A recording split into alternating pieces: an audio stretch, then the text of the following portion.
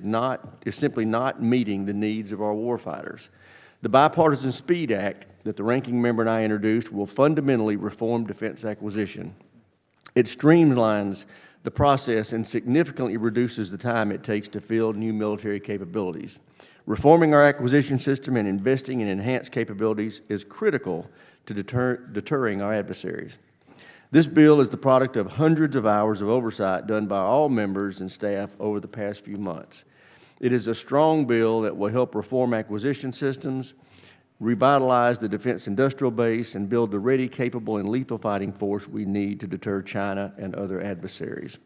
I want to commend the ranking member and his staff for continuing our tradition of putting this bill together in a strong bipartisan manner. I also want to thank all members for their input and assistance.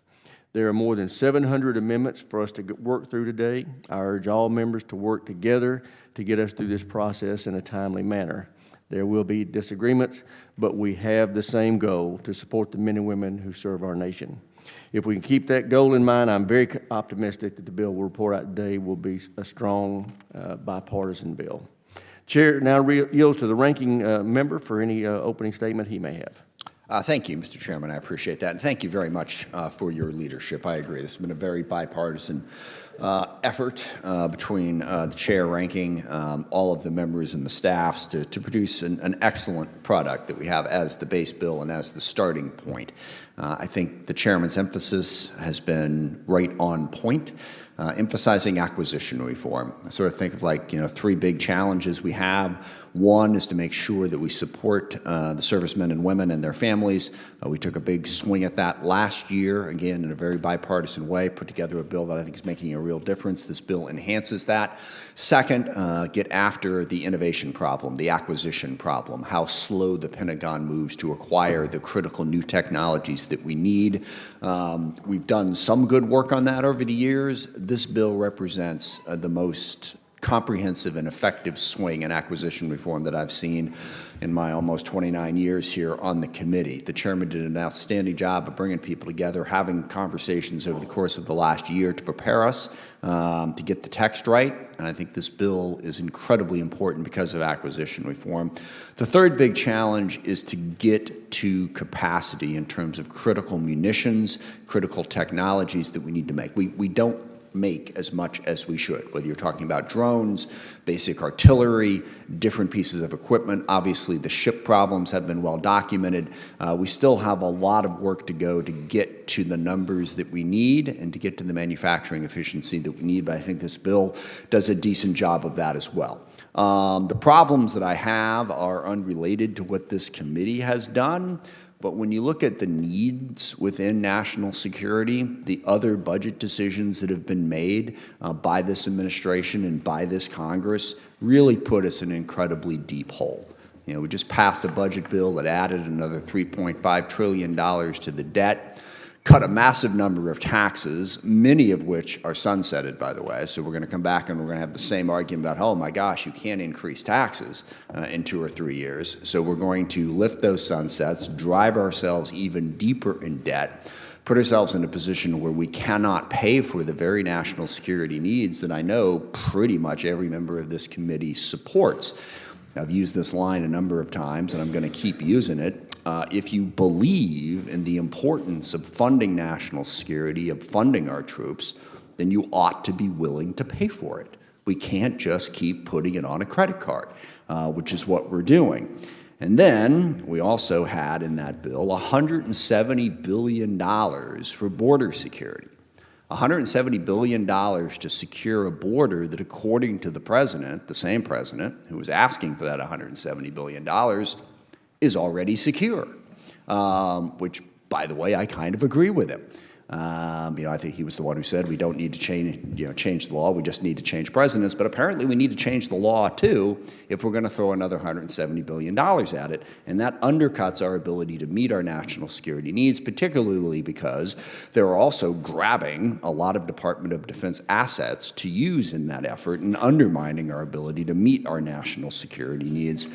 And the last complaint I have, I'll go back to the Secretary Gates made the comment, if you're going to cut the State Department, you better give me more ammunition. Well, we are absolutely gutting the State Department. We've shut down USAID. We've effectively shut down foreign aid. Now we're firing, I don't know, sorry, I lose track of the numbers and they change from day to day. So it's in the thousands that we're firing from the State Department. So we're gutting diplomacy, we're gutting development. We're spending all of this money to secure a border that is already secure. And then throughout this hearing, next year, well, sorry, next month, next year, 2 years, we're going to hear from everyone that's going, oh my God, we need more money for defense. We need more money for defense. How are we possibly going to meet our national security needs? You got to set priorities. The priorities set in the overall budget do not reflect the priorities that should be set, despite the best efforts of the leadership of this committee in the majority and elsewhere. So I appreciate the bipartisan effort. Look forward to the debate and discussion as always, and I yield back. Thank the ranking member. Before proceeding any further, I have a few announcements. If a member has an amendment that involves the jurisdiction of another committee, we request that the member, before he or she offers the amendment, have a letter from the respective committee chair indicating their waiver of the right of referral. I note that I imposed the same requirement before, including language in underlying mark. I remind members that this approach has been the practice of the committee for many years. It is done so that we can proceed directly to the House floor without our bill being sequentially referred to other committees. Amendments that could result in a point of order against H.R. 3838's consideration on the House floor will not be in order, such as those that would violate the statutory PAYGO Act and the Congressional Budget Act. Before beginning with the subcommittee prints and the following consultation with Ranking Member Smith, I ask unanimous consent that the provisions contained in the subcommittee prints and the chairman's mark, which include full committee provisions, will be considered for the purposes of this markup as original text of H.R. 3838, and that these provisions will be considered having been read, and that bill will be open to amendment at that point. Without objection, so ordered. The order of consideration for today's markup of H.R. 3838 will follow our subcommittee structure. We will begin first with the subject matter that falls under the jurisdiction of the Subcommittee on Tactical Air and Land Forces, then the Subcommittee on Strategic Forces, then the Subcommittee on Sea Power and Projection Forces, then the Subcommittee on Cyber Information Technologies and Innovation, then the Subcommittee on Readiness, then the Subcommittee on Intelligence and Special Operations, then the Subcommittee on Military Personnel, and finally, the full committee matters. The committee will now receive the print of the Subcommittee on Tactical Air and Land Forces pursuant to Committee Rule 17, and in consultation with the ranking member, we will postpone all recorded votes on the amendments to this particular subcommittee print until consideration of all amendments to this subcommittee print have concluded. The chair recognizes the chair of the subcommittee, the gentleman from Virginia, Mr. Whitman, for any comments he would like to make. Well, thank you, Mr. Chairman. I'd like to thank the members and the staff of the subcommittee. The staff, including Michael Curlin, Heath Bope, Caroline Curley, Brooke Allred, Jay Valario, and Andrew Smith, all have done an incredible job. What we have before you today in the TAL subcommittee, Mark, is a 100% outcome of their incredible work. I want to thank them, and knowing that this is really a great bipartisan mark. Tactical Air and Land Forces have done a great job across the spectrum with our members to make sure we put out a product that ensures that our warfighters possess the relevant and lethal equipment, weapons, and resources needed to remain the world's premier fighting force. The goal of this subcommittee is to ensure that American warfighters have the tactical advantages they need on a day-to-day basis to be prepared for any conflict that they may face. It's paramount that every necessary piece of equipment, be it next-generation fighter jets, counter-drone technologies, ground combat vehicles, or ammunition, is made available to our service members at the speed of relevance so that they dominate the battlefield. This Republican administration is laser-focused on delivering cutting-edge capabilities to America's warfighters, and this subcommittee focused on the same. The fiscal year 2026 Tactical Air and Land Mark addresses the growing threat of small unmanned aircraft systems by elevating the Joint Counter-Unmanned Aircraft Systems Office, better known as the JCO, within the Department of Defense. This office must be a jointly manned office with the responsibility of leading, advocating, and coordinating all DoD efforts to counter drones as a weapon of strategic influence. Drones are the IED of our generation, and we must act today with the same urgency that we did 20 years ago.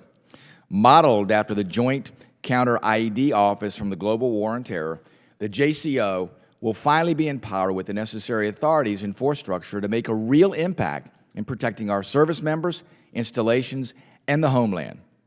This mark also takes steps to enable rapid procurement of U.S. manufactured drones across the joint force, leveraging and accelerating American innovation.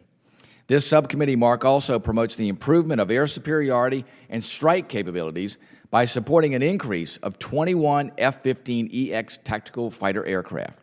It is also forward-looking to our future combat aviation challenges as it authorizes the funding for the Air Force's F-47 and the Navy's FY26 sixth-generation aircraft programs. The mark also supports a requested quantity of F-35 aircraft in the President's budget and increases the amount of funding for F-35 spare parts and the equipment necessary for those aircraft by $500 million. This will increase aircraft availability and mission capability rates, which are today unacceptably low. Additionally, the mark continues critical oversight of the F-35 program. It improves the transparency of the munitions supply chains and manufacturing. We direct reports on the status of the Army's efforts to modernize and expand the munitions industrial base and on the CL-20 energetics pilot program, which keeps us at least up to date with where the Chinese are going in modern weapons technology and modern weapons chemistry. This is about range and lethality. This makes sure that we close the gap. I'd like to thank my valued partner and good friend on the subcommittee, Ranking Member Don Norcross, for his thoughtful and bipartisan cooperation in developing this mark.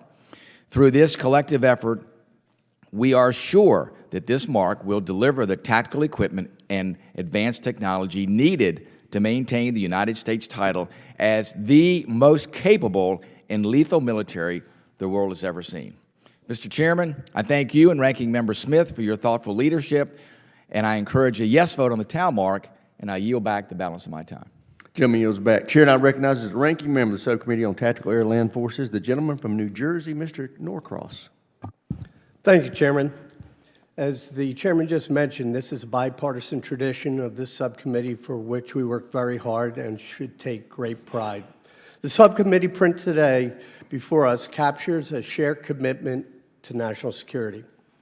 We also continue close oversight in the department's most expensive and complex programs, including Air Force, Navy, Marines, tactical strike fighters, and all the services rotary wing programs to improve program management, reduce operational risk, and remedy performance deficiency to support a sufficient capability and capacity to meet current and future requirements.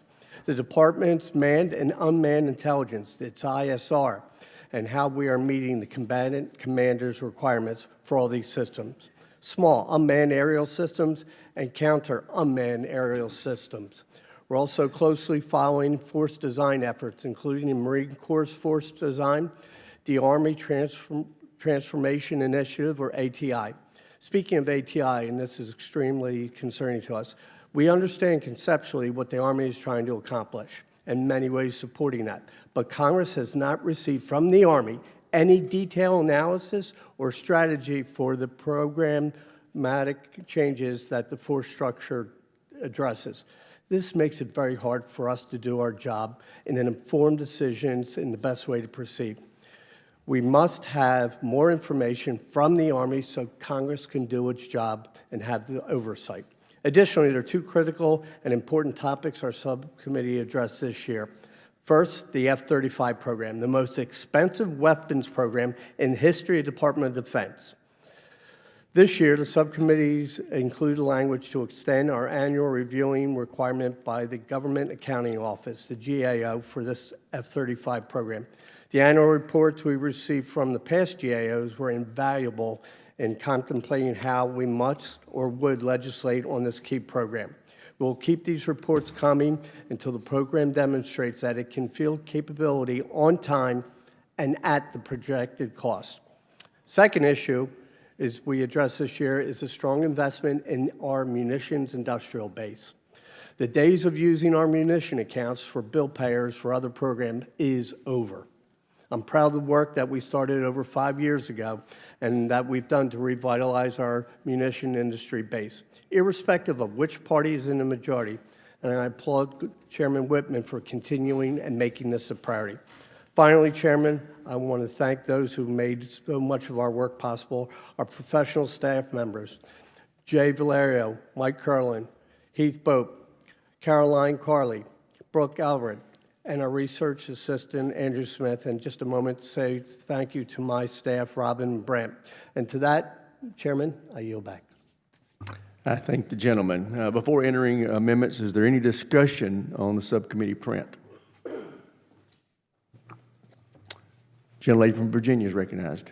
Mr. Chair, I just wanted to take a minute to thank the chairman and ranking member of Tactical Air and Land and this committee and this Congress for continuing to prioritize naval aviation. As the person who represents the East Coast Master Jet Base, I think it's well-known fact to all of us in this room the importance of mobile air superiority.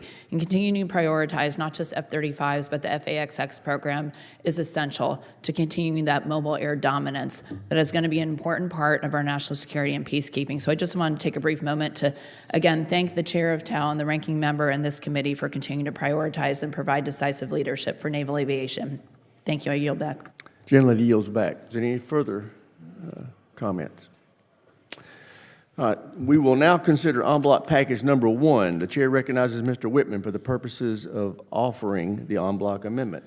Mr. Chairman, I ask unanimous consent to call up en bloc package number 1, consisting of amendments that have been worked and approved with the minority. Without objection, so ordered. Will the clerk please distribute the en bloc amendment? Without objection, the amendments are considered as read. The gentleman is recognized for 5 minutes for the purpose of explaining his en bloc amendment. Thank you, Mr. Chairman. En bloc package number 1 is comprised of the following: Log 4750R1 by Rep. Finstad, Log 4761 by Rep. Whitman, Log 4763R1 by Rep. Whitman, Log 4766 by Rep. Bergman, Log 4780 by Rep. Rogers, Log 4781 by Rep. Whitman, Log 4792R1 by Rep. Scott, Log 4838 by Rep. Bacon, Log 4866 by Rep. Courtney, Log 4871R1 by Rep. Harrigan, Log 4874 by R1 by Rep. Harrigan, Log 4903R1 by Rep. Kelly, Log 4906R1 by Rep. Scott, Log 4936R1 by Rep. Wilson, Log 4980R1 by Rep. Ryan, Log 5002R2 by Rep. Schmidt, Log 5008R2 by Rep. Turner, Log 5036R1 by Rep. Bergman, Log 5046 by Rep. Gooden, Log 5047 by Rep. Harrigan, Log 5052R1 by Rep. Sherrill, Log 5062R2 by Rep. Gooden, Log 5076 by Rep. Scott, Log 5077R2 by Rep. Schmidt, Log 5105R1 by Rep. Strickland, Log 5109 by Rep. Hamadeh, Log 5111R1 by Rep. Mesmer, Log 5127 by Rep. Stefanik, Log 5140 by Rep. Jackson, Log 5153 by Rep. Hamadeh, Log 5157R1 by Rep. Mesner, Log 5158 by Rep. Jackson, Log 5215 by Rep. Norcross, Log 5217R1 by Rep. Vindman, Log 5232R1 by Rep. Fallon, Log 5239R1 by Rep. Wilson, Log 5257R1 by Rep. Norcross, Log 5313R2 by Rep. McGuire, Log 5314R1 by Rep. Gooden, Log 5326 by Rep. Jackson, Log 5349R1 by Rep. Wilson, Log 5367R2 by Rep. Davis, Log 5372R2 by Rep. Turner, Log 5378R5 by Rep. Davis, Log 5391 by Rep. Davis, Log 5417R1 by Rep. Bergman, Log 5419 by Rep. Whitman, Log 5429R3 by Rep. Elfreth, Log 5476R2 by Rep. Whitman, Log 5528 by Rep. Fallon, Log 5541 by Rep. Bergman, Log 5569R1 by Rep. Scott, and Log 5621 by Rep. Moulton. Question is on the en bloc package offered by Mr. Whitman. Some of you in favor will say aye. Aye. Those opposed, no. The ayes have it. The amendment is agreed to. If there's no further amendments, the chair recognizes the gentleman from Virginia, Mr. Whitman, for the purpose of offering a motion.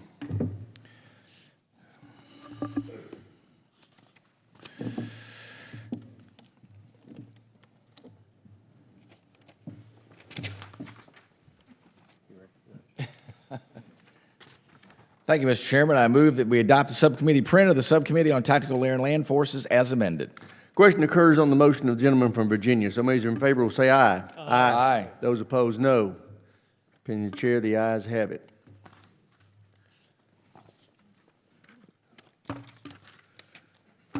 Sorry, I ripped out my page for him.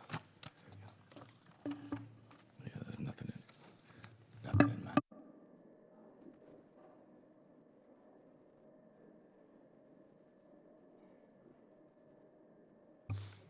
Committee will now receive the print of the Subcommittee on Strategic Forces. Pursuant to Committee Rule 17, in consultation with the ranking member, we will postpone all recorded votes on the amendments to this particular subcommittee print until consideration of all amendments to this subcommittee print have concluded. The chair recognizes the chair of the subcommittee, the gentleman from Tennessee, Dr. Desjardins, for any comments he'd like to make. Thank you, Mr. Chairman. I want to start by thanking all the members of the Strategic Forces Subcommittee for their work this year. I would also like to thank my friend, Ranking Member Moulton, for his help and partnership in my first year as chairman. As we both often say, the issues within our jurisdiction are some of the most important topics before us as members. So I appreciate the focus, participation, and contribution that we get from all of our subcommittee members. I would like to also especially like to thank the subcommittee's exceptional professional staff for their hard work to produce a successful bill. Whitney Verrett, Peter Schertzinger, Maria Vestola, and Austin Richards have worked tirelessly and put in countless hours, and we could not do this without their guidance and hard work, and I can't overstate how much I appreciate their help. Finally, I'd like to thank Lindsay Keller of my professional staff, who does a great job day in and day out, and took over for the long-serving Tony Ioro, who left my staff last month to pursue a law career. I'm proud of the mark before us today. It supports the ongoing efforts to modernize the nation's nuclear triad. In addition to the scientific capabilities in nuclear command, control, and communications architecture that supports our nuclear deterrent. We also established a new rapid capabilities program within the National Nuclear Security Administrator to enhance our ability to respond to the growing threats from China and Russia. The mark also supports the development of Golden Dome to achieve the President's goals outlined in the executive order. Our mark also provides legislative authority for the Missile Defense Agency to work with the Maritime Administration to recapitalize aging missile range instrumentation vessels that will be vital to this effort. In space, we established the Tactical Surveillance, Reconnaissance, and Tracking programs as a formal program of record to provide badly needed space products from commercial providers to combatant commands.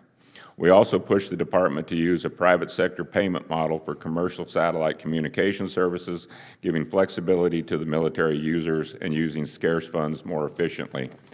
Finally, I'm happy to support the work of Chairman Rogers and Ranking Member Smith in their efforts to sustain the growth and development of Space Force Guardians to ensure we have the highly skilled and technically professional acquisition cadre capable of bringing online the next generations of systems necessary to fight and win in space. I urge a yes vote and yield back. Chair now recognizes a gentleman from Massachusetts, the ranking member of the Subcommittee on Strategic Forces, Mr. Moulton, for any comments he'd like to make. Thank you, Chairman Rogers. First, I would like to extend my gratitude to Chairman Desjardins and members on both sides of the aisle for continuing the long tradition of keeping this subcommittee mark largely bipartisan. Every day, the jurisdiction of this subcommittee is in the headlines. From the nuclear threats of war criminal Putin's criminal war in Ukraine, to echo my eloquent friend from South Carolina, to the ballistic missile testing by the Hermit Kingdom, North Korea, From the satellite images the world has seen of damage to Iranian nuclear sites, to the most stressful test yet of our integrated air and missile defense capabilities in the defense of Israel. And of course, we see it in the rapid expansion of nuclear capabilities by the People's Republic of China. The world, sadly, continues to prove what I have long said, that this subcommittee's work, despite being wonky and esoteric, is the most existentially important in Congress. In space, we have seen unprecedented demonstrations of both Russian and Chinese capabilities that are specifically designed to degrade and destroy U.S. space assets. This mark pushes the department to adopt and integrate commercial capabilities, our most asymmetric advantage in the space domain, into government systems, despite several decisions by the Trump administration to cut those areas, including resilient GPS and commercial imagery. While I firmly believe our world would be a better place without nuclear weapons, I also recognize present-day reality. They are a key component of strategic stability in today's environment. We must be smart and thoughtful about anything our adversaries do or we do to upset that strategic stability, because our children's lives literally depend upon it. That means not suddenly changing 70 years of policy to adopt whims of the president because some members are literally just afraid to disagree with him. It also means being willing to disagree with the doves or isolationists in our own parties who would undermine our modernization efforts, especially when those efforts make us safer and, in the long run, save taxpayer dollars. We have never faced two near-peer nuclear-armed competitors, and we need to develop a serious, cogent strategy to effectively deter them that can withstand the intellectual pressures of debate, not sweep those debates under the table. Every previous administration, Democratic and Republican, to include the first Trump administration, has understood that nuclear deterrence is essential to preventing nuclear war. This should be obvious. But now this president is trying to rewrite U.S. policy to imply that we would try to defeat, not deter, a large-scale nuclear attack. I am more than happy to entertain this debate, and have even thrown my colleagues a few bones that they have not generated themselves to support this potential argument. Yet we still have yet to hear why we were apparently, all of us, all wrong the day before Trump said that he liked Israel's idea and wanted the golden version of it. We have not heard that rationale. We do not have a plan to implement it, any plan, and yet we are throwing upwards of $25 billion in taxpayer money to the wind, or more accurately, into space. That is dangerous, and I dare say, dumb. With this one significant and obviously political, not logical or scientific, exception, this mark is the result of the months-long bipartisan process to keep our long-standing tradition of producing an annual defense authorization bill. Then it largely represents consistency and continuity. Finally, I would like to take this opportunity to give a sincere thanks to our subcommittee staff, Whitney Verrett, Maria Vestola, Peter Searchinger, Austin Richards, and to my personal staff, Caroline Jones, and our Navy fellow, Commander Josh Saunders. Thank you, Mr. Chairman, and I yield back. Gentleman yields back. Before entertaining amendments, is there any discussion on the subcommittee's print? We will now consider en bloc package number 1. The chair recognizes Dr. Desjardins for the purposes of offering the en bloc amendment. Mr. Chairman, I ask unanimous consent to call up en bloc package number 1, consisting of amendments that have been worked out and approved with the minority. Without objection, so ordered. Will the clerk please distribute the en bloc amendment? Without objection, the amendments are considered as read. The gentleman is recognized for 5 minutes for the purpose of explaining the en bloc amendment.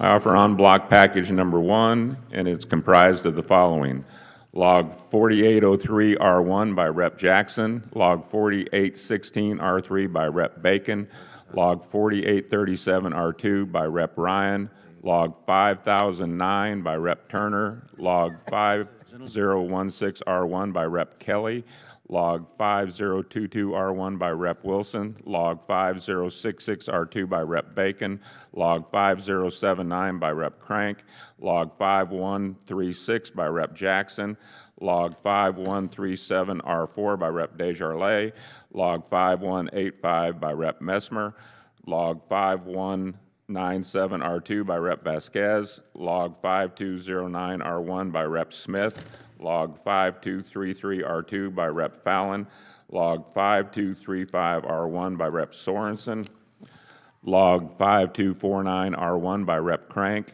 Log 5282R1 by Rep. Carbajal, Log 5293R1 by Rep. Crank, Log 5304R3 by Rep. Turner, Log 5350R1 by Rep. Kiggins, Log 5353 by Rep. Moulton, Log 5362R1 by Rep. Jackson, Log 5368R1 by Rep. Moulton, Log 5380R1 by Rep. Turner, Log 5415R2 by Rep. Whitman, Log 5431R3 by Rep. Whitesides, Log 5433R1 by Rep. Whitesides, Log 5454R1 by Rep. Whitman, Log 5530 by Rep. Fallon, Log 5571R1 by Rep. Moulton, Log 5581 by Rep. Gooden, and finally Log 5613 by Rep. Rogers.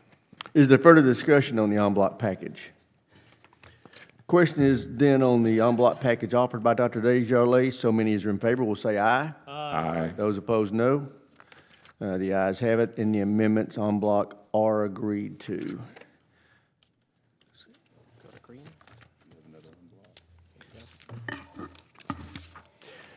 If there's no further amendments, the chair recognizes no? Chair recognizes the gentleman from Tennessee, Dr. Desjardins, for the purpose of offering a motion. Mr. Chairman, I move to adopt the subcommittee print of the Subcommittee on Strategic Forces as amended. Question occurs on the motion from the gentleman from Tennessee. Somebody who's in favor will say aye. Those opposed, no. Quorum being present, the ayes have it, and the motion is agreed to. Committee will now receive the print from the Subcommittee on Sea Power and Projection Forces.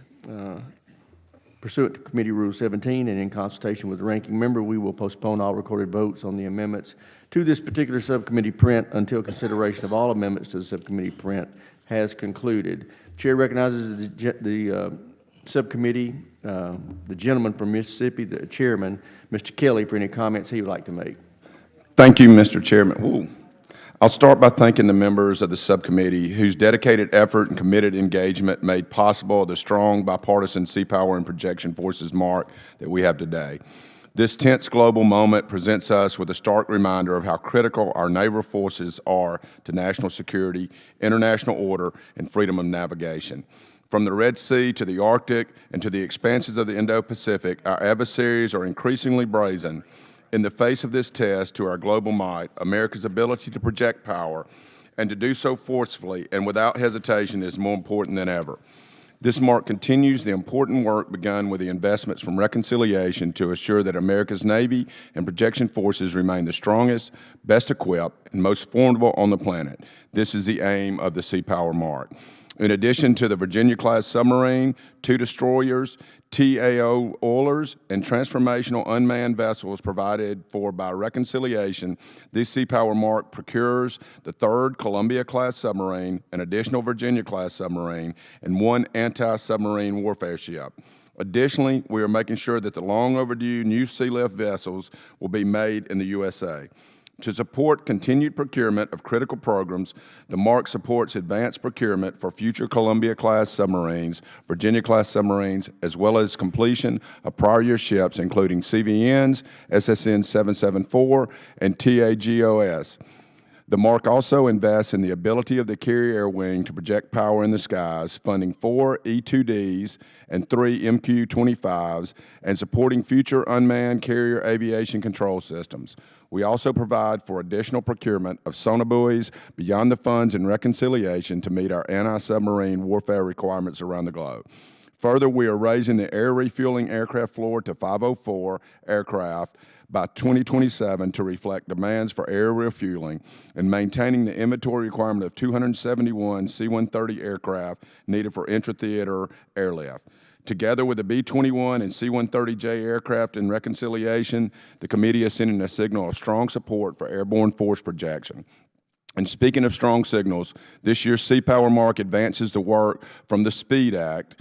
It includes critical reforms to Navy's senior technical authority that will help to prevent the original sins in ship design and limit design changes during the ship construction. As I wrap up, I want to reiterate my appreciation for the members of my subcommittee, and especially my good friend, Ranking Member Joe Courtney, whose leadership has been key throughout the process.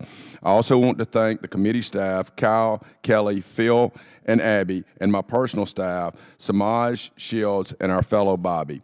This Sea Power and Projection Forces Mark is an opportunity to finish the important work we started in reconciliation, to reiterate our commitment to a strong and capable Navy, and to deliver on promises to the brave servicemen and women who wear the uniform. I urge all members on the committee to support this mark. Mr. Chairman, with that, I yield back. Gentleman yields back. Chair now recognizes the ranking member of the Subcommittee on Sea Power and Projection Forces, the gentleman from Connecticut, Mr. Courtney, for any comments he'd like to make. Thank you, Chairman Rogers, and thank you, Chairman Kelly, for both of your work in getting the committee to today's unveiling of the Sea Power and Projection Forces Subcommittee mark for fiscal year 2026. This year, NDAA faced unique challenges because of the bifurcation of the base defense budget with a parallel budget reconciliation bill. To Chairman Kelly's credit and to the subcommittee members' credit, we shouldered on through that challenge and continued the bipartisan tradition to ensure that success for our Navy, Marine Corps, Air Force, and MARAD. As in past years, the mark does not simply rubber stamp the executive branch request, and in particular strengthen U.S. shipbuilding efforts with improvements in the base text and amendments. Notably, the mark includes authorities for incremental funding of the Columbia-class submarine and the Ford-class aircraft carrier, long lead items for the Virginia-class program, a vessel construction manager structure for the Marine Corps LSM amphibious program, and continued support for tanker, sea lift, and MARAD programs. In every instances, these changes correct and backfill deficiencies and shortfalls that the Office of Management and Budget in the Department of Defense overlooked. Mr. Chairman, these deficiencies were the result of the unprecedented lateness of a coherent unified budget that was fragmented into two legislative vehicles, the base budget and the reconciliation bill. Over the past 5 months, both vehicles were constantly changing and were riddled with lack of detail. With less than 4 months until the start of the next fiscal year, the confounding gaps have continued in this fragmented process. Just last week, the Navy communicated that additional funding will be needed for both Virginia and Columbia-class programs for FY26. A bipartisan table change amendment addresses partially the Virginia shortfall, and our mark's inclusion of incremental funding authority for Columbia-class will ensure that the program's accelerating production will not seize up because of this funding gap. These fixes are not the final word and will require additional work through conference in the future. The final fix will require the final fix for both of those programs requires a long-term block contract, and that is ultimately the path to procurement stability and a larger fleet. And to date, we have still not gotten a signal from OMB or Navy leadership that a Block 6 contract is finally going to be executed, which is already 2 years late.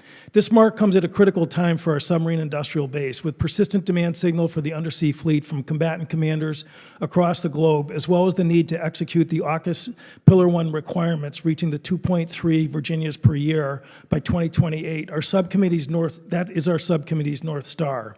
This subcommittee continues the effort to invest in workforce, infrastructure, and shipyards in places like Alabama, Philadelphia, South Carolina, and Florida, all of which our AUKUS ally, Australia, is contributing billions of dollars at the same time under authority that we granted 2 years ago in the 2024 NDAA.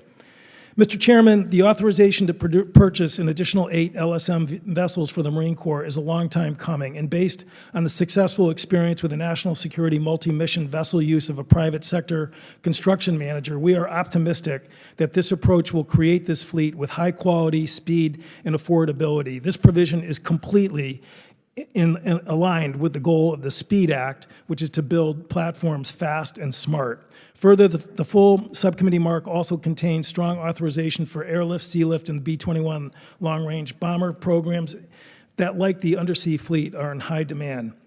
Mr. Chairman, I want to thank the diligence of the subcommittee's members and staff to overcome this year's challenges. I want to give special thanks to our talented subcommittee staff, Phil McNaughton, Kyle Noyes, Kelly Goggins, and Abby Snyder, for their work in crafting this product that achieves the bipartisan mission of the Sea Power Subcommittee. And I urge all the members of the subcommittee to vote in support of the mark, and with that, I yield back. Gentleman yields back. Before entertaining amendments, is there any discussion on the subcommittee's print? We will now consider en bloc package number 1. The chair recognizes Mr. Kelly for the purpose of offering the en bloc amendment. Mr. Chairman, I ask unanimous consent to call up en bloc package number 1, consisting of amendments that have been worked and approved with a minority. Without objection, so ordered. Will the clerk please distribute the en bloc amendment? And without objection, the amendments are considered as read. Gentleman from Mississippi is recognized for 5 minutes for the purpose of explaining the en bloc amendment. En bloc package number 1 is comprised of the following: Log 4738R1 by Rep. Kiggins, Log 4762R1 by Rep. Scott, Log 4767R1 by Rep. Whitman, Log 4775R1 by Rep. Kiggins, Log 4776 by Rep. Kiggins, Log 4825R1 by Rep. Kelly, Log 4888 by Rep. Courtney, Log 4910 by Rep. McGuire, Log 4916 by Rep. Scott, Log 4955R2 by Rep. Kelly, Log 5030 by Rep. Bergman, Log 5099R3 by Rep. Mesmer, Log 5129R1 by Rep. Jackson, Log 5144R2 by Rep. Mesmer, Log 5147 by Rep. Jackson, Log 5163 by Rep. Jackson, Log 5167 by Rep. Takuda, Log 5181R2 by Rep. Mesner, Log 5230R2 by Rep. Fallon, Log 5270R1 by Rep. Kelly, Log 5309 by Rep. Bergman, Log 5320 by Rep. Desjardins, Log 5331R1 by Rep. Garamendi, Log 5338R1 by Rep. Bergman, Log 5430 by Rep. Garamendi, Log 5458R1 by Rep. McCormick, and Log 5486R1 by Rep. Venman. Question is on the en bloc package offered by Mr. Kelly. So many as are in favor will say aye. Aye. Those opposed, no. The ayes have it. The amendments en bloc are agreed to.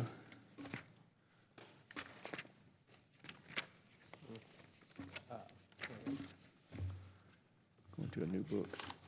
You're right there. If there are no further amendments, Chair recognizes the gentleman from Mississippi, Mr. Kelly, for the purpose of offering a motion.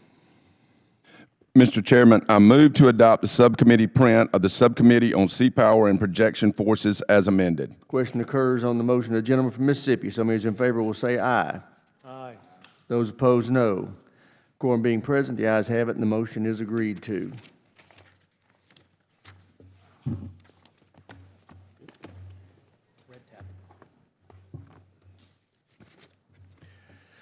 Committee will now receive the print on the Subcommittee on Cyber Information Technologies and Innovation pursuant to Committee Rule 17, and in consultation with the ranking member, we will postpone all recorded votes on the amendments to this particular subcommittee print until consideration of all amendments to this subcommittee print has concluded.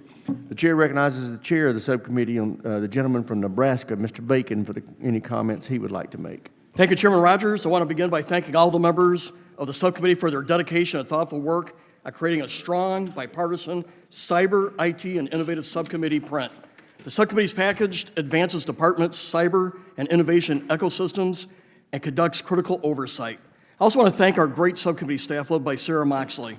Every member of the staff are professional experts on both sides of the aisle. The subcommittee's mission is to ensure that warfighters are armed with the most innovative technologies that improve lethality and increase U.S. capabilities. Modern technology is fast-paced, so ensuring the Department of Defense is at the leading edge of technology is imperative to deterring adversaries.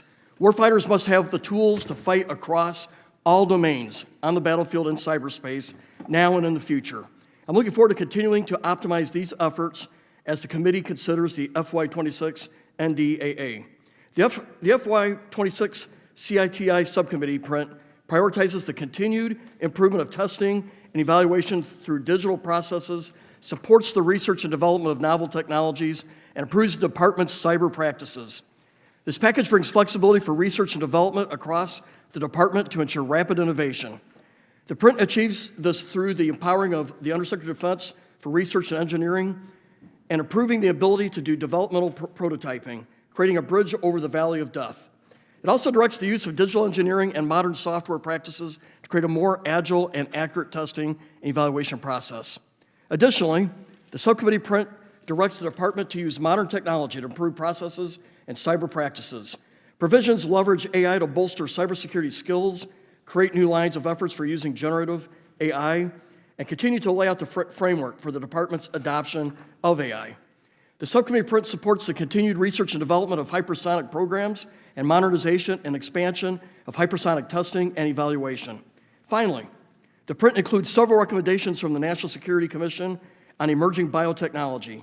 These provisions give the department tools to optimize the military use of biotechnology to guarantee that the U.S. remains the world's leader in biotechnology innovation.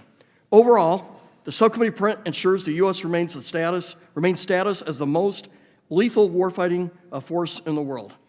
Lastly, I want to thank Ranking Member Khanna for his bipartisanship and dedication to producing the subcommittee print. We believe this package will continue to give the department the flexibility and tools needed to deliver the most modern technology to the hand of the warfighters. And with that, I yield back. Gentleman yields back. Chair now recognizes Ranking Member of the Subcommittee on Cyber Information Technologies and Innovation, the gentleman from California, Mr. Khanna, for any comments he'd like to make. Thank you, Mr. Chairman. Thank you for your fairness, even to the guy who always votes no on the bill. And thank you to Ranking Member Smith for his leadership. I'm very proud of the work this subcommittee has done this year, and I'd like to thank my good friend Chairman Bacon for leading the subcommittee in an open, collaborative, and bipartisan manner. He has been a tremendous partner throughout this process. I'd also like to thank the subcommittee's professional staff, Michael Herman, Wendell White, Sarah Moxley, Carolyn Curley, Brooke Aldred, and Andrew Smith, as well as Kevin Fox and Darren Nestler in my office for their hard work and collaboration. The MARC contains a number of worthy provisions across a wide range of topics, including advancing digital engineering capabilities, software tests and evaluation, the authority to operate process, and the expanding use of artificial intelligence. With the hard work done by Chairman Rogers and Ranking Member Smith on acquisition reform in this year's NDAA, it's even more critical that we work to fully support the engines of innovation that reside within the department's science and technology ecosystem and to tackle important issues like ATO reform to ensure that cyber and IT enablers have the required agility.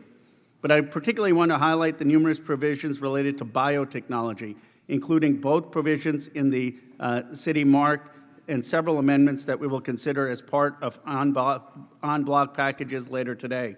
It is my honor to serve as a commissioner on the National Security Commission on Emerging Biotechnology, which was established by this committee as part of the 2022 NDAA.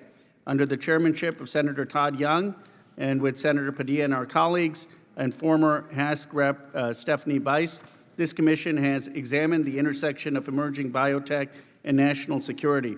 The comprehensive report included recommendations that responded to that mandate, many of which are included in the base text or amendments before us today, and I want to thank the committee for that.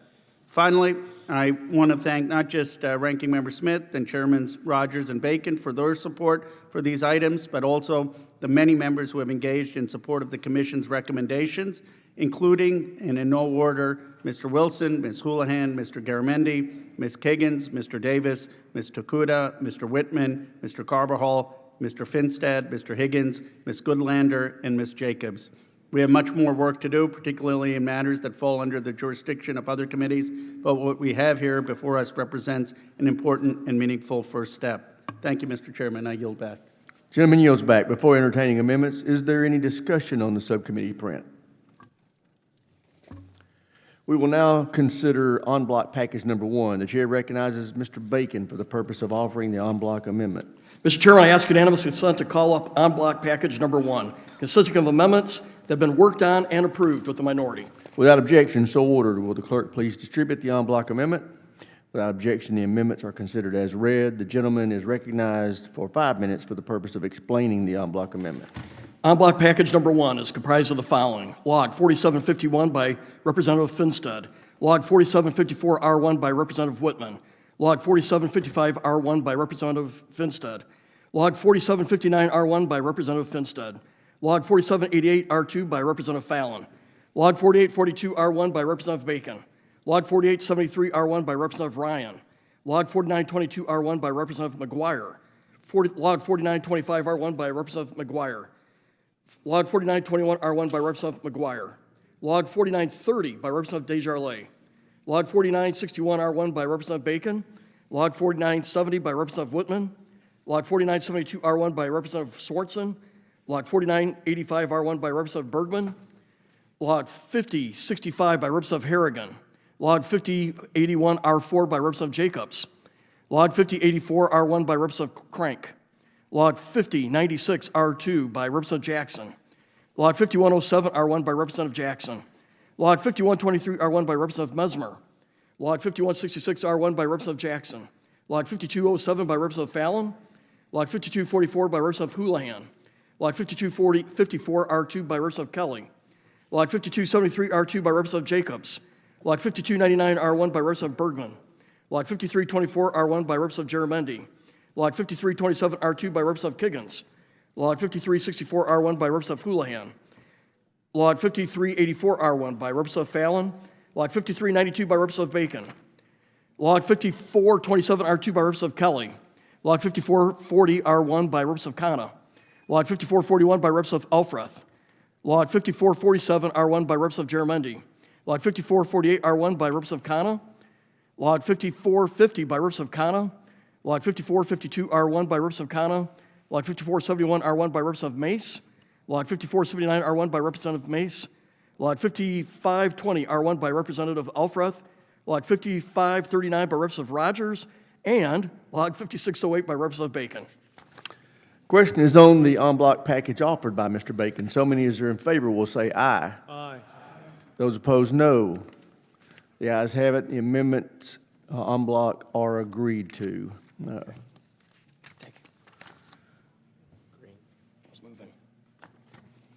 If there's no further amendments, the chair recognizes the gentleman from Nebraska, Mr. Bacon, for the purpose of offering a motion. Mr. Chairman, I move to adopt the subcommittee print of the Subcommittee on Cyber, Information Technologies, and Innovation as amended. Question occurs on the motion of the gentleman from Nebraska. So many as in favor will say aye. Aye. Aye. Those opposed, no. Quorum being present, the ayes have it, and the motion is agreed to. Committee will now receive the print on the subcommittee on readiness pursuant to Committee Rule 17, and in consultation with the ranking member, we will postpone all recorded votes on the amendments to this particular subcommittee print until consideration of all amendments to the subcommittee print has concluded. Chair recognizes the chair of the subcommittee, the gentleman from Michigan, Mr. Bergman, for any comments he would like to make. I thank the chairman for yielding. I arrived in Congress with the intent to place our military services in a position to win in any conflict chosen by our nation and to restore faith to our service members and their families. I am particularly excited to see the Trump administration has a similar focus. This readiness mark clearly accentuates the goals of this administration and breaks down the bureaucratic tendencies that slowly seep in and sap our warfighting capabilities. For example, this mark reinforces current readiness as the central tenet in preparing for conflict, with provisions that focus on Joint Strike Fighter maintenance reform, clarifying amphibious ship readiness goals, and ensuring our forces have the right enablers to persevere in a lengthy conflict. These reforms are laser-focused on ensuring our service members have the right tools and capabilities. This mark also seeks to reestablish safety as a culture. I was particularly troubled by the Army Black Hawk collision with a commercial airliner earlier this year that took the lives of 67 personnel. We mandated command attention at all levels of Army aviation training, including a safety mandate to insert collision alerts in Army training missions and to reform Army aviation training at the very basic level. This mark fundamentally reforms the military construction process that was reported to deliver construction at a price that cost taxpayers an additional 68% over similar commercial facilities. This mark tears up this bureaucracy, provides the best commercial sector practices, and when coupled with the reforms incorporated in the One Big Beautiful Bill, will completely revolutionize our ability to provide cutting-edge privatization practices to the warfighters. Finally, this mark seeks to keep trust with the junior service members and their families. I understand that our service members cannot operate effectively when they are concerned about how their families are responding to the quirks of military life. This mark places an emphasis on the military family housing and continues a focus on environmental stewardship of forever chemicals. We must keep the faith. I could not have arrived with this mark, at this mark, without the support of my colleague and friend, John Garamendi. He is a dedicated member that seeks military reform and keeps our service members and their families as a laser focus. Thank you, John, for all your support. I am reminded of a quote from General George Patton, who is attributed to saying, quote, "The more you sweat in peace, the less you bleed in war," end quote. I'm doing a lot of sweating today and will never stop in ensuring our service members are unequaled in the capability and capacity, if ever called, to bleed in conflict for our country. Mr. Chairman, this is a strong mark that sends a forceful signal for change and places our military on a secure footing to persevere in conflict. I thank the chairman for yielding and urge all our members to support this strong, thoughtful readiness mark. Gentleman yields back. Chair now recognizes the ranking member of the Subcommittee on Readiness, the gentleman from California, Mr. Garamendi, for any comments he would like to make. Thank you, Mr. Chairman. And Chairman Bergman, thank you for the kind comments. And let me throw them right back at you. It's been a great pleasure to work with you. And I'm really pleased with the amount of good substantive provisions that you have put into this year's mark. It has really been a pleasure. This mark continues our tradition of putting aside partisan differences for the needs of our service members and their families. I also want to be sure that the staff who worked tirelessly on both the readiness sections of the bill and on the committee events we've had throughout this year are fully recognized and thanked. David Zanicki, Jeannie Wumble, David Kennedy, Sampa Samara, who, by the way, is not here today. She had a son a week ago, and we send congratulations to her, indeed. She will eventually return, and when she does, I expect that we'll have the opportunity to see the baby. Ethan Peltler and Abby Snyder also. My personal staff, led by Robert Hurd, Ryan Nasseldorf, Justin Smith, and Sidney Hillbush, also contributed mightily to the work of the committee. I'm pleased this year we continue to build on readiness and subcommittee's body of work related to improving the sustainment of our weapons systems. As we know, for numerous hearings and briefings, there is much more work to be done in achieving the higher readiness rates for our aircraft, our ships, and for our ground vehicles. I am certain this subcommittee will continue to focus on that in the days, months, and years ahead, trying to drive up those readiness statistics. I'm also pleased by the committee's work to continue to ensure that our service members and their families live in high quality, safe, and well-maintained barracks and housing. I do note with some dismay that $1 billion of barrack improvements for a couple of our bases was removed and sent over for a border wall. That requires the attention of all of us who care about the quality of life for our members. This mark also ensures our continued ability to conduct informed oversight of the department through the fine work of the staff of the General Accounting Office. I cannot commend the General Accounting Office enough for the work they have done to keep the department honest on sustainment issues, and I thank them in advance for the work that they continue to do pursuant to the mandates in this bill.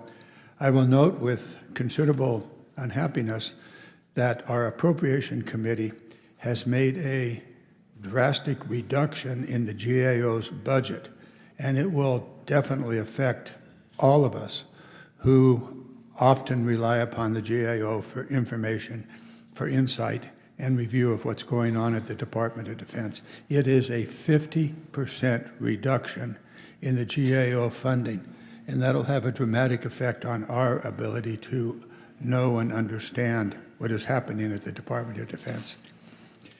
Now, maybe we can stop that, maybe we can turn that around, maybe it's just a hangover from the work of the Doge boys and girls out there who seem to think that the best thing to do with government is to eliminate it.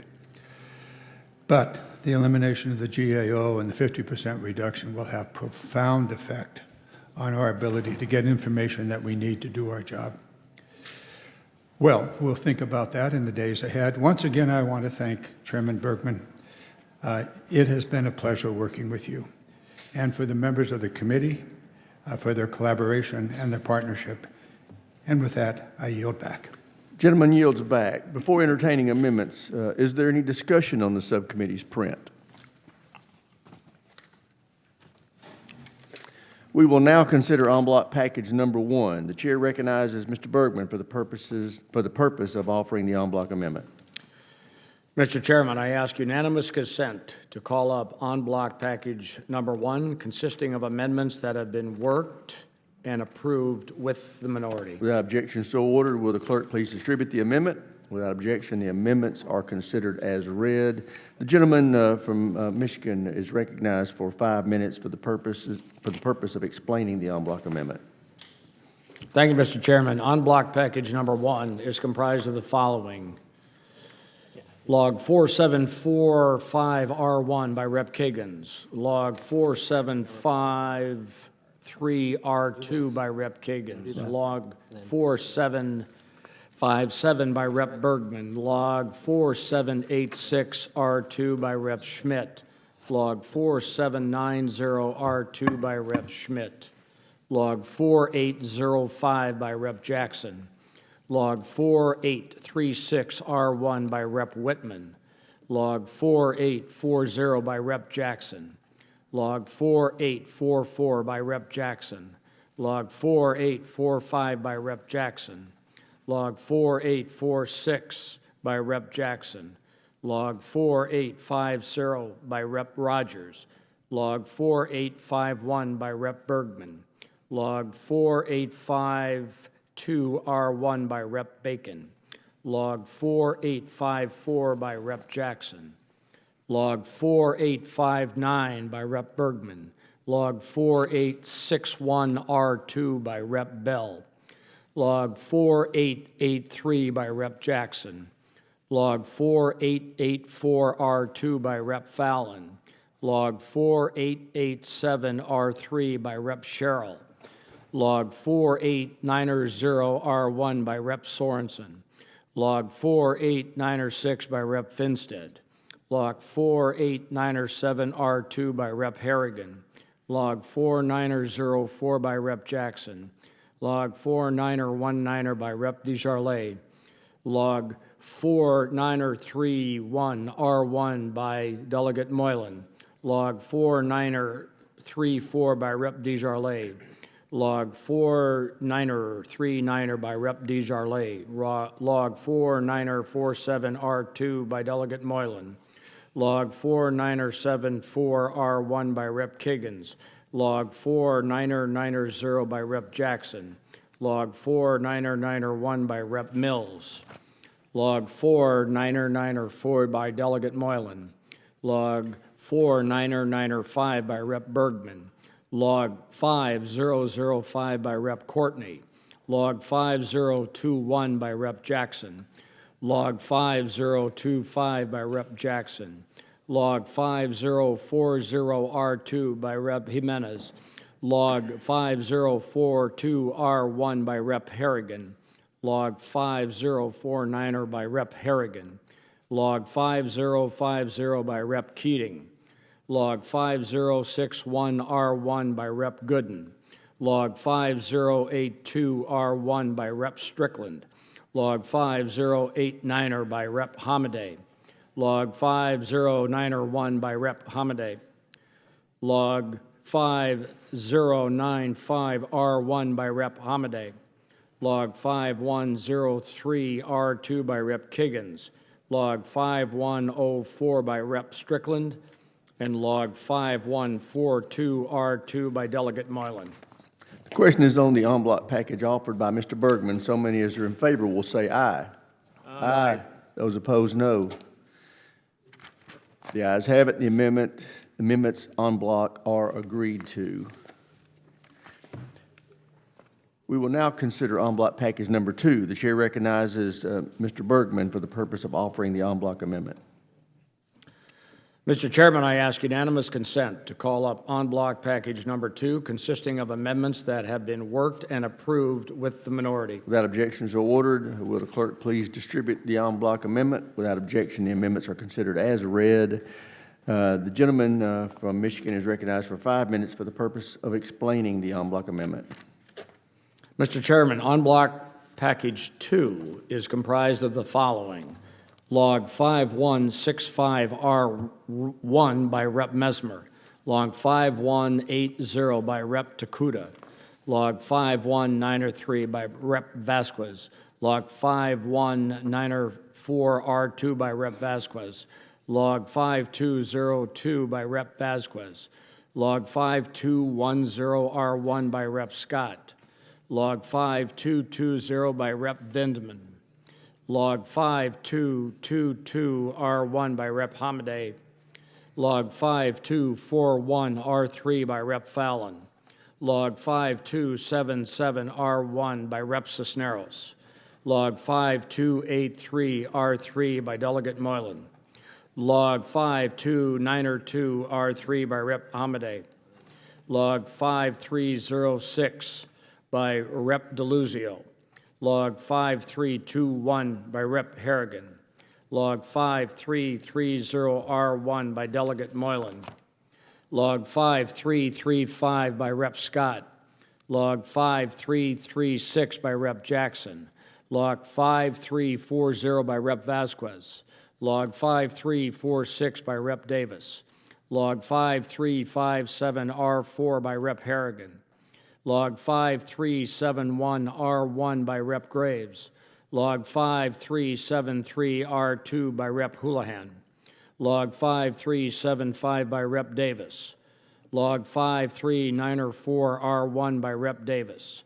Log 5402R1 by Rep. Houlihan. Log 5404R1 by Rep. Davis. Log 5408R3 by Rep. Davis. Log 5411R1 by Rep. Mace. Log 5418R2 by Rep. Mills. Log 5449er by Rep. Garamendi. Log 5467R1 by Rep. Khanna. Log 5484 by Rep. Vindeman. Log 5496 by Rep. Takuda. Log 5497 by Rep. Scott. Log 5500 by Rep. Bergman. Log 5502R1 by Rep. Bergman. Log 5547 by Rep. Bergman. Log 5548 by Rep. Bergman. Log 5549 by Rep. Bergman. Log 5553R1 by Rep. Norcross. Log 5570R1 by Rep. Mace. Log 5593 by Rep. Whitman. Log 5622R1 by Delegate Moylan. Log 5623 by Rep. Fallon. Log 5631 by Rep. Bergman. Log 5632 by Rep. Bergman. Log 5635 by Rep. Whitesides. Log 5641R1 by Rep. Sorensen. Log 5643 by Rep. Bergman. The question is on the en bloc package offered by Mr. Bergman. So many as are in favor will say aye. Aye. Aye. Those opposed, no. The ayes have it. The amendments en bloc are agreed to.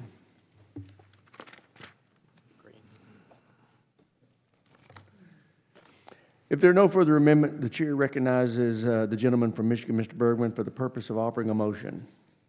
Mr. Chairman, I move to adopt the subcommittee print of the Subcommittee on Readiness as amended. Question occurs on the motion of the gentleman from Michigan. So many as are in favor will say aye. Aye.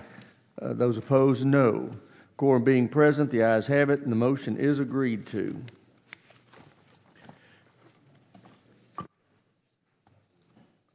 Committee will now receive the print of the Subcommittee on Intelligence Special Operations pursuant to Committee Rule 17 and in consultation with the ranking member. We will postpone all recorded votes on the amendments to this particular subcommittee print until consideration of all amendments to this subcommittee print has concluded. Chair recognizes the chair of the subcommittee, the gentleman from Texas, Dr. Jackson, for any comments he would like to make.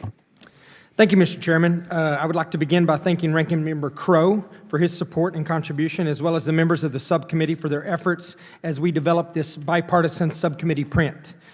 The ISO print, in conjunction with approximately $2.2 billion in reconciliation funding, continues to focus on providing support for our Special Operations Forces, the Defense Intelligence Enterprise, and the Security Cooperation Enterprise with the tools required to ensure their capabilities can support the Department's efforts in strategic competition and in countering malign Chinese actions.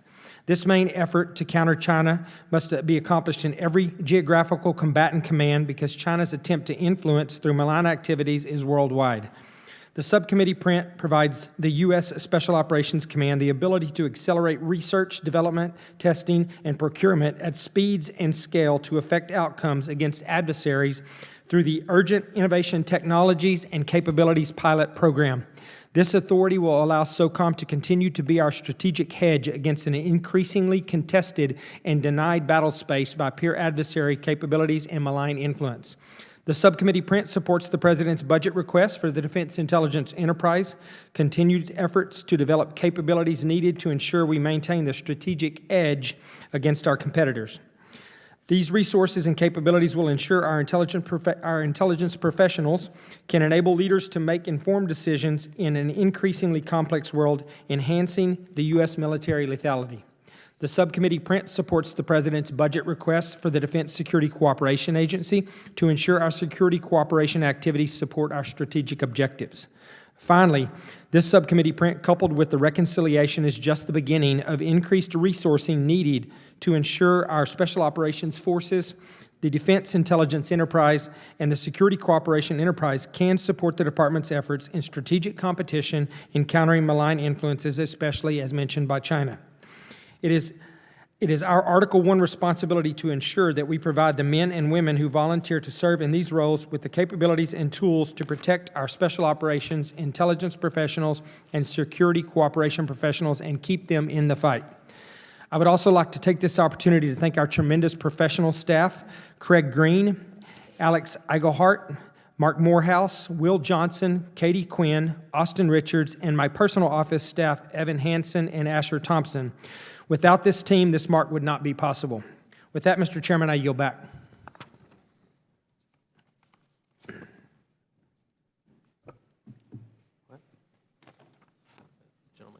Did gentleman yield? Yes, sir. Okay. Chair now recognizes the ranking member of the subcommittee, Mr. Crow, for any comments he'd like to make. Thank you, Chairman. I wanted to begin by extending my thanks to Chairman Jackson for being just an incredible partner in this process in a challenging time in this Congress where folks see a lot of dysfunction and things not working well. I can tell you that it was smooth and efficient, and we worked hand in glove throughout this process, and we're completely committed to making sure that we did right by our special operators. And that's no small part to the other members of this subcommittee as well, who many of whom have personal experience, have served in special operations forces like I have, or have family serving. This is a very personal mission to us, one that we are committed to. You know, as the chairman said, this mark is an impressive piece of work. It accelerates research, development, and procurement of innovative technologies for our special operations forces.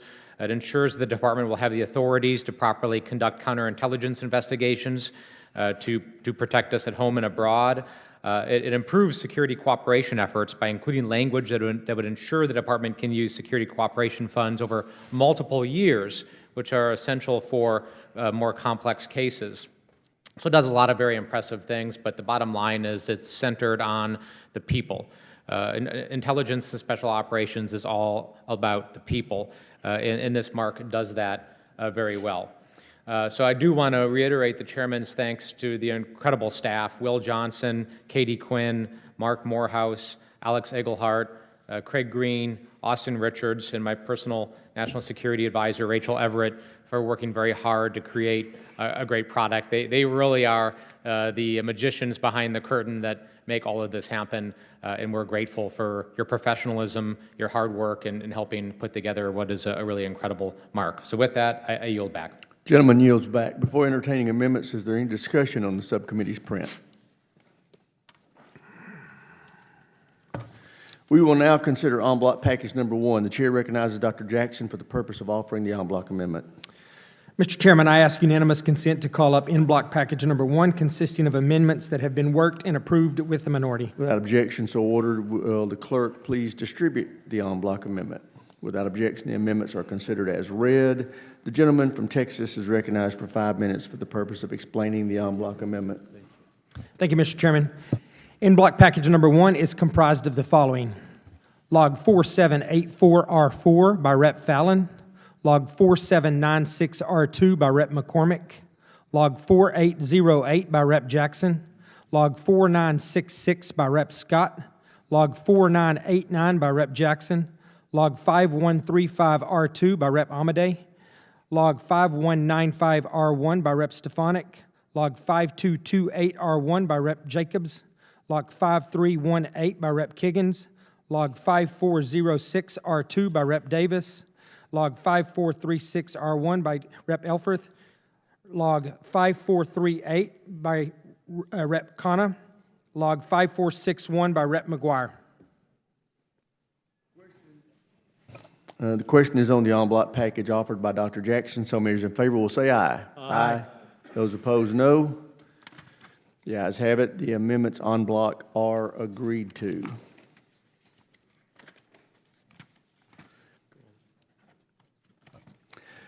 If there's no further amendments, the chair recognizes the gentleman from Texas, Dr. Jackson, for the purpose of offering an amendment. Mr. Chairman, I move to adopt the subcommittee print of the Subcommittee on Intelligence and Special Operations as amended. Question occurs on the motion of the gentleman from Texas. So many in favor will say aye. Aye. Those opposed, no. Quorum being present, the ayes have it. The motion is agreed to.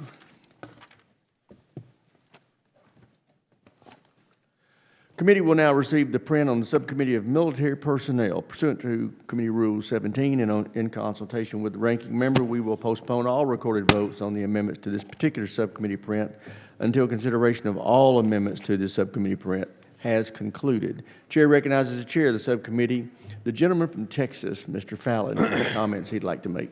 Mr. Chairman, thank you, and I want to thank you and the ranking member's leadership last year for the quality of life issues. I do think that has accounted for the uptick in recruiting that we've seen, so thank you very much for your leadership on that, sir.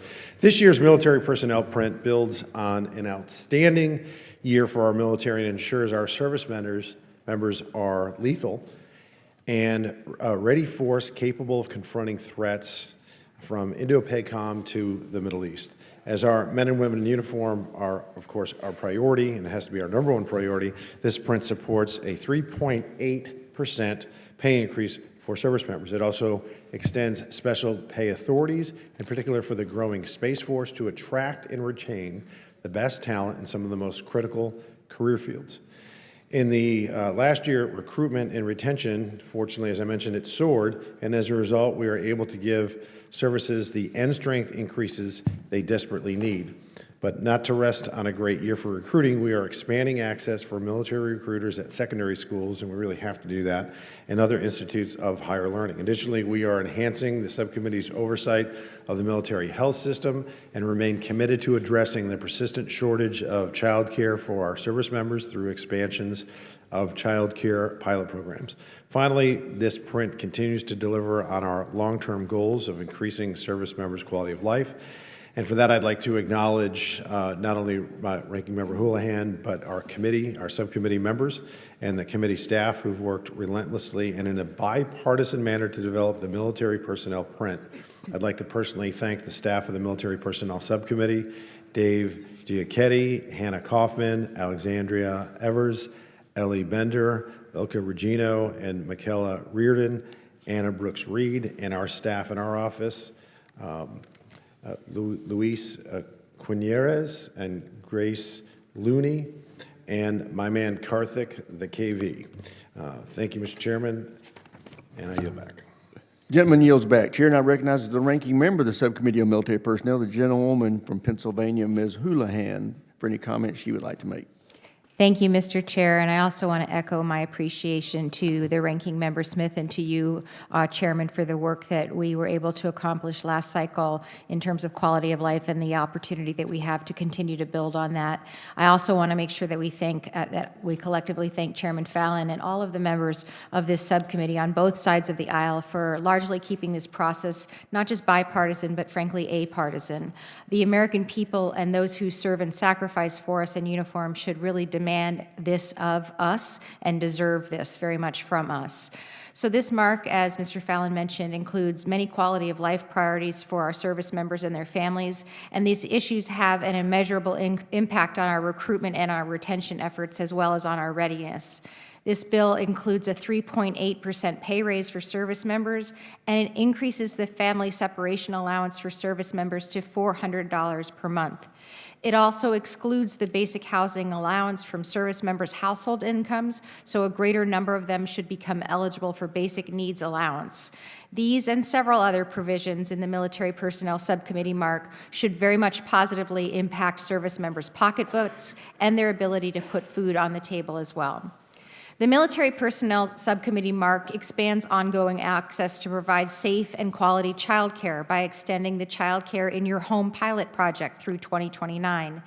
This project provides in-home child care options tailored to the unique needs of military families, many of whom work very much non-traditional work hours. Additionally, the bill requires the department to conduct an annual review of child care fee assistance rates. These regular reviews will ensure that the fee assistance program remains aligned with the ever-evolving needs of our military families and is responsive to changes in child care costs. The Department of Defense recognizes the very critical role that child care plays in the overall mission and in readiness, which is why the largest operator of employer-sponsored child care in the country is here. Although recruitment efforts across the services have improved, this bill also increases access for military recruiters at high schools and at other institutions of higher learning to make sure that we have access to the greatest number of eligible individuals as are possible. And finally, the bill addresses the ongoing health care needs of our servicemen and women and their families. It requires the establishment of an occupational resilience program for cyber personnel to meet their unique mental health challenges. The bill waives fees and co-pays for the TRICARE dental program for all members of the selected reserve, and it also increases health care costs and health care access by improving the reimbursement of travel expenses for specialty care and by ensuring that the department doesn't further reduce the current number of military medical personnel. This is particularly important at a time when there are medical professional shortages across this country.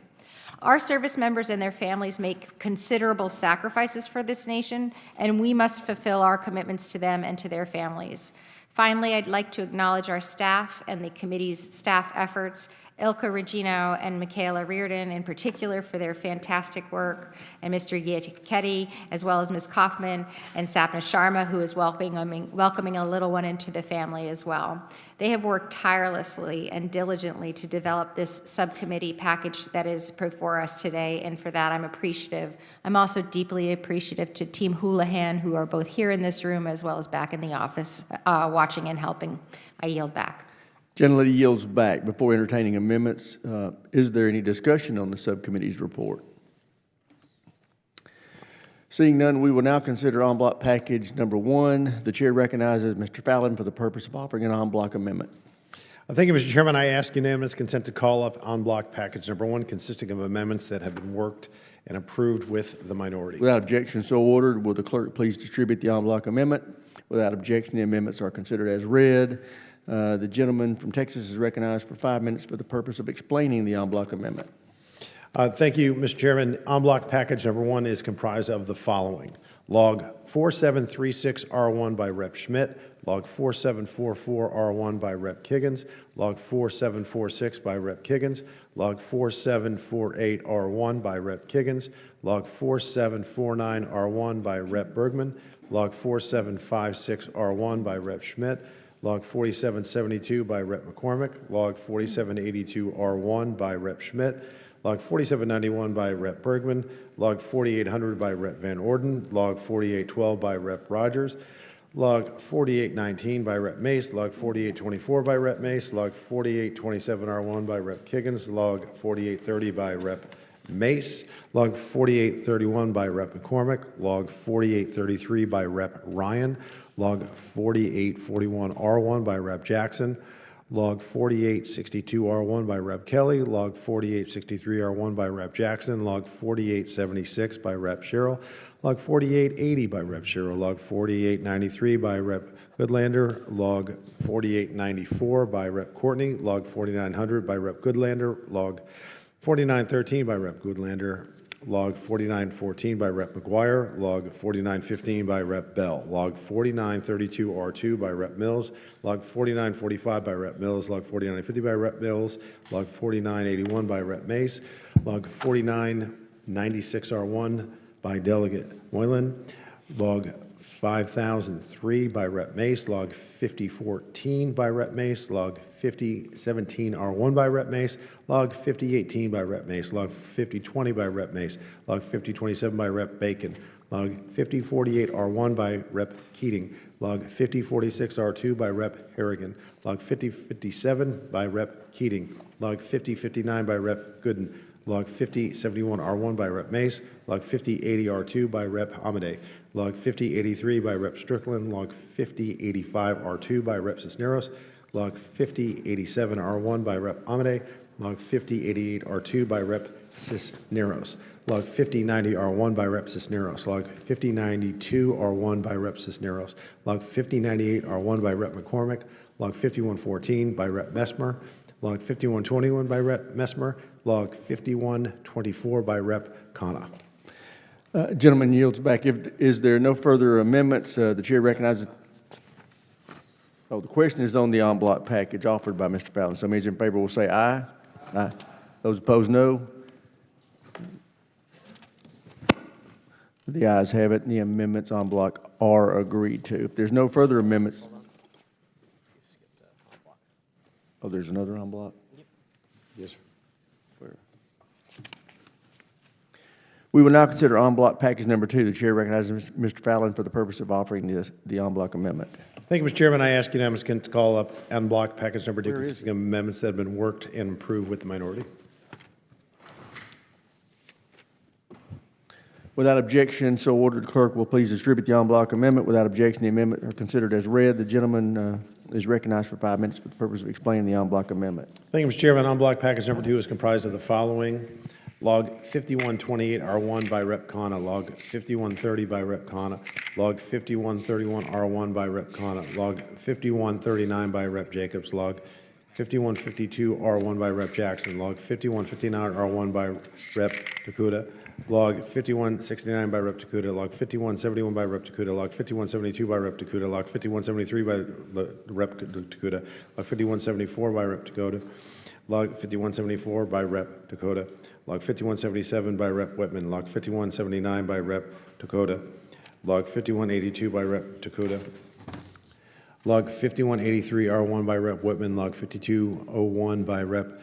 Norcross, Log 5205R2 by Rep. Turner, Log 5251 by Rep. Sherrill, Log 5253 by Rep. Sherrill, Log 5267R5 by Rep. Amadei, Log 5295 by Rep. Vindman, Log 5296 by Rep. Mace, Log 5301 by Rep. Houlihan, Log 5323R1 by Rep. Davis, Log 5332R2 by Rep. Davis, Log 5334R1 by Rep. McCormick, Log 5376R2 by Rep. Keating, Log 5397R1 by Rep. McCormick, Log 5400R4 by Rep. Bacon, Log 5410 by Rep. Bacon, Log 5412R1 by Rep. Bacon, Log 5439R1 by Rep. Giaramondi, Log 5451 by Rep. Khanna. Log 5453 R4 by Rep. Elfreth. Log 5473 by Rep. Mace. Log 5474 by Rep. Whitman. Log 5487 R1 by Rep. Houlihan. Log 5491 R1 by Rep. Fallon. Log 5495 by Rep. Tran. Log 5508 by Rep. Carbonell. Log 5526 by Rep. Mace. Log 5540 by Rep. Rogers. Log 5551 R3 by Rep. Bell. Log 5556 by Rep. Mace. Log 5558 by Rep. Dakota. Log 5565 R1 by Rep. Mace. Log 5572 by Rep. Mace. Log 5578 R4 by Rep. Stefanik. Log 5583 by Rep. Dakota. Log 5594 by Rep. Vindman. Log 5648 by Rep. Elfreth. Question is on the en bloc package offered by Mr. Fallon. Those in favor will say aye. Aye. Aye. Those opposed, no. The ayes have it. The amendments en bloc are agreed to.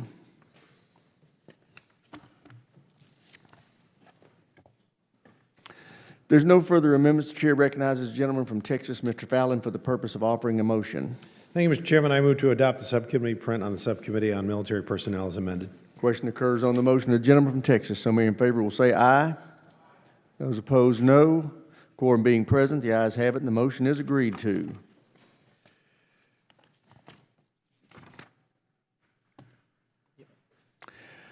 The committee will now consider the chairman's mark. Pursuant to Committee Rule 17 and in consultation with the ranking member, we will postpone recorded votes on the amendments until mutually agreed time.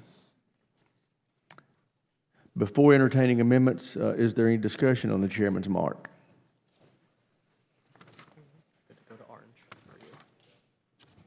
We will now consider en bloc package number 1. I ask unanimous consent to call up en bloc package number 1, consisting of amendments that have been worked and approved with the minority. Without objection so ordered, will the clerk please distribute the amendment, the en bloc amendments? Without objection, the amendments are considered as read. En bloc package number 1 is comprised of the following: Log 4733 by Rep. Kiggins, Log 4760 by Rep. Finstead, Log 4773 R1 by Rep. Rogers, Log 4832 R1 by Rep. Whitman, Log 4853 by Rep. Jackson, Log 4858 by Rep. Jackson, Log 4864 by Rep. Bell, Log 4870 R1 by Rep. Jackson, Log 4872 R1 by Rep. Harrigan, Log 4885 by Rep. Goodlander, Log 4899 by Rep. Finstead, Log 4897 by Rep. Ryan, Log 4908 R1 by Rep. McGuire, Log 4918 by Rep. McGuire,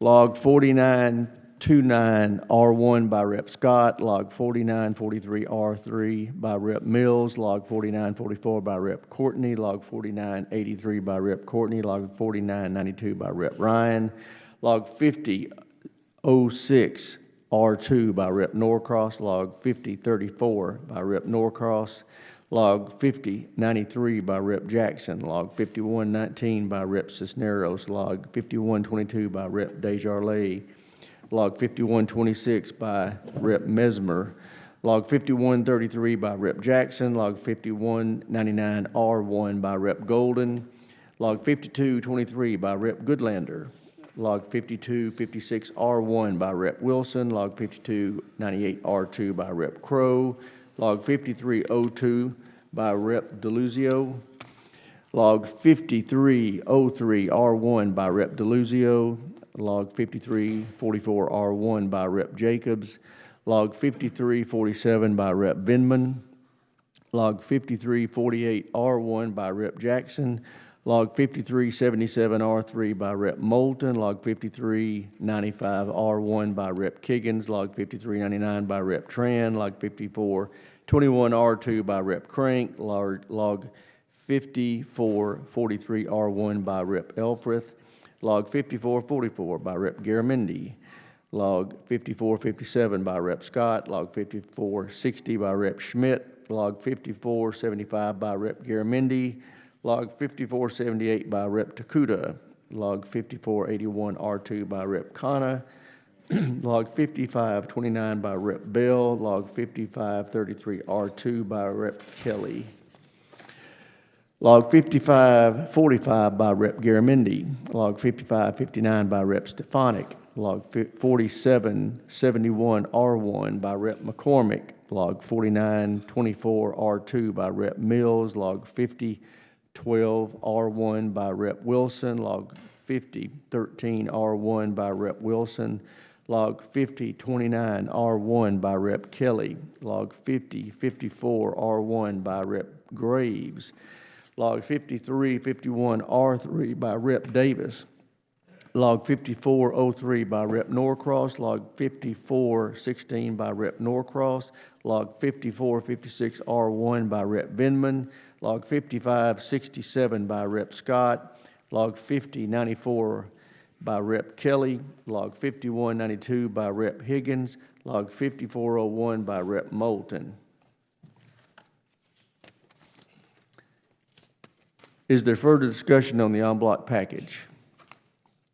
Question on en bloc package number 1. So many as are in favor will say aye. Aye. Those opposed, no. The ayes have it. The en bloc amendment is agreed to. We will now consider en bloc package number 2. I ask unanimous consent to call up en bloc package number 2, consisting of amendments that have been worked with and approved with the minority. Without objection, so ordered. The clerk will please distribute the en bloc amendment. Without objection, amendments are considered as read.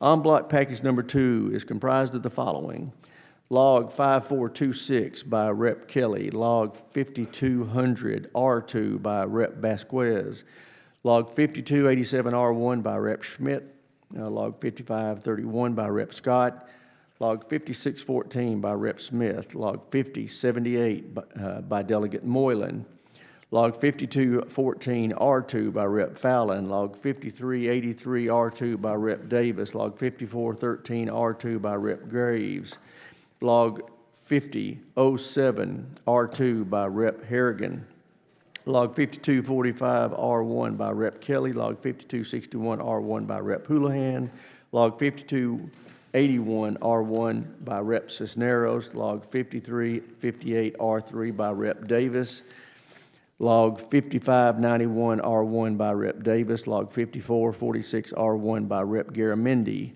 Log 5815R1 by Rep. McCormick, Log 5083R1 by Rep. Crank, Log 4794 by Rep. Scott, Log 4807 by Rep. Scott, Log 4813R1 by Rep. Rogers, Log 4877R3 by Rep. Harrigan, Log 4895R1 by Rep. Jackson, Log 4920R1 by Rep. Jackson, Log 4923R1 by Rep. Bell, Log 4960 by Rep. Bell, Log 5001R4 by Rep. Bell, Log 5044R2 by Rep. Gooden, Log 5141R3 by Rep. Hamadeh, Log 5203R2 by Rep. Stefanik, Log 5229R1 by Rep. Goodlander,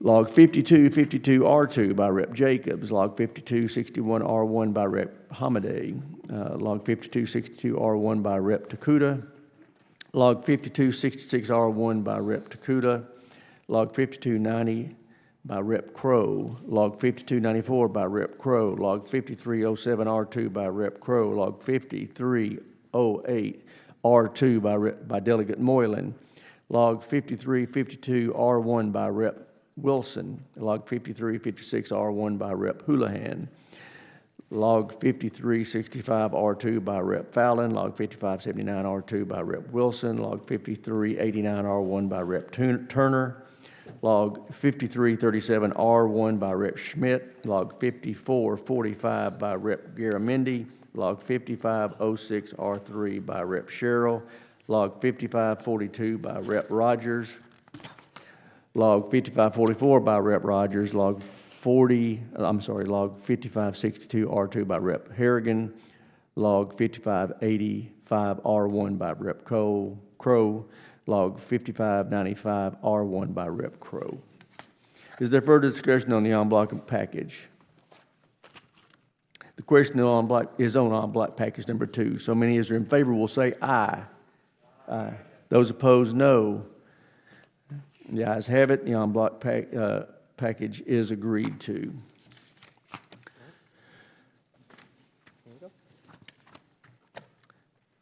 We will now consider log number 5225R1 by Ms. Jacobs. For what purpose does the gentlewoman seek recognition? Mr. Chairman, I have an amendment at the desk. Clerk will please distribute the amendment. Without objection, the reading of the amendment is dispensed with. The chair recognizes the gentlewoman for the purpose of explaining her amendment. Thank you, Mr. Chairman. My amendment would establish a human rights office modeled after the one at SOCOM at every combatant command. It would use only existing resources. Respecting human rights in all of our military operations is crucial to their legitimacy, effectiveness, and long-term objectives. That's why Southcom was the first combatant command to create a human rights office 30 years ago. And since then, Southcom has found this office to be hugely helpful in accomplishing its mission. Last year, Southcom Commander General Laura Richardson called this office a huge enabler for Southcom that has helped them build deeper relations with partner countries over the years. That's why we should have these offices in all of our combatant commands. Human rights offices would help ensure that U.S. forces and partner militaries do not engage in or enable human rights violations that can damage our credibility and undermine the trust that we've built. They would also help enforce and implement important bipartisan laws and policies, like the combating trafficking in persons policy at the department. And they help embody what American values should be abroad. A human rights office in every combatant command wouldn't just be symbolic. It would be an important step to protect and defend human rights while reinforcing global norms and U.S. soft power. These are the types of policy decisions that can have powerful, long-lasting results, helping us strengthen partnerships around the world, earn trust with local populations, and uphold our values. And let's be clear, this is not just about doing the morally right thing, although that's important. Reducing civilian harm and protecting human rights helps protect our troops and reduces the threat of violent extremism, making all of us safer.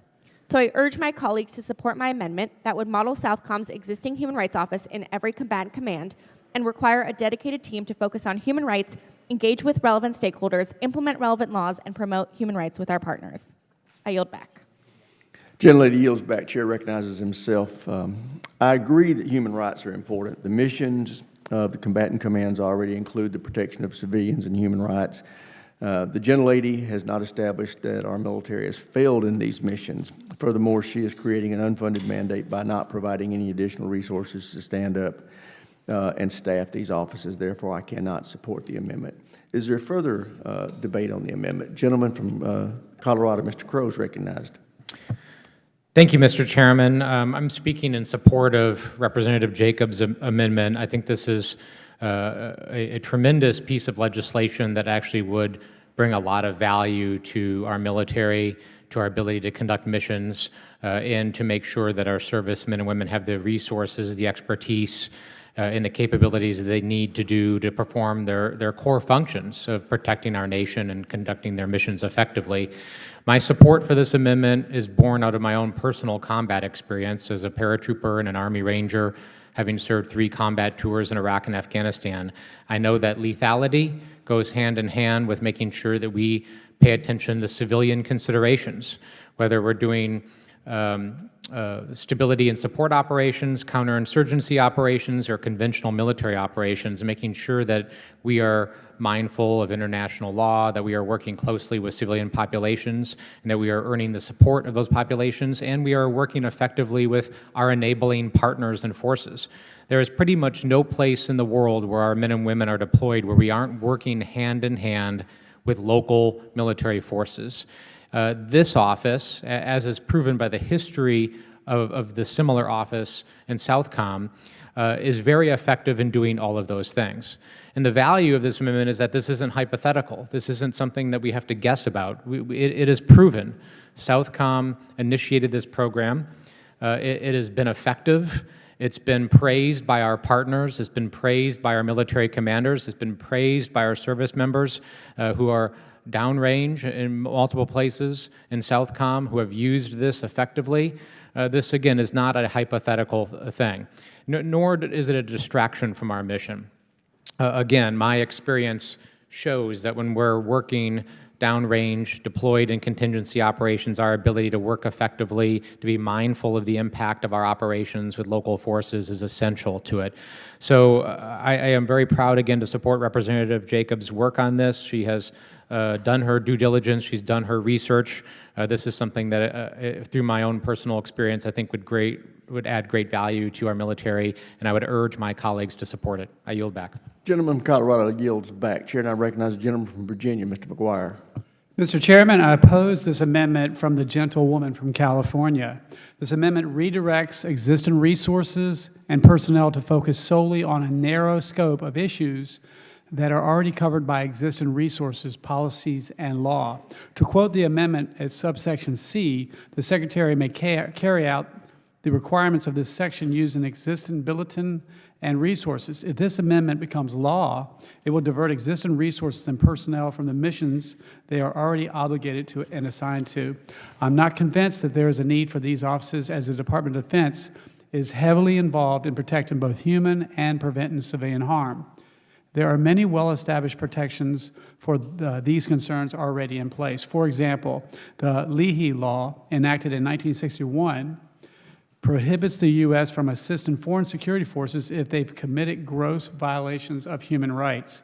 Additionally, DoD requires that all personnel receive human rights and civilian harm awareness, education, and training. The gentlelady has an amendment included in an en bloc to codify the presence of judge advocates at all combatant commands in numbers sufficient to provide legal advice to all commanders responsible for planning and organizing military operations. That amendment will ensure these protections and the oversight of them will continue. This amendment would only duplicate those existing obligations.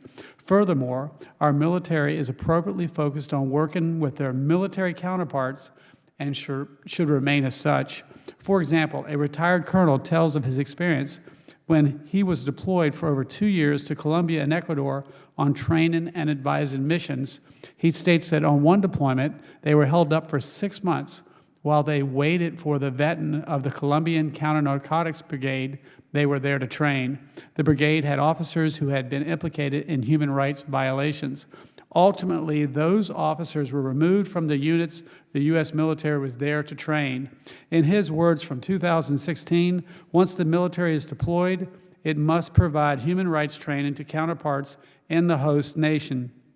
We had to allocate time on our training schedule to go through a block of instructions on human rights with Colombian soldiers and law enforcement officers.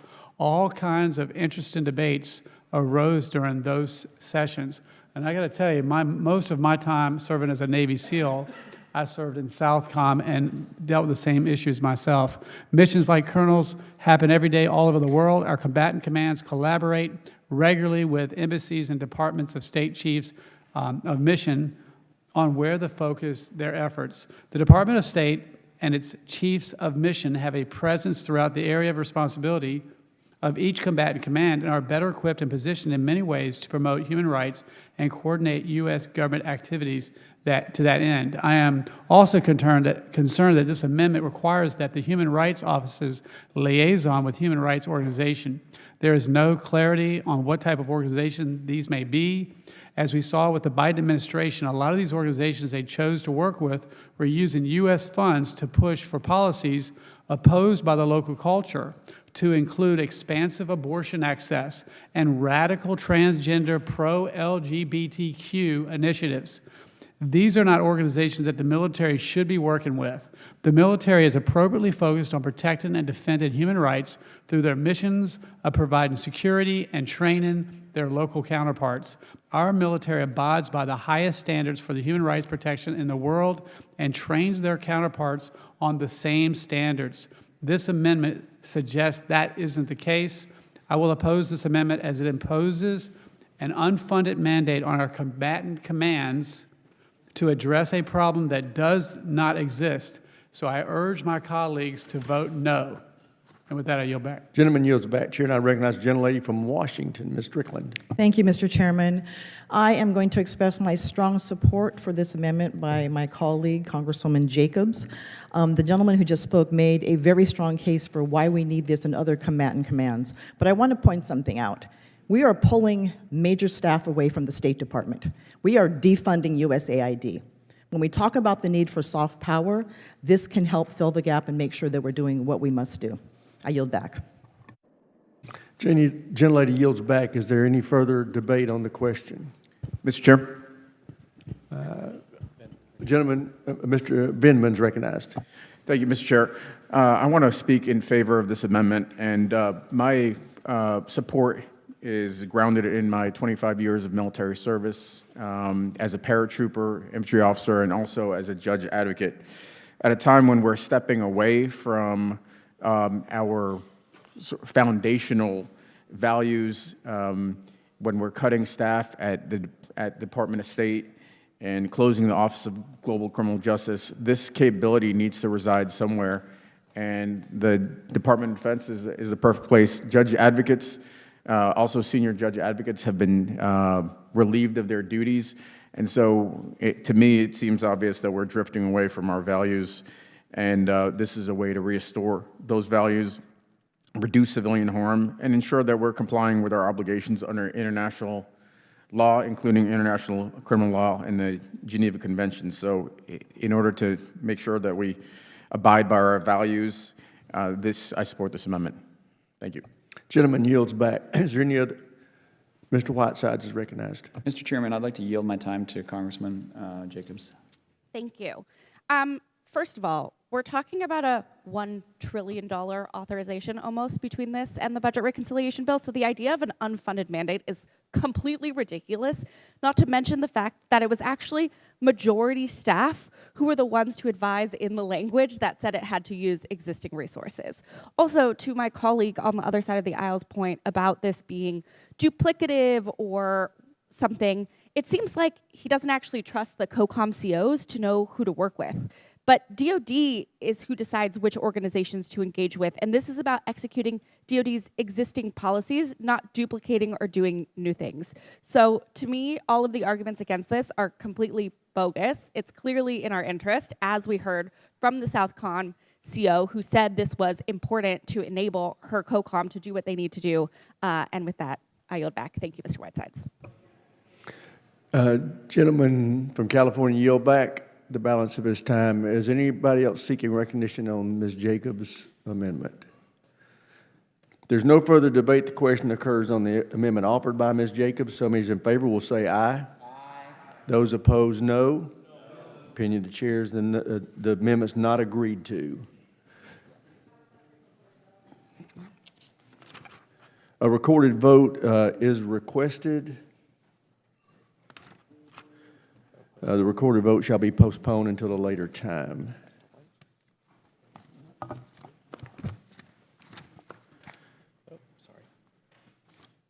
We will now consider log number 4933 by Mr. Courtney. For what purposes, gentlemen from Connecticut seek recognition? Thank you, Mr. Chairman. The clerk has an amendment at the desk. Will the clerk please distribute the amendment without objection? The reading of the amendment is dispensed with. The chair recognizes the gentleman from Connecticut for the purpose of explaining his amendment. Thank you, Mr. Chairman. Mr. Chairman, this amendment would prohibit funds being made available by this act from being used for the purpose of modifying an aircraft acquired from a foreign source for use as an executive lift aircraft or for transferring such aircraft to a non-governmental entity. This provision is in response to the President Trump's unilateral decision to accept a Boeing 747 from Qatar to serve as a replacement for the current Air Force One aircraft, the VC-25A.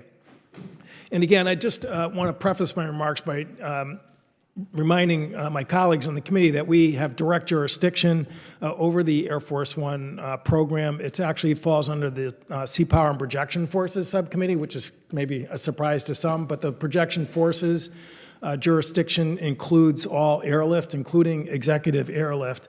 And back in 2018, this committee, during President Trump's first term, authorized the purchase of 2 Boeing 747 aircraft that the company originally built as commercial passenger planes for an airline that went bankrupt. The cost of the upgrades and retrofitting for these 2 planes to replace the Air Force One fleet, which admittedly is definitely old at this point, was totaled $3.9 billion. The work included stripping the plane's interior down to the studs, hardening the plane's defenses, installing encrypted communications technology, and building out space for what is essentially a flying command and control center, not just for our nation's military and intelligence agency, but the entire federal government.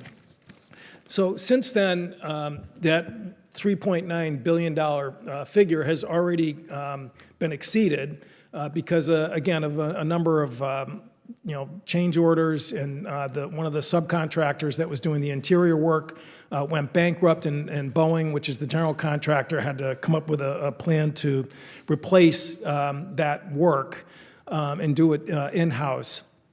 So again, when the administration has been trying to explain this proposal to have a third 747, which again is pre-owned, it already has an interior that was built out for one of the members of the Qatari kingdom. Basically the same process that we just saw or is underway right now with the two planes that were acquired back in 2018 has to happen again. That will involve stripping the interior down to the studs, hardening the plane's defenses, installing encrypted communications technology, and building out space for what is essentially a flying command and control center. When the Secretary of the Air Force testified before our committee recently, he, again, gave an astounding comment that work will only cost $400 million, even though we already have a real-life experience with the same process of retrofitting a plane that's been pre-built for another purpose as an Air Force One plane, which has cost basically $2 billion per unit. So again, according to Secretary Menk, the money is going to be transferred from the Sentinel program, one of the triad programs, and that diversion is going to be apparently enough to cover the cost of this $400 million price tag, which magically is somehow going to accomplish the same work that the $2 billion figure that is still underway and happening today. So back in May, the acting Assistant Secretary of the Air Force, Darlene Costello, testified before our subcommittee, and she basically has given an estimate of delivery of 2028, and they are working with Boeing, according to her, to actually move that schedule to the left and have the plane achieve a delivery date in 2027. So again, we're being asked by the administration to overlook a unilateral decision without Congress's approval, with no appropriation that has been lawfully given to the administration to approve a third Air Force One aircraft, which supposedly is going to be delivered before the two planes that have been underway for retrofit since the first Trump administration. And again, with no indication about how that's going to be safe for a president and is going to be capable of really taking on all the different missions and countermeasures and protection that, of course, the Air Force One plane has to be for the President of the United States. Now, there's a whole host of other reasons why this acquisition I think is troubling members of Congress and people, again, who have been commenting on this. The constitutional prohibition in Article 1, Section 9, Clause 8, that bans any official from accepting gifts or emoluments from another government without approval of Congress. So again, Congress hasn't even come close to approving this gift. And again, Congress has not come even close to authorizing or appropriating the funds for this gift. It's just all happening with no transparency, and again, in complete contradiction to the real-life experience that we've seen play out with the two 747s that were purchased back in 2018. Again, I would urge my members to support this amendment. Gentleman's time's expired. Chair now recognizes himself. Maintenance of the current Air Force One is increasingly difficult, which challenges the readiness and availability of these aircraft. Modification and delivery of the future Air Force One is delayed until at least 2028. We need a capable aircraft for the President to support his responsibilities as Commander-in-Chief. The proposed 747 can provide that capability well before the current Air Force One replacement. I urge all members to oppose the unnecessary political amendment. Does any other member seek recognition? Gentleman, Mr. Bell from Missouri is recognized. Thank you, Mr. Chair. Notwithstanding the emoluments clause, prohibiting any person holding office from accepting gifts, titles, or other benefits from foreign states. As an attorney, there's this concept of the appearance of impropriety. And what I would suggest is that there is a clear appearance of impropriety when the President of the United States accepts a gift and uses taxpayer dollars to retrofit or what have you with this particular gift. Qatar is not just any nation, it's a strategic player in a volatile region, and allowing any president to accept gifts for personal benefits undermines our national security and the credibility of U.S. foreign policy, but also the confidence, it undermines the confidence that the American people have in their leaders to act independently and not be influenced by foreign powers. Accepting any and repairing luxury assets from foreign actors without proper oversight raises these serious ethical questions. And I think that should be beneath this body. We should, and whoever the president is, we're going down a slippery slope, and we do not, and I would challenge my colleagues that if this president was a Democrat, President Biden, how would they feel about the president accepting and using taxpayer dollars for gifts of this magnitude? I would allocate the remainder of my time to Rep. Courtney. I'll yield back. Does the gentleman yield back? Yes, Mr. Chair. Chair, and I recognize the gentleman from Texas, Dr. Jackson. Thank you, Mr. Chairman. I fully oppose this amendment. I flew in Air Force One for 14 years while serving 3 different administrations and 3 different presidents. I've logged more hours than just about anyone I know on the current Air Force One, which is why I was intimately involved also in the task force that was assigned to design the VC-25B, specifically the medical suite, but other aspects as well. We recognized then the desperate need to modernize Air Force One, and each year that is delayed, it is becoming more expensive and more difficult to maintain the current fleet. Now, as depot times have increased, the much smaller, much less capable C-32s are being used as backup aircraft for Air Force One, creating major capability gaps. While the Secretary of the Air Force has openly testified completion of the VC-25B will not be done until 2028, and that's the best case scenario. Initially it was 2029, that's still probably the case. This interim aircraft can restore essential functions for the President and serve as a critical backup for the current and future Air Force One fleets. This committee has a duty to ensure the President can safely and securely execute his duties as Commander-in-Chief, Head of State, and Chief Executive. I strongly oppose this amendment, and I urge my colleagues to vote no on its adoption. And with that, Mr. Chair, I yield back. Gentleman yields back, Chair, and I recognize the gentlelady from California, Ms. Jacobs. Thank you, Mr. Chairman. So, as a reminder for all of my colleagues, the U.S. Constitution that both members of Congress and the President swear to uphold and defend says that the President can't accept any present of any kind, whatever, from a foreign government unless Congress consents. And Congress definitely did not consent to the President's accepting a $400 million private jet from Qatar. But the President accepted it anyway, and Secretary Hegseth has ordered the Defense Department to begin converting it into an Air Force One platform. Now, that's a massive project. The entire plane must be disassembled, scrubbed for spyware, and rebuilt with hardened communications, aerial refueling, and missile defense. The Air Force Chief has said it will cost almost $400 million to do, but outside experts say it could cost far more, as much as $1 billion, and could take years to finish. It's ridiculous to foot taxpayers with a potentially $1 billion bill for a jet that the President may not even use when he's in office because it will take too long to upgrade.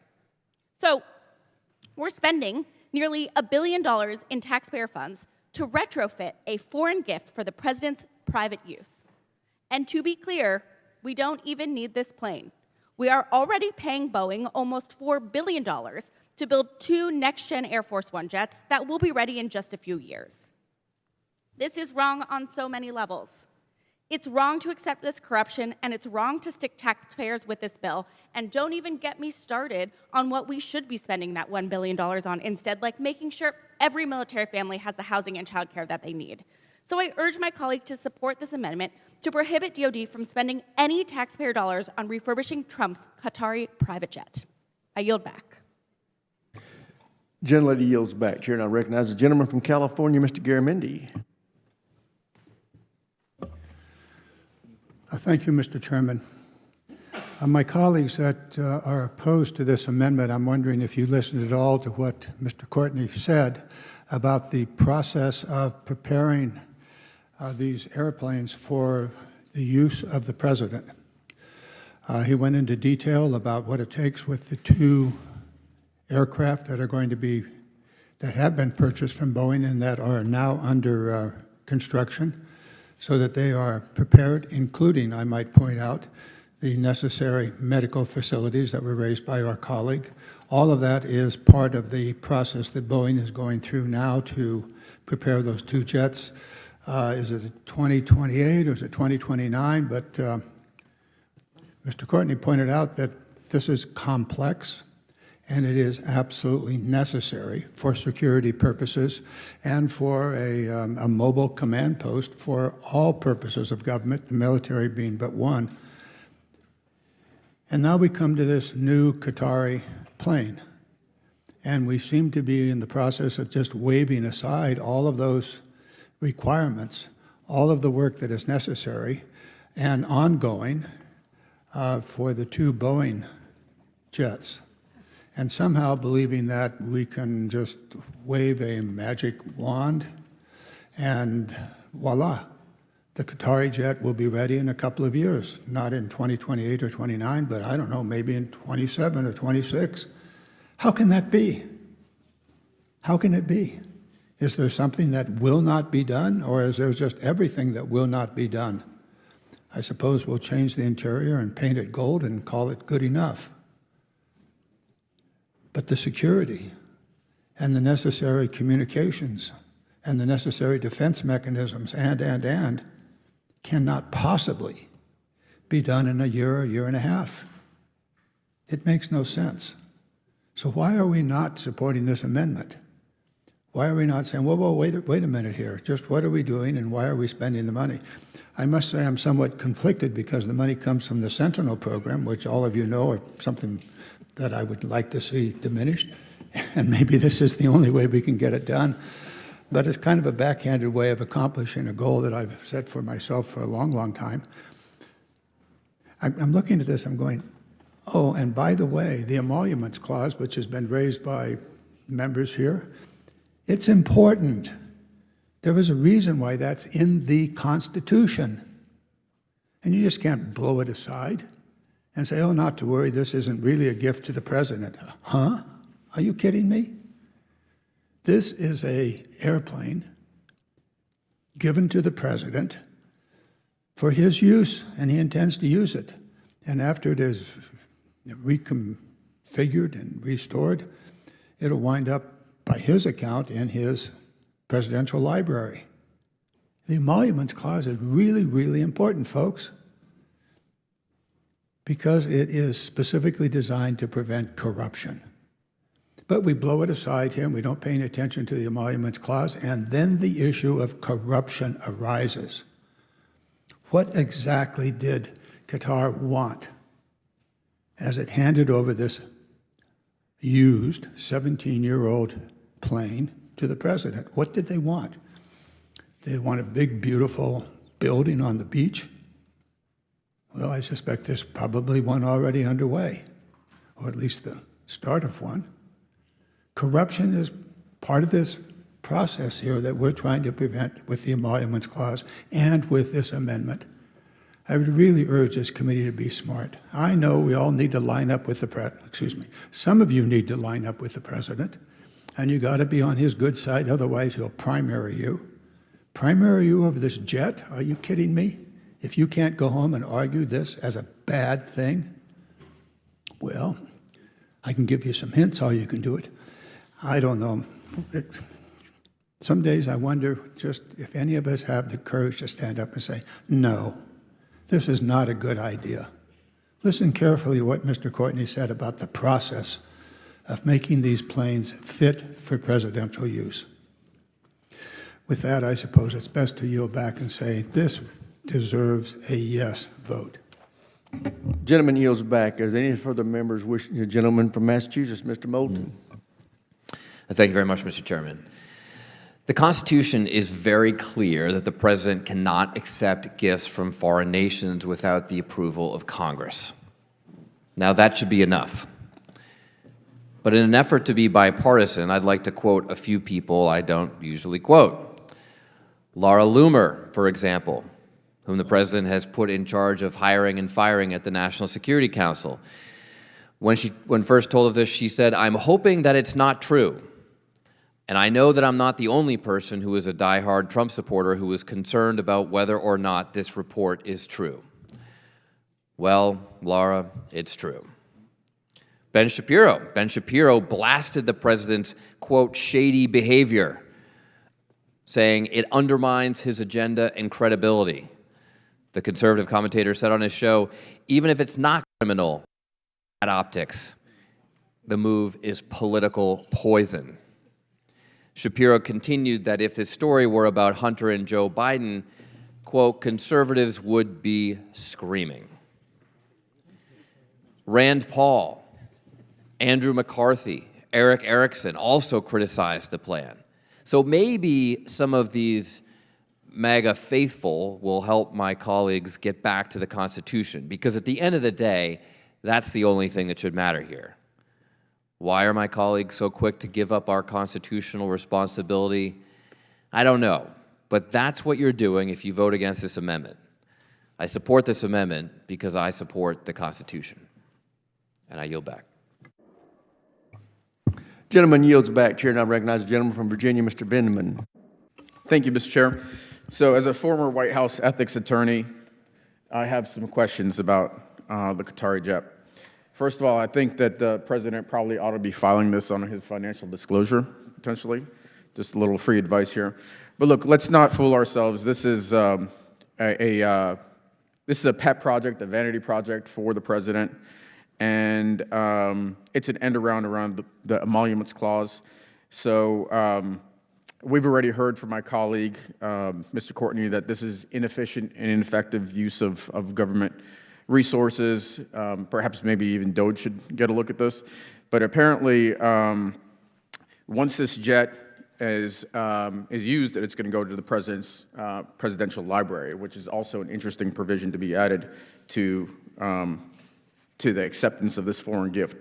And so let me just read an article from back in May, because this is all about ethics, and there are major questions about the President's ethics and corruption.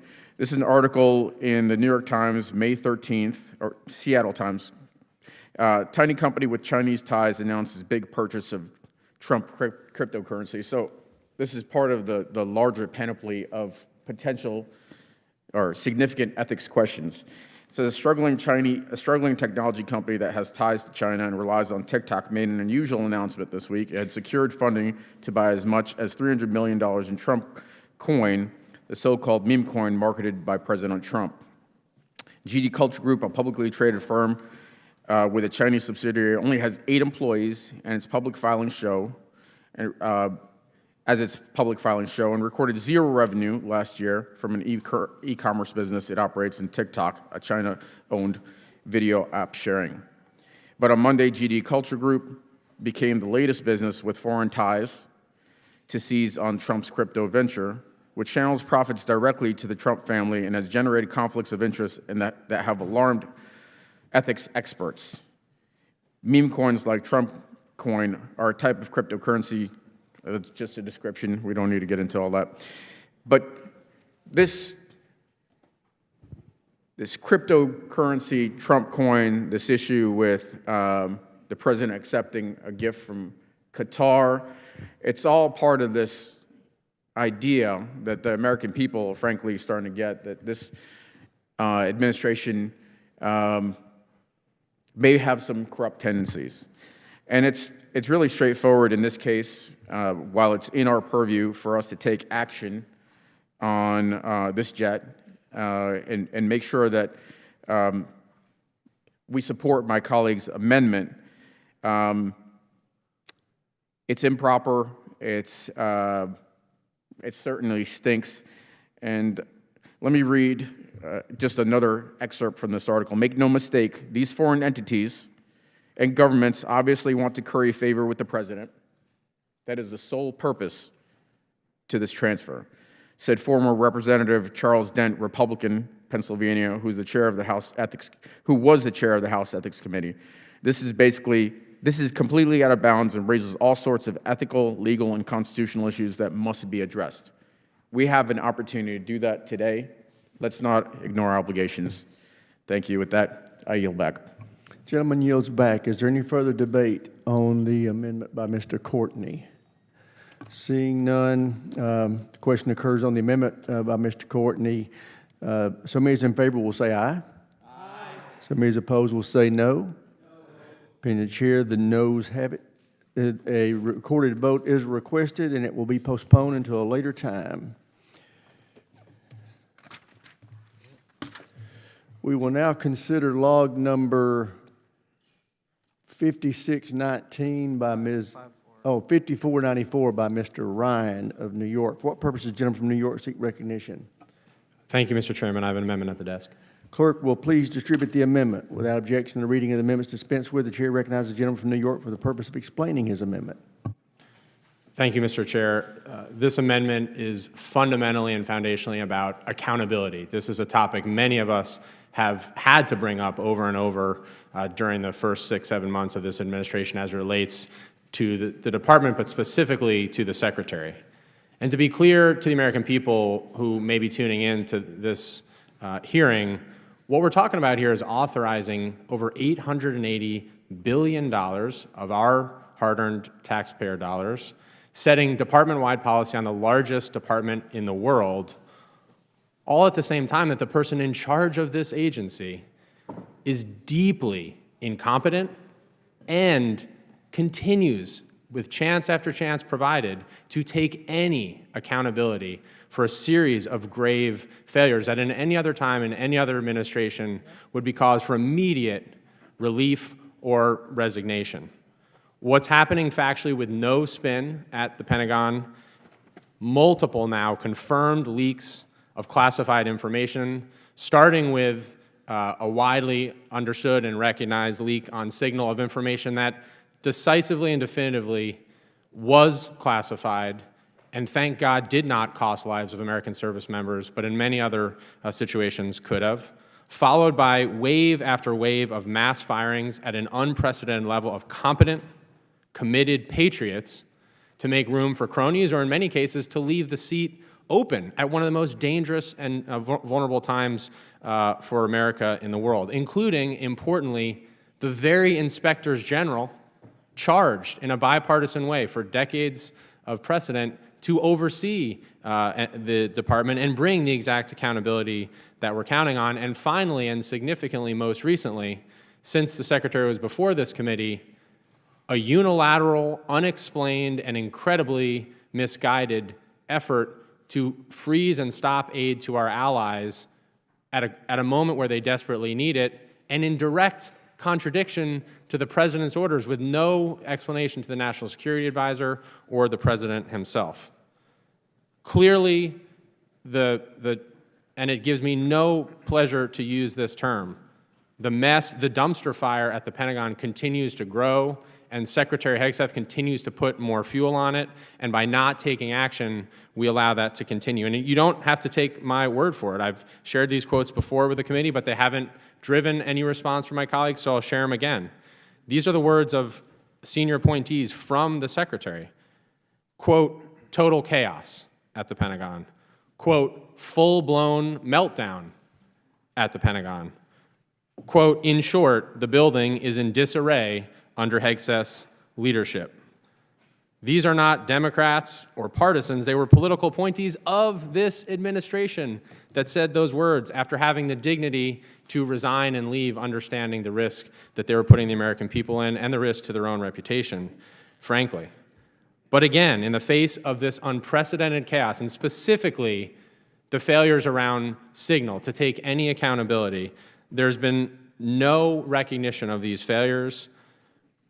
And the fact that the Secretary came before this distinguished committee and had so many opportunities to just say, you know what, we got it wrong. We made a mistake, which is what all of us learn in our jobs as representatives, what all of us who served in uniform learned over and over, that accountability has to be set by leadership. There wasn't a millimeter of accountability, and that is truly pathetic. This is something that I've thought a lot about, how to describe what is happening at this place that I love, at the Department of Defense that I love, that I served under, that so many of us care about, that so much of us invest so much of our time and energy into making better. And the term that I keep coming back to is something I learned when I first got in the Army. Secretary Hegseth is FUBAR. That's where we're at. And we all know, especially in this room, what that means. So I urge my colleagues to support this amendment, which again is about accountability. And I'll remind in closing my colleagues what Secretary Hegseth himself said when he took this role on. Accountability is back at the Pentagon. Those were his words. So why don't we live by them? And if you won't live by them, this amendment will hold back the American people's funds until that accountability is provided. So I thank the chair and yield back. Gentleman yields back. Chair now recognizes himself. Let's be clear, this amendment is not about accountability. This amendment is little more than partisan posturing. The DOD IG is reviewing this matter. We will get a briefing on that when it's completed. All this amendment will do is hold funding for the SecDef hostage and undermine his ability to execute his critical responsibilities. Therefore, I oppose the amendment. And with that, I recognize the ranking member, Mr. Smith. Thank you, Mr. Chairman. I think Mr. Ryan did a great job of explaining the amendment. Just really want to emphasize one point, and that is the lack of accountability around the mistake that was made on the Signal chat to share sensitive information in advance of an attack. Yes, the IG is undergoing an investigation, but let's remember that the Trump administration fired the AG, so it's an acting IG who has to be aware of the fact that he too can be fired as he's doing this review. So what we need is we need the Secretary of Defense himself to say something about this, to issue some policy as to how he's going to make sure that it doesn't happen again.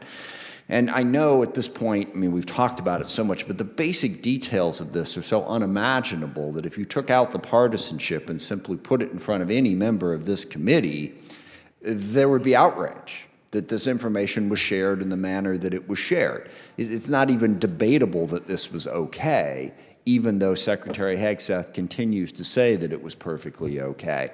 So what the committee has a right to expect is that they'll tell us how they're not going to do it again, because we are left with the impression that this is standard operating procedure.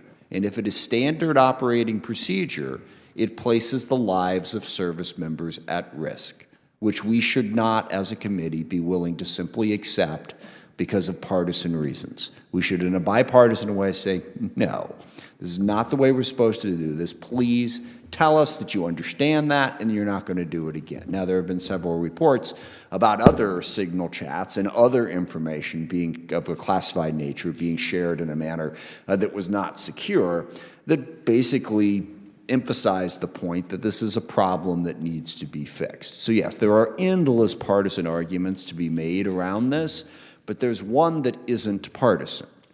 This shouldn't be happening at the Department of Defense. And we should all say, even if you don't want to ask for him to resign, if you want to say, hey, mistakes happen, whatever, fix it. And let us know how you fixed it so that we can be confident that it's not going to happen again. That's what this amendment does, and it's why it should be supported. I yield back. Gentleman yields back. Chair now recognizes Mr. Vindman. Thank you, Mr. Chair. Mr. Chair, I'd just like to make one point pretty clear on this, is that the DOD IG review of this conduct cannot encompass all of the conduct that took place in Signalgate, because DODIG has no purview, has no jurisdiction over that. So as we know, the National Security Advisor created that chat. All of that information material external to DOD cannot be reviewed by DODIG. So by its very nature, that investigation is going to be incomplete. So I still believe Secretary Hegseth must resign. He is the least qualified, most experienced, least competent SecDef in our history, and it shows.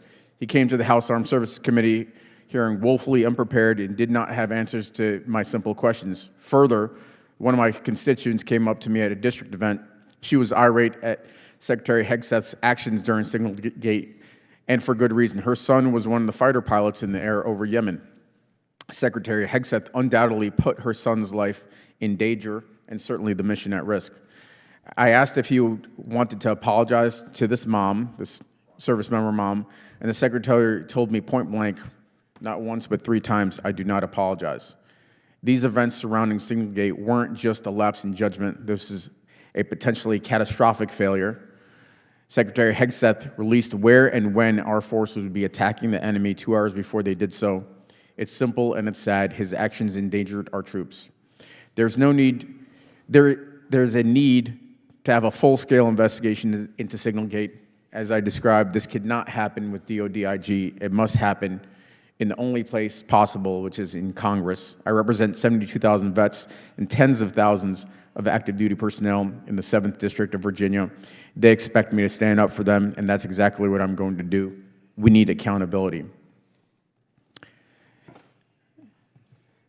With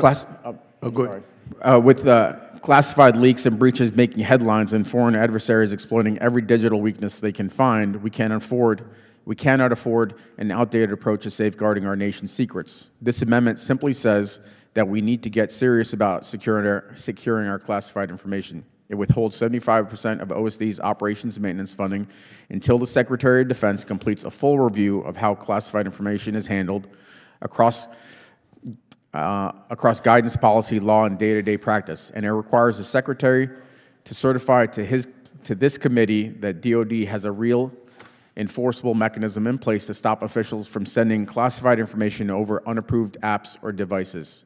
This is basic stuff. A private that hasn't even made it through basic training would know this OPSEC requirement. But it's never more urgent than today. I urge my colleagues to support this amendment, and I yield back. Gentleman yields back. Chair now recognizes the gentleman from Nebraska, Mr. Bacon. Thank you, Mr. Chairman. I agree with some of the sentiments being shared here today. I think we should be clear what the Secretary did was wrong, and he should have owned up to it. I think it was a failure. But withholding money to the Pentagon, to the OSD, at a time we have a war in Ukraine, we got to create better deterrence for Taiwan.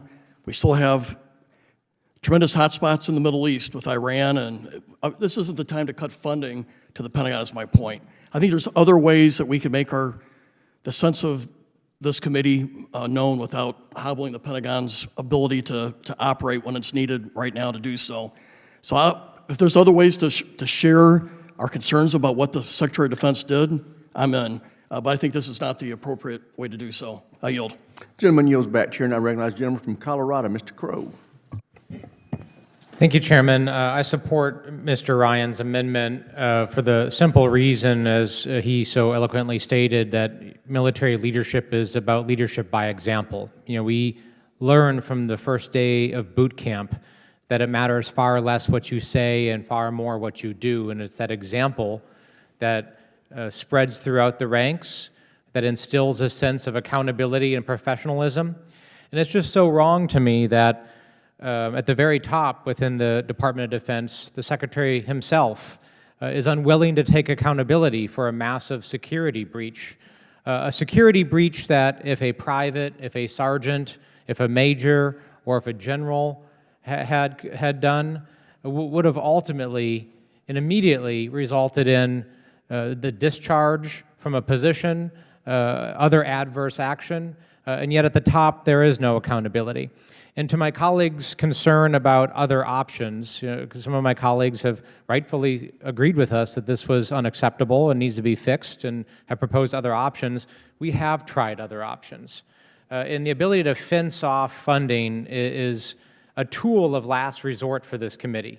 When they're not responding, when they're not coming forth for accountability, when we're not getting traction in other ways, as is the case here, the fencing of funds is the tool that this committee has and has used repeatedly in the past to get that traction and to get action. And there are bipartisan examples of this committee and the people that I work with, my Republican colleagues, are joining with us under the last administration to push for fixes. May I remind my colleagues that when there was an issue, when the prior Secretary of Defense was hospitalized and there was a succession of command issue and things weren't done the way they were supposed to be done, that in a bipartisan way we stood up and said, that was unacceptable and it should be fixed. And we pushed back. In the administration and the department actually fixed it. It resulted in changes of policy. It resulted in things being done differently now when there's a hospitalization of a cabinet official and there's now notification, there are now checks in place. That is the way this should work. If there are mistakes or problems, we should come together and say, it's not okay, and it needs to be fixed. In this case, there has been no accountability. There have been no fixes. So I just strongly urge my colleagues to join with us. And again, I would do this regardless of who's sitting in the White House, regardless of who's sitting in the chair at DOD, and I in fact have. Join with us to do the right thing to make sure that accountability exists at the top so that all of our service members can see that we are serious about our work. I yield back. Gentleman yields back. Chair, and I recognize the gentleman from Georgia, Dr. McCormick. Thank you, Mr. Chair.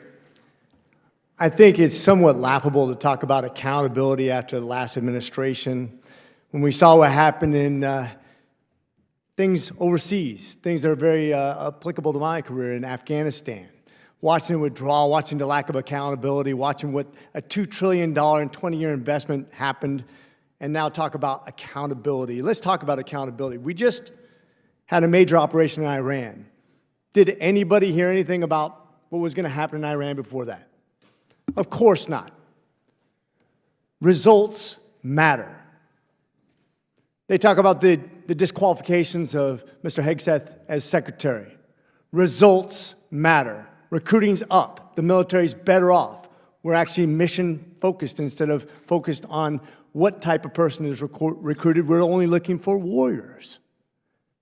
Results matter. When we have this ridiculous debate over accountability while an IG is investigating and hasn't come up with the results, and we're talking about cutting funds before we even know what the results of the investigation is, this is not about accountability. This is about politicization. This is about grandstanding and pretending like it has anything to do with mission execution, which I would make an argument, since we had this administration in place, we have done an exceptional job, not only with the attack on the Houthis. And you can say there's mistakes made. Of course, we learn from those mistakes. We do investigations on purpose. That is accountability, but ultimately, we're about mission accomplishment and results. With that said, I think this has been the most effective administration in a very long time, and I think this is a ridiculous attempt to embarrass the secretary, and therefore I urge my colleagues to vote no. Gentleman yields back. Chair, and I recognize the gentlelady from New Jersey, Ms. Sherrill.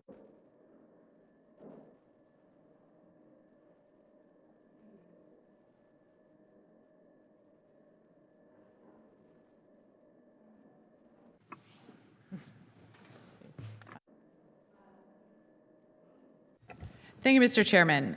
So, I think it's very concerning to hear from the other side of the aisle that there isn't a focus on accountability, that there shouldn't be any accountability. And I will tell you, especially when it comes to national security, that can never be the case. I learned early how to properly handle classified information when I was a teenager at the Naval Academy. I used that knowledge again as I was a Russian policy officer in the Navy. So I'll start with the obvious. If Secretary Hegseth believed a word he said about turning our military into a meritocracy, he would have sent his resignation in weeks ago. His decision to send strike plans in multiple unsecured signal chats to his wife, to his brother, to his personal attorney, and to a reporter could have killed American service members. And he did so while at least one Signal chat member was in the Kremlin. Accountability matters. But I'm not surprised by his complete disregard for national security and for the safety of our men and women in uniform, because from his views on women in combat to his willingness to bend the knee to Russian dictator Vladimir Putin, we knew exactly who Trump was picking. That's why I strongly opposed his nomination from the very beginning. But I will say that I am surprised by some of my colleagues on the other side of the aisle in this room, because every single individual in this room knows that the information Hegseth shared on Signal was classified. Any member of the House Armed Services Committee knows without a doubt that the timing, schedule, and composition of operations are absolutely classified. Every individual in this room knows that Pete Hegseth's use of Signal could have gotten American service members killed. So even if you haven't served in uniform, you know how to handle classified information by virtue of sitting on this very committee. We host any hearing with classified information in secure rooms without our phones and without messaging apps like Signal, which is why I think it's a dereliction of duty that the majority on this committee has refused to hold any sort of investigative hearing into Hegseth's behavior. Nearly every Republican in this room has sat back and watched, or even worse, defended Pete Hegseth's behavior. So I encourage us to rectify that now as we hold the Department of Defense accountable for protecting our national security and our service members' lives, which is why I urge you to support this amendment, and I yield back. Gentlelady yields back, Chair, and I recognize this is a gentlelady from Washington, Ms. Strickland. Thank you, Mr. Chairman. I just want to reiterate what my colleague, Congressman Crow, said about this should not be a partisan issue. It should not matter who's in the White House. It should not matter who that person appointed. This was a security breach, and there is a lack of transparency and lack of accountability. And to my colleagues who said that this is an attempt to embarrass Secretary Hegseth or trying to undermine his credibility, he does that on his own. I yield to my colleague, Mr. Ryan from New York. Thank you, Ms. Strickland, and thank you, Mr. Chair. You took those last words right out of my mouth. But I want to thank and recognize my colleague from Nebraska, Mr. Bacon. You're still the first person in this committee, anyway, that I've heard publicly say a mistake was made. And I think Mr. Crow made an important point that when General Austin was here and I was on the committee and he came before us, we all said that to him, and he took accountability in this room. And as Mr. Crow said, he changed action. So while I understand the point you're making, Mr. Bacon, about the funding, that is why this amendment was designed in close coordination with our ranking member, and I want to thank him for his leadership on this as well, to not hold back 100% of funding, but specifically 75%, to allow this supposed IG investigation, which I don't have any confidence what the timeline is, when is it going to be done, when is it going to be due, but the amendment is designed to specifically to give some time and space for the DoD to continue to do what it needs to do to focus on warfighting, lethality, and deterrence and everything else, while finishing this inquiry, which has grave national security implications, with speed and urgency. And as Mr. Crow said in closing, we have tried every other option here. This is not something we wanted to do, not something certainly I took lightly, or I know my colleagues, but given no other option, given an $880 billion budget, given the lives of service members that we all took an oath to protect and serve, this is the point that we're at, and it gives us no pleasure to do so. But I would just ask my colleagues, would one more person on the other side of the aisle in this room right now be at least willing to say what Mr. Bacon said? That a mistake was made? Anybody? Okay. And with that, Mr. Chair, I yield back. Gentleman yields back. Chair would remind the members to address their comments to the chair and not to any other member of the committee. With that, I recognize the gentleman from California, Mr. Whitesides.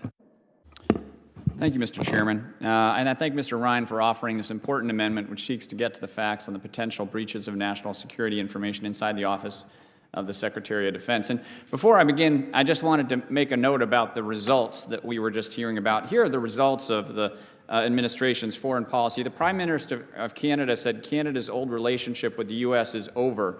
Japan just canceled an annual defense and foreign ministers meeting with the U.S. after it called on Tokyo to change its defense spending. Australia's Prime Minister has said that the U.S. policy was not the act of a friend. I would suggest that these are not the results that we're looking for American foreign policy. I'm deeply concerned about the possibility that the Secretary of Defense has used non-secure communications to discuss national security operations. If this committee is to do its job, it must exercise proper oversight over the Department of the Defense. If the Secretary or anyone entrusted with the need to discuss sensitive ongoing operation use Signal or other encrypted apps to conduct classified defense business, that raises serious legal and operational concerns. We cannot look the other way. Secure communications are not optional. They're foundational to our national security. The Department of Defense is tasked with safeguarding our most sensitive national security information. Using off-the-books channels risks exposure to foreign intelligence services and violates chain of custody protections for classified data. And this committee has the right and the responsibility to hold the Secretary accountable. Imagine the reaction if this was a junior officer, if a young intelligence officer used Signal to communicate about classified matters. They'd immediately face disciplinary action, possibly criminal charges. The standard cannot be different for the Secretary of Defense. And we all know that funding without facts invites abuse. Until we get clear, verified information about the extent of the Secretary's use of Signal, Congress has no business signing off on hundreds of millions of dollars for his office's operations. That's not restraint, that's due diligence. Failure to hold the Secretary accountable would constitute a significant failure on the part of this committee in one of our fundamental roles.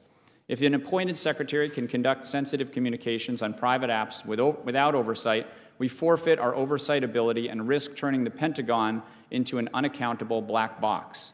This is about cybersecurity and chain of command. With this amendment, Congress would be insisting that the rules apply to everyone and that we are not funding institutional breakdowns in how classified material is managed. We owe it to our service members and to our allies. The U.S. leads by example. If the top of the Pentagon is seen flouting basic security norms, it erodes trust, from the rank and file to NATO partners. That's unacceptable. Until we get answers, this committee has to lay a marker down. We are asking for one thing, the truth. No spin, no delay, and that's not obstruction, it's responsible governance. I yield back, Mr. Chairman. Gentleman yields back. Any other members seek recognition of Mr. Ryan's amendment? Seeing none, there's no further debate. Question occurs on the amendment offered by Mr. Ryan. So many in favor will say aye. Aye. Those opposed, no. No. The noes have it, and the amendment's not agreed to. A recorded vote is requested. A recorded vote will be postponed until a later time. We are now calling up amendment log number 5619 by Ms. Jacobs. For what purpose does the gentlelady seek recognition? Mr. Chairman, I have an amendment at the desk. Clerk will report the amendment. What's the text on that? Without objection, reading the amendments dispensed with, the chair recognizes the gentlewoman for the purpose of explaining her amendment. Thank you, Mr. Chairman. So my amendment is pretty simple.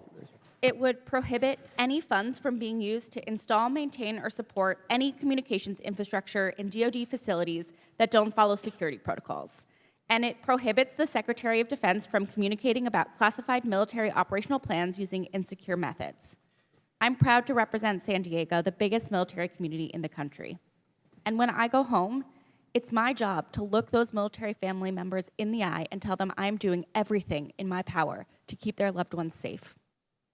That's why I find it so disgraceful that Secretary Hegseth was so cavalier and reckless with sensitive information about an imminent military strike, jeopardizing operational integrity and potentially putting our service members' lives at risk. I would expect our top military advisor in this country to have the utmost care and caution and reverence for our service members' safety. But as we all know, that is not the type of Secretary of Defense that we have.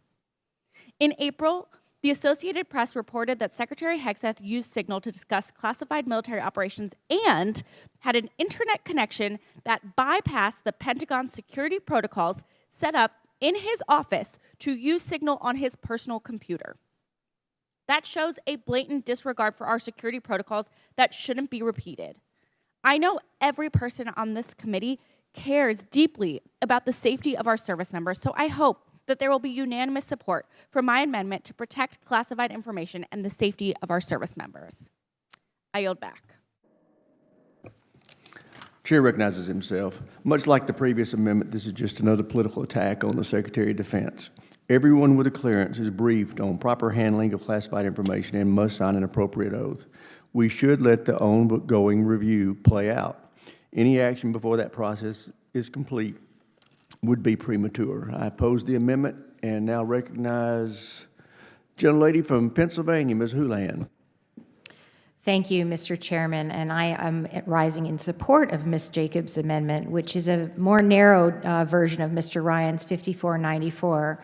As she mentioned, it prohibits the SecDef from communicating about classified material using personal devices and insecure methods, and it states that no funds can be used to install or to maintain or support any communications infrastructure in DoD facilities that are not in compliance with relevant standards. Rules for thee and not for me seems to be the law of the land right now when it comes to the Secretary of Defense. When I held a top secret clearance in the Air Force, how to manage sensitive information was practically drilled into me, as it is into all of our service members. And if I had done what Secretary Hegseth did as a junior officer, I would have resigned and likely expected to be prosecuted and perhaps jailed. Secretary Hegseth seems to have forgotten his training, or perhaps has no regard for how it applies to him, all while he talks relentlessly about leaks and accuses people of being untrustworthy and disloyal to the administration and to this nation. More than once, he's used a publicly available and non-secure and non-approved messaging app to share details about forthcoming military action, despite having every tool at his own disposal to have these classified conversations in secure networks. His negligence could have put our service members at risk, and it could have killed them. But he and other members of the administration have continued to downplay the situation, including in front of this committee. If members of this committee were really true to themselves, I very much believe that they know that we shouldn't even have to have this amendment codified. But sadly, with this particular Secretary of Defense, here we are. This is where we are. And we should collectively, bipartisanly, be supportive of it. What Secretary Hegseth did has had no repercussions for him. So I guess we genuinely, legitimately need a law. I believe that if Secretary Hegseth had any decency, he would have long ago resigned over this conduct or had some sort of announcement of reform. But until then, I guess we need a very specific law. So I ask the committee to be supportive of this amendment. And as Mr. Bacon said, if there are other ways other than the previous amendment to perhaps be supportive without restricting the funding at a 75% level, he perhaps would be supportive of that. I would ask the committee members to really think within themselves, dig deep, and understand that we only need a couple of us to step forward, in addition to the ones who already have, to decry this particular behavior and to support this particular amendment. And with that, I yield back. Gentleman yields back. Chair, now recognize gentleman from Georgia, Dr. McCormick. Thank you, Mr. Chair. There is an investigation. There has been change. There will be accountability. I've seen mishaps and mistakes made in the military where we had top-down reviews. We have a voluntary review process ongoing right now, and we do not make permanent changes until the formal review process is complete.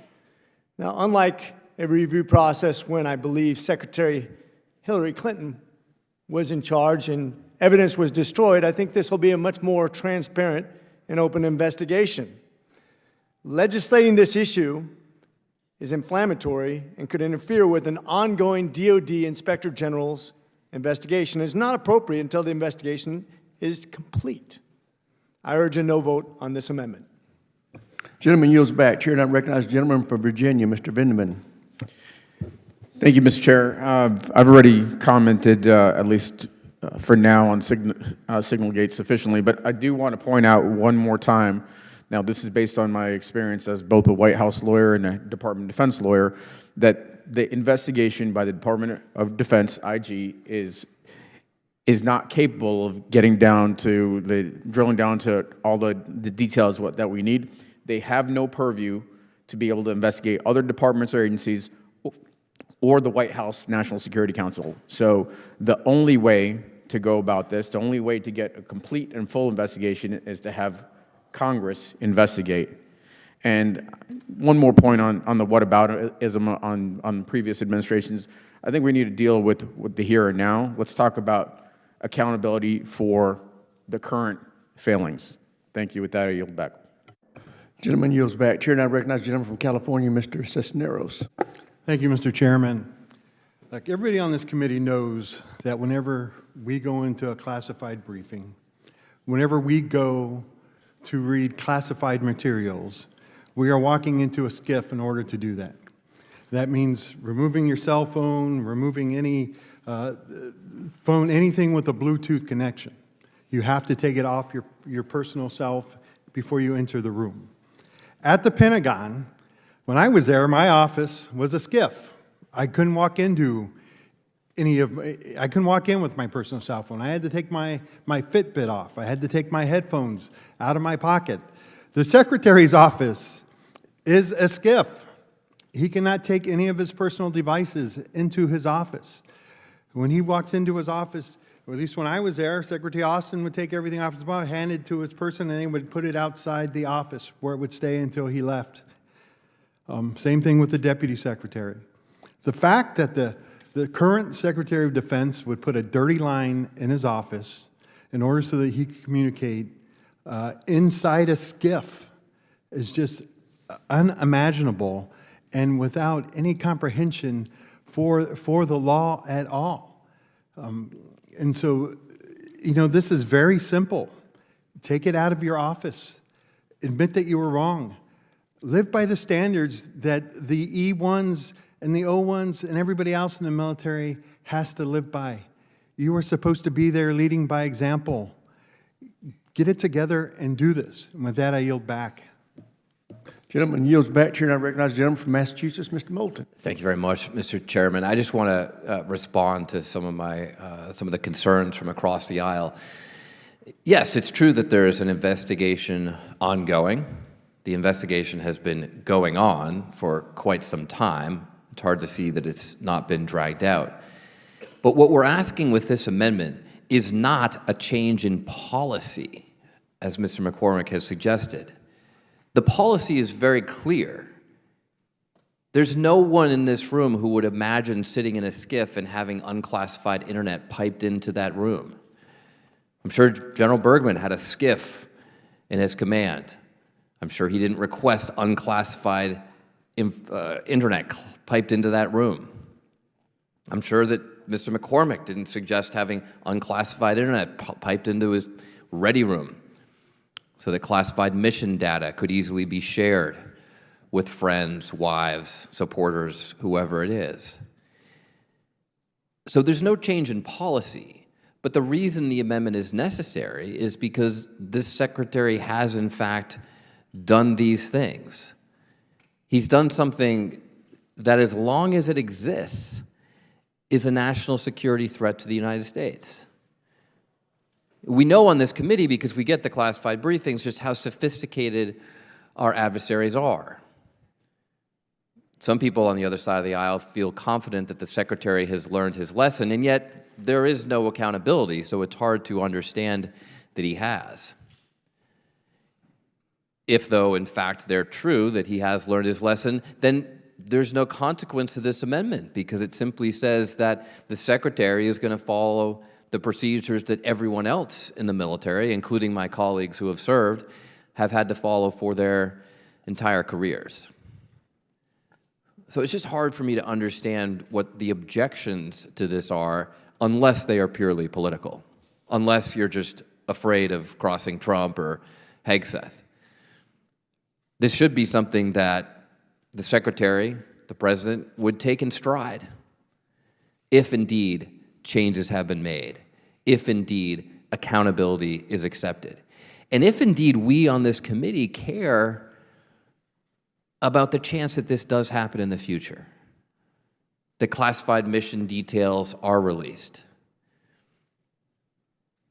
We're lucky that those missions were just over Yemen for a mission that my colleague said was very successful, even though there has not been a single U.S. flagged ship that has transited the Red Sea since expending hundreds of millions of dollars worth of ammunition that we really need to deter China. But putting that aside, imagine if this mission had been over China or Russia. Those pilots would be dead. And yet I still wonder if the Secretary would have apologized to the mother of those pilots, of that pilot. This is about accountability, yes, but it's about just basic common sense. So let's take the politics out of it and just do the right thing, not for the Secretary, but for every young man and woman who serves under him. I think that's our responsibility on this committee. And Mr. Chairman, I yield back. Gentleman yields back. Any other members seeking recognition on the Jacobs Amendment? Seeing none, the question occurs on the amendment by Ms. Jacobs. So many is in favor will say aye. Aye. Those opposed, no. No. Opinion of the chair is the amendment is not agreed to. A recorded vote is requested. The recorded vote will be postponed to a later time. We will now consider log number 5659 by Mr. Moulton. For what purpose does the gentleman from Massachusetts seek recognition? Mr. Chairman, I have an amendment at the desk. Will the clerk please distribute the amendment without objection to reading of the amendments dispensed with? The chair recognizes the gentleman for the purpose of explaining his amendment. Mr. Chairman, this bipartisan amendment is simply a sense of Congress that says what we all know is true if you take the politics out of it. And I'm grateful to Representative Bacon for working with me to ensure that we have taken the politics out of it. First, details of an active military operation shouldn't be sent to anyone on Signal, much less your wife, your brother, or a personal lawyer. And two, leaders worth following take accountability for their actions. So here are the facts, just the facts. We know the Secretary of Defense shared information that he should not have, in a manner in which he should not have, with people he should not have. We all know this information was classified, and in our hearing with us, the Secretary made clear by confirming that it came from CENTCOM. Now that would make Secretary Hegseth's actions likely a crime, but even if in some fantasy world it was unclassified information, it was still wrong, dangerous, and in fact still illegal. Sharing the time on target and the weapons platforms associated with an airstrike over an unsecured platform put the success of the mission and the pilots of those aircraft at additional risk. And pretty much any junior service member, the most junior private in the National Guard where Secretary Hegseth served, knows that. The Houthis, in fact, have extensive anti-aircraft capabilities and have shot down 7 U.S. aircraft. Think about that. 7 U.S. aircraft shot down over Yemen to date. Thankfully, no piloted ones yet. And that leads me to point 2.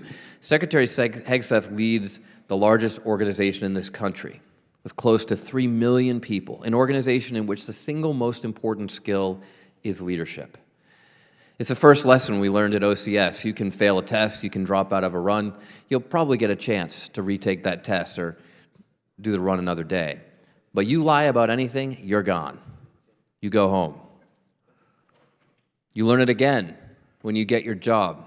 My job description as a platoon commander was very simple. You're responsible for everything your platoon does or fails to do. Leadership alone is 40% of your grade in Marine officer training. The leadership skills of our NCO Corps is what makes our military second to none.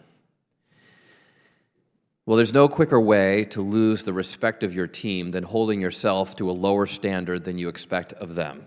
Passing the buck, refusing to admit your mistakes, dodging accountability. Secretary Hegseth, of course, promised that, quote, accountability is back at the Pentagon. But I struggle to understand whether he believes that accountability applies to him.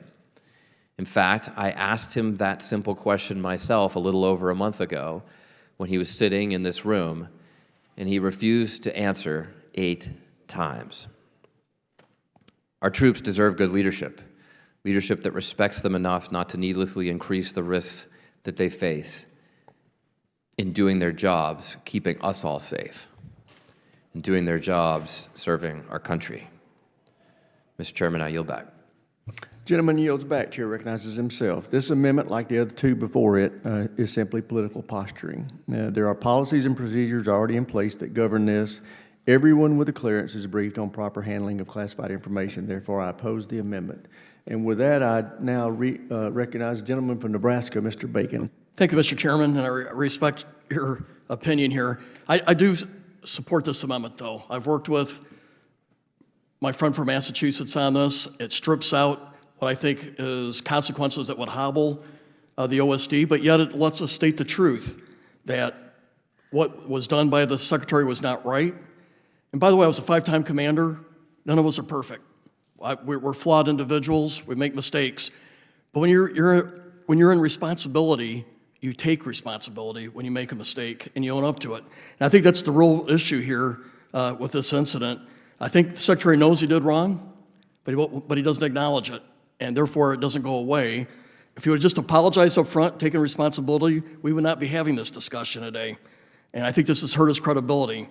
And I share the sentiments. If I would have done this as a junior officer or as a brigadier general, I would have been disciplined for doing what was done by the Secretary. So I think this gives us an opportunity in this committee to put something on record that's saying this is wrong, but yet we're doing it in a way that's responsible and it doesn't hobble operations out of the Secretary of Defense or the Pentagon. And I think acknowledging the truth is very important. With that, I yield. Gentleman yields back. Any additional members seek recognition? Mr. Vindman of Virginia. Thank you, Mr. Chair. So I rise in support of Mr. Moulton's amendment that affirms a basic truth. The unauthorized sharing of national defense information, especially over unsecured, non-governmental platforms, endangers missions and puts American lives at risk. This is not a hypothetical. One of my constituents came up to me at a district event furious because her son was one of the fighter pilots in the air over Yemen during the breach known now as Signalgate. Secretary Hegseth's careless use of unsecured apps may have compromised their entire operation.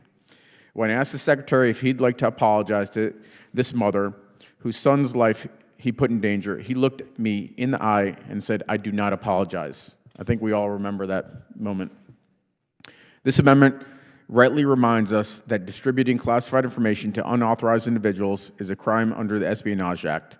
It also reminds us that core principles of military leadership, including setting the example and taking responsibility, must be uniform from private to general to Secretary of Defense. That standard must apply at every level, especially at the top. I urge my colleagues to stand up with our troops and national security community by adopting Mr. Moulton's common sense amendment. I do want to acknowledge and thank my colleague from Nebraska for speaking the truth today. Thank you. With that, I yield back. Gentleman yields back. Does any additional member seek recognition to speak on Mr. Moulton's amendment? Seeing none, there is. Dr. McCormick of Georgia is recognized. I just want to address the fact that they say they want to take the politics out of this. We have 3 amendments on the same issue, knowing it will not pass. That's politicization. It will politicize and delay this process of the people's business. No lives were lost. The mission was accomplished. Follow-on missions have not had the same problems. Military recruiting is surging. The contracting process is being reformed, and we are back in the business of winning battles and wars. Unlike the previous administration where lives were lost, and we had abysmal withdrawal, we are doing things right again. This is a self-directed review of what went wrong and how to address this. I urge my colleagues to vote no on this amendment. Gentleman yields back.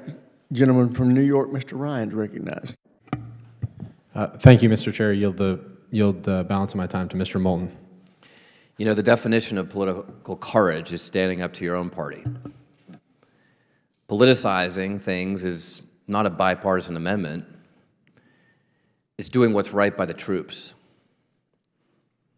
And I would challenge my colleague from Georgia to just go give that explanation to the Marines who served on your helicopters.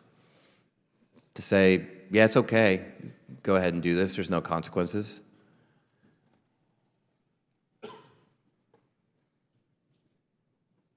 I don't think that would happen.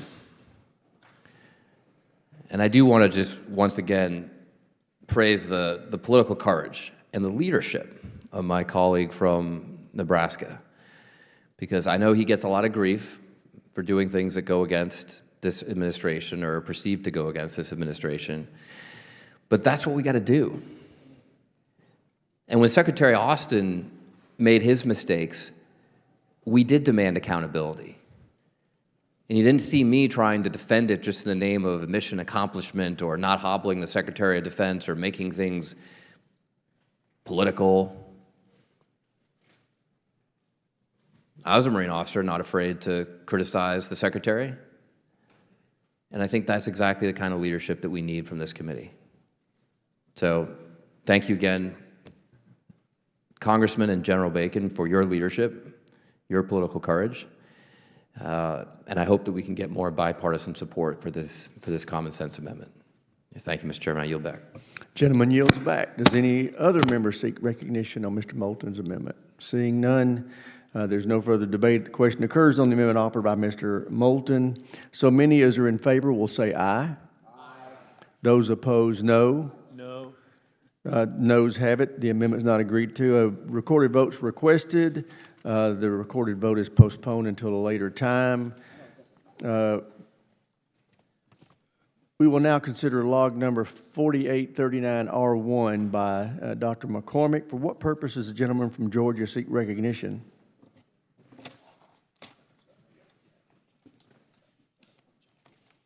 Thank you, Mr. Chair. I have an amendment at the desk. The clerk will distribute the amendment. Without objection, the reading of the amendment is dispensed with. The chair recognizes the gentleman from Georgia for the purpose of explaining his amendment. Thank you, Mr. Chair. My amendment eliminates the sunset clause of Section 1555 of the fiscal year 2024 National Defense Authorization Act, which pushes back against the censorship of political speech by news outlets in the relation to the Department of Defense. This section requires the DoD, when contracting with organizations that place military recruitment advertisements, must certify the organization does not place advertisements based on a political bias or the determination that media outlet spreads so-called misinformation. This language is necessary because the DoD has previously contracted with organizations like NewsGuard and the Global Disinformation Index in the past, and we must ensure that they do not do so for politically discriminatory purposes in the future. According to the Immediate Research Center, the average NewsGuard score for the left and left-lean outlets was a Green Shield rating of 91 out of 100, while the average rating of a right or lean right outlets was around 66 of 100.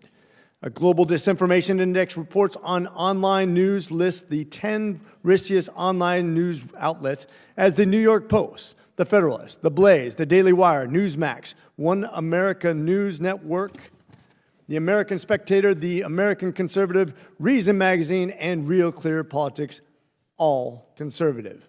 While left-leaning sites like ProPublica.com, NPR.org, NewYorkTimes.com, WashingtonPost.com, BuzzFeedNews.com, and Huffington Post were among the 10 lowest risk online news sites.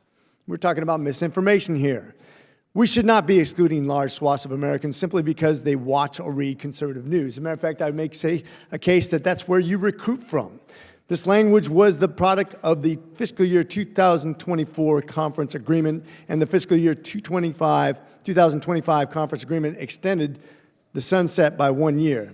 This language is in common sense and will maximize the impact of our recruiting advertisement, and hopes you'll agree that it should be made permanent. And I ask for my colleagues' support on amendment number 4839. Thank you, and I yield back. Gentleman yields back. Chair now recognizes the ranking member. Thank you, Mr. Chairman. I oppose this amendment. We've had this debate the last couple of years. I mean, it's really pretty simple. This amendment says that news organizations should not fact check. That that's troubling. I think most would agree that there has been a significant increase in disinformation in recent years, primarily because the ability to spread it is out there in a variety of different ways, that this is a problem. Trying to figure out what's true and what's not true is a challenge. And so the number one biggest reason I oppose this amendment is it simply dismisses that challenge and says, let's just stop fact-checking. Let's just assume that whatever is printed is true and get rid of any effort to figure out whether it is or it is not.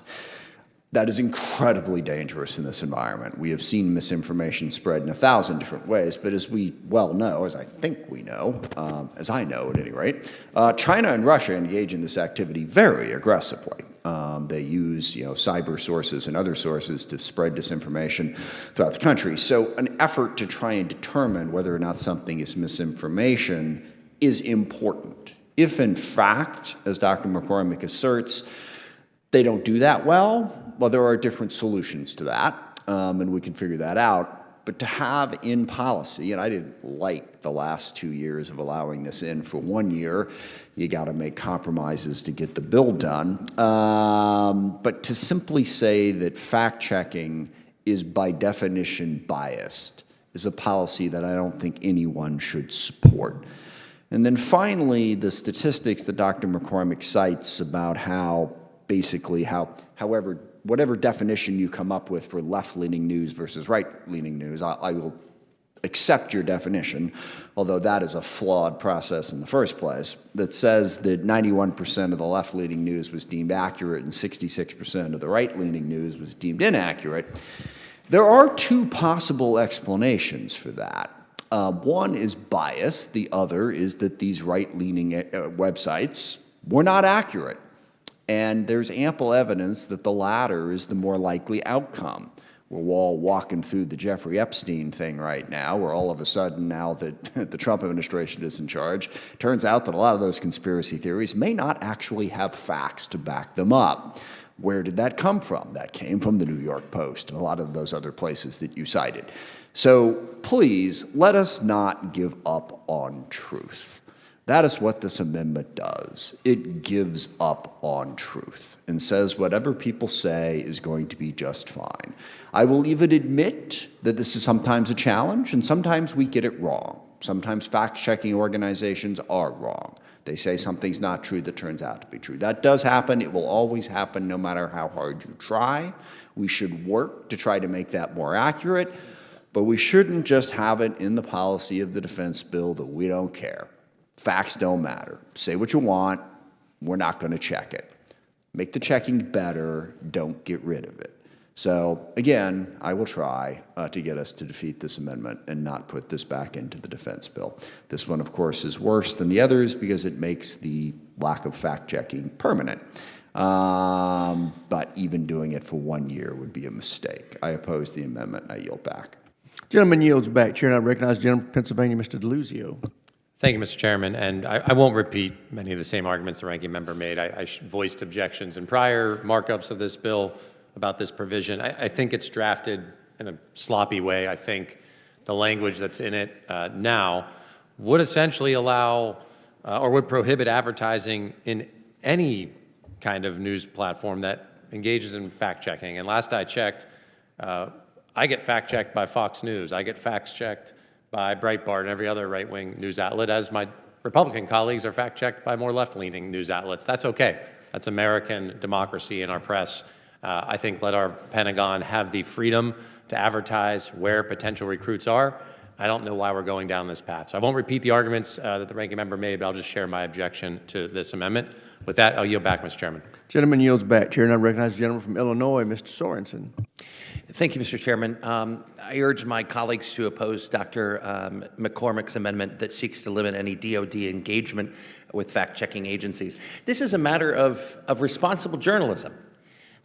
Before my election to this Congress, I spent 22 years in local broadcast journalism. You don't earn the trust of the people by seeking fame or wanting to go viral, or certainly not by being a jerk on cable TV. Earning the trust of the people comes from repeated and due diligence of investigating data and information, creating a conduit of communication making sure that what we do is based in fact and anchored in strong ethics. But if you're stuck watching Fox News or Newsmax all day, you've never seen an independent fact checker. Why? Because what they're giving you is not the news. It's conjecture, it's opinion, it's propaganda, with the sole purpose of fear-mongering and driving a right-wing political agenda.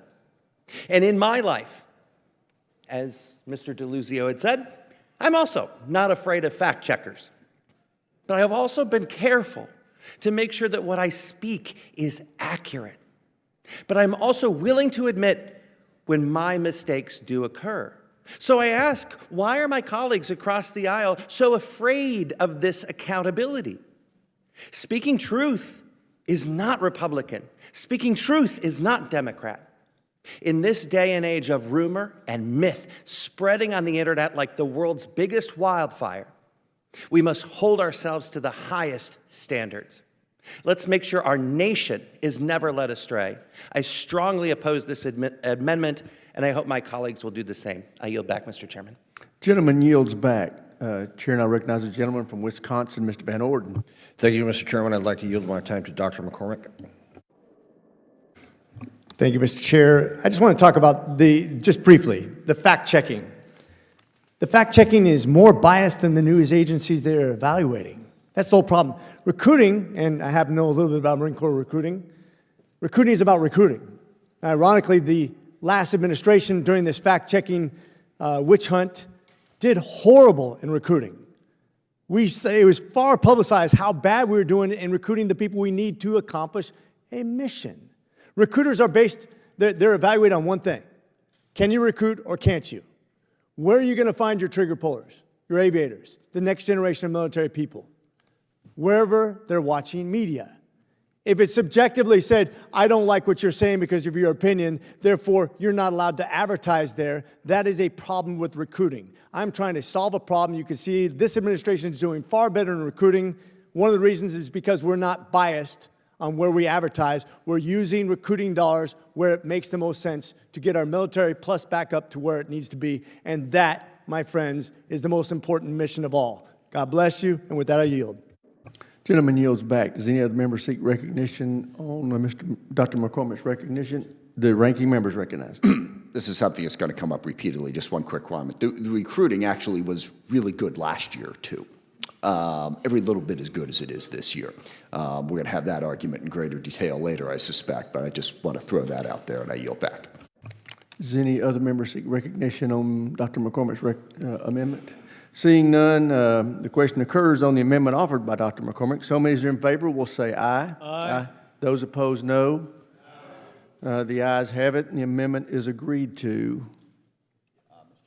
A recorded vote's requested. The recorded vote will be postponed until a later time.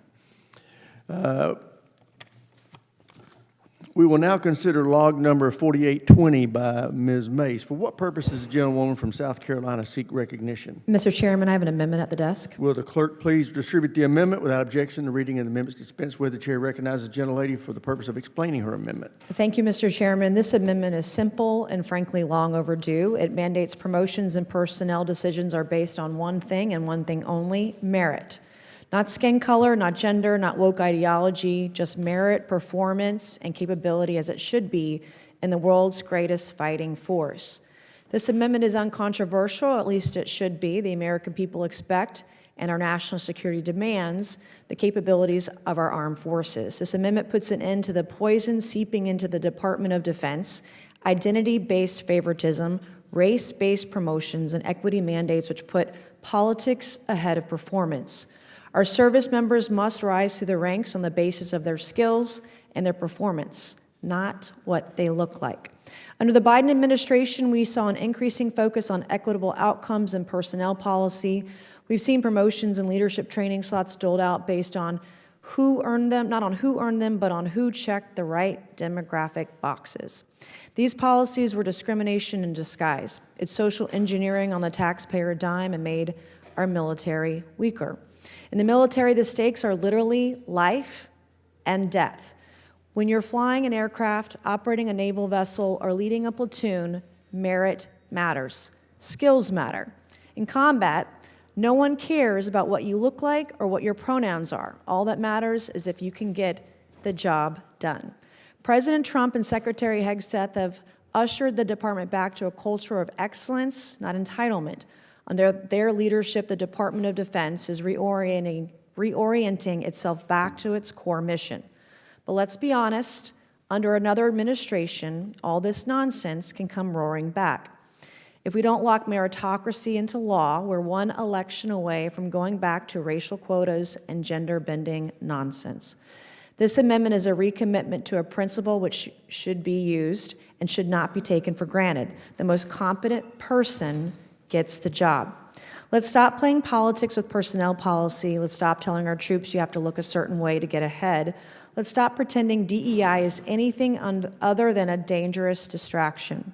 Let's restore merit, restore sanity, and get our military back to doing what it does best, winning on the battlefield. And I urge my colleagues to support this amendment. Thank you, Mr. Chairman, and I yield back. Gentlelady yields back. Does any member seek recognition? Gentlelady from Washington, Ms. Strickland. Thank you, Chairman. Some of my colleagues seem to believe that merit and diversity are mutually exclusive. And the reality is that the diversity of the U.S. Armed Forces is one of its greatest strengths. And then there's criticism about previous administrations.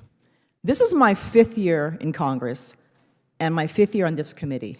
And on both sides of the aisle, I consistently hear people say that the U.S. military is the most lethal fighting force in the world, period. Before this president took the White House and before many others have. So what's changed? This attack on diversity, equity, and inclusion is really an attempt to suppress, erase, and make some people invisible while elevating others. And remember, it was not that long ago when we desegregated the military. My own father served in a segregated army. And of course, what's ironic here is that we're talking about being anti-DEI when the Secretary of Defense is the poster child for DEI. If things are based on merit and qualification, why in God's name is Pete Hegseth the Secretary of Defense? Is it merit that black men in the Air Force's junior enlisted ranks are 86% more likely than their white counterparts to face non-judicial punishment in court-martial?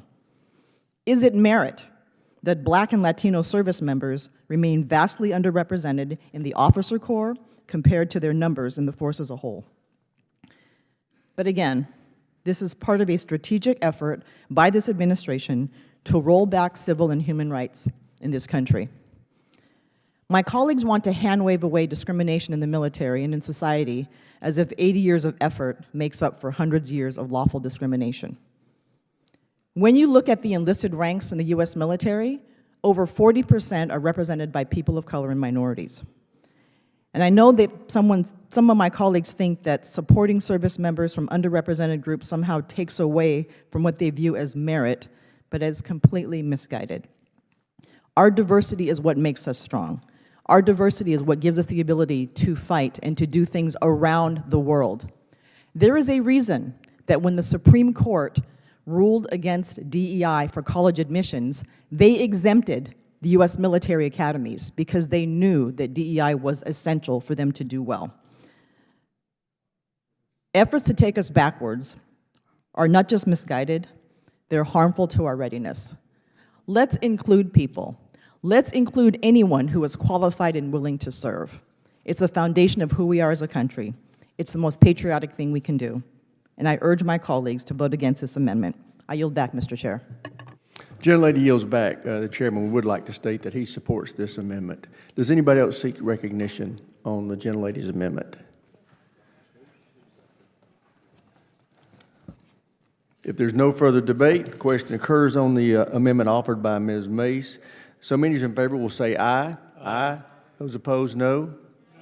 Opinion of the chair, the ayes have it. The amendment is agreed to. Recorded votes requested. Recorded vote will be postponed to a later time.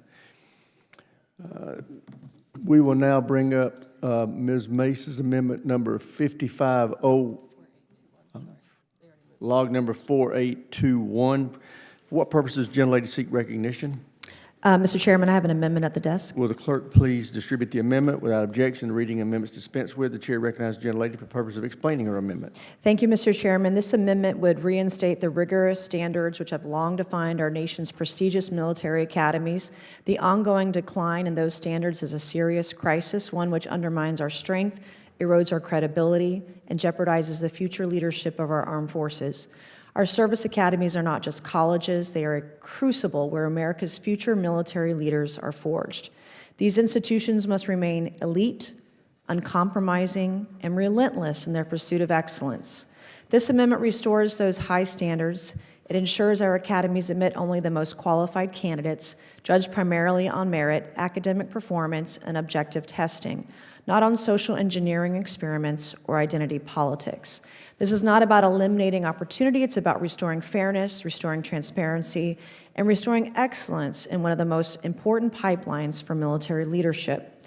This amendment codifies a rigorous, transparent scoring system with at least 60% of a candidate's score based on academic achievement and standardized tests.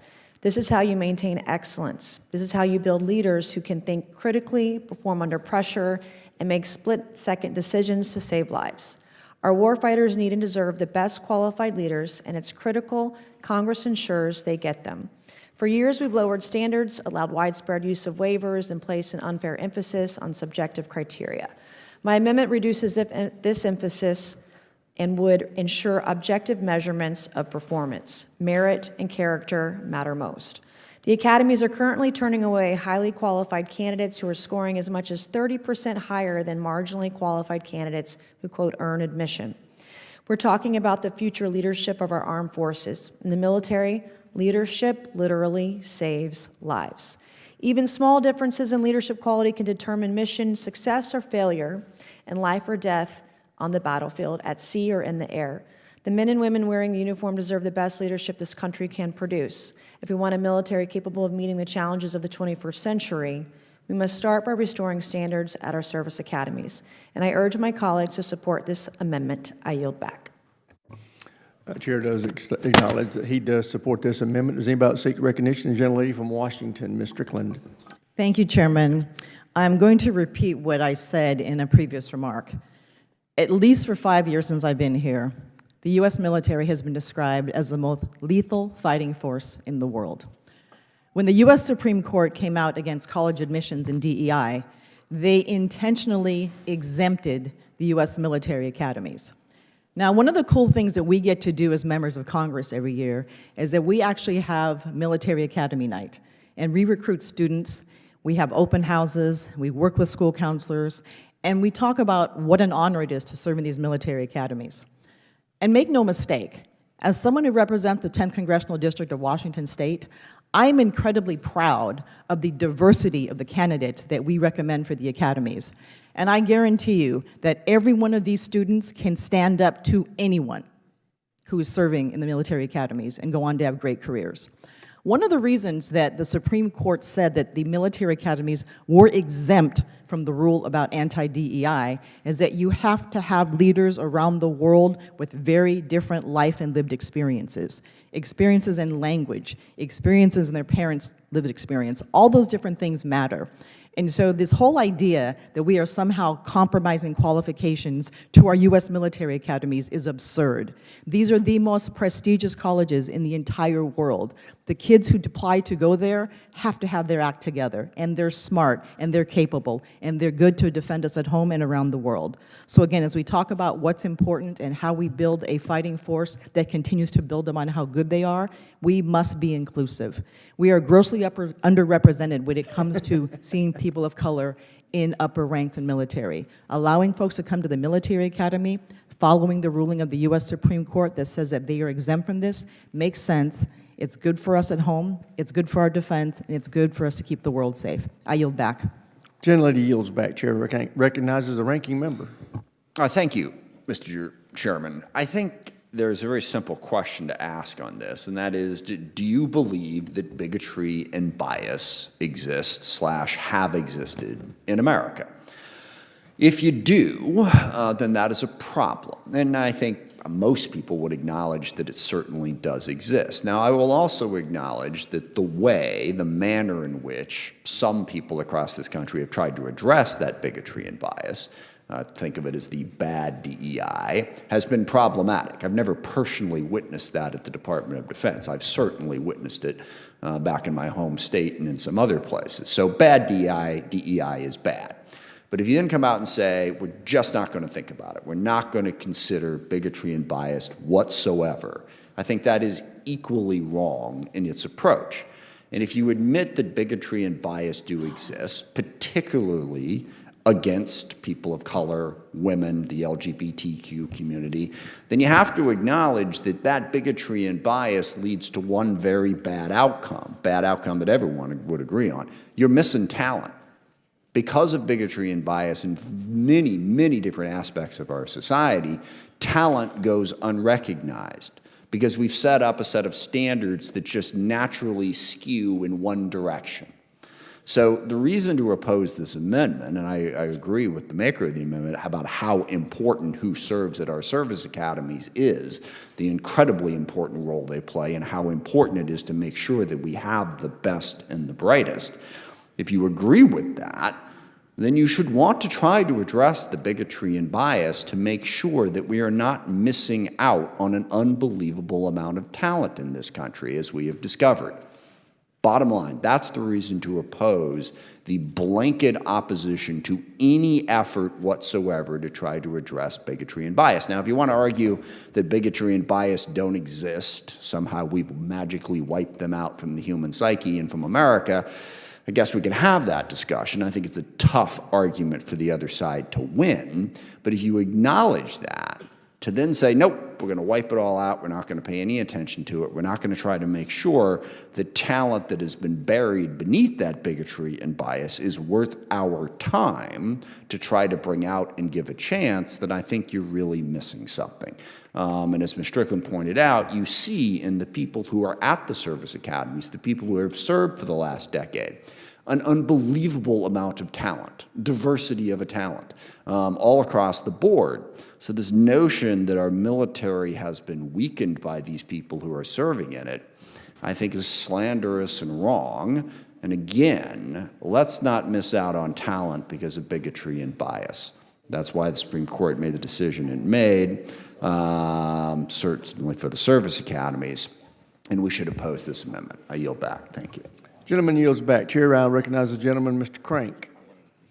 Thank you, Mr. Chairman. So I'm proud to co-sponsor this amendment to protect the United States Air Force Academy in my district. Our service academies exist to turn the best and brightest 18-year-olds into exceptional officers leading the most lethal fighting force the world has ever seen. And I'm proud to co-sponsor the amendment to ensure that our service academies aren't straying from that mission in their admission strategies. And this amendment ensures that appointments to our nation's military academies are based on objective academic achievement and aptitude. And the composite scoring method applies a clear, uniform formula across applicants, creating a level playing field for all candidates, regardless of their background. Our military is not served by selecting candidates who cannot meet the academic rigors required of them.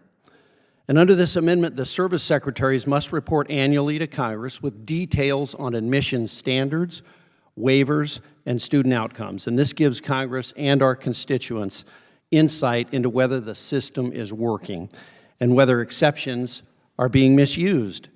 No one is made safer by needlessly relaxing standards in our military or at our service academies. I encourage my colleagues to support this amendment, and I yield back. Gentleman yields back. Chair, and I recognize the gentlelady from Hawaii, Ms. Takuda. Thank you, Mr. Chair. I rise in opposition to this amendment. This amendment is 23 pages long, 23 pages of unnecessary micromanagement of the admissions process of the service academies that we are all talking about today. But for being so long, it is very narrow and myopic in defining merit. Under the Mace Amendment, grades and test scores will now be 90% of the decision of who goes to the service academy. And oddly enough, as speaking out against this, I'm speaking against kids like my son, quite frankly, who rates #1 in his class and scores very well on his tests. And yet, having interviewed many Service Academy nominees, I can say that there is much more our students are offering their country than just their grades. Let's think about what gets crammed into 10% of what is to be considered and is virtually ignored. Important factors like leadership ability, accomplishment in the community or on the athletic field, their record of prior military service, work experience, overcoming challenges like poverty, childhood trauma, unstable home life, not to mention evidence of moral courage and character. Success in life and career has a lot more to do with those things. And a successful military career demands people who have more than a single dimension on their resume. Our service academies already have a merit-based admission process that considers all aspects of what a young person brings to a potential military career. Our academies are meant to produce warriors and leaders.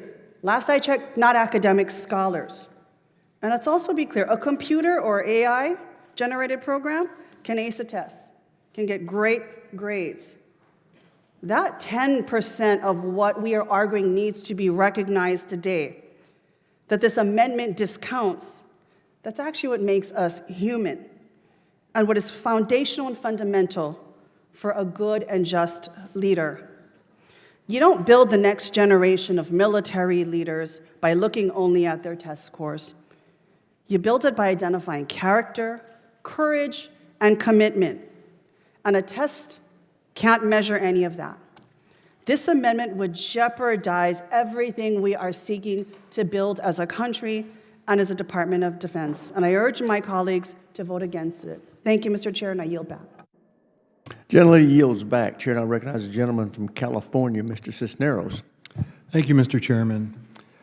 I've had the pleasure of serving with a number of individuals, both as in the military and as an Undersecretary of Defense, that had tremendous careers. And those careers started out as enlisted personnel, rising through the ranks. Now, somewhere along the way, somebody saw something in them and said, I think you can do more, and I think you should become an officer.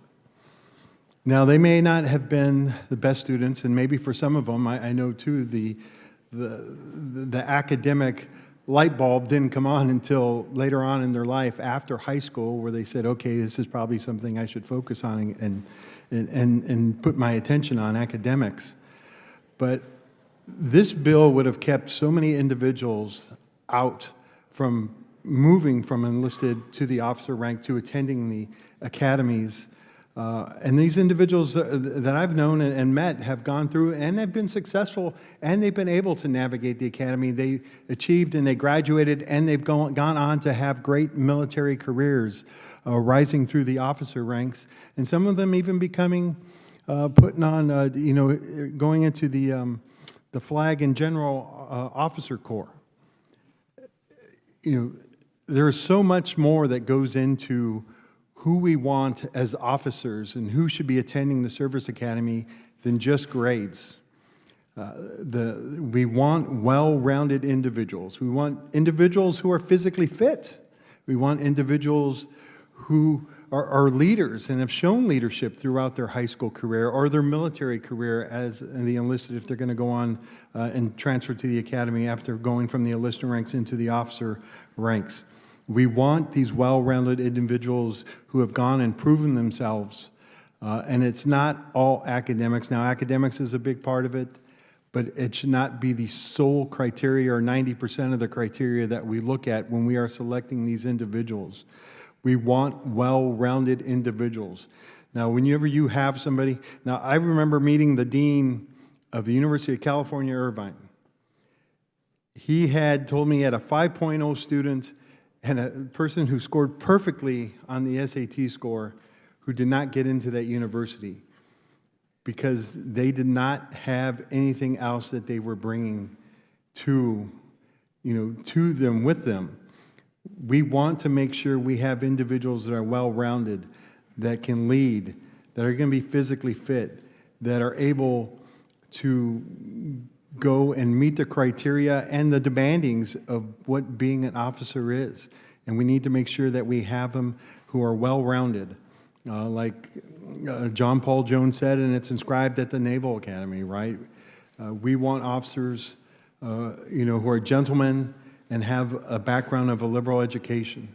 We want these individuals to be well-rounded and well-read, and we need to make sure that we continue to put the focus on there and not just have it solely about what the academic criteria is. So I will not be supporting this bill, and with that, I yield back. Gentleman yields back. Does any other member seek recognition? Seeing none, there's no further debate. The question occurs on the amendment offered by Ms. Mace. Those who are in favor say aye. Aye. Those opposed, no. Opinion of the chair, the ayes have it. A recorded votes requested. A recorded votes postponed until a later date. Would make a note that we are going to recess now until 2:30 p.m. to go to the floor to vote. We will return at 2:30 p.m.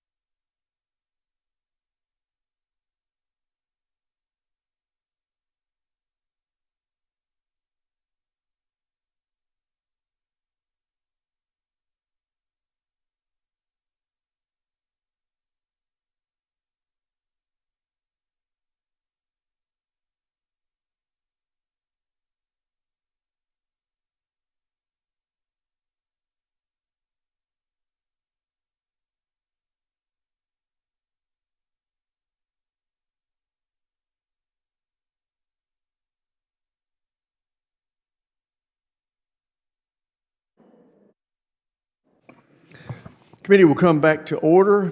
We will now proceed with amendment log number 5501 by Representative Mace. For what purpose does the gentlewoman from South Carolina seek recognition? Mr. Chairman, I have an amendment at the desk. Clerk will please distribute the amendment without objection. The reading of the amendment is dispensed with. The chair now recognizes the gentlelady from South Carolina for the purpose of explaining her amendment. Thank you, Mr. Chairman. I'm offering this amendment because our service members deserve a Department of Defense which prioritizes mission readiness, not divisive ideology. Under the Biden administration, the DoD shifted its focus towards so-called diversity, equity, and inclusion, or DEI practices. These initiatives are rooted in racism, identity politics, and social engineering. They inject race, gender, and other personal characteristics into processes which should be driven exclusively by merit, by competence, and by capability. DEI isn't about unity, it's about division. It's not about readiness, it's about re-education. Our warfighters were being force-fed identity politics and being indoctrinated by woke policy. They are being taught to hate each other and also be divided along racial lines, rather than united against an enemy.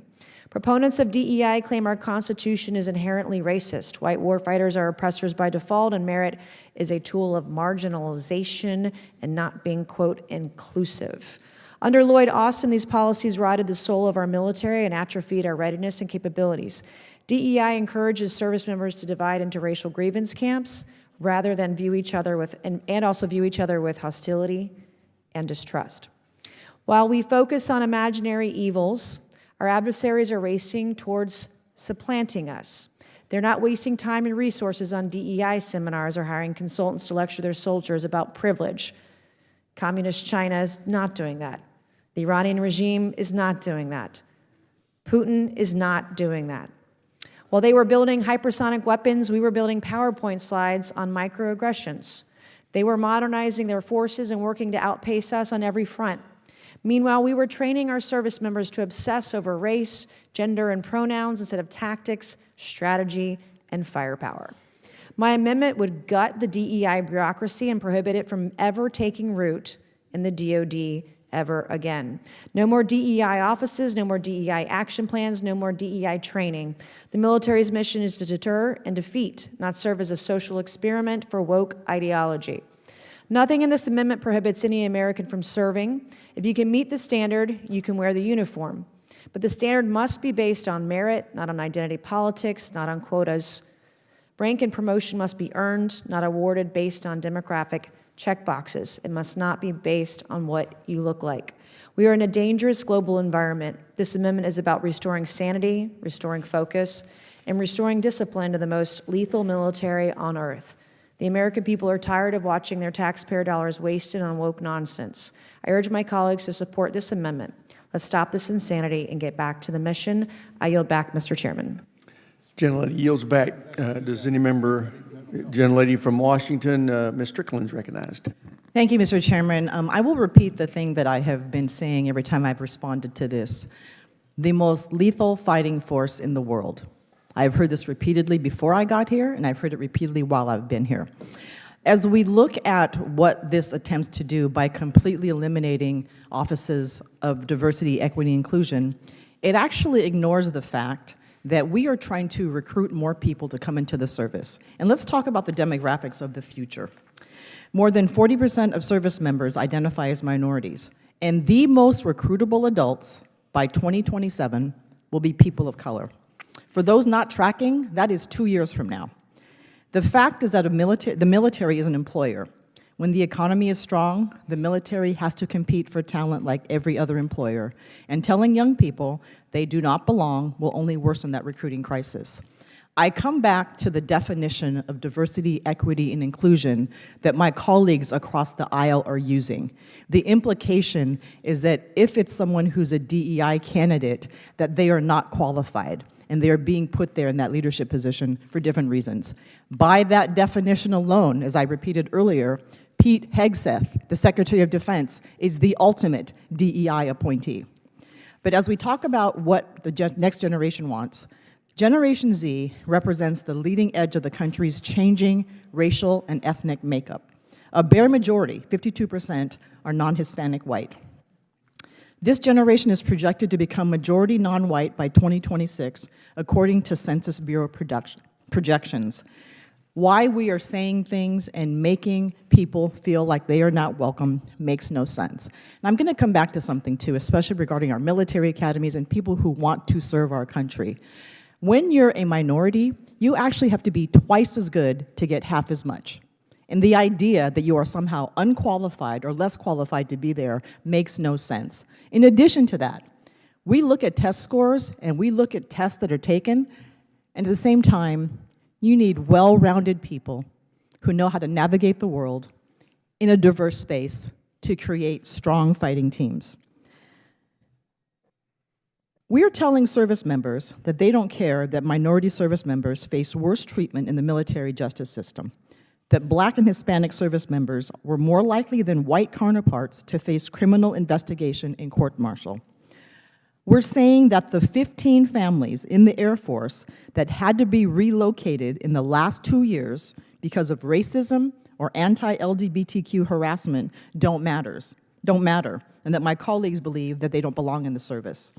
So let's be honest here. When I hear something like this, especially given my family's history, my father, an African-American man who served in a segregated military, President Truman desegregated it, I hear anti-Blackness loud and clear. There's a bizarre obsession, in fact, about racism as the first item that is always brought up when we're talking about DEI. We don't talk about the myriad of other things, like gender, like LGBTQ, like life experience. It always seems to be about race. And let's be honest here. When you all are talking about race, you're talking about Black people. So let's just call it out for what it is. When we look at the military and what we need to be strong and to stay strong, we will continue as Democrats to fight for DEI policies. Not because they give anyone preferential treatment, but because we are hiring the best and the brightest and the people who are qualified and want to serve. I yield back, Mr. Chair. Gentlelady yields back. Chair now recognizes the gentleman from California, Mr. Cisneros. Thank you, Mr. Chairman. As the former Chief Diversity and Inclusion Officer at the Pentagon, I can confirm that everything my colleague from North Carolina stated is 100% completely false. We did not indoctrinate people. People were not promoted because of their color or their sex. That just did not happen. To me, diversity has always been about creating opportunity. Now, I had a colonel that worked for me. This is an individual who rose through the ranks as an enlisted man, had 2 great careers, I mean, all the way to E8 as an enlisted individual, and then decided to become an officer. And people encouraged him to go this route to become an officer. That's about creating an opportunity, seeing a leader that you have and knowing that he can do more. That's what diversity and inclusion is about, and that's what we promoted. We tried to recruit more individuals into the Pentagon so that it would represent the demographics of our country. But nobody was ever hired due to the fact that based solely on their color or their sex. You still have to perform. And as my colleague stated over here from Washington, more or less, you know, as a person of color or as a woman, you have to perform twice as good as, you know, your counterparts. Look, we have individuals in the military, women outperform their male counterparts in the junior ranks, but do not rise up to the more senior ranks. People of color, especially Latinos and Asians, in the officer ranks, as the promotions go up, their group becomes less and less and less. While it goes up for white officers. You know, 95% of our flag and general officer corps is still 95% white men. You know, these are things that we should be looking into as to find the reason why. Why aren't women staying in the military longer if they're outperforming their counterparts? Why is our senior officer ranks not representative of our nation as our junior enlisted ranks are? We need to create opportunity, and that's what diversity and inclusion is, and that's why we need to continue to support these programs, and that's why I don't support this amendment. Our military should be, it is lethal, and it's more lethal, and the Marine Corps even did a study that said diverse groups, diverse platoons perform better than when they're not diverse. So why would we not want to be more lethal and have a diverse team and make it more diverse that represents our nation, and for that reason, I cannot support this amendment, and I will be voting no, and I encourage my colleagues to do the same. I yield back. Gentleman yields back. Does any other member seek recognition on the gentlelady from South Carolina's amendment? Chair would state that he supports the amendment. No further debate. The question occurs on the amendment offered by Ms. Mace. So members in favor will say aye. Aye. Those opposed, no. No. The ayes have it, and the amendment's agreed to. No, recorded vote is not requested. A recorded vote is requested, and it will be postponed to later. We will now consider log number 5278 by Mr. Cisneros. For what purpose does the gentleman from California seek recognition? Mr. Chairman, I have an amendment at the desk. Will the clerk please distribute the amendment? Without objection, the reading of the amendment is dispensed with. The chair recognizes the gentleman from California for the purpose of explaining his amendment. Thank you, Mr. Chairman. I want to thank you and the ranking member as well for everything you do for this committee and for our country. Military service academies, identity-based clubs provide support to cadets and midshipmen. They build community on campus. These are places where cadets and midshipmen can come together, learn from one another, and support each other as they navigate their military journey. This amendment would prohibit DoD from banning any military service academy from disbanding an identity-based club that do not use DoD funds. The Army has disbanded the following clubs: the Corbin Forum, a group to promote female leadership, founded in 1976 when women were first admitted to West Point; the Latin Cultural Club; the National Society of Black Engineer Club; the Vietnamese American Cadet Association; a Society of Women Engineer Clubs, all while maintaining 12 religious clubs. The administration argues these clubs don't contribute directly to military lethality, but by that logic, religious groups and athletic clubs and the cheer squad don't either. But yet we continue to support those, and those clubs should face, if we're going to require this of our cultural-based clubs, we should require that same scrutiny of all the clubs. Religious clubs exist to provide spiritual support, moral grounding, personal reflection, not combat effectiveness. Cultural competency is a strategic military advantage, and officers who understand their own identity and appreciate others are more effective leaders, especially in diversity and global operations. Now, when you have clubs like the Black Engineers and the Women Engineer Clubs, you know, these clubs are there to not only help them academically, but also provide a support infrastructure as they're going through this process of becoming engineers, both academically and emotionally. And if you were a student like I was when you took physics and calculus, it was an emotional experience, and you need that support. Cultural clubs give cadets early exposure to different perspectives, helping them develop empathy, cross-cultural communication skills, and understanding traits that are essential for building strong, cohesive units.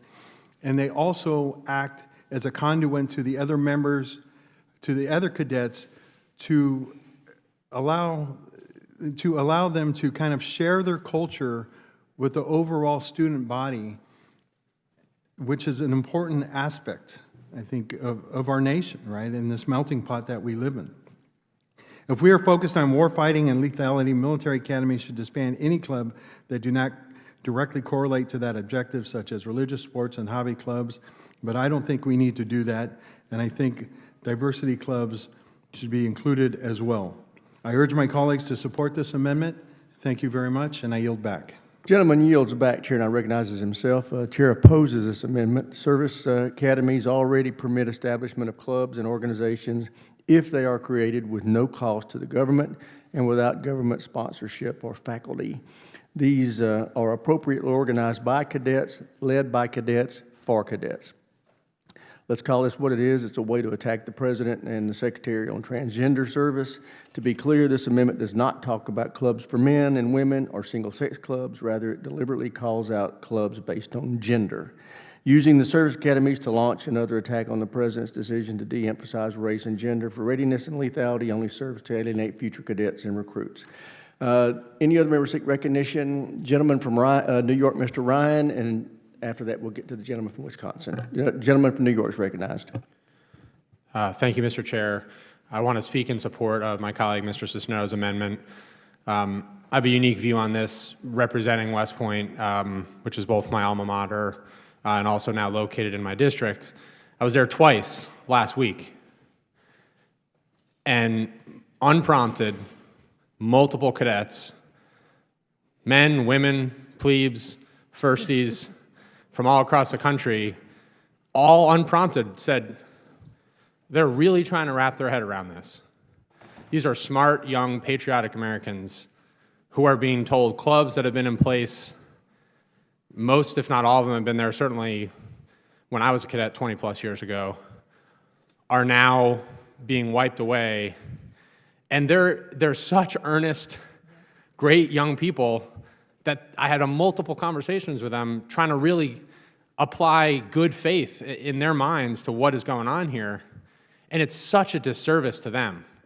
That is a distraction to them. The fact that this is now being debated in their classrooms when these are long-standing, never before politicized clubs to just provide camaraderie, cohesion, and a place at a very intense four-year experience to bond with folks you might not otherwise interact with among a 4,000 plus person Corps of Cadets.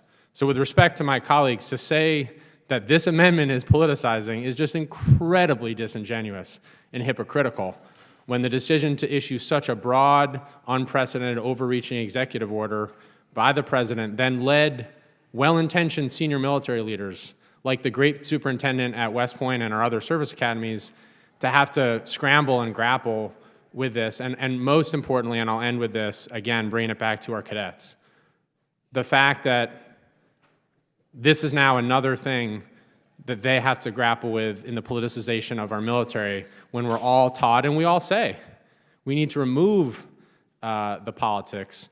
So again, I think the spirit of Mr. Cisneros' amendment is right here. If you want to go this direction and willy-nilly disband these clubs, then let's do it. I certainly don't support that. I know this amendment doesn't do that. None of us are arguing for that. What we're saying is let's go back to what has been proven and tried and true for decades under multiple administrations from both parties and multiple Congresses. This has never come up before. If this was such a burning issue, why wasn't this introduced in previous NDAAs over the last decades while these clubs have been in place? So it's just it's a disgrace. And I yield back, Mr. Chair. Gentleman yields back. Chair, and I recognize the gentleman from Wisconsin, Mr. Van Orden. Thank you, Mr. Chairman. I am the longest-serving enlisted member of the United States military to ever get elected to Congress in the history of this nation. And I'm one of two enlisted people in the history of the Naval Academy to sit on the Board of Visitors. Throughout my military career, I managed thousands and thousands of members of the military, men and women, from every branch of service except for Space Force. And I'm telling you right now, there's a reason that you get your hair cut in boot camp, and they put you in a uniform, and they try to remove all of the differences between us, so that the only thing we see is a uniform. And by definition, when we're splitting ourselves up into these small groups, we are not being uniform. It's literally the definition of the word.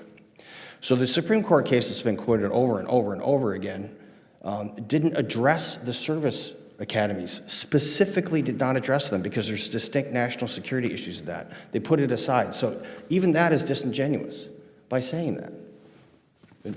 Chief Justice John Roberts was very clear when he wrote that. He also, this is the guy that wrote this, the way to stop discrimination on the basis of race is to stop discriminating on the basis of race. And we need to take that on board. And in fact, my colleague pointed out that some of these people feel like minorities. Well, we are. We're less than 1% of Americans that decide to raise our right hand and take an oath to support and defend the Constitution of the United States of America against all enemies, foreign and domestic. We're less than 1%, so we are a minority. But we're also a homogenous minority. It doesn't matter what the color of our skin is. I never asked anybody their political perspective. I never asked them what they did in the privacy of their own home, ever. And we never cared. And there were instances when people brought this up in the SEAL teams and we crushed them. Because the only thing we care about in the United States military, and the only thing we should be caring about, is whether or not you can shoot, move, and communicate. That's what we're concerned about. We don't care about your race, your gender, your sexual orientation. We don't care about any of that. And the second that we do, we become less of a military. So I'm not sure how I can be more clear about this. I strenuously oppose this amendment. I do respect my fellow sailor who submitted this, and I believe that his intent was good, but I believe that the outcome of this amendment passing would further erode the ability of our military to perform their functions. And by the way, the United States Marine Corps focuses on three things: mind, body, and spirit. And to say that religious clubs do not have a place in service academies are foolish. And this is why. Because they deal with the byproduct of lethality. I've had 21 of my friends, with the passing of Senior Chief Mike Day, 21 of my friends that I know personally commit suicide because they were not able to deal with the consequences of lethality. So these religious clubs are incredibly important to ground our servicemen and women in something that is whole and real and eternal, and that's their faith. So again, Mr. Chairman, I strongly do not support this amendment, and I urge my colleagues to vote against it. And with that, I yield back the remainder of my time. Gentleman yields back. Chair now recognizes the gentlelady from Hawaii, Ms. Takuda. Thank you, Mr. Chair. I speak in very strong support of this amendment. As was just mentioned, our military service population is 1% of this country's population. Well, imagine being less than 10% of 1%. Less than 10% of 1% is what most communities of color are in the United States military. I'll share a story. I did not have the privilege of going to a service academy, but when I came to college for the first time on the mainland, my very first time away from home on the continent, the first thing I did was start a Hawaii club that had literally maybe one handful of people. And you know why? Not because I was about to indoctrinate them into some criminal ideology, not for any political purposes. But oftentimes when you are a mere percentage point in the single digits, it's about a way to belong. It's about a way to understand, as we all wear the same uniform, go to the same schools, do all of these different things, how we can connect and find each other. What do you fear? In the Japanese Forum Club, the Korean American Relations Seminar, the Native American Heritage Forum, the Vietnamese American Cadet Association, the National Society of Black Engineers, the Society for Hispanic Professional Engineers, the list goes on and on. We are not talking about some divisive indoctrination or ideology here.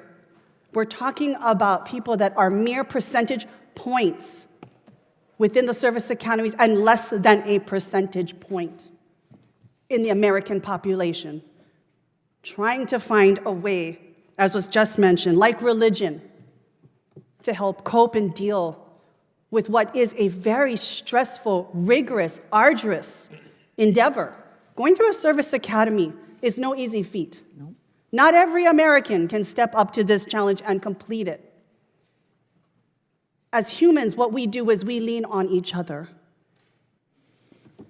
And believe me, there's more than just religion to be leaned on when it comes to dealing with what are very difficult pathways forward as they deal with lethality, as they deal with the stress of war fighting and stepping into these roles. Believe it or not, we look at each other, at our common connections and culture, ethnicity, how we were raised, our values, our language, the way we look. You and I can put on the same uniforms, my friend, and I promise you I will stand out more than many of you. And so to damn our cadets to not having the ability to sit together at common tables, not feed off a DOD trough, and tell them they cannot lean on each other to find a way forward, to continue to serve our country in this way, well, that's a damn shame. And that's why I strongly support this amendment, and I oppose those amendments that seek to somehow say that folks that look like me coming together in defense of this country is an insult, is an indoctrination. I oppose those amendments as well. So my colleagues, I strongly urge you to support this amendment, and I thank Mr. Cisneros for introducing it. Gentlelady yields back. Chair now recognizes the gentleman from Virginia, Mr. McGuire. Thank you, Mr. Chairman. You know, it is wrong to hire, fire, or promote based on skin color. Our military has a job, as the Commandant of the Marine Corps said, is to close with the enemy and stick a bayonet in his heart.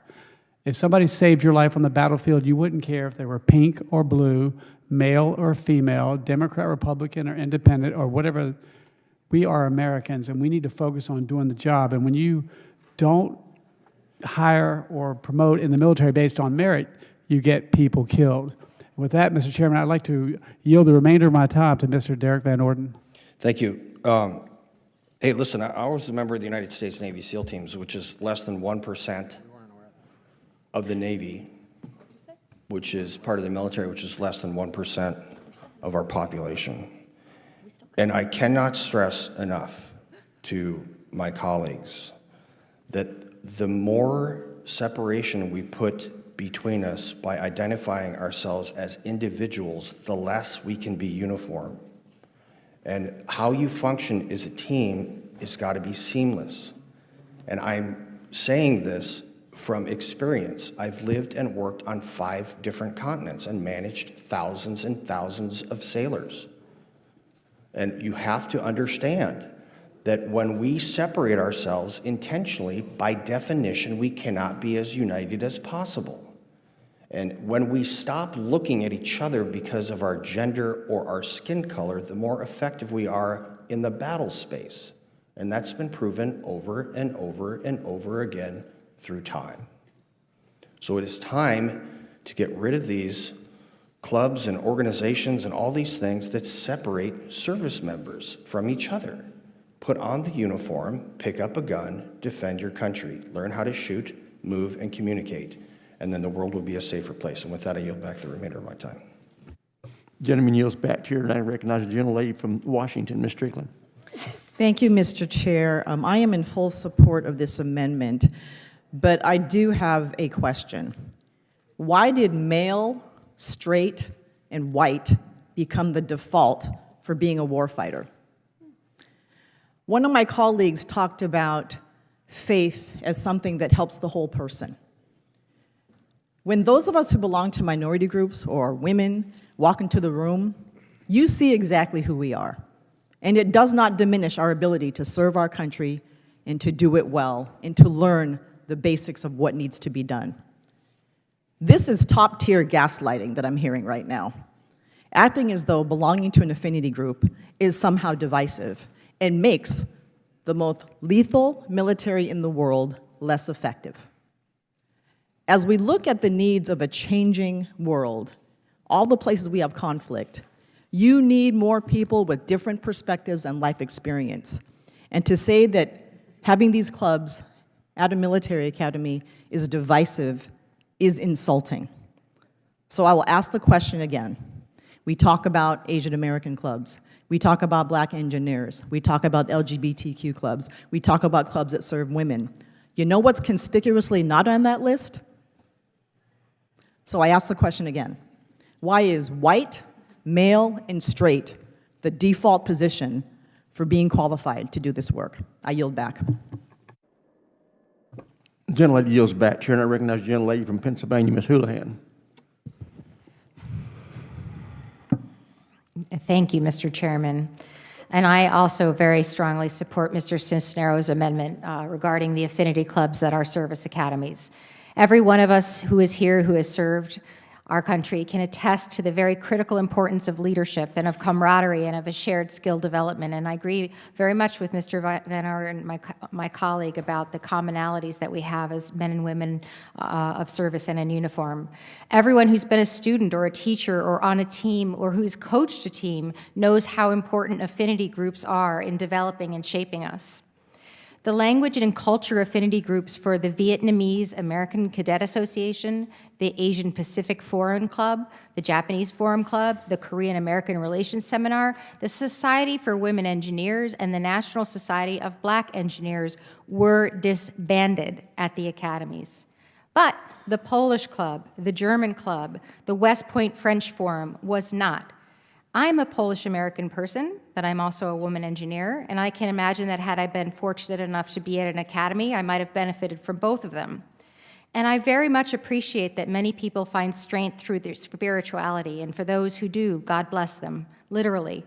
But you cannot allow the German club and a faith club to be the only things that you are expected to provide solace or belonging with when you're in academy.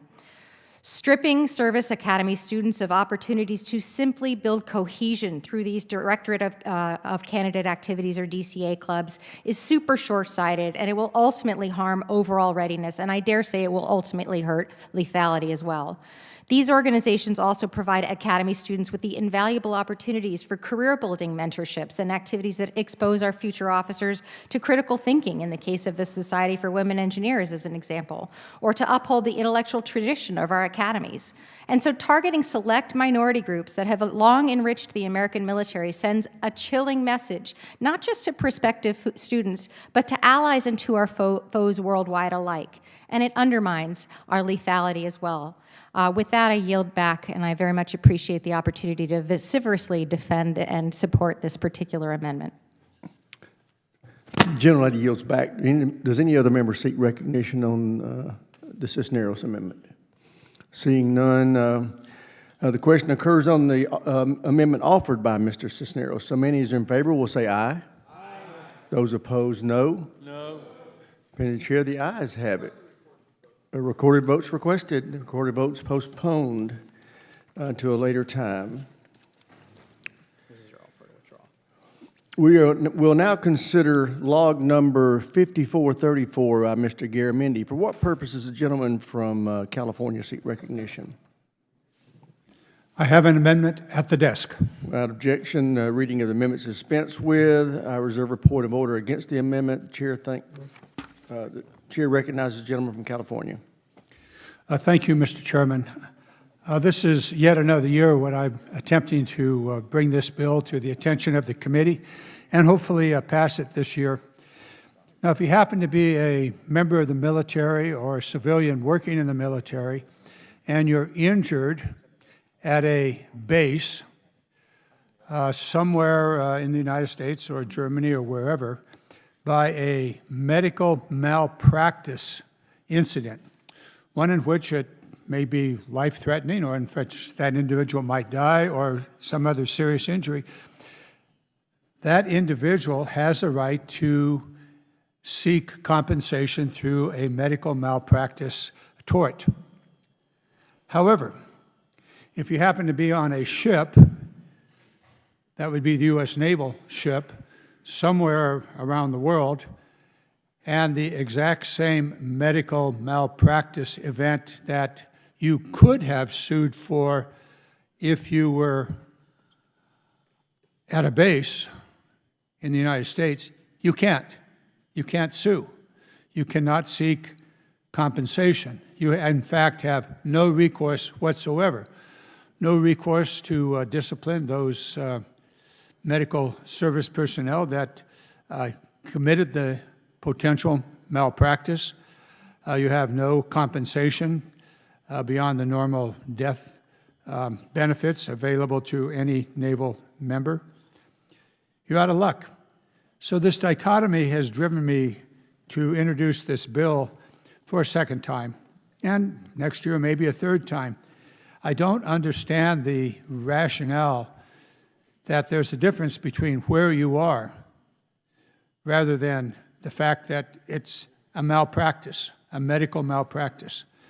So that's what this bill does. It would allow the Lucky family and any other individual who had endured a medical malpractice event on a ship to be able to seek, to have recourse to address those injuries. Now, it turns out that Danielle Lucky, for whom this bill is named,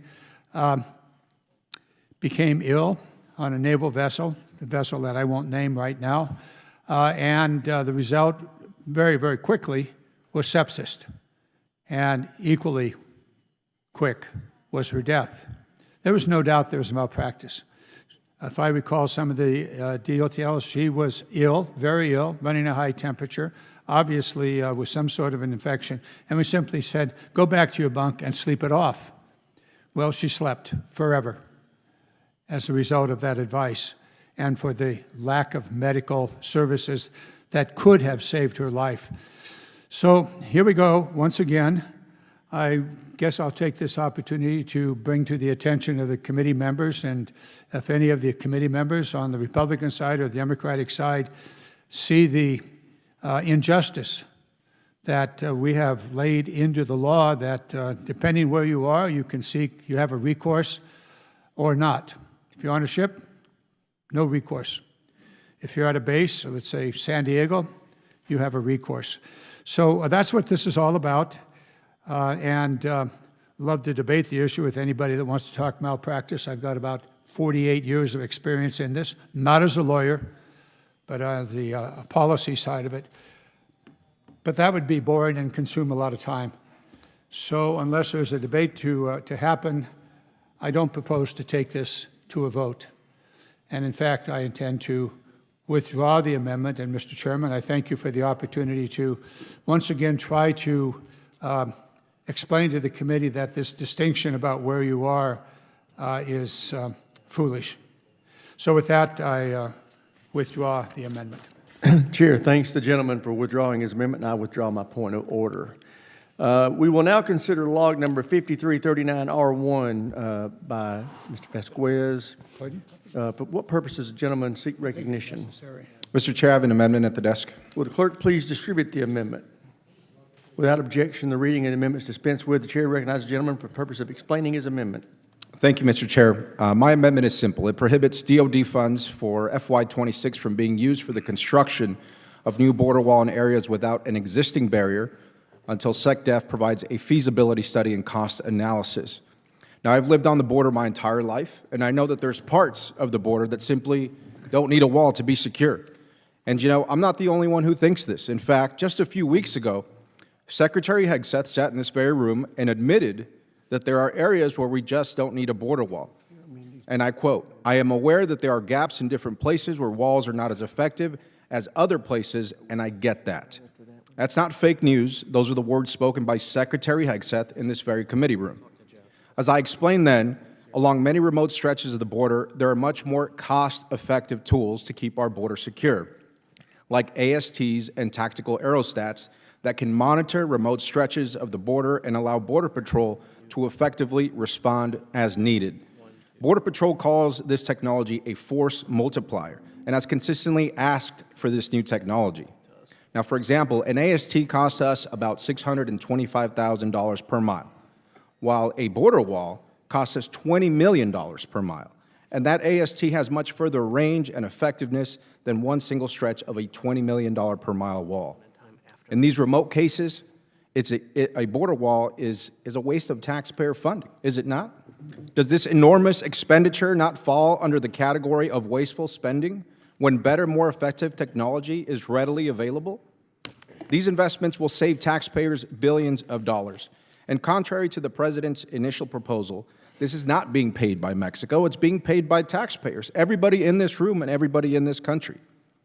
Not only are walls impractical and expensive in remote and rural regions, they also severely impact wildlife corridors for animals such as the pronghorn antelope, the Gould's turkey, the Coues deer, Montezuma quail, animals that we cherish, and in my case, animals that I hunt to put food on the table for my family. A wall near places like the most remote stretches of the Coronado National Forest would impact hunters and hikers' access to federal public lands and desecrate tribal and culturally significant sites along the border.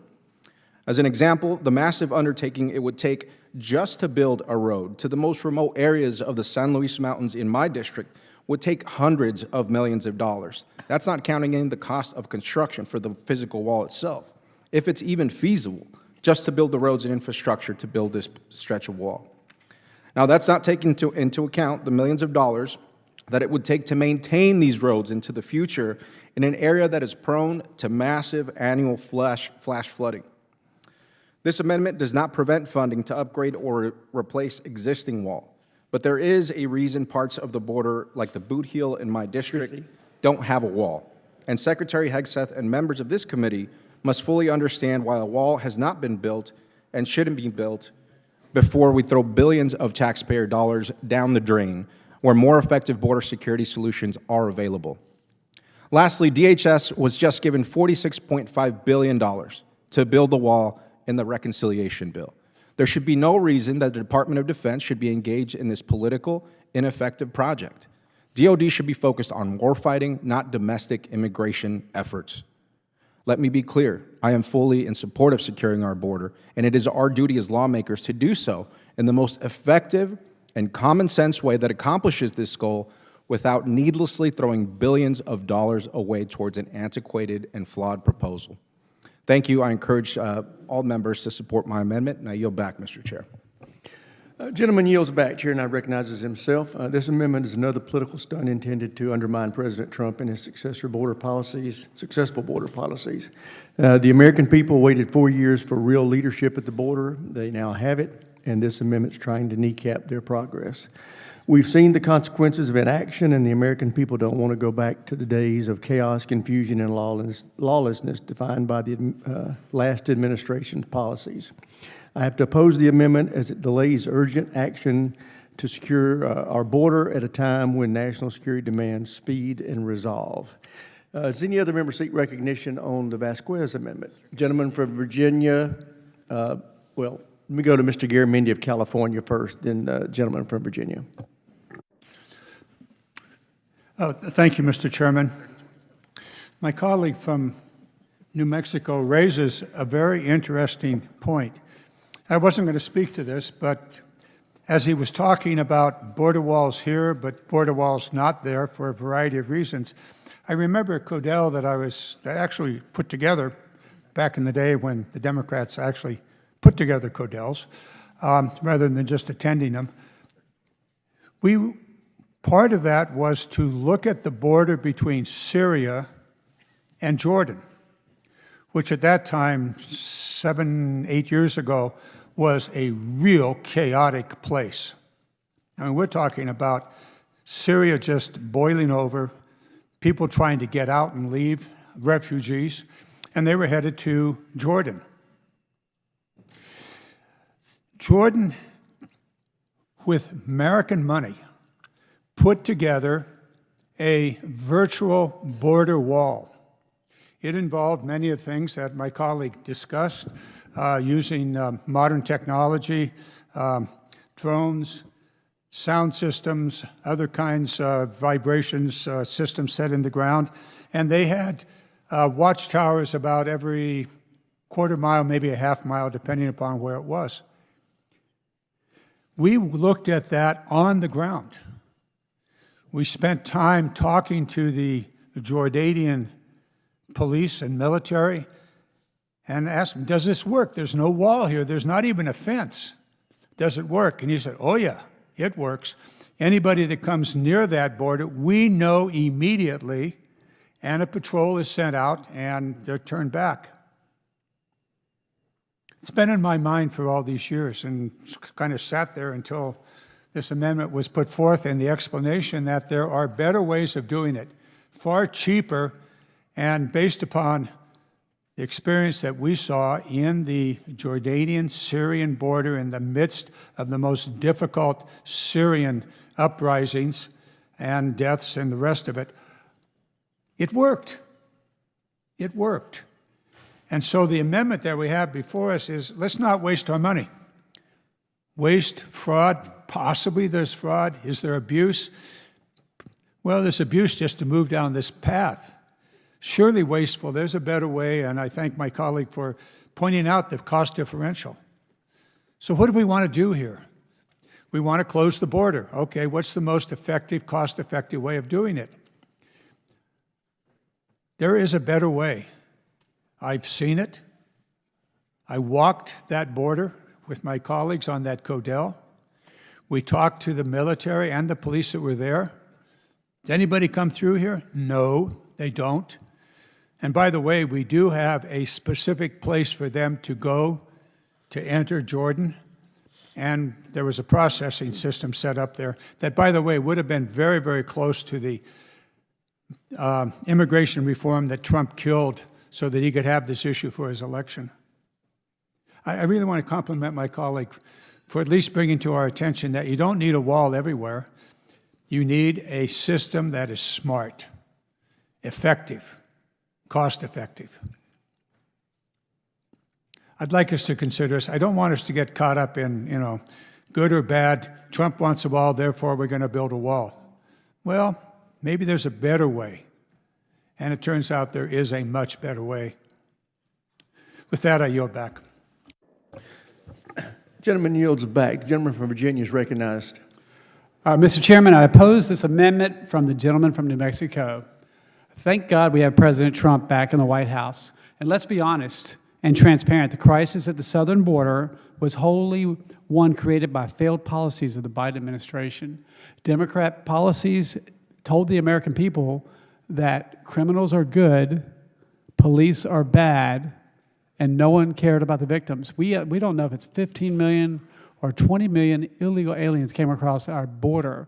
And illegal criminal aliens trained to the Agua MS-13 have been robbing, raping, and killing American people. And with no effect, the Biden administration could not slow these criminals coming across our border, and President Trump secured that border in just a matter of weeks. So I think I would trust the administration that is effective and that considers police good, criminals bad, and he cares about the victims. Thanks to President Trump and his administration, we have record low numbers of border encounters. Additionally, the military presence at the southern border has significantly improved our situation, and we are in a much better position today than we were a year ago. This amendment seeks to impose bureaucratic loopholes that the administration would be required to jump through rather than completing the border wall construction in an expedient and effective manner. This effort further shows how unserious the minority is on the southern border, and I urge opposition to this amendment. Gentleman yields back. Does any other member seek recognition on the Vasquez amendment? Seeing none, the question occurs on the amendment offered by Mr. Vasquez. So many in favor will say aye. Aye. Those opposed, no. No. Appearing the chair, the ayes have it. Mr. Chair, I request the recorded vote. Recorded votes requested, and recorded vote is postponed.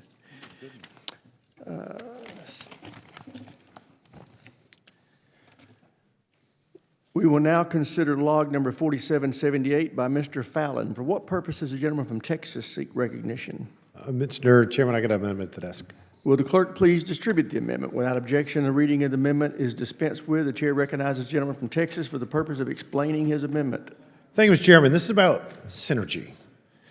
This amendment allows the Secretary of Defense to hire contractors to support border security by providing services like logistics, monitoring, transportation, data entry, and more to assist U.S. Customs and Border Patrol. The military has been aiding with operations at the southern border for more than 2 decades.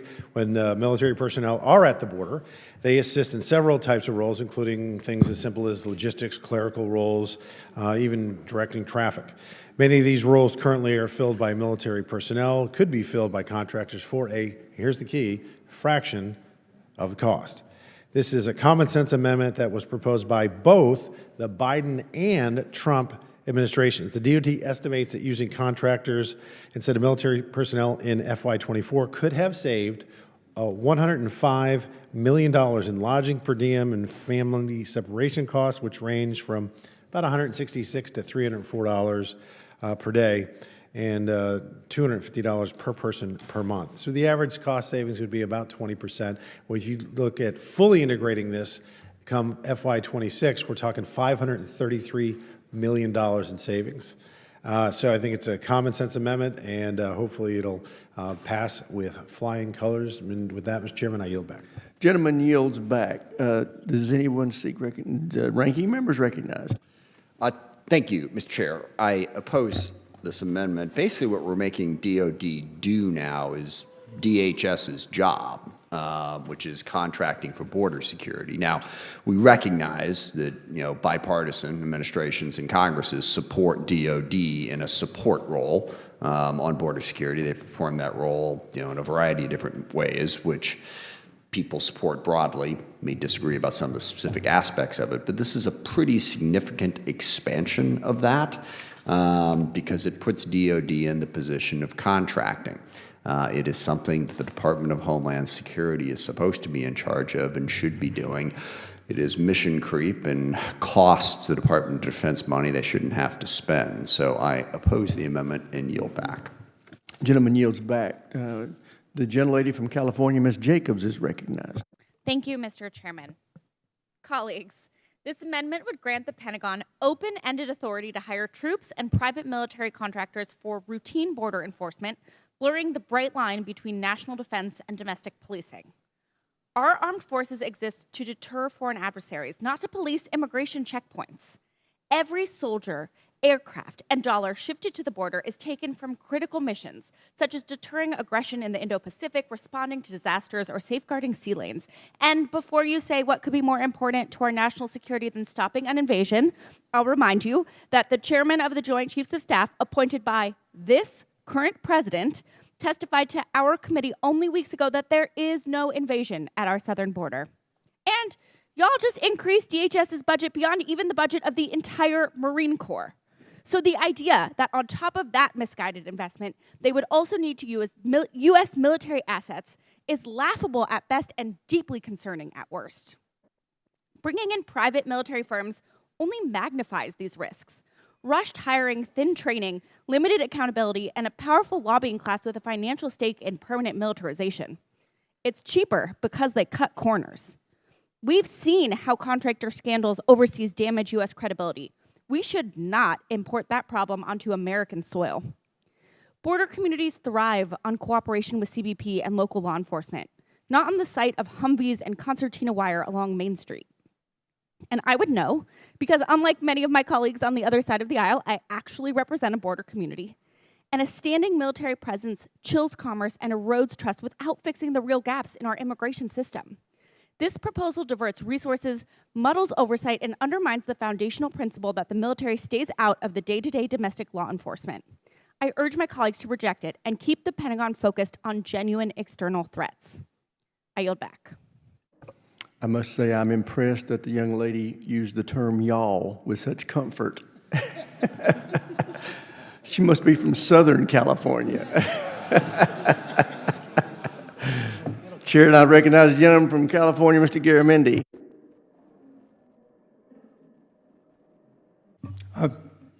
A brief question to Mr. Fallon, if I might, if he would take a question. Yeah, sure. The money for these contracts, does it come from the Department of Defense's appropriations? I know it saves the Defense Department, it would save them $500 million. So it is the Defense Department dollars? I believe so. Thank you. Reclaiming my time.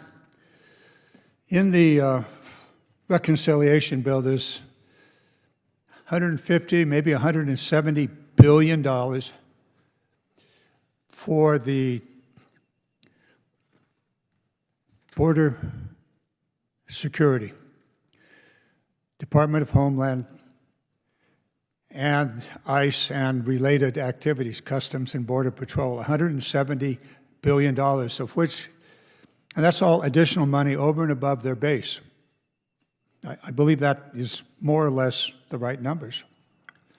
So my question here, Mr. Fallon, not to you, but to this issue is, why are we using the Department of Defense money to do contracts with private entities, which we can argue the wisdom of that, and I don't oppose that, depending upon the nature of the contract. But why would that contract be paid for by the Department of Defense rather than Homeland Security, in this case, either ICE or Customs and Border Patrol? Now, I've been on the Readiness Committee for quite a while, and I'm going, that will undoubtedly be readiness money that will not be available for the military to train, equip, repair, well, maybe even upgrade barracks and living facilities. That money is going to be used for the purposes of immigration control. When I don't intend to debate the wisdom of that, just say that's okay, let's do it. But why use the Department of Defense money? You argued correctly that it's cheaper to contract than to send the troops out there, and we've seen this significantly in Southern California, the extraordinary expense of having the Well, troops, National Guard, and others standing in front of federal buildings, just with no purpose other than to stand there. And yet, the clock is ticking and the money is spent. So my opposition here is not on the notion of contracting, but who's going to pay for the contracting. There's another argument to be made that the military shouldn't be doing this in the first place. We heard that earlier with the posse comitatus issue, and we're going to probably hear it again. I won't bring that point up here. But if this is to pass, and it probably will, considering how divided we are in this committee, if it is to pass, I would urge Mr. Fallon that you consider amending this bill so that if the military is to do the contracting, the military is reimbursed from the $170 billion of new money that Homeland Security, and specifically ICE and Customs and Border Patrol, will have available to them, and that we use the Department of Defense money to deal with those things that increase the readiness and the lethality of our troops. With that, I yield back. Gentleman yields back. The chair now recognizes the gentleman from New Mexico, Mr. Vasquez. Thank you, Chairman, and thank you so much to the gentleman from Texas for putting forward this proposal. If you're interested in cost savings and border security, I have got a proposal for you, and it's going to save not millions but billions of dollars. In fact, I just talked about it. Now, when we skip the campaign speeches and actually get to saving taxpayer money, we can achieve more secure border using better technology and using innovation, and you've just proved my point. So I appreciate you bringing this up, and although my amendment will likely be voted down, let's just think about the billions versus the millions of dollars that I'm proposing to save on border security and have this discussion. But until then, that extra $46.5 billion that goes to DHS for securing our border should stay in DHS and shouldn't be robbed from our servicemen and women. Thank you. Gentleman yields back. Does any other member seek recognition on the Fallon amendment?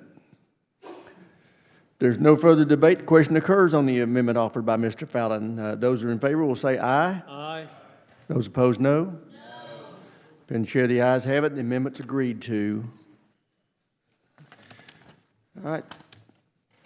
We will now consider log number 5627R2 by Ms. Jacobs. For what purpose does the gentlelady from Southern California seek recognition? Mr. Chairman, I have an amendment at the desk. Will the clerk please distribute the amendment? Without objection, the reading of the amendment is dispensed with. The chair recognizes the gentlelady for the purpose of explaining her amendment.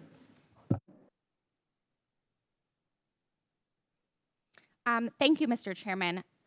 My amendment would prohibit FY26 FSRM funds for barracks and child development centers from being diverted to fund operations at the southern border.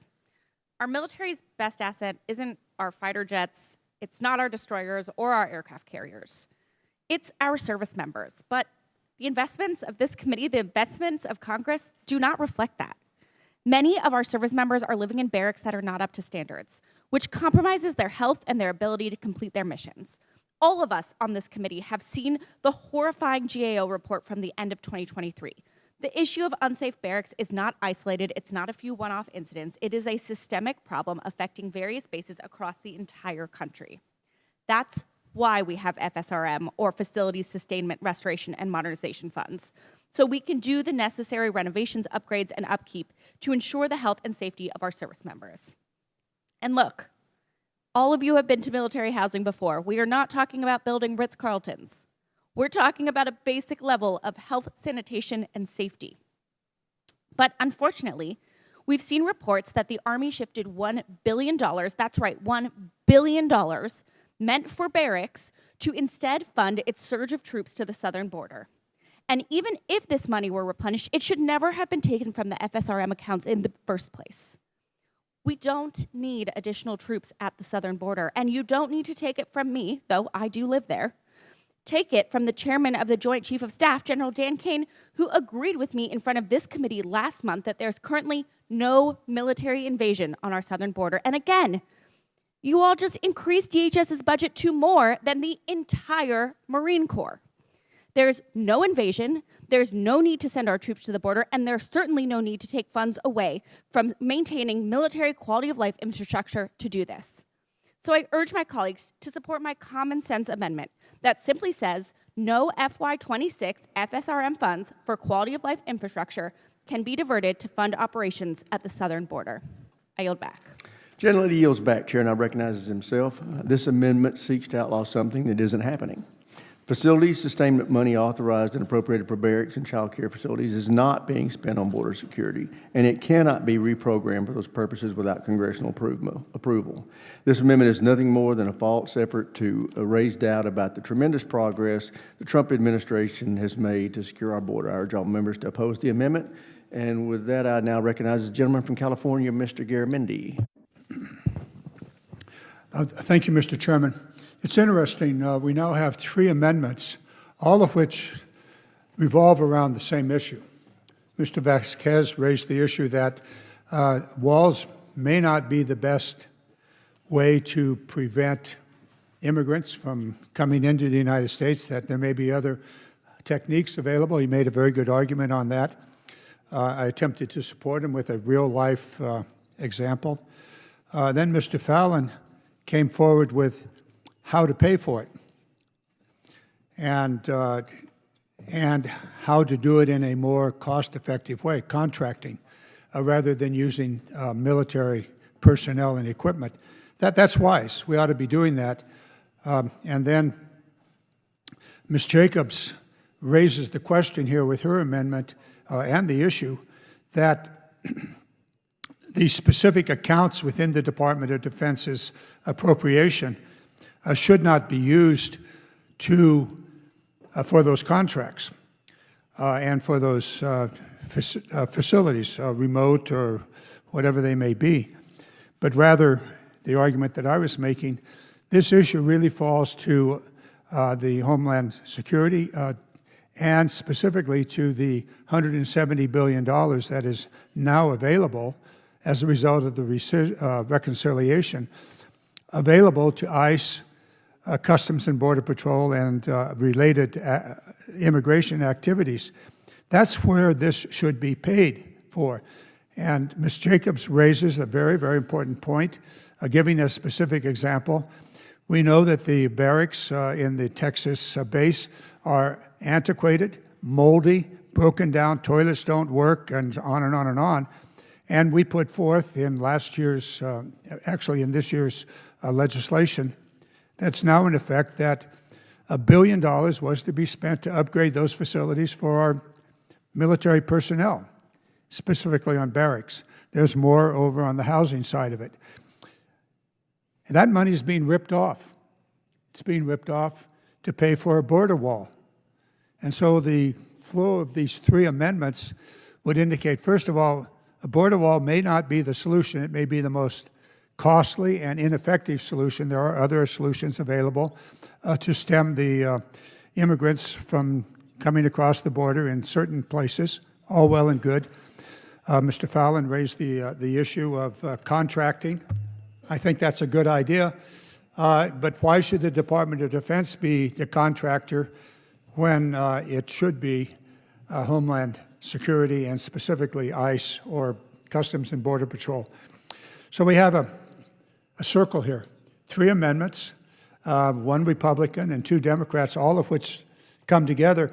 And for us, and our task is to develop wise policy, wise solutions to profoundly important issue. I'm not going to debate the wisdom of border security and who did better or who did worse.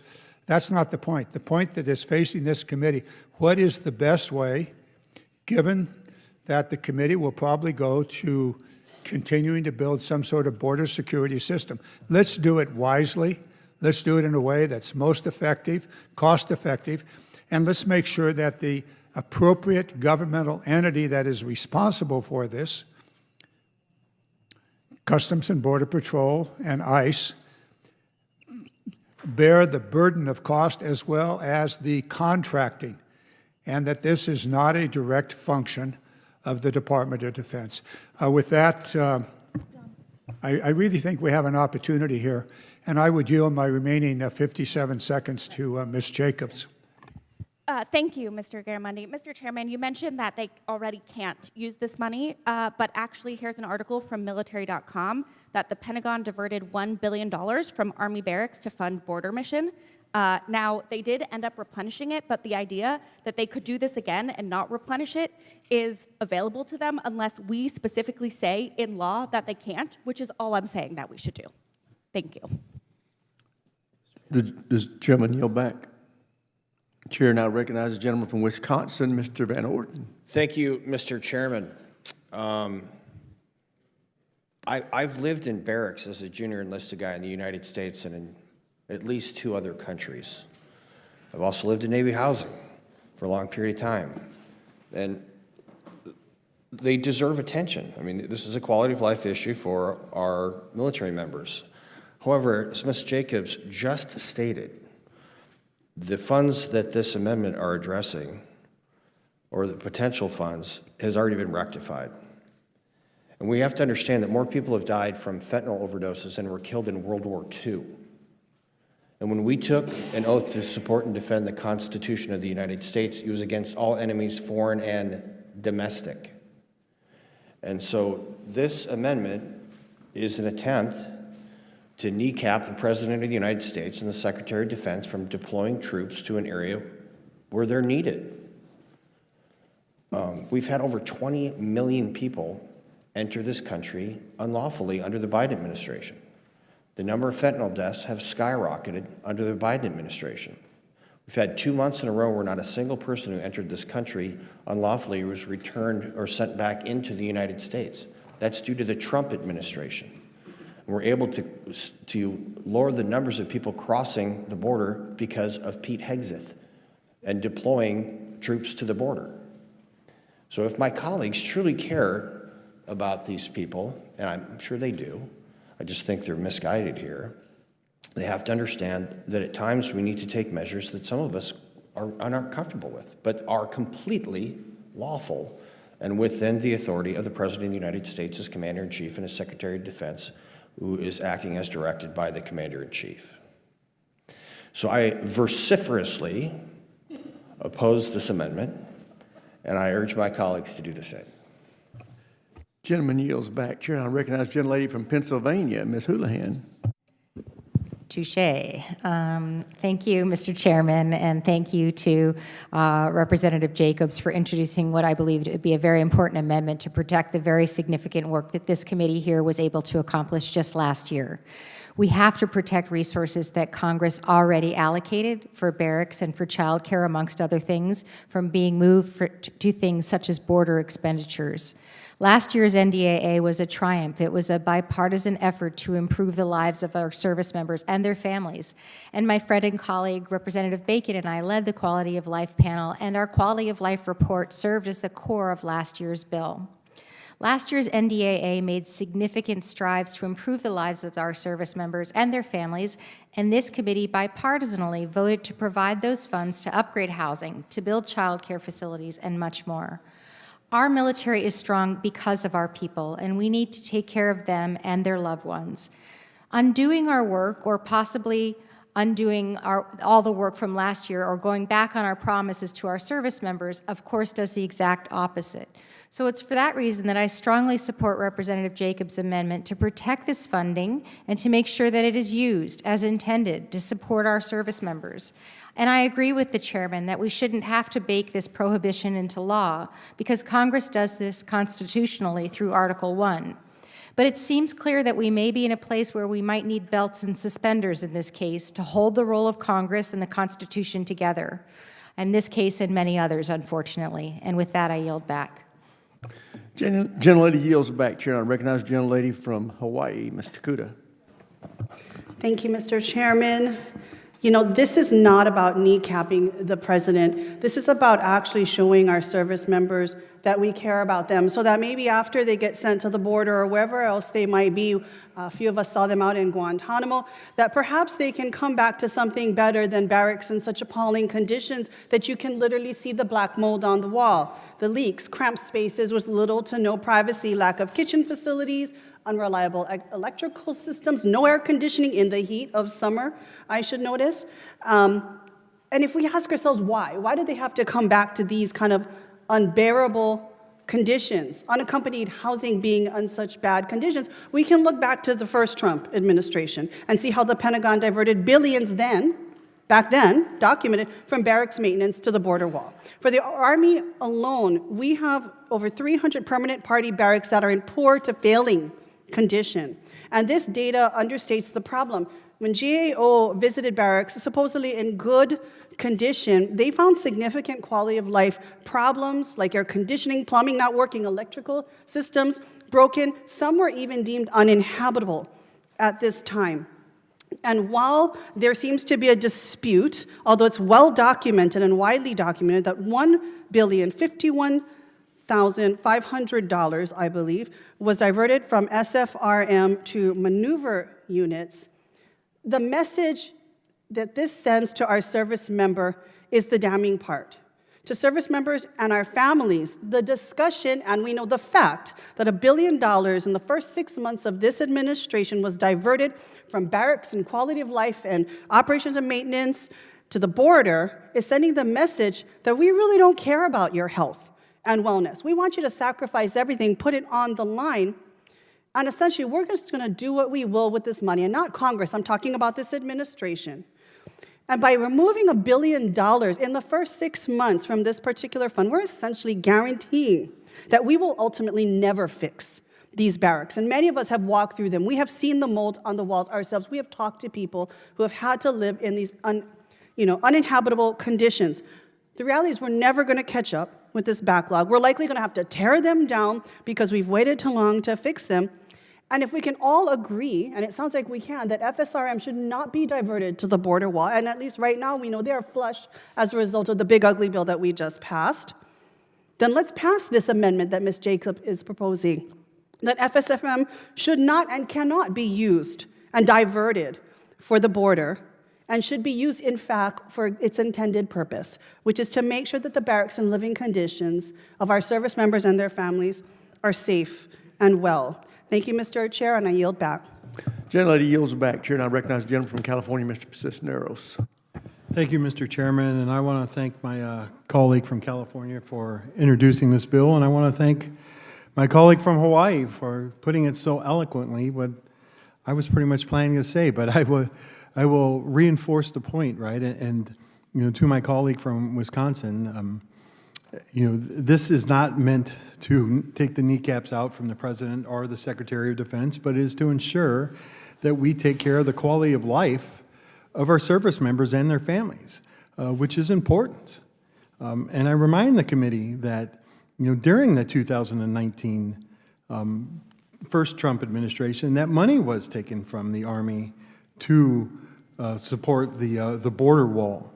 So to say that it can't be happen or that it won't happen is false, because it's already happened before. And so this law would protect those funds, that ensure that the administration carries out what Congress intended for it to carry out, that it actually executes the plan in the budget that Congress put forth. And so that's why I support this amendment. And with that, I yield back. Gentleman yields back. Does any other member seek recognition to speak on Ms. Jacobs' amendment? There being no further debate, the question occurs on the amendment offered by Ms. Jacobs. So many as in favor will say aye. Aye.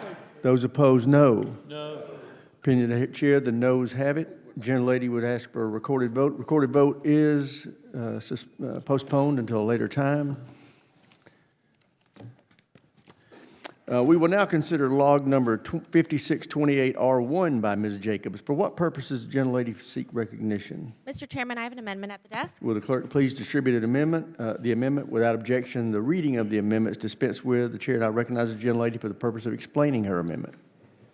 Thank you, Mr. Chairman. This amendment is similar to the last one. It would prohibit FY26 FSRM funds for barracks and child development centers from being diverted to fund deployments to the United States in order to support civilian immigration enforcement. I know that everyone on this committee is incredibly grateful to our service members who sacrifice so much for us. They've earned a clean and a safe place to sleep and work because that's what we owe them, and because it's crucial for them to be able to do their jobs, focus on their missions, and protect our national security. But we've all seen and heard about the horror stories in barracks across the country, like the mold at Fort Bragg in North Carolina, which is just 2 hours away from Congressman Pat Harrigan's district that made barracks unlivable. Or the mold in the HVAC systems, closets, and even bedding at Fort Stewart in Georgia, which is right next to Congressman Austin Scott's district. Last year, a soldier at Fort Carson in Colorado, where Congressman Jeff Crank represents, reported an air conditioning unit leaking so badly that the floor I would was ask the soggy. gentlelady to not refer to other members of the committee, address her comments to the chair. Okay. I am addressing them to the chair. I'm just telling you who represents places. The same soldier from this Fort Carson in Colorado was then relocated due to black mold, only to find the new room so filthy that it required extensive cleaning. Or the 10 barracks at Fort Cavazos in Texas that had broken AC for 6 weeks earlier this year, and temperatures inside the barracks got up to the high 80s. These are huge problems. And I know all of my colleagues care about this. We've talked about it, but we don't put nearly enough money towards fixing them. And that's why we shouldn't divert any of the scant money we do have toward anything else, and especially not toward funding deployments on American soil to support civilian immigration enforcement.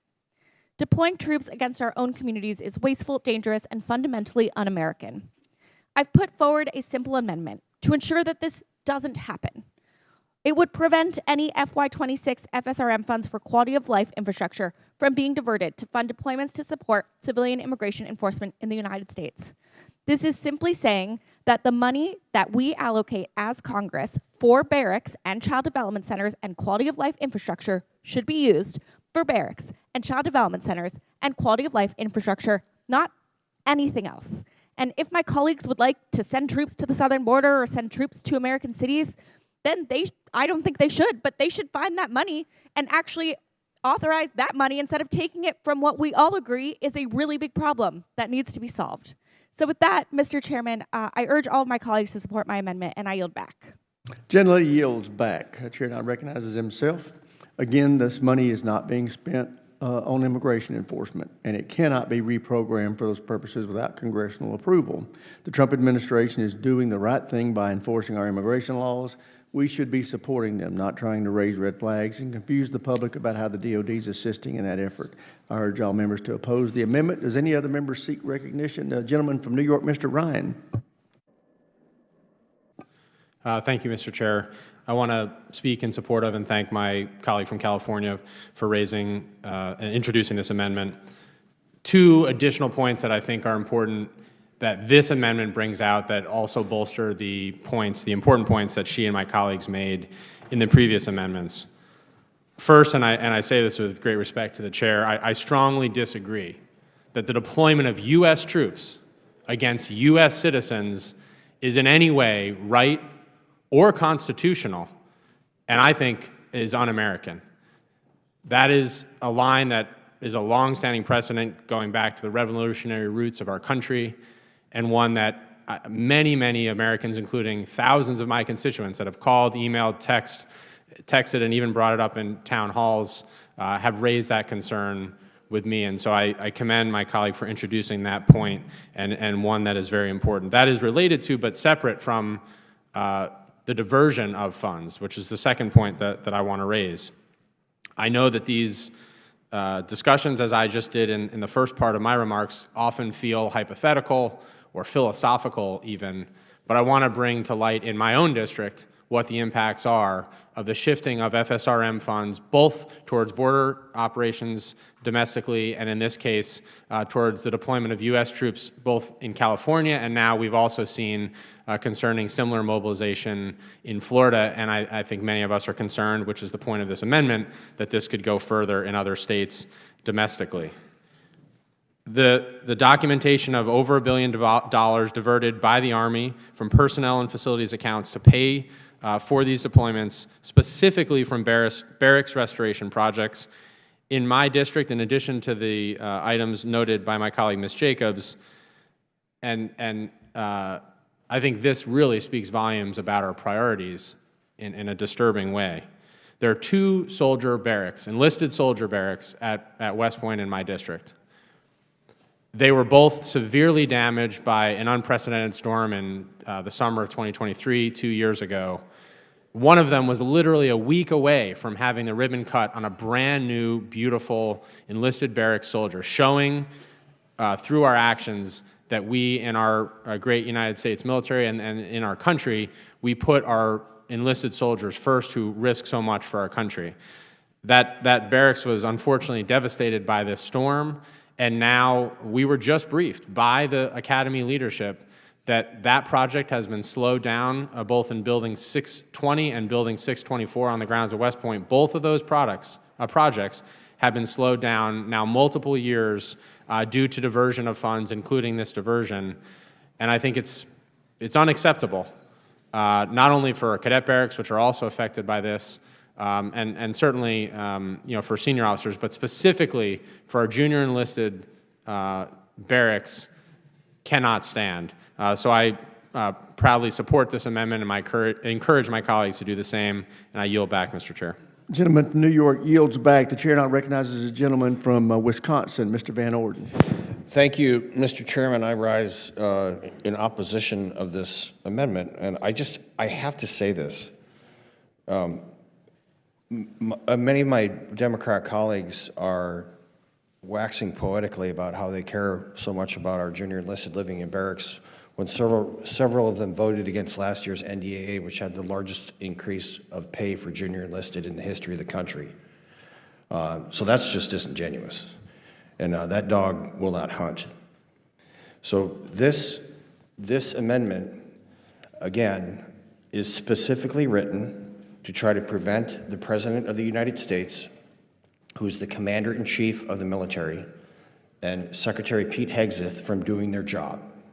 Again, I took an oath, as did they, to support and defend the Constitution of the United States against all enemies, foreign and domestic. More Americans have died from fentanyl poisoning than died in World War II.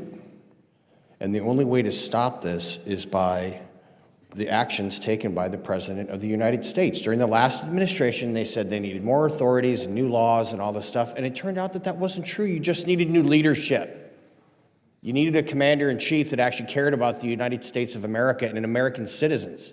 We're putting the lives of American citizens first.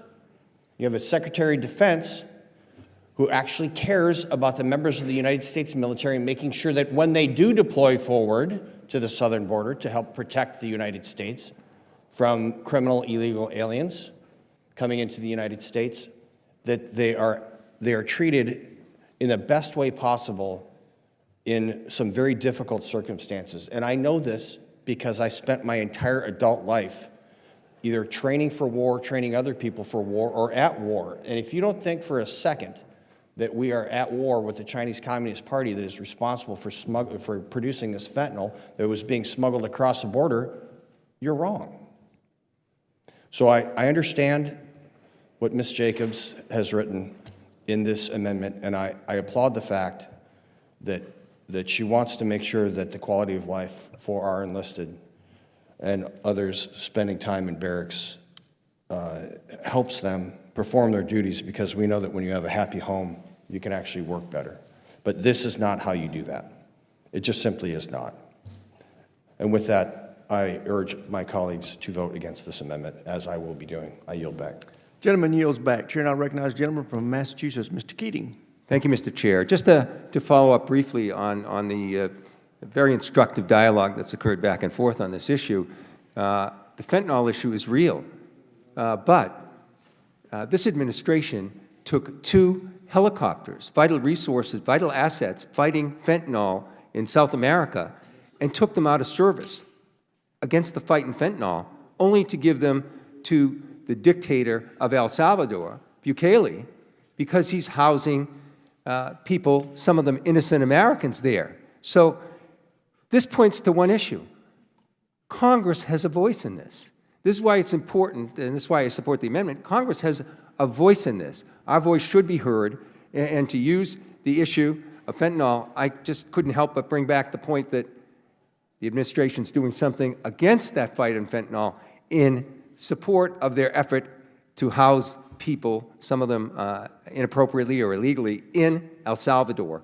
So, again, I'm supporting this amendment, and Congress should have a voice in this, and this amendment is a strong part of that voice. I yield back. Gentleman yields back. Does any member seek recognition on Ms. Jacobs' amendment? There being no further debate, the question occurs on the amendment offered by Ms. Jacobs. So many as are in favor will say aye. Aye. Those opposed, no. No. Opinion of the chair, the ayes have it. Does Yes, for recorded votes requested, recorded votes postponed.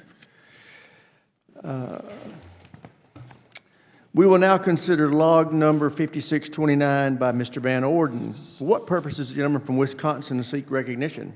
Mr. Chairman, I have an amendment at the desk. Will the clerk please distribute the amendment? Without objection, the reading of the amendment is dispensed with. The chair recognizes the gentleman from Wisconsin for the purpose of explaining his amendment. Thank you, Mr. Chairman. As a Navy SEAL, I've participated in many different joint task forces.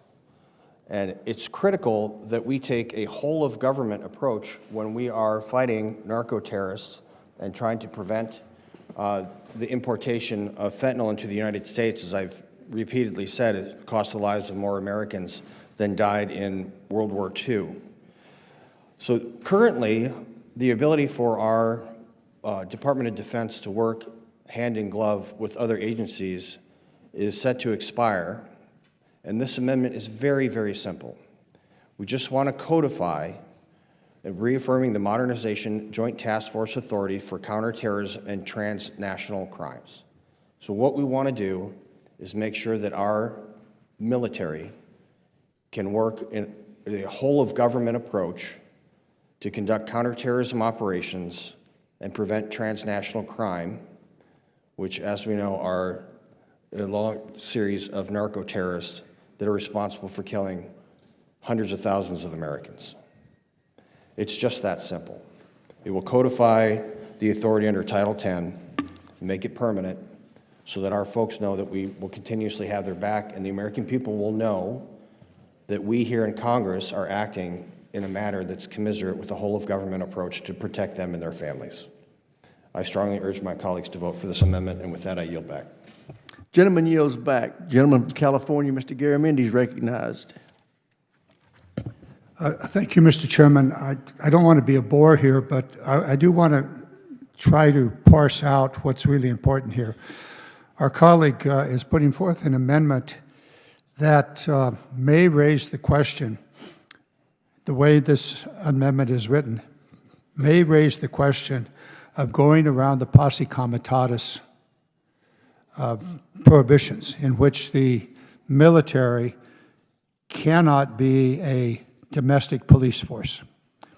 We've seen in recent weeks that there are some indications that the military deployed on the southern border and also in Southern California, Los Angeles area, may be engaging in policing activities beyond the stated purpose, which was to protect federal assets and lives, which is perfectly appropriate.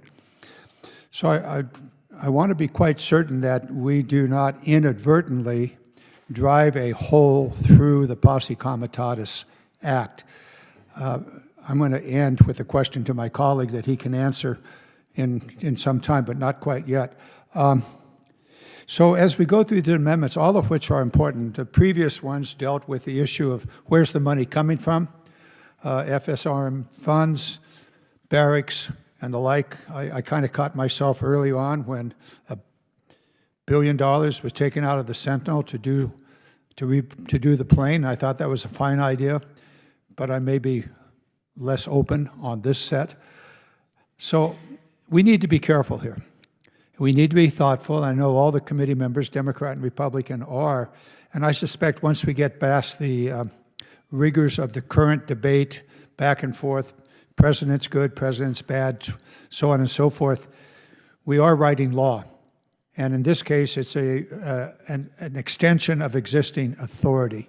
It's not clear as I read this as to the limitations of that authority. And so, leaving aside the issues of how this is paid for, which we debated previously, my question goes to my colleague. Is it your intent to broaden, or excuse me, to limit the posse comitatus law with regard to the military engaging in policing activities? Absolutely not. I'm No, sorry, I'm no, sorry. Mr. Garamani, I appreciate it tremendously. Absolutely not. American civil liberties must be protected at all costs. Thank you. Reclaiming my time, thank you, sir. In many ways, as we put together this NDAA and the final version after we work with the Senate, we need to be very aware of what we are doing. There are some principles, this being one that we care deeply about. Where the money comes from, that comes and goes every year. And I think all of us, Democrat and Republican, are very concerned about the quality of life issues, money coming from barracks and housing and so forth, and of course the readiness issues that we always deal with. But this amendment deals with a fundamental issue. I thank the gentleman's, and I'm sure that as this moves forward, he and I will both be watching. Thank you so very much. I yield back. Gentleman yields back. Chair, now recognize gentlelady from California, Ms. Jacobs. Thank you, Mr. Chairman. Look, I think we all here on this committee can agree that fentanyl is a huge issue, and we should be talking about how to address it. I'm happy to have that conversation with anyone on this committee because it's an urgent issue. But military assistance to law enforcement should never be routine or permanent, and that's what this amendment seeks to do. You see, we have a clear military and civilian divide for many reasons. One is to prevent creeping authoritarianism where the military might be used to suppress political opposition, dissent, or control the population. Two is that there are very different rules of engagement for law enforcement and the military. Tactics, oversight, they're all different. Three, the military and law enforcement are trained differently. The police are trained in tactics like de-escalation, crowd control, and due process. The military is trained for combat. We literally all call them the most lethal fighting force in the world. Why would we want the most lethal fighting force in the world on American streets talking to American civilians? And four, the Posse Comitatus Act rightly limits the military's role in domestic law enforcement to prevent misuse and abuse of the military against our own people. I believe that we should be strengthening that law. But this amendment blurs that line even more, even if you don't mean it to. This amendment is vague and ripe for abuse. So despite its good intentions, I urge my colleagues to vote against it. Thank you, Mr. Chairman. I yield back. Gentlelady yields back. Is any gentlelady from Washington? Ms. Strickland's recognized. Great. Well, thank you, Congressman Van Orden, for clarifying that this is not a sneaky way to try and turn the military on U.S. citizens. I think you've heard that expressed by my colleagues here on this side of the aisle. And, you know, we think about dissent, we think about peaceful protest, and we think about freedom of expression as fundamental American traditions. And when that oath of office is taken to protect and defend the Constitution, that's what this is about. So I will, I agree with my colleagues about making sure that we are crystal clear that this does not take the U.S. military and use it as a way to turn it on U.S. citizens. And I will use the example. I mean, we've seen this president militarize domestic law enforcement duties and even allowing people who wear masks and are unidentified ICE agents roaming our cities, rolling up on people, and hurting U.S. citizens and detaining them. So we want to make sure that scope creep does not happen. And because I cannot trust this administration to do that, I'm going to vehemently recommend a no vote. I yield back. Gentlelady yields back. Any additional members? Is that as strong as vociferously? I think it's stronger for all y'all. Okay. All right, there being no further debate, the question occurs on the amendment offered by Mr. Van Orden. Those in favor say aye. Aye. Those opposed, no. No. Opinion chair, the ayes have it. And we will now turn to log number 5513R1 by Mr. Garamendi. For what purpose does the gentleman from California seek recognition? At the desk. Clerk will please distribute the amendment. Without objection, the reading of the amendment is dispensed with. The chair recognizes the gentleman for the purpose of explaining his amendment. Thank you, Mr. Chairman. Heads up, we're changing subject matters here. We're not going to be talking about the border or who's going to pay for what. We're going to talk about strategic arms. We're going to talk about the Sentinel program. We're going to talk about the Minuteman III program, at least for, well, I guess 3 amendments. I know that all of you are shocked. Both my Democrat and Republican colleagues are shocked that I would once again venture down this road after having been, at least in view of some, my Republican members, properly disciplined in previous years. However, never give up. Mr. Chairman, an opportunity for you to once again try to discipline me. I resist that. Nevertheless, here we are. This bill deals with something that we have written into the National Defense Authorization Act for several years. And as we've looked at this issue of the Sentinel, the new replacement for the Minuteman III missile, and the issues of its non-McCurdy breach and extraordinary cost increases, we keep coming back to the question of why, which is my favorite question. Why? Why are we doing this? Why are we not doing something else? And it comes down after listening to the various organizations that we have tasked with giving us guidance on these strategic arms issues. They keep coming back to, well, we are required to have 400 intercontinental ballistic missiles. And so we go round and round here. We tell them we've got to have 400. They come back and said, well, if we got to have 400, then we got to have 400 Sentinels and the like. And I'm going, wait a minute. Why do we have to have 400? Well, nobody's explained why 400 is a magic number. Why 400? Particularly in consideration that we do have other platforms for nuclear deterrence. We have F-35s that will soon be in Europe that will be nuclear, that will and could be nuclear armed. We have other fighter planes in Europe that are presently nuclear armed. The B-21 seems to be working pretty well. And we're going to have a whole bunch of those. I think as many as 40 some in the next decade, some of which will be available by reading this morning's press, available almost immediately. Right now, the use of training, they can be modified to handle nuclear weapons. We have we have submarines at sea. We have the new Columbia submarines that are hopefully going to be going forward. And Mr. Courtney, and I see my colleague from Virginia is here now, and the two of them are damn well determined to get it done sooner than later. Well, good. Get on with it. Let's get those done. So we have many, many methods to deter. We have the B-52s that are going to be repurposed. And I'm coming back, why 400? It turns out that the intercontinental ballistic missiles sitting in a silo are, in at least my view and the view of many, not the best deterrent, because it is a classic use it or lose it. If there is a threat, those silos have to be attacked immediately or else they're lost. It turns out that the attack will probably, almost certainly not be successful. A large number of them will not be disabled, but the entire Midwest and a good portion of America and the world would be seriously disabled by that nuclear attack. So what I'm trying to do with this amendment is to ask the question, why? So that each of us would ask that question, why do we need 400?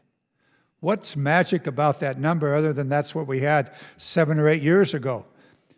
That is propelling us down the road to maintain those missiles, Minuteman III, probably for another 15 years, and bring the Sentinel on along. When we can, for example, the cost of the Sentinel, somewhere 170 to $200 billion, could buy any number of, I don't know, you want a couple hundred B-21s? Do you want 10 more Columbia-class nuclear submarines? All of that is possible with the money for this. Mr. Chairman, I want us to ask the question why, and this amendment forces us to ask that question. Thank you for the extra 8 seconds. I yield back. Gentleman yields back. Chair recognizes himself. My good friend from California knows how much I appreciate his commitment to this topic, but he also knows I don't agree with him. The Trump administration doesn't agree with him, nor did the Biden administration agree with him. Similar measures designed to halt the program have been defeated either in committee or on the floor since 2021. The Sentinel program is a critical part of our effort to modernize the nuclear triad. This amendment seeks to stop that program. Consequently, I have to urge my colleagues to oppose it. And with that, I recognize the gentlelady from California, Ms. Jacobs. Thank you, Mr. Chairman, and I promise this is the last time I'm speaking for a while. I swear this is not only because I have a bet on what time we're going to end. I thank my colleague from California, Mr. Garamendi, for introducing this important amendment. Look, being good stewards of American tax dollars is one of Congress's most important responsibilities, and with our debt ballooning, that duty is more urgent than ever. So I would expect that there would be broad consensus on this committee about the alarming fact that the Air Force's $100 billion ground-based nuclear missile program, the Sentinel, has overrun its budget by 37% already. That spike automatically triggers the Nunn-McCurdy statute, forcing the Pentagon to prove the program's worth or kill it. This means we're going to see an estimated future cost of at least $130 billion and many years of delay. This is unacceptable. Look, it's long overdue to rein in the astronomical costs of the Sentinel program and reassess our nuclear posture in its entirety. Increasing our land-based nuclear forces to outnumber the PRC and Russia is an archaic strategy that doesn't match the realities of our new multipolar world. And even if one believes that ICBMs are useful targets in the event of a Russian nuclear attack, why not opt for a cheaper nuclear sponge? Some or maybe even all of the existing force of Minuteman III ICBMs can be life extended for decades more and at a much lower cost. By deferring the Sentinel program, which is all Mr. Garamendi's amendment does, and extending the existing Minuteman III force, the United States could save at least $37 billion through the mid-2030s, according to one CBO estimate. That $37 billion with a B is money we could redirect to real readiness needs instead of doubling down on a Trump-era boondoggle. We can still take seriously and address the threats posed by our strategic competitors without fueling a never-ending arms race and compromising our fiscal responsibility. I swear to God, I am so sick of my colleagues on the other side of the aisle calling themselves the party of fiscal responsibility when they balloon our debt by $4 trillion and then won't even do standard oversight and making sure that our taxpayer dollars are being spent to good use. So I urge my colleagues to support Congressman Garamendi's amendments so we can be both sensible and strategic with taxpayer dollars. I yield back. Gentlelady yields back. Chair now recognizes the ranking member. Thank you, Mr. Chairman. Believe it or not, I will yield to Mr. Garamendi at this point. I was told to do that, just so you know. Mr. Garamendi. Mr. Chairman, I was so anxious to get into this debate and move away from the previous one that I wasn't listening to what amendment was actually called by our terrific staff down there. And apparently I gave a great argument for the next amendment, which I will not take 5 minutes to explain. That's what I figured. Thank you. The Lord giveth and taketh, huh? In any case, this amendment deals with the Nunn-McCurdy Sentinel situation in which the Sentinel program was stopped pending a Nunn-McCurdy review. This amendment deals specifically with the Milestone B, which is before the Department of Defense at this moment. And what we've seen from the Department of Defense in the Biden administration, and it appears also going to be in the Trump administration, is to just kind of blow past the detailed analysis that we need as policymakers about what to do here. Do we proceed with the Sentinel? Do we repurpose and furbish the existing Minuteman III? Those are fundamental questions. And by the way, they're about a $200 billion question over the next decade. about 150, 170 of that for the rockets and the infrastructure, the silos, and the rest for the bombs from the NNSA and entry vehicles, as well as command and control. So we need to think this through. And what this amendment does is to clarify and expand the information that we need from the Department of Defense. Now, I'm not at all happy with the Biden administration. They just kind of shrug their shoulders and say, oh, it's okay. I expect that the current administration might do the same. But if we write into the NDAA, no, don't just blow through this, do a detailed analysis. And I'll just give you some examples. Is the program of record an affordable solution to the DoD needs? I just talked, unfortunately for the wrong amendment, about that question. Do we really need 400? Or are there other ways of doing it? The cost estimates. We need to really hone in on that. The Biden administration didn't do that as they moved forward with that. How do we fund it? What's not going to be funded? And so forth. But this amendment forces the department to be more fulsome and more providing more useful information to ultimately the deciders, which is us. Do we move forward with the Sentinel? Do we maintain the Minuteman III for the next decade? Actually, for the next 15 years, which will be required under any circumstance. Even if we move forward with the Sentinel, the Minuteman III is going to be around for at least another 15 years and operable, if you believe that this is an appropriate deterrent. So we got to be smart. We're talking about a vast amount of money. I made the argument about all the other things that we could purchase if you're interested in nuclear deterrence for the same amount of money, which I would argue, and if anybody wants to get in that debate, let's have at it, is far more of a deterrent than a bunch of missiles sitting in a silo in the Midwest. So we ultimately must reconcile our infinite desires with our limited means. Even with the $150 billion, we still have limited means. That means making hard decisions about how and where to spend the taxpayer dollars. Billions of dollars are at stake here, well over easily $200 billion over the next several years. Can we deploy that better elsewhere? I think all of us could raise an argument, yes, we could. Could we still have the deterrent? Yes, we can. Be happy to have that debate with any and all of you. So I want us to use our intelligence. I want us to use our intelligence, our gathering of information, in a way that creates security for our nation. And I would argue, as I did in the previous amendment, that the Minuteman III and the Sentinel do not increase our security. They actually increase our risk. And I can go into that in detail. Basically, it's use it or lose it. We came very, very close in the past to a nuclear war based upon incorrect information in the given to the system that would have required that those missiles be launched immediately. And once launched, they're going to go wherever they're intended to go, and there's no calling them back. All of the other deterrence systems can be called back if there's an error. This one cannot. It's extraordinarily dangerous. Mr. Chairman, my apologies for getting so excited about the wrong amendment, but I'm excited about this one too. I know you are, and it's genuine. Chair, now recognize the gentleman from Tennessee, Dr. Desjardins. Thank you, Mr. Chairman. And to be clear, I will be speaking about Amendment 5513, but not to worry, I will also be speaking about 5510, and I'm excited about that as well.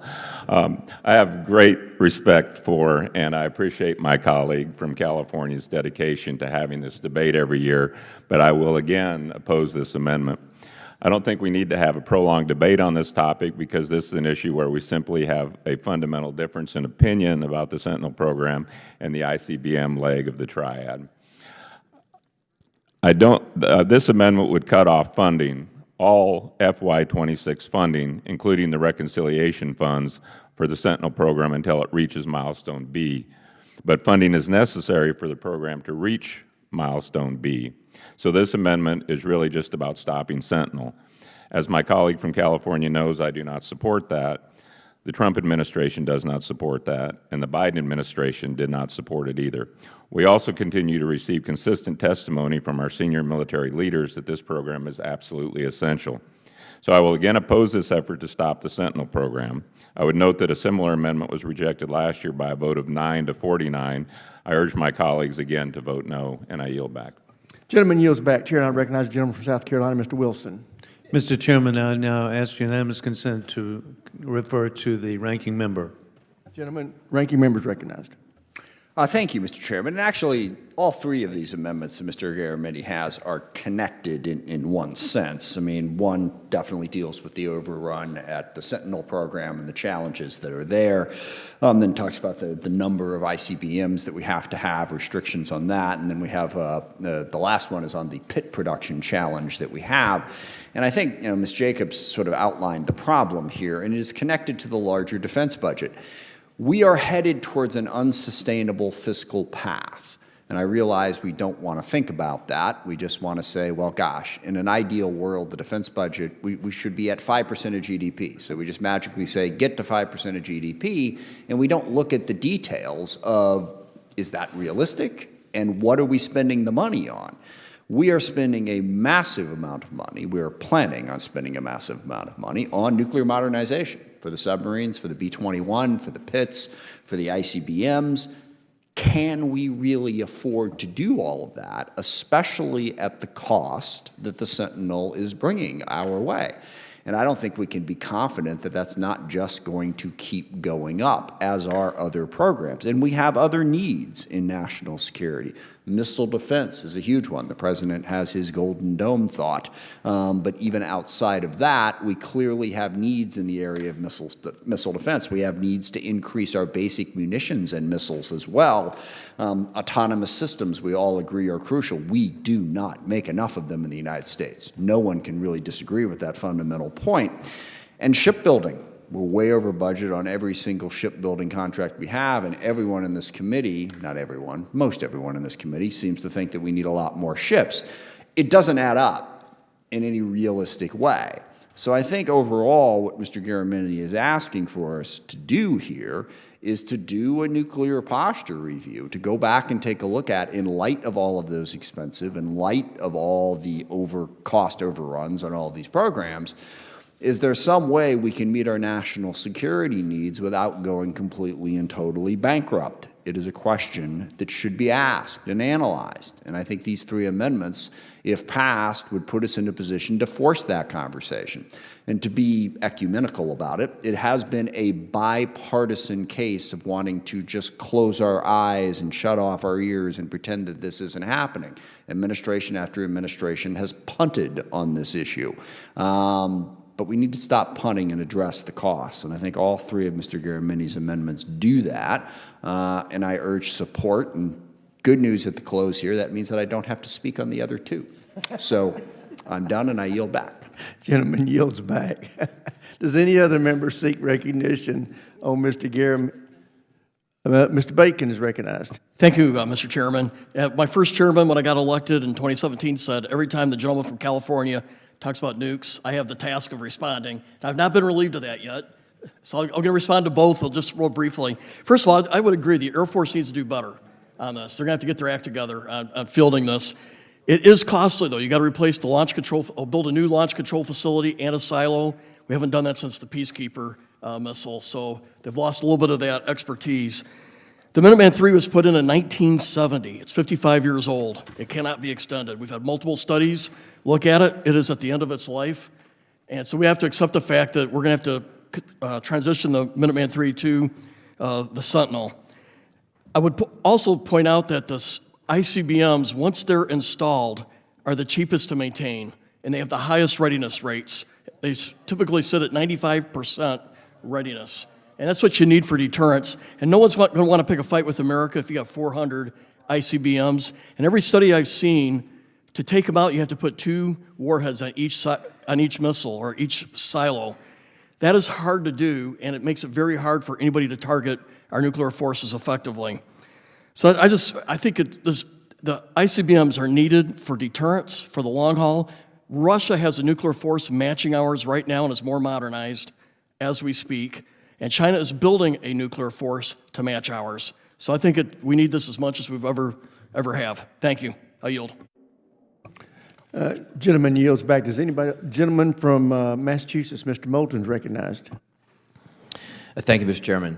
I want to associate myself with Mr. Garamendi and Mr. Smith's concerns because this program has been vastly over budget, has run into a lot of problems, and the Air Force is not doing a good enough job. But I also want to associate myself with my Nebraska colleague, Mr. Bacon's remarks about the foundational importance of the Sentinel. It is time that we replace it. It does save taxpayer dollars in the long run. It's why there has been bipartisan support for this program. And more fundamentally, it forms the foundation of our strategic defense. And I want to make that point, Mr. Garamendi, right now because it will become relevant when my amendment comes up as well. It's a very important point that we keep in mind and don't suddenly forget when we're 4 amendments down the road. At the end of the day, this strategic deterrent is important to keeping us safe and has been important for 70 years. I'm a big fan of Secretary Mattis. General Mattis didn't agree with everything he did, but he was my division commander in the Marines. And I know that he actually came into the Secretary of Defense office hoping to be able to get rid of the ground-based deterrent leg of our triad. He knows it's very expensive, as Mr. Garamendi says. He knows that it needed to be replaced, and he said, wouldn't it be convenient for our budget and our security if we could do away with it? But he commissioned that study, and it came to the same conclusion as studies under Democratic and Republican presidents before and since, which is that this ground-based leg is important. And so that's why, as a ranking member on strategic forces, I respectfully disagree with my colleague from California and appreciate Mr. Bacon's remarks about how important this is. Thank you, Mr. Chairman. I yield back. Gentleman yields back. Does any other member seek recognition on Mr. Garamendi's amendment? Seeing none, no further debate on the question occurs. The question now occurs on the amendment offered by Mr. Garamendi. So many as in favor will say aye. Aye. Those opposed, no. No. Opinion of the chair, the noes have it. A recorded vote is requested. A recorded vote is postponed. We will now consider log number 5510 R1 by Mr. Garamendi. For what purposes, gentlemen from California, seek recognition? I have an amendment at the desk. Will the clerk please distribute the amendment? Without objection, the reading of the amendment is dispensed with. The chair recognizes the gentleman from California for the purpose of explaining his amendment. Mr. Chairman, I don't know what to do here. You were kind enough, together with Mr. Smith, to point me back in the right direction for the amendment that actually was before us. I'm going to be very, very quickly. I'm going to take a minute or so. These 3 amendments really deal with one of the most profound and important elements of our national defense. This is the nuclear system. I think those members of the committee that have spent time on this, very, very thoughtful. There's a disagreement. Mr. Moulton just spoke to some of that disagreement a moment ago about how to deal with this. These weapons, if ever used, it's the game over. The game over. We can talk about, well, they're just going to be tactical and on, but the reality is, if ever used, the game is over. And this amendment that I spoke to earlier is one piece of that.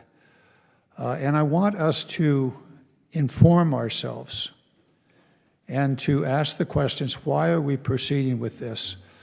My view is that we can do better to provide for nuclear deterrence than the current ICBM ground-based systems, which ultimately are extraordinarily dangerous because they are at the ready always, as was pointed out.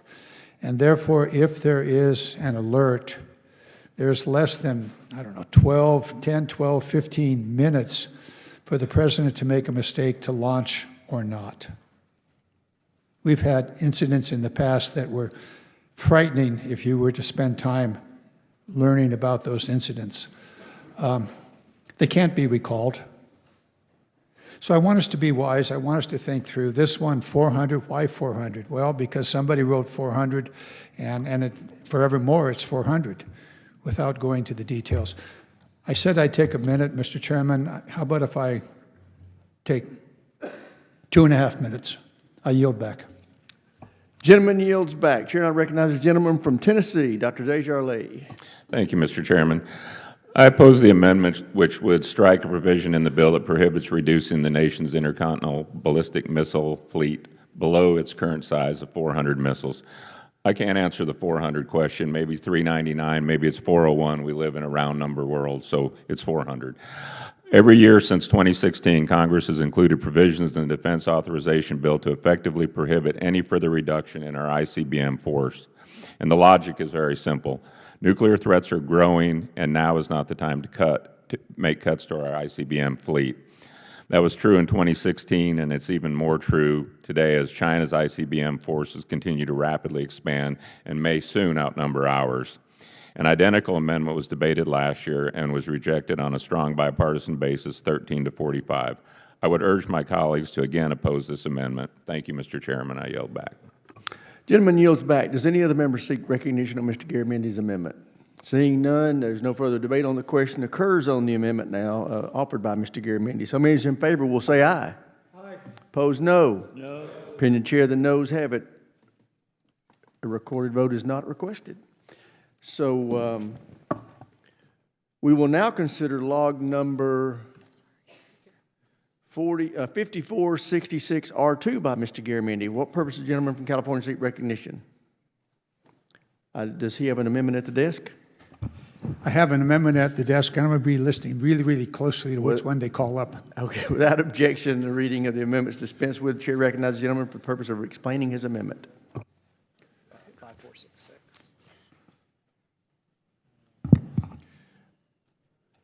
Yeah, I clearly have too many amendments before us. Clerk will distribute the amendment.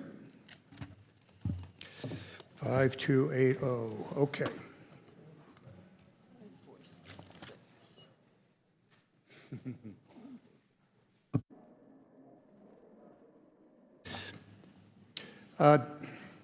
Thank you, Mr. Chairman, and thank you for the few moments to gather myself and reposition for the new issue. All of these nuclear weapons are built around a plutonium pit.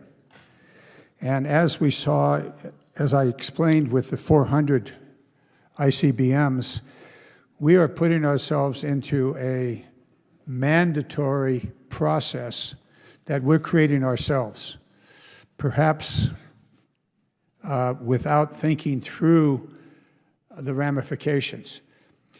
The manufacturing of nuclear plutonium pits is an extremely sensitive, dangerous, and extraordinarily expensive process that requires a very secure facility.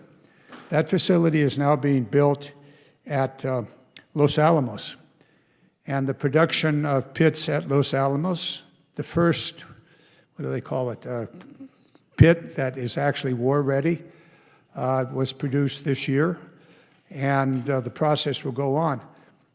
We're requiring that 80 pits a year be built by 2006. It's not going to happen. It's not going to happen. It's not going to happen in 2008. It's not going to happen in 2030 or even 35. It's not going to happen. There is a limitation on the number of pits that can be built under the best of circumstances at Los Alamos. And it's said to be 30, but the reality is it probably will never get to 30. So it'll be somewhat lower number. I look at my friend and colleague from South Carolina, who we've gone round and round on this forever, and I greatly respect his jobs program that is being developed in South Carolina for the Savannah River facility, which is being repurposed. And we had this debate the previous decade about its purpose, and then it was decided it couldn't work for that. So it's now being repurposed, rebuilt at an extraordinary multi-billion-dollar cost to manufacture pits. There is no way, despite the gentleman's advocacy and strong support for South Carolina and the pit production there, it's not going to be available to produce a pit in the next decade. Maybe in the second decade from now it could, but we're talking about a very significant construction program, very, very expensive. And then all of the equipment, all that goes into manufacturing a pit will have to be added to that, all of which says this is a Herculean task.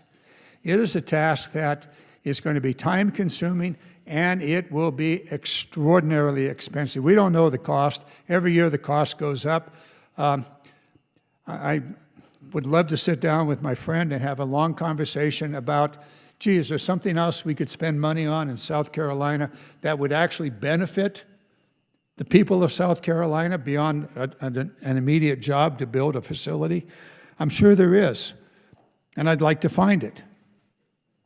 So what we have here is that once again, we have put ourselves in an untenable position by requiring the National Nuclear Security Agency to produce a certain number of pits within a specific period of time. They have failed to do that year after year. They're going to fail again next year. The law makes them a failure. And they're operating contrary to law. They're not going to produce the pits as required by the law that we write. So I'm going, why don't we think this thing through? Why don't we think through, well, maybe we can take one of the multi-thousand pits that sit in reserve at one of our facilities. They're sitting on the bench or in the racks. They're available. Can they be repurposed for the purpose of a new nuclear weapon? Leaving aside the question of whether we ought to have a new nuclear weapon or not. That's another debate. But why do we need to produce a pit? It comes down to this. In my last 30 seconds, the only explanation I have found from the NNSA is we must produce the pit so that we can produce a pit. Why? Why can't we use an existing pit, one of the thousands that were available from the nuclear weapons that we have torn apart and put the nuclear pits on the shelf? Why? Can we do it cheaper? Can we do it better? Can we do it faster? The answer is we don't know because we're stuck on this cycle of thoughtlessness. With that, I yield back. Thank you, Mr. Chairman. Gentleman yields back. Chair, and I recognize the gentleman from Tennessee, Dr. Desjardins. Thank you, Chairman, and I hope my friend from California isn't offended that I'm now opposing his third amendment in a row, but I do oppose the amendment which would undermine the targets for plutonium pit production currently in law. The committee debated and rejected a similar amendment last year, and I would urge my colleagues to reject this amendment as well. As my colleagues probably recall from that discussion, current law requires the Department of Energy to build the production capacity to meet certain levels of pit production by specific dates. These targets were based on DoD requirements. The Garamendi amendment would effectively say if you're not going to meet these deadlines, you can propose your own. I disagree with that approach. My colleague argues that pit production deadlines cannot be met, but nullifying the deadlines, as this amendment seeks to and would do, is not the answer. I would also point out that the MARC directs the chair of the Nuclear Weapons Council to provide the committee an updated assessment on the Department of Defense's pit production requirements. Any changes to the law should be based on the Department's needs, and until the Department informs us those needs have changed, I believe the deadline should remain in place. I urge my colleagues to vote against this amendment, and I yield back. Gentleman yields back. Chair, and I recognize the gentleman from South Carolina, Mr. Wilson. Thank you very much, Mr. Chairman. Mike Rogers. And I strongly oppose this amendment again. With the highest respect for my friend, Lieutenant Governor John Garamendi, again. And indeed, there are legitimate concerns he's raised that can be answered, and I look forward to his finding these out. Our nation's strategic nuclear deterrence is perhaps the best example of peace through strength.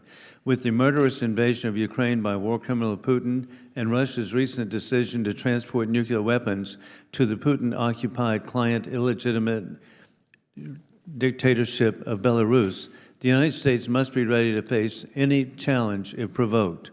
Plutonium pit production and modernization is the right direction, as Mr. Garamendi seeks for critical and pressing national security needs. Employees of the Savannah River site in South Carolina are working around the clock, 24 hours a day, 7 days a week, to bring the Savannah River plutonium processing facility to produce the majority of our nation's supply of plutonium pits online as soon as possible. As the only member of Congress who has actually worked at the Savannah River site, I know firsthand of the professionalism of the site employees. And indeed, we look forward to having a visit at some time by Congressman Garamendi, who will be welcome to South Carolina. We should be working all that we can do to promote and support this mission to drive peace through strength. Plutonium pits are a key component for nuclear weapons, and our adversaries, sadly, Putin and the Chinese Communist Party, have very modern plutonium pit production facilities. Due to factors including plutonium aging, safety, and security advancements, global risk, and weapons modernization, these pits need to be reproduced and replaced from time to time. But for nearly 3 decades, the United States has not had the ability to produce them in the quantities required for the nuclear weapons stockpile. Given the uncertainties regarding plutonium aging and the evolving geopolitical landscape, the United States cannot postpone reestablishing this critical capability. Delaying the restoration of this capability would result in significant cost increases and risk to national security. We must promote peace through strength. With that, I urge opposition to this particular amendment. I yield back. Gentleman yields back. Does any other member seek recognition with regard to Mr. Garamendi's amendment? Seeing none, there's no further debate on the question. The question now occurs on the amendment offered by Mr. Garamendi. So many as in favor will say aye. Aye. Those opposed, no. No. Opinion of the chair, the noes have it. A recorded vote is requested. A recorded vote will be postponed. The chair now recognizes the gentlelady from Pennsylvania for the purpose of a motion. Mr. Chairman, I move that the committee limit debate on remaining amendments to 3 minutes. Question is on the motion to limit debate. So many as in favor will say aye. Aye. Aye. Those opposed, no. The quorum being present, the ayes have it, and the motion is agreed to. Debate will be limited to 3 minutes moving forward.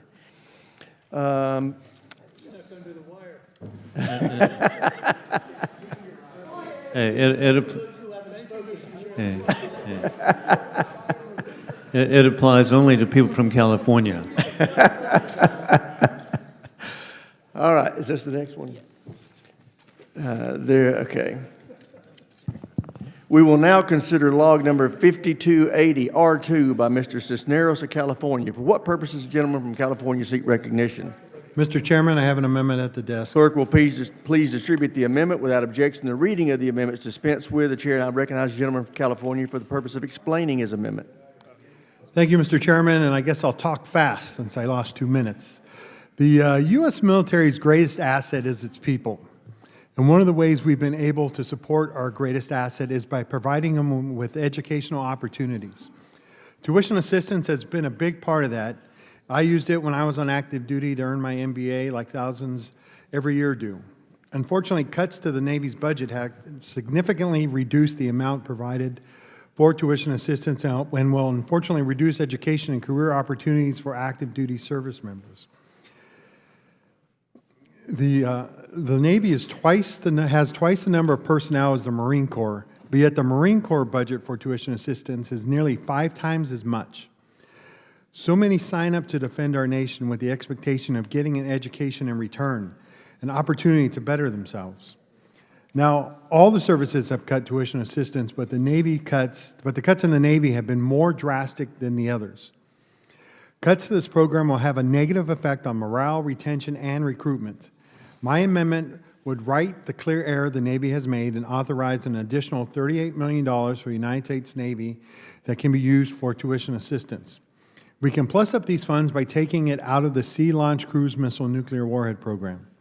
The 2022 posture review stated that the program is no longer needed and has zero value. The Navy has argued against this program and worries that this program has diverted funds from other programs.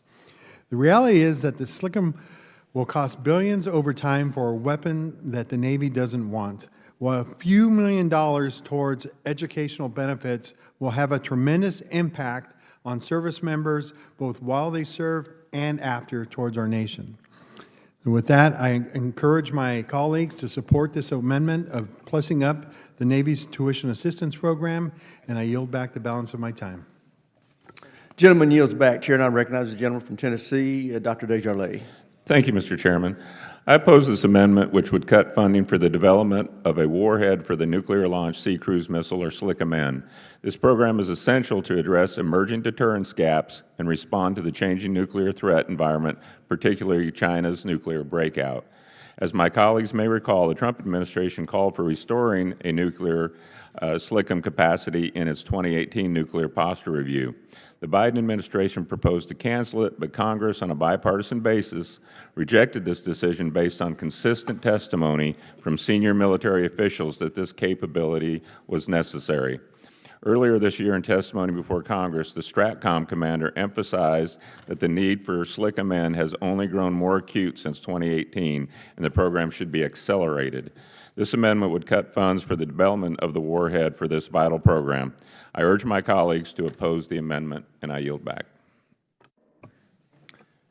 Gentleman yields back. Chair, and I recognize the gentleman from Indiana, Mr. Mesmer.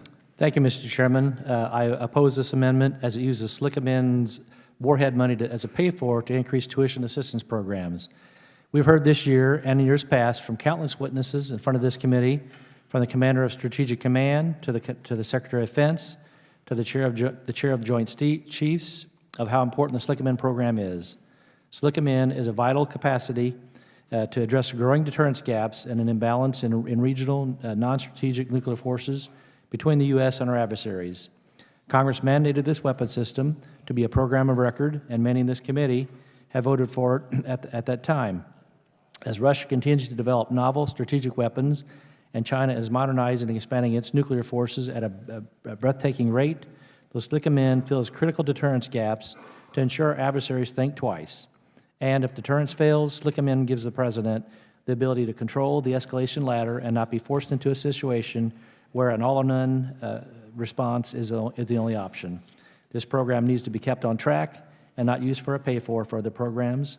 I recommend a no vote and yield back. Gentleman yields back.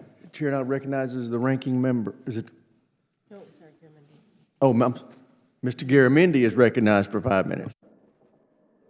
Mr. Chairman. Sorry, 3 minutes. Oh, come on. I'm just in the tune for 5 minutes, and I'm consuming it right now. I want us to think through what this SLCM is all about. For the most part, our debate now and in the previous years have centered on the weapon itself. The warhead, by the way, that is one of the NNSA's tasks, and that takes us back to the plutonium pit issue, and the rocket to propel that warhead to wherever it's going. We've not really focused on what does it mean to the submarine fleet. Right now, the submarine fleet is nuclear. It has multiple kinds of rockets that are deployed, most recently deployed in the attack on Iran, and will undoubtedly be deployed in the days ahead. But if we put a nuclear weapon on that submarine's entire process changes. All of it. The personnel on the submarine will not be dealing with rockets, they'll be dealing with nuclear weapons. And so that's a whole different training program, a whole different set of requirements that those submariners will have to have. The submarine itself has to be significantly modified. in order to deal with nuclear weapons. It is no small task. It is an extraordinarily complex and difficult task to take an attack submarine, nuclear-powered but without nuclear weapons, and put a nuclear weapons on it. It's not just a plug and play. It's far, far more complex. And it is one of the reasons that the Navy is saying, we don't want to go there. We've got the boomers, we got the existing, and we're going to have the Columbias soon. So I want us to think through exactly what we're doing with this. Where will it be deployed, and why will it be deployed? The issue of China comes up. We're going to deploy it as a deterrent to China. Well, that means that submarine can't be too far away from China because this SLICM, as envisioned, is not an intercontinental missile. I'm not going to give you the range. I suppose that's classified, so I won't go there. But I know it is not an intercontinental missile. And so where will it be deployed? What are the requirements to defend that submarine? These are issues which we have never discussed here in committee, but they are profoundly important if we are going to move forward with the SLICM. The issue here of not taking money out of SLICM and spending it on education, Representative Cisneros is absolutely correct. It's a much better use. But I want us to look below that and to spend time thinking about exactly how this works. Mr. Chairman, my 3 minutes is up. You are all right with me, Mr. Garamendi. Chair now recognizes, is any other member seeking recognition? Seeing none, there's no further debate. The question occurs on the amendment offered by Mr. Cisneros. Those that are in favor will say aye. Those opposed, no. No. Opinion of the chair, the noes have it. A recorded vote is requested. Recorded vote is postponed. We will now consider log number 5527R1 by Mr. Moulton of Massachusetts. For what purpose does the gentleman from Massachusetts seek recognition? Mr. Chairman, I have an amendment at the desk. Will the clerk please distribute the amendment? Without objection, the reading of the amendment is dispensed with. The chair now recognizes the gentleman from Massachusetts for the purpose of explaining his amendment. Thank you, Mr. Chairman. My amendment is a simple, straightforward reaffirmation of a policy that has kept our country safe for over 70 years, namely that nuclear weapons are the bedrock of our strategic stability and deterrent against a large-scale nuclear attack, like hundreds or even thousands of missiles launched by Russia or China. Mutually assured destruction, an assuredly frightening concept, promotes stability. If nations know that they will get obliterated if they use nuclear weapons against us, they are never going to use them. But if Russia or China believes instead that the United States is not so vulnerable to a retaliatory strike, it makes them less likely to think twice about acting quickly, acting first, or using novel delivery methods that get around our defenses, including Golden Dome itself, before we do anything to them. That is why, even though Golden Dome may sound good to someone who doesn't fully understand the history of missile defense and nuclear deterrence, it could actually make us less safe by upending this strategic stability. I want to be clear that this amendment addresses the narrow yet most important case in strategic stability of an all-out attack. I have and continue to support missile defense, particularly when it comes to regional security. I have also been pressing the department to more aggressively address the threat that drones pose to our military bases, critical infrastructure, and population. We have and maintain bipartisan consensus about improving missile detection, especially when it comes to hypersonics, and these are all part of Golden Dome as well. But great power strategic stability is different. Consider this a different way. In the past 70 years, we've come perilously close to nuclear war over a dozen times, with radar or computer mistakes, false warnings, etc. A movie was written about one instance in 1983, when a lowly Russian major flagrantly disobeyed orders to launch a full-scale counterattack on us because he had a hunch that his warning system was mistaken. It was the knowledge that a retaliatory strike would be guaranteed that stopped him from doing it. Deterrence delivers as close as we possibly can to 100% protection. The very best we can ask of any kind of missile defense is about 95%, and in the case of a nuclear exchange, that 5% is an American city or two melted into glass. Or consider this. We now know that Russia is developing a space-based nuclear weapon that could just simply take out Golden Dome with the push of one button. Now, I expect the counter-arguments we're about to hear is that Moulton is being partisan. Yet this amendment represents the bipartisan consensus for 70 years, Democratic and Republican administrations, this committee, and even the first Trump administration. If they were all wrong, if every one of us on this committee was wrong until Trump uttered the words Golden Dome on the political campaign trail, then make the case. This amendment doesn't come from a political rally. The idea it corrects does. I would love to keep going for the remainder of my statement, if I may. Time's expired. Chair, and I recognize the gentleman from Tennessee, Dr. Desjardins. Thank you, Mr. Chairman. And I certainly respect my ranking member, and I know where his heart lies, but I urge my colleagues to oppose this amendment. The underlying mark contains a provision that would update our missile defense policy to reflect President Trump's January executive order on missile defense, what has now become Golden Dome. This amendment would insert language from the current statute, effectively retaining the existing policy instead of replacing it. The underlying issue here is whether U.S. missile defense should remain focused on the threat from rogue states and unauthorized or accidental launches and explicitly refrain from countering missile threats from China or Russia. I agree with President Trump that this approach is outdated and support his policy for a defending against all threats regardless of their source.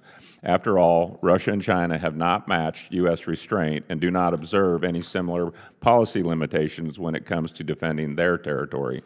Russia's missile defenses are specifically designed to defend against an attack by the United States. China has rapidly developed missile defenses as well, with us in mind. This outdated policy has not made us safer. It has not created strategic stability. Instead, it has left our homeland vulnerable while our adversaries increase their capability to hold us at risk. I urge my colleagues to oppose this amendment, and I yield back. Gentleman yields back. Chair, and I recognize the gentleman from California, Mr. Garamendi. Mr. Chairman, my colleague, Mr. Moulton, was in the midst of making a profoundly important argument that he was unable to finish because of the time limitation. I yield my 2 minutes, 49 seconds. Thank goodness. I was waiting with bated breath.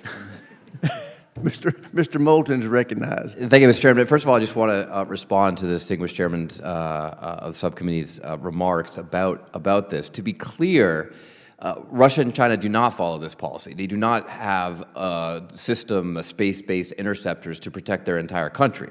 They don't plan to do that. They don't have it. They do have specific missile defenses, for example, around Moscow that we've known about for a long time. It's also true that they have recently announced plans to dramatically increase their offensive capabilities, specifically in response to this. That doesn't help with strategic stability. It actually makes strategic stability worse, and it puts our country more at risk. To just cite two former Trump administration officials speaking recently, like in the past few months, Rear Admiral Mark Montgomery in a hearing to the China Select Committee said, so this Golden Dome is not about stopping a nuclear exchange. What will stop a nuclear exchange is mutual assured destruction. Just a few months ago, Dr. Lisa Porter, a former Deputy Undersecretary of Defense, said, we want to tell them, our adversaries, you're going to have holy terror raining down on you if you try anything on us, not just that we're going to sit here and, do our best to defend. Trump's own missile defense review from his first administration said, quote, the United States relies on nuclear deterrence to address the large and more sophisticated Russian and Chinese intercontinental ballistic missile capabilities. And Admiral Charles Richard, I know he has a lot of fans on this committee, former commander of U.S. Strategic Command, said, quote, every operational plan in the Department of Defense rests on the assumptions that strategic and in particular nuclear deterrence will hold. The language in this amendment is exactly the language that we came to a bipartisan agreement on last year and was enacted into law. I hope this year we can have the same outcome and maintain a policy that has kept our country safe for the past 70 years. It frankly takes 2024 politics out of strategic defense, and it's the right thing to do for our troops and our country. Mr. Garamendi, I yield you 27 seconds back. 23 valuable seconds. I'm having trouble containing myself, Mr. Chairman, but I'm seeing you giving me that eye that says, time to go. I yield back. Gentleman yields back. Any other members seek recognition on Mr. Moulton's amendment? Seeing none, there's no further debate. Question occurs on the amendment offered by Mr. Moulton. So many as are in favor will say aye. Those opposed, no. No. Opinion chair, the noes have it. Noes have it, and the amendment's not agreed to. A recorded vote is requested. Recorded vote is postponed. We will now consider log number 5518 by Mr. Moulton. For what purpose does the gentleman from Massachusetts seek recognition? I have an amendment, Mr. Chairman, I have an amendment at the desk. Will the clerk please distribute the amendment? Without objection, the reading of the amendment is dispensed with. The chair recognizes the gentleman for the purpose of explaining his amendment. Mr. Chairman, as I scroll through my notes here, just give me 1 second. This amendment would prohibit the department from spending money on the space-based missile defense interceptor architecture touted in the President's Golden Dome announcement until the department tells us what that system is going to look like, how much it will cost, and can assure us that it will not negatively impact strategic stability. This year, in every Strategic Forces Subcommittee hearing, I have raised space-based interceptors, and not a single witness could answer fundamental questions that we need to know before spending unknown hundreds of billions of taxpayer dollars on a program that might not work and that might make us less safe. The Congressional Budget Office, in response to Senate Strategic Forces Subcommittee's bipartisan request, just released its updated cost estimate for deploying space-based interceptors. The 20-year costs range from $160 to $542 billion, and we all know which end of that range will be right. That hardly seems fiscally sound. Todd Harrison, a senior fellow at the American Enterprise Institute, a conservative think tank, recently said that, quote, while the costs have come down and the technology has matured, the physics of space-based interceptors has not changed. Most importantly, multiple witnesses testified to the subcommittee that there have been no significant policy deliberations on the impact of Golden Dome on strategic stability. There's a lot of classified reporting on the Russian and Chinese responses to this, and let's just say that none of it makes us sleep better at night. It's an invitation to an arms race. Further, we know that Russia is developing a nuclear weapon to be placed in low Earth orbit, the same orbit that these space-based interceptors would be.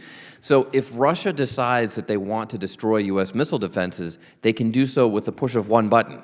It's very hard to imagine that they're going to launch an all-out nuclear attack on us and not push that one button. It's also somewhat ironic that Dr. Mike Griffin, former Trump administration Undersecretary of Defense for Research and Engineering, who was the last official responsible for overseeing a space-based missile defense concept, recently said, quote, in most cases, you do not have a shot from space at an ICBM in the boost phase. You can't get to it with reasonable probability, and by reasonable probability, I would say greater than 1% or so. For all the chaos of DOGE, from cutting jobs at state and DOD and even the Nuclear Security Administration from programs that we know work, saving somewhere around $100 billion, it's incredible that we would throw $500 billion of taxpayer monies to the wind, or I guess more accurately, into space, when we don't know it will work. So we should simply exercise our oversight responsibility and make sure that we understand the feasibility, the cost, and the actual effect of a system this big before letting the department get to it. That's just our responsibility in Congress, and I think we should exercise it. Thank you, Mr. Chairman. I yield back. Gentleman yields back. Chair, I recognize the gentleman from Tennessee, Dr. Desjardins. Thank you, Chairman. I oppose the amendment. While this is an amendment to the Defense Authorization Bill, the goal of this amendment is to restrict reconciliation funds that Congress provided earlier this year for the President's Golden Dome initiative.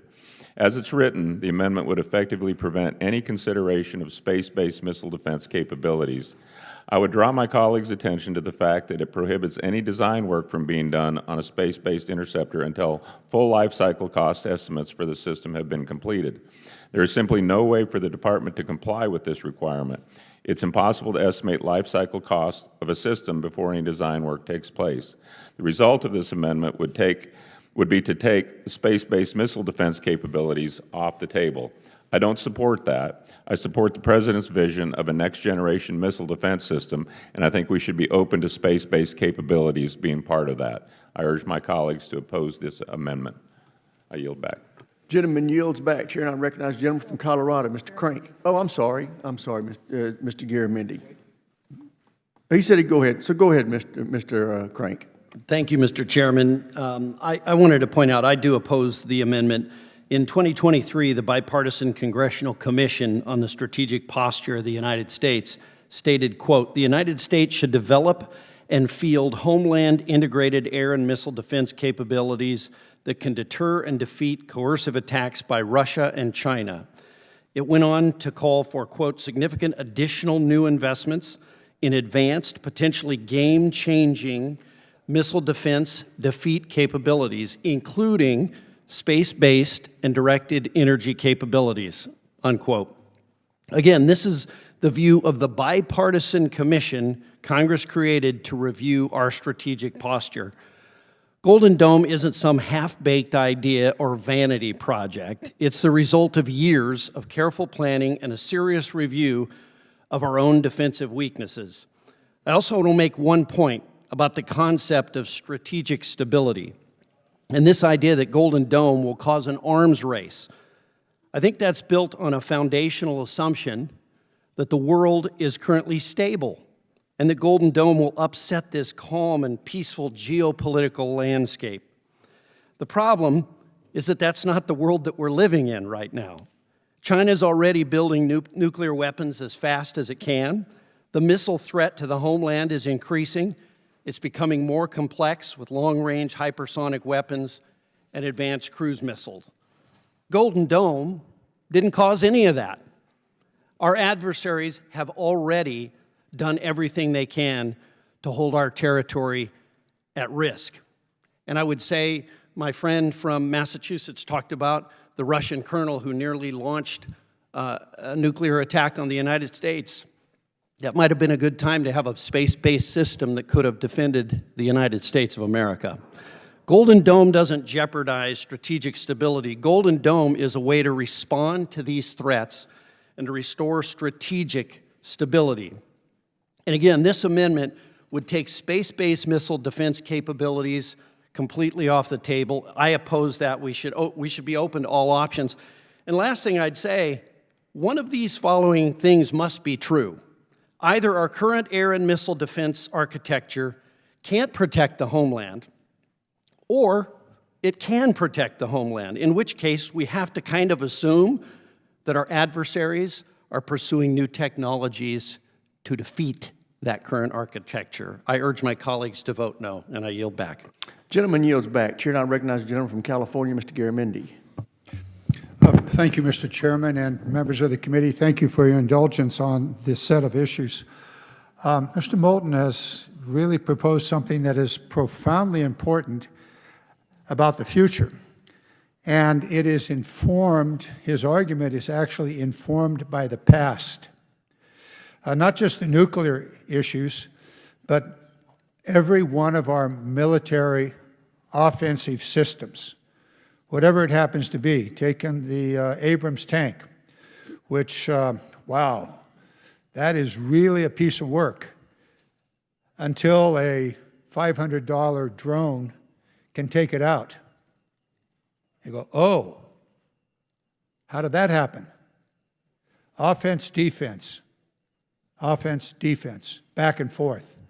And we're going to deal with that in every one of our systems, whether it's an Abrams tank or a nuclear missile.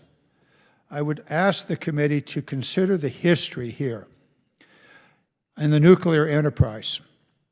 Star Wars, Reagan, Star Wars, set off the debate about a nuclear confrontation in space. And we've been dealing with that ever since along the way. And it has been added by the Bush administration repealing the Anti-Missile Defense System treaty that immediately led to Russia and somewhat later China saying, oh, well, we have to be able to defend. We have to be able to overcome. And more recently, the Obama Strategic Arms System, which is about to expire. Every one of these arms control issues is a result of an offense and defense. It turns out that if you're playing defense, you're likely to lose, which brings us back to the offense. We really need to think through this very, very carefully, and Golden Dome plays directly into this by creating a massive, extraordinarily expensive, and ultimately insufficient, inadequate defensive system against missiles. Because guaranteed, somebody out there is going to figure out a way to get around it. For example, take a container that's coming in from some port somewhere around the world and bring that container into New York Harbor or into LA Harbor with a nuclear weapon on the cheap. So let's be aware here, offense, defense, we will lose this one. Mr. Moulton's amendment is extremely important in that it focuses on that relationship and on arms control. Thank you. Gentleman's time's expired. Does any other members, gentleman from New Jersey, Mr. Norcross? Thank you, Chairman. What Israel has done with Golden Dome in many ways is remarkable, and it wants to be replicated at a larger event for here in the U.S. But remember, Golden Dome did not keep all of them out. If a nuclear missile gets through our Golden Dome, you pray God it's not your city that one slips through. I yield my remaining time to Mr. Moulton. It's an incredibly important point for my colleague from New Jersey. And I also want to respond to the thoughtful questions from my colleague from Colorado. First of all, that Russian officer, to cite your example, Mr. Crank, look, if he thought that he could fire a few missiles at us and they would just get shot down, then he probably would have split the difference and said, no, I'm not going to completely disobey orders, I'll respond. After all, that is the Russian doctrine, escalate to de-escalate. But it's because he knew that the bedrock of our strategic defense is mutually assured destruction that he didn't do it. It was in fact pulling out of missile defense in the early 2000s under President Bush that led to the dramatic increase in arms, including the development of hypersonics by Russia and China. That's been documented in several of our hearings. And if you look at the chart of nuclear weapons over time, we had a lot more nuclear weapons in the world back in the 1960s and 70s, for example, and it was only as a result of that treaty established in the early 70s that we were able to have arms control agreements to get the nuclear weapons numbers down on both sides. Chairman Kaine just recently explained the risks of nuclear proliferation. The simple likelihood that nuclear mistakes goes up, the more nuclear weapons you have in the world. So the goal for all of us should be to reduce nuclear proliferation, and this makes it worse. Now, the way that Russia has made clear they plan to respond to Golden Dome is by doing just this, by using novel delivery methods. They've already publicly declared their sea-based nuclear-powered torpedo that will just drive into Los Angeles or New York Harbor and blow up. What are space-based interceptors supposed to do about that? Maybe that's the one that leaks through. I guess Denver's safe because there's no coastline there, but it doesn't do much for all the cities on the coast. And by the way, the bipartisan commission you cited, which emphasized the importance of arms control, the importance of getting there, didn't know about the Russian space-based nuclear weapon that can eliminate that $500 billion of taxpayer money with the push of one button. They didn't know about that. I wonder how their opinions might change today. Gentleman's time has expired. Does any of the members seek recognition to speak on Mr. Moulton's amendment? There being no further debate, the question occurs on the amendment offered by Mr. Moulton. So means in favor will say aye. Aye. Those opposed, no. No. Opinion of the chair, the noes have it. Recorded votes requested, recorded votes postponed. We will now consider log number 5409R2 by Mr. Turner of Ohio. For what purposes, gentlemen, seek recognition? I have an amendment at the desk. Will the clerk please distribute the amendment without objection? Reading the amendments dispensed with. The chair recognizes the gentleman from Ohio for the purpose of explaining his amendment. Thank you, Mr. Chair. The chair and I have had an opportunity to speak concerning my amendment. I want to commend the chair on his work on acquisition reform, of which I support. The chair is aware that this amendment comes out of my concern of the provisions of Section 1601 and the potential impacts on the on specifically the career path requirements. This amendment would have required an assessment of the Space Force talent management impacts, specifically on acquisition career path requirements. I'm concerned about the personnel effects of the prescriptive portions of that section. Also concerned about the effects on current careers of those in the Space Force. We've not had a hearing on this matter. In discussing it with the chair, I appreciate his interest in ensuring that we continue to monitor the potential effects of these provisions, recognizing that this is not in the Senate version, that this will go through conference. Whatever provisions do come out, we'll have to work in monitoring the effects and working with DOD and the Space Force and ensuring that we are concerned, of course, with the effects going forward.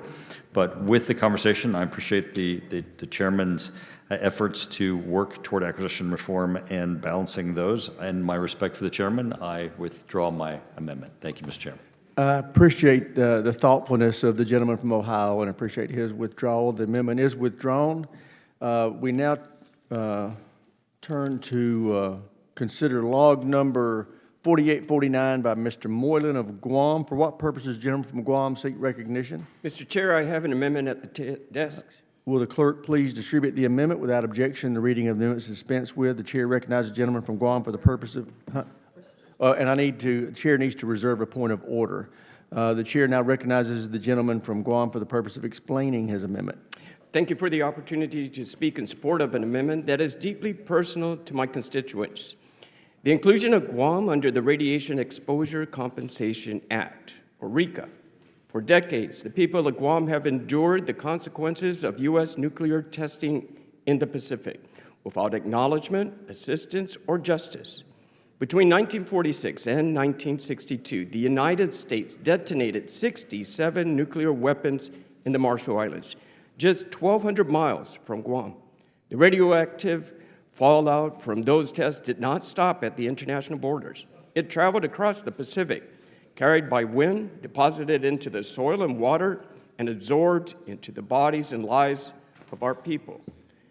This fallout inflicted damage that was not only physical, but emotional and generational. Families have suffered through waves of cancer diagnosis without clear answers, without compensation, and with little more than silence from the federal government. I speak today not just as a member of Congress, but as a son of Guam. I speak for the survivors, the caregivers, and the widows who have waited too long.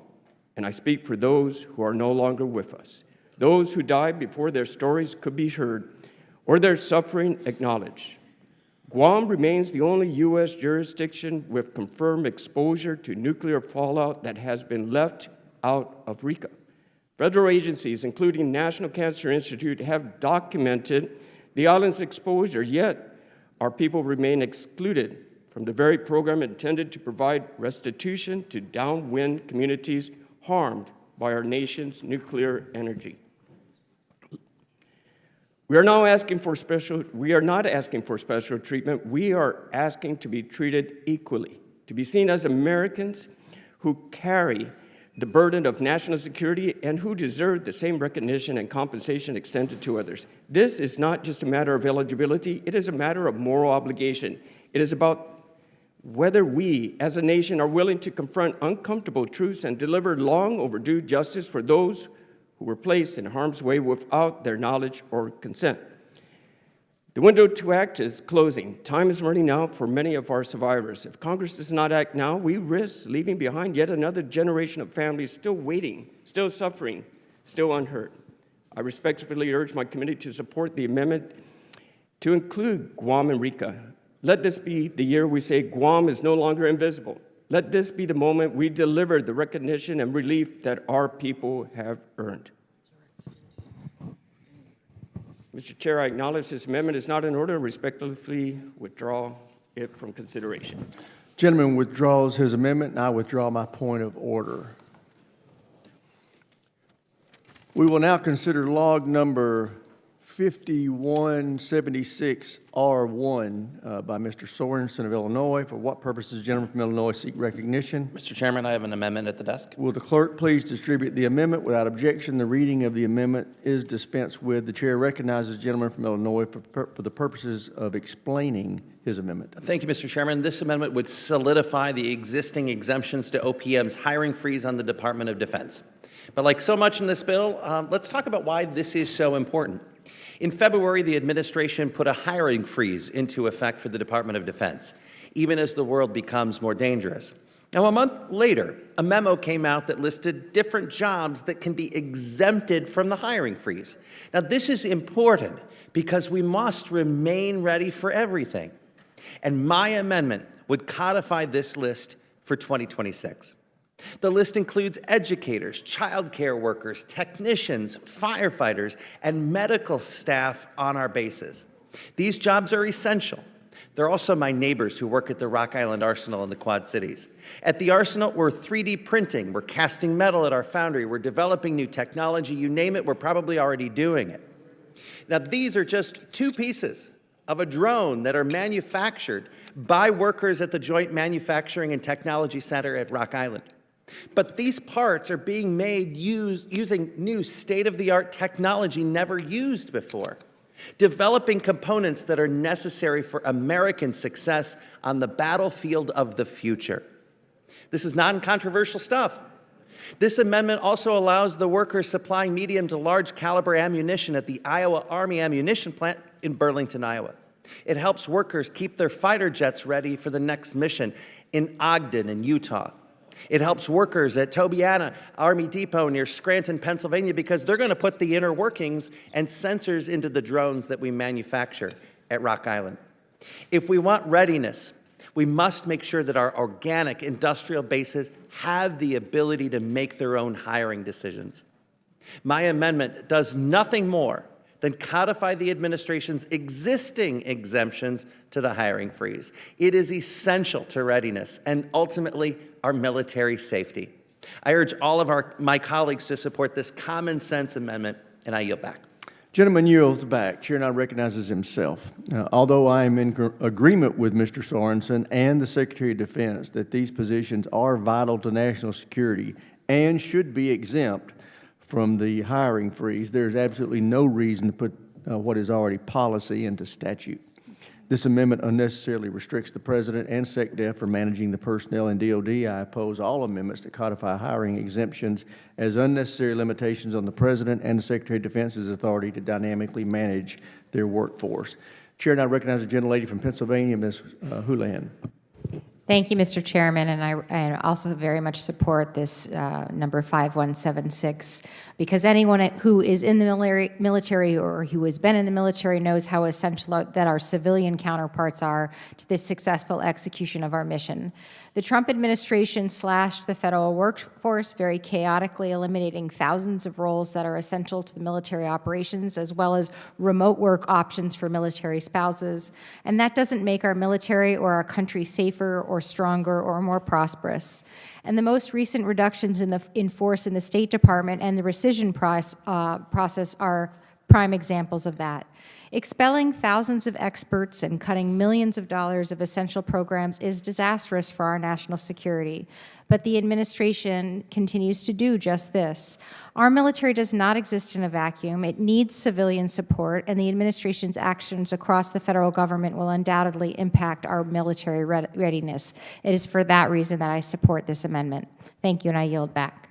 Gentlelady yields back. Chair now recognizes the gentleman from Virginia, Mr. McGuire. Thank you, Mr. Chairman. We are in agreement. I oppose this amendment from the gentleman from Illinois. I recognize that these positions are vital and should be exempt from a hiring freeze. However, there is no reason to put what is already policy into statute. This amendment unnecessarily restricts the President and Secretary of Defense from managing personnel in their agency. If we were to sufficiently crew our ships in the future, this would prevent the Secretary of Defense from properly managing his force because Congress made a blanket rule restricting his authority. Any amendment that codifies hiring exemptions unnecessarily limits the President and Secretary of Defense authority to manage their workforce effectively. So I urge my colleagues to vote no. And with that, I yield back. Gentleman yields back. Chair and I recognize the gentlelady from New Jersey, Ms. Sherrill. Thank you, Mr. Chairman. I speak today in strong support for my colleague's amendment that enshrines certain protections for our DoD civilians into law, which I think is completely necessary given the work of this committee to try to manage and mitigate the complete incompetence coming from the Secretary of Defense in this administration when it comes to DoD-related matters. The Trump administration's slash to the civil service is not just an attack on government workers, it's a direct threat to our national security and to the economic stability of communities like mine in New Jersey. At Picatinny Arsenal, we have engineers, science, and support staff who are building the future of our national defense, developing the weapon systems our service members rely on to stay safe and to succeed. Picatinny is a vital hub for U.S. military innovation, especially in advanced munitions and armaments that keep our troops safe and mission ready. Cutting civil service roles here directly weakens our military's ability to develop, test, and deliver cutting-edge weaponry. Many of our civil servants have had years of specialized training in metallurgy, physics, and chemistry, some of it at the postgrad level at the Picatinny Armament School that I'm working to get accredited and which has graduated 41 master's degree recipients and 2 PhDs. So in delivering these cuts, we will harm and weaken our military's ability to develop, test, and deliver cutting-edge weaponry, not just today, but for years to come. Slashing civil service positions, risk shifting, critical expertise to private contractors, driving up cost, and reducing institutional knowledge within the government. Maintaining a robust civil service at Picatinny ensures that the U.S. retains strategic control over weapons development and innovation. Cutting civil service jobs at Picatinny is not just an attack on New Jersey workers, it's an attack on our national security. And as someone who has served her country, I know we need to strengthen, not weaken, our defense capabilities. I'll fight to protect every job and every innovation effort at Picatinny because America's security depends on it. Thank you, and I yield back.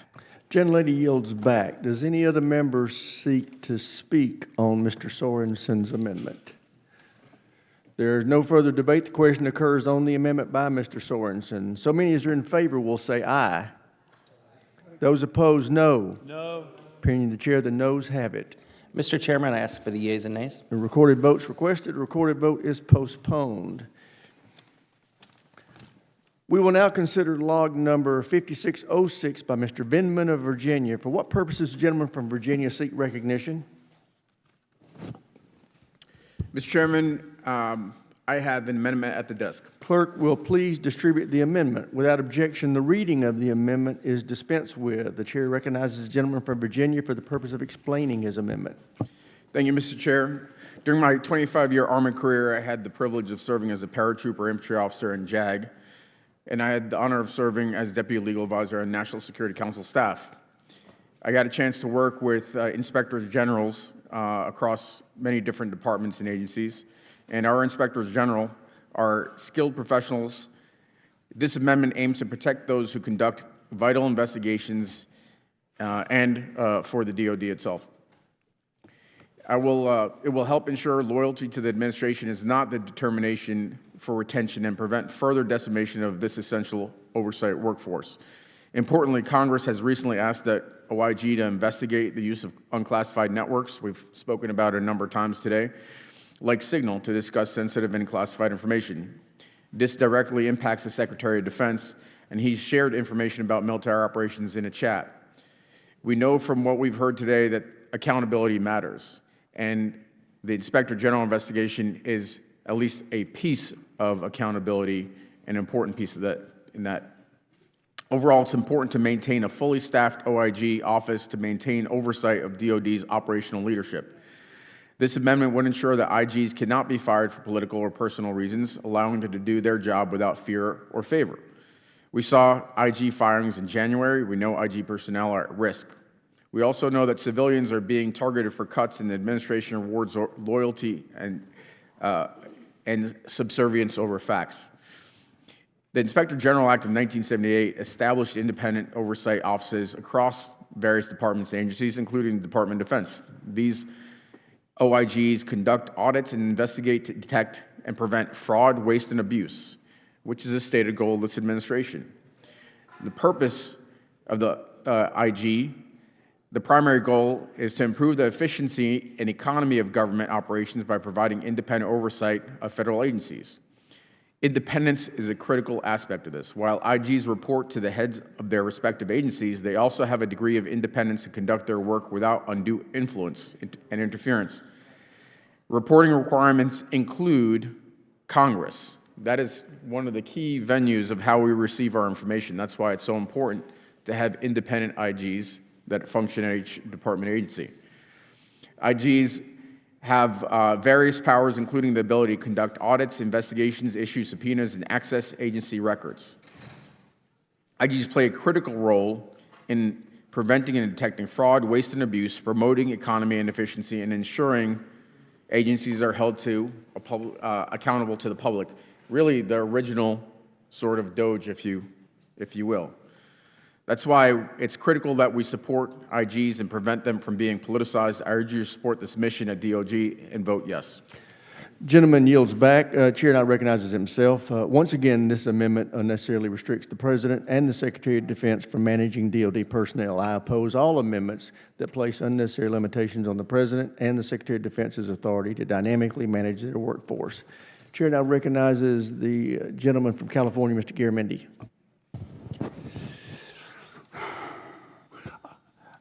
Mr. Chairman and Ranking Member and members of the committee, I do not believe we can do our job of oversight, and even before oversight, our job of directing policy, creating policy. What direction should the Department of Defense go? What should it be doing? Should it do this? Should it do that? Should it do neither? We do not, despite an absolutely terrific staff, some of whom are behind me, others behind other members here at the top row and then at the table, we depend upon the Inspector General. They have been there day after day. They specialize in specific sets of issues, and they do their report, and then that report could be classified, more likely public, and it gives us the information that we must have to set policy.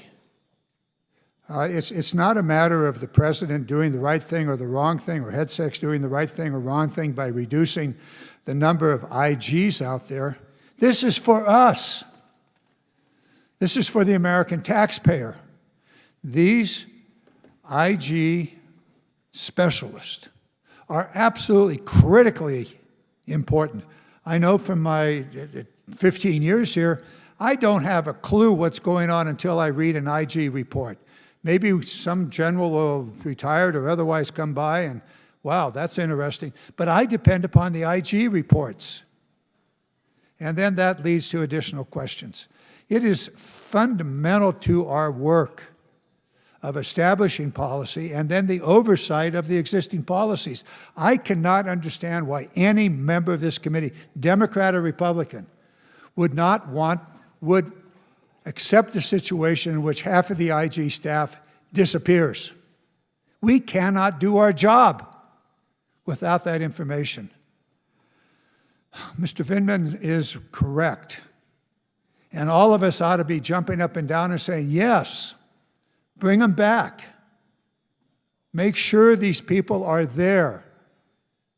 Make sure that that experience, that knowledge is available to us. Waste, fraud, and abuse doesn't mean a good goddamn thing unless we have the knowledge to go with it. It's just 3 words and a talking point. It's critically important that we have the information. And often, not always, but often it comes from the IG. Mr. Vindman, don't ever give up on this. It's critically important. Any chance you get, drive this issue. And those of us that care about waste, fraud, and abuse will be with you. Gentleman yields back. Chair, I recognize the ranking member. Thank you, Mr. Chairman. There's a series of amendments here all surrounding personnel, which can sort of make it sound a little, I don't know, bureaucratic and boring, that we're like quibbling over exactly how to handle personnel. And I just want to make sure everyone knows how completely unprecedented what the Trump administration has done to personnel is, and the fundamental threat that it poses to civil service, and the very concept that we are a nation of laws, not of individuals. We have seen across the board, not just at DOD, obviously in a more dramatic fashion in other places in our civil service, a direct attack on civil servants. And basically the goal and the effort is to terrorize them. Certainly there's been thousands of firings across the board with very little reason given, but you have to get at some of the specifics. Some people have been fired, weeks later been given a notice that they are allowed back in, weeks after that, fired again. They have been given a level of uncertainty that has made it very difficult for them to do their jobs. I read about one case where someone was fired, brought back, but then told that their health insurance was no longer active, even though they were still paying for their health insurance. Tens of thousands of workers have been treated this way. So we have also seen at DOD the firing of the Inspector Generals, the firing of the JAGs, the firing of 4-stars. It's hard to say exactly which one is the most egregious case, but the firing of the dual-hatted NSA Cyber Command chief, Mr. Hawk, is perhaps the worst, where Laura Loomer showed up in the White House, said, you know, this guy might not be trusted, and despite the fact that he has enjoyed years of bipartisan enthusiastic support, he was fired, and as far as I know, has not yet been replaced. What the Trump administration is trying to do is strip any check on Trump's power in a way that will weaken us as a country.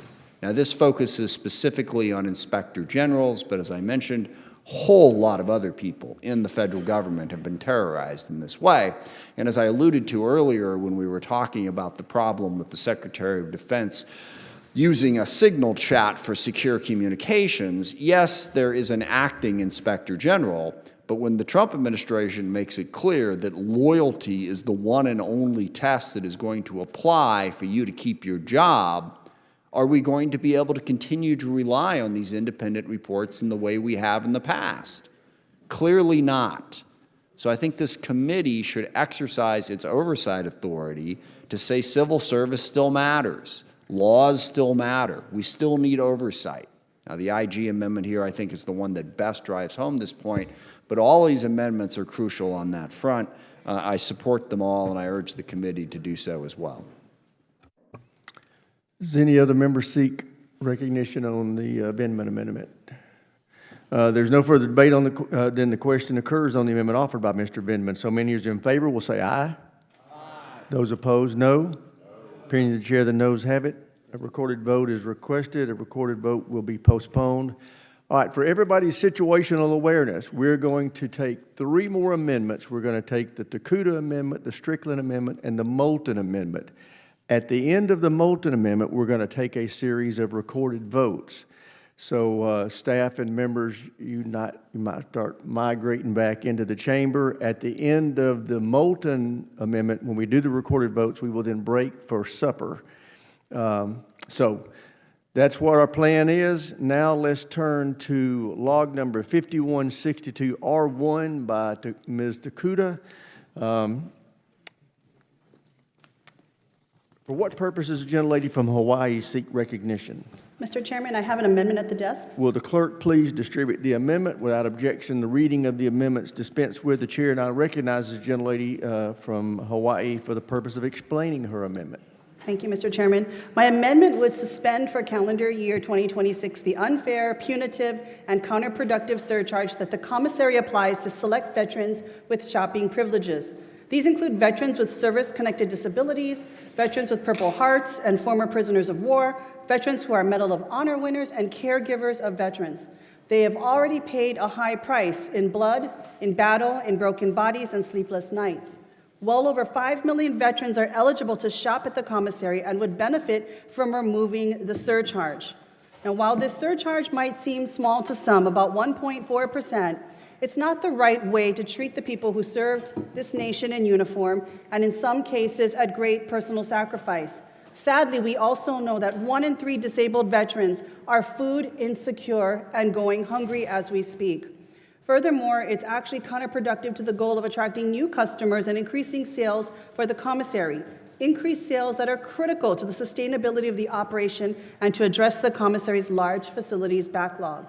While my amendment can't be adopted this year due to a budgetary point of order, I hope that I can work with this committee and members on both sides of the aisle going forward to permanently eliminate this surcharge. These brave men and women didn't hesitate to sacrifice for us. We also must not hesitate to stop this shameful nickel and diming of our veterans who have paid a very high price for our freedoms. Thank you, Mr. Chair, and I withdraw my amendment. Gentlelady withdraws her amendment. We will now consider log number 5110R1 by Ms. Strickland. For what purposes does the gentlelady from Washington seek recognition? I have an amendment at the desk, Mr. Chair. Will the clerk please distribute the amendment? Without objection, the reading of the amendment is dispensed with. The chair now recognizes the gentlelady from Washington for the purpose of explaining her amendment. Mr. Chairman, I am offering a simple amendment to prohibit nepotism at the Department of Defense. And I want to say at the outset that it's unfortunate that I even have to offer this amendment. Federal law prohibits nepotism.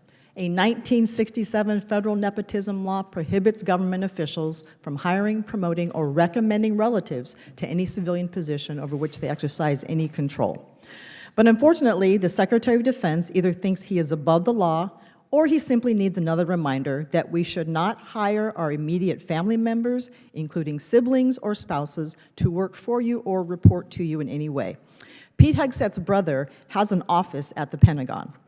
And the Department of Defense, as we know, handles some of the most sensitive issues of national security. It is deeply concerning that the Secretary of Defense's judgment is so poor that he included his wife and his brother in an unsecured signal chat where sensitive operational details were being shared. And while the Pentagon has stated that the Secretary's wife never, quote, attended a meeting where sensitive information was discussed, that's actually contradicted by widespread press reporting. And here's why this matters. Nepotism prioritizes personal relationships over qualifications, skills, and capabilities. And by the Republican definition of DEI, another Hegseth DEI hire. When Secretary Hegseth was sworn in, he sent a message to the force which said, DoD standards will be, quote, high, uncompromising, and clear. The Secretary's use of unqualified people as his closest confidants demonstrates every single day that he's not holding himself to the standard that he demands of others. What message does this send to the troops? Making it crystal clear to this Department of Defense and to every administration after this that such behavior is unacceptable is the right thing to do. It does not matter who's in the White House. It does not matter who's Secretary of Defense. This should be a nonpartisan issue. I urge everyone to vote yes on this amendment, and I yield back, Mr. Chair. Gentlelady yields back. Chair now recognizes himself. I agree that nepotism is not good. It's not good government, which is why I support the nepotism laws already in place. Federal law at 5 U.S.C. subsection 3110 already prohibits a federal official, including a member of Congress, from appointing, promoting, or recommending for appointment or promotion any relative of the official or any agency or department over which the official exercises authority or control. This restatement of the law is simply a vehicle to attack the president. What it does do, however, is prevent the sons and daughters of military officers or other appointed officials from serving their country. For example, the enlisted child of the 101st Airborne Commanding General would be restricted from serving in that unit. That's not acceptable. For those reasons, I oppose the amendment. Any other members seek to? Mr. Whitesides of California is recognized. Thank you, Mr. Chairman, and thank you, Ms. Strickland, for offering. I wish this amendment wasn't necessary, but it is.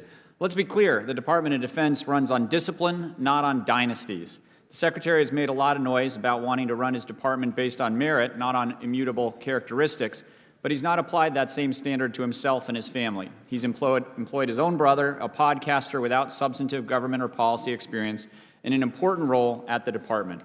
If the top civilian official disregards basic norms against nepotism, it sends a corrosive message down the ranks that connections matter more than conduct. This isn't about one family, it's about the future of civilian leadership.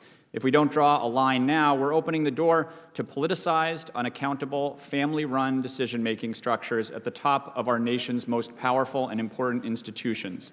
Make no mistake, good governance is built on norms that prevent conflict of interest. Nepotism erodes public trust, weakens morale within the department, and creates vulnerabilities in decision-making that foreign adversaries can exploit. And let's be honest, it doesn't stop at the foreign risk. We have protocols for a reason. Nepotism introduces chaos into command. When family members are involved in informal decision-making, especially without relevant expertise or experience, it creates confusion, duplication, and risk. This amendment shouldn't be partisan nor controversial. In fact, it protects the Secretary as well.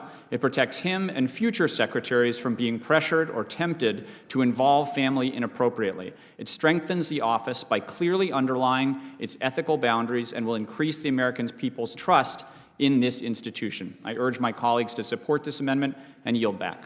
Gentleman yields back. Does any other member seek recognition on the Strickland amendment? There's no further debate. Question occurs on the amendment offered by Ms. Strickland. So many as are in favor will say aye. Aye. Those opposed, no. No. Opinion chair, the noes have it. Recorded votes requested. Recorded vote is postponed. We're about to consider the Moulton Amendment, so I urge all members who are in their offices to start making their way back to the chamber, because at the conclusion of the Moulton Amendment, we will have a series of recorded votes.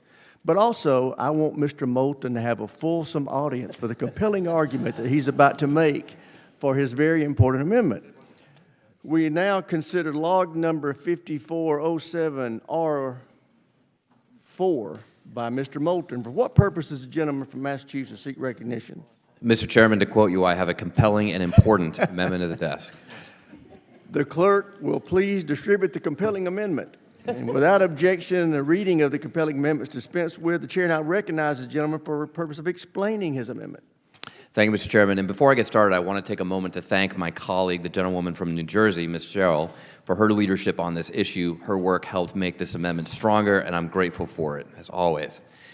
Donald Trump and Pete Hegseth have claimed that meritocracy is back at the Department of Defense. We've heard the argument for meritocracy several times throughout today. But last month, during his testimony to the House Armed Services Committee, Secretary Hegseth couldn't even tell me how many generals he had fired. It's 8, by the way. Let alone name them or tell me what a single one of them had done wrong. Is it a meritocracy to fire General C.Q. Brown, possibly the most qualified Air Force officer I've ever met, with deep Indo-PACOM experience, multiple prior commands at the 4-star level, leadership on modernization, and profound bipartisan respect, including from this committee, just because he apparently talked about his experience of being black in the military? Is it a meritocracy to fire General Hawk, the commander of U.S. Cyber Command, who served this country professionally, honorably, and apolitically for more than 33 years, because apparently Laura Loomer told Trump she didn't like him? Is it a meritocracy to attempt to fire the 3 judge advocate generals of the service, advocates general of the services, unsuccessfully, by the way, because you didn't even know that one of those positions was empty, and without having ever had a conversation with any single one of those career service members? No. Secretary Hegseth's purge is not about merit. It's about loyalty and ideology, and that is utterly inconsistent with our democracy. Our service members swear their oath to the Constitution of the United States. All of us who have taken it know that oath is sacred. And only dictators or would-be kings demand personal loyalty from their generals, not the president of a democracy. Dismissing an officer should either be because of a failure to uphold that oath or because that officer has failed to carry out the duties and responsibilities of the office. These dismissals have been neither. They are nothing short of an attempt to politicize our military. A politicized military, a politicized general and flag officer corps is a danger to our democracy, and I don't say that lightly. A military built to be loyal to a party or a politician puts the guys with the guns on the side of his politics. And then democratic politics becomes an uneven playing field because people are afraid to oppose the other side. That's untenable for our military. Republicans have spent years decrying the politicization of the military. It's shocking to see them so quiet now that it's actually occurring. My amendment does not limit the president's constitutional and democratic right to remove an officer. That's essential to civilian control of the military. It simply says that the secretary needs to provide us with a statement of cause after the fact, indeed, because he should be able to provide an actual reason for firing professional military leadership. I think it's reasonable and necessary for our democracy, and I urge support. I yield back. Gentleman yields back. Chair recognizes himself. Current law, 10 U.S.C. 601 states the president designates positions of importance and responsibility to carry out the grade of general or admiral or lieutenant general or vice admiral. By law, the appointment of an officer to pay grade of above 08 for service in a position of importance and responsibility ends on the date of determination of the assignment of the officer to that position. The president makes these decisions, and we will not tie his hands with these reporting requirements. For these reasons, I oppose the amendment. And before I go to the next person, again, I want to remind the staffs of the various members who are not in the chamber, have your boss get back to the chamber, because at the conclusion of this, we're going to have a series of recorded votes, and we need everybody here. With that, I will now recognize Ms. Sherrill of New Jersey. Thank you, Mr. Chairman. On February 21st of this year, President Trump and Secretary Hegseth made the unprecedented decision of removing 2 members of the Joint Chiefs of Staff. Chairman of the Joint Chiefs of Staff, C.Q. Brown, and Chief of Naval Operations, Admiral Lisa Franchetti, were capable and experienced leaders with 75 years of combined military service, and they were fired without cause or even an explanation. This amendment today would change that. It would require the president to submit a written justification to Congress to remove any senior general or flag officer. As far as I can tell, the only difference between General C.Q. Brown and Admiral Franchetti and their colleagues is that C.Q. Brown is black and Lisa Franchetti is a woman. We don't have an explanation from the administration for why they were removed, and when I posited my theory that I just listed, Secretary Hegseth did not even dispute it. So even if some of my majority colleagues believe that General Brown and Admiral Franchetti should have been removed, I hope they would agree that Congress needs to at least be given an explanation. The Joint Chiefs of Staff are our military's top leaders, overseeing their respective services and directly advising the President and the Secretary of Defense on everything from operations to man, train, and equip challenges. And leaving those positions unfilled is a serious risk to national security, depriving our military of experienced leadership and slowing down the decision-making process. In fact, we still don't even have a confirmed Chief of Naval Operations because President Trump waited 4 months to select a new nominee after firing Franchetti. This committee regularly discusses the importance of shipbuilding and modernizing our Navy, but for the last 5 months, we have not even had a Chief of Naval Operations. There are real national security consequences to removing one of the Joint Chiefs of Staff, a combatant commander, or other senior officer. And if a president is going to make such a monumental decision, they owe this committee and the rest of Congress an explanation. Thank you, and I yield back. Gentlelady yields back, Chair, and I recognize the gentleman from Colorado, Mr. Crank. Thank you, Mr. Chairman. I do oppose the amendment of my friend from Massachusetts. As we know, each flag officer serves at the pleasure of the President of the United States, and each president has a duty to ensure that his military leadership is in alignment with his administration's national defense strategy. And because of this, it is normal to expect turnover in military leadership at the start of each new administration. New strategy priorities might require new leaders to execute the Commander-in-Chief's plan to ensure national security. It's not like President Trump is the first Commander-in-Chief to fire flag officers.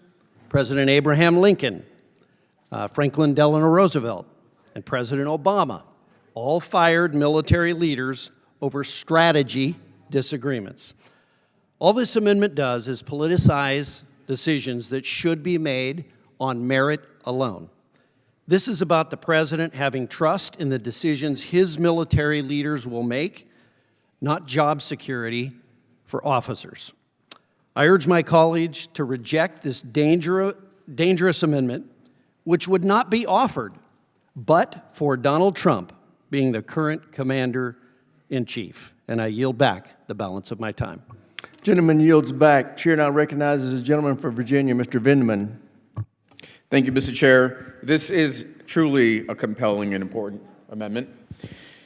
Everything that the chair said about the president's power to appoint his officers is true, but that is not mutually exclusive with the president doing it for a proper purpose. And as opposed to what my colleague just said, Mr. Crank, there is nothing normal about the firing of 8 senior officers, including all of the senior judge advocates and the chairman of the Joint Chiefs of Staff, Chief of Naval Operations. There is nothing normal about that. Our general officers and flag officers are nonpartisan patriots who swear an oath to the Constitution. That should be their only loyalty, not to the President of the United States. Service members serve regardless of party, background, race, or creed. It is perhaps one of the most American institutions precisely because it demands loyalty, honor, and respect based on one's shared quality, love of country. And this keeps us safe because merit is the measure of advancement above all other qualities. That is why it's deeply concerning that the Secretary of Defense fired 8 generals and flag officers without any explanation or report to Congress or their American people. The Senate confirms all general and flag officers to their rank, and the Constitution is clear that this is a congressional prerogative. The Secretary and President owe Congress, the American people, an explanation why they fire America's finest, those that have sacrificed, frankly, the most, decades overseas, apart from family. Why is Laura Loomer and her insane whims, why is that the driving principle behind the firing of a 4-star general, the commander of CyberCom? Incompetence or concerns they would follow unlawful orders? Maybe that's the reason. They want blind obedience and loyalty. We just don't know. This common sense amendment from my friend from Massachusetts would fix that. Congress and the American people deserve to know that our military remains nonpartisan, loyal to the Constitution and the American people, and not to the President of the United States. Thank you. I yield back.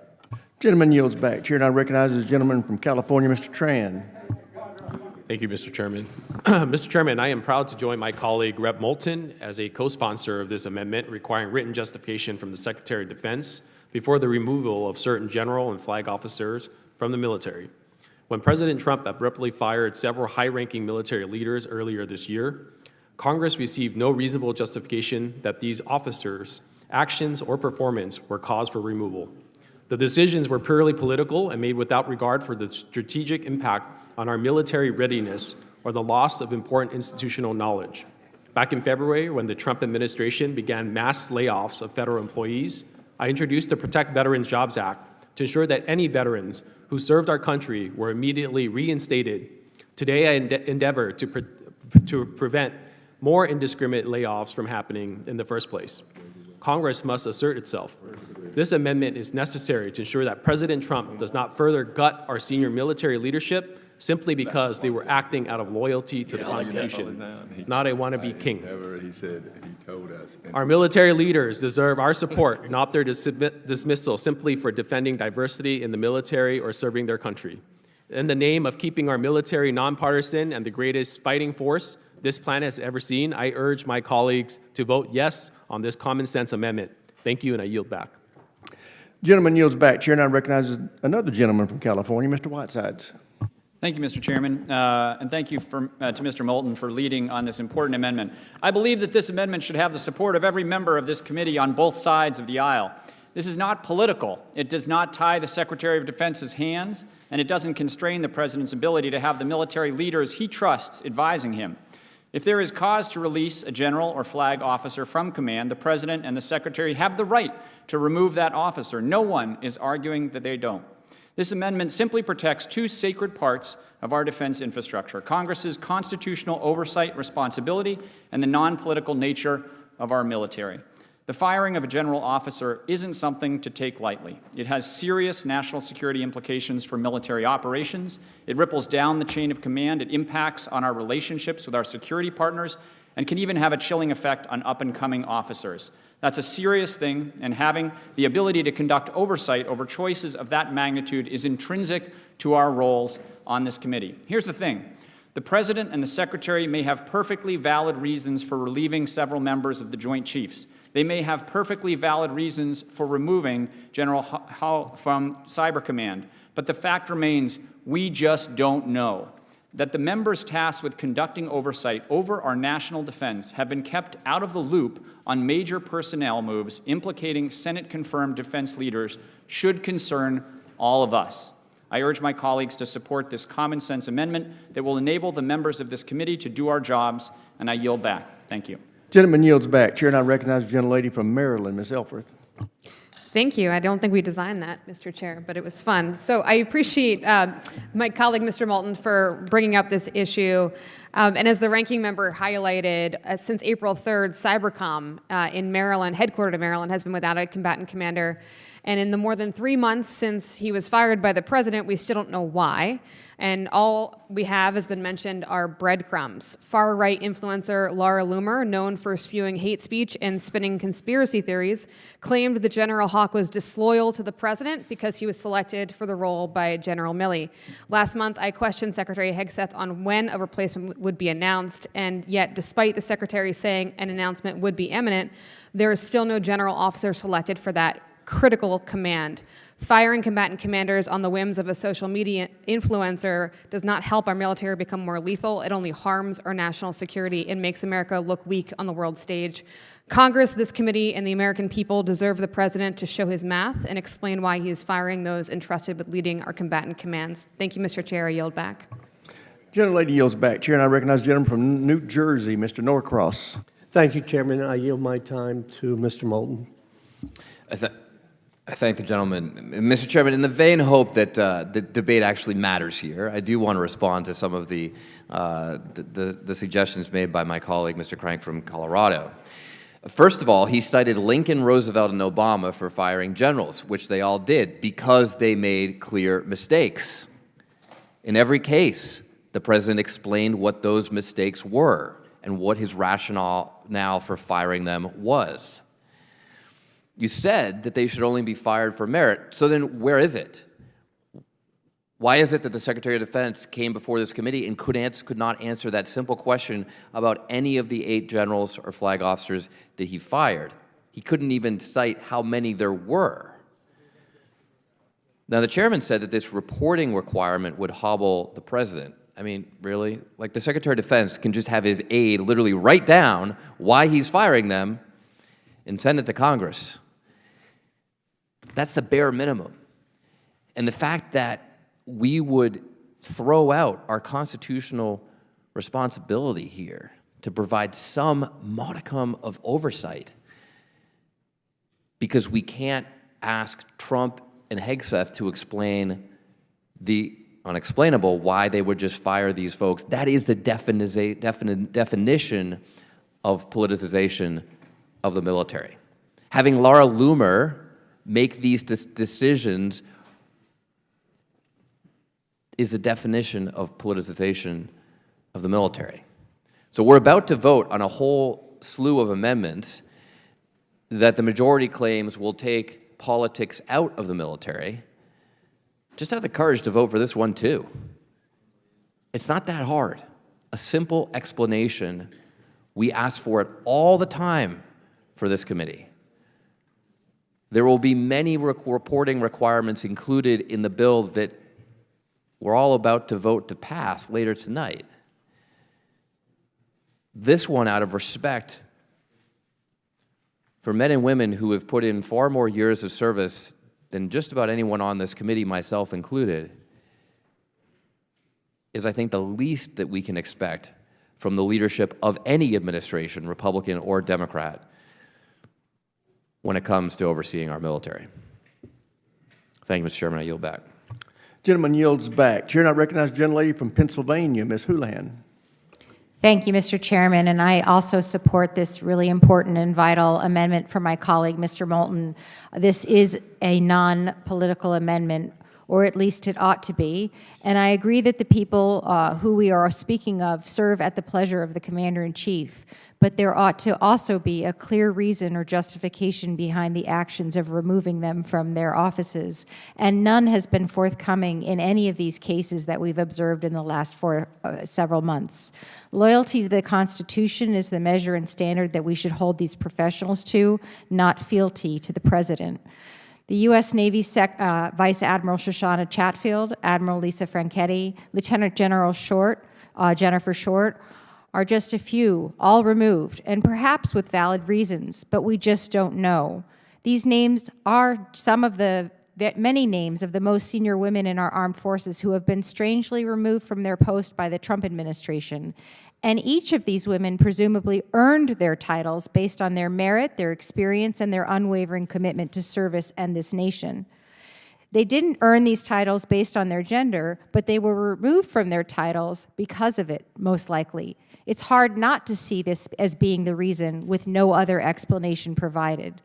This administration's systemic and intentional rollback of women's roles and overall troop diversity diminishes the military's readiness, and it devalues the standards of integrity of the military itself. Diversity in our armed services improves innovation and mission outcomes, making our military stronger and smarter and more prepared to face the challenges of modern warfare. It's for these reasons that I urge support of this amendment, and I yield back. Gentlelady yields back. Does any other member seek recognition on this, Mr. Moulton's amendment? If there's no further debate, the question occurs on the amendment offered by Mr. Moulton. So many as are in favor will say aye. Aye. Those opposed will say no. No. Opinion chair, the noes have it. Recorded votes requested. Recorded vote will be postponed. We will now take time to go back and catch up on our votes with a recorded vote series. Each member has an assigned device. It has your name on the back. I would urge you to pick it up and make sure it's your name on the back. It's secured to your spot on the dais. Please look on the back of the device to make sure it is your name. It is very important that your device has your name on it. You can use 3 buttons to vote. Your vote, once you make it, will appear on the monitor. We're going to take our time, so everybody just take your time. When you press the button to vote yes or no or present, look on the board, make sure that it's reflected the way you voted. You can change your vote by pressing a different button. Please be mindful not to change your vote by accident, but we're going to go slow. Make sure you're voting the right way on the right amendment. The amendment number is also going to be on the screen. If you do not wish to be recorded at all, do not push a button. I'll hold the first vote open for a while, and then we'll proceed expeditiously thereafter. Let's get started. Yellow tab. Yellow tab. We are going to proceed to vote on those amendments where recorded vote was ordered. The committee postponed further proceedings on amendment log number 5225R1 by Ms. Jacobs, and we shall now resume those proceedings. The question occurs on the amendment. Members record their vote by using an electronic device. The chairman will be voting nay. Ranking member will vote aye. The clerk will open the machine and the members will vote.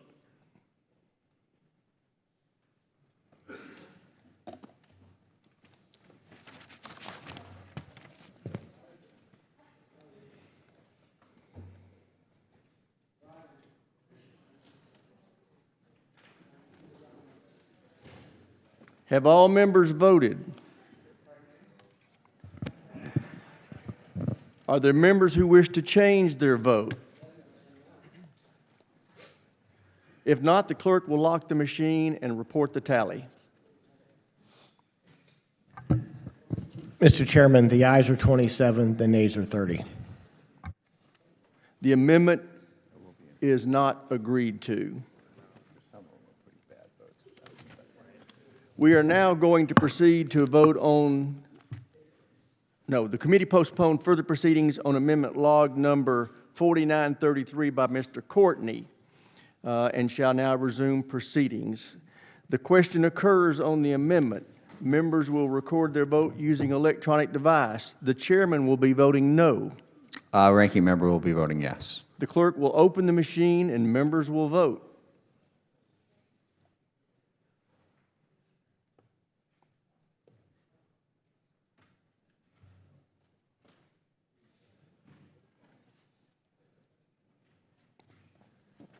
Have all members voted?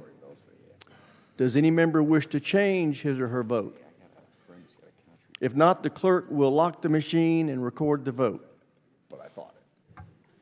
Mr. Chairman, the ayes are 27, the nays are 30. The amendment is not agreed to. The committee postponed further proceedings on amendment log number 5494 by Mr. Ryan and shall now resume those proceedings. Question occurs on the amendment. Members will record their vote by electronic device. The chairman will be voting no. Ranking member will be voting aye. Clerk will open the machine and members will vote.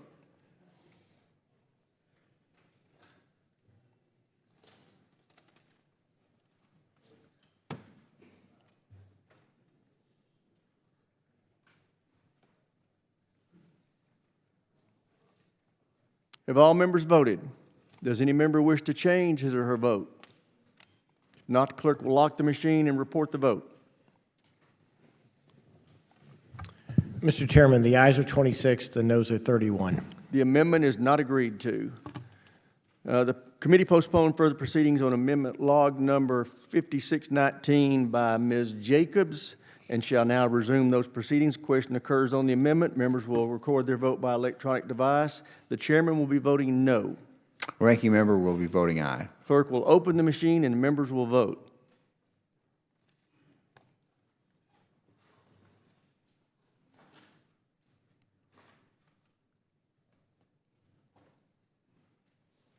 Have all members voted? Does any member wish to change his or her vote?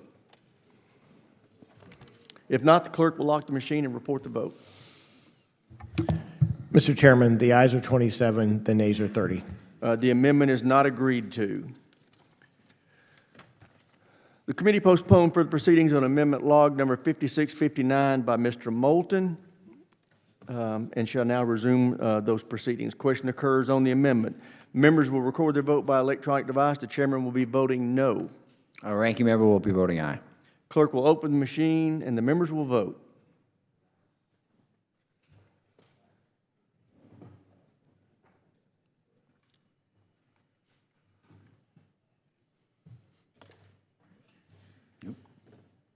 Come undone. Have all members voted? Does any member wish to change his or her vote? If not, the clerk will lock the machine and report the vote. Mr. Chairman, the ayes are 28, the noes are 29. The amendment's not agreed to. The committee postponed further proceedings on log number 4839R1 by Dr. McCormick and shall now resume those proceedings. Question occurs on the amendment. Members will record their vote by electronic device. The chairman will be voting aye.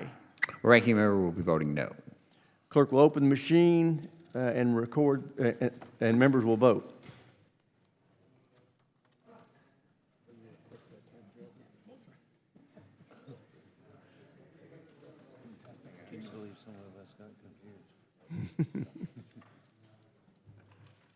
Have all members voted? Does any member wish to change his or her vote? Not, the clerk will lock the machine and report the tally. Mr. Chairman, the ayes are 30, the nays are 27. The amendment is agreed to.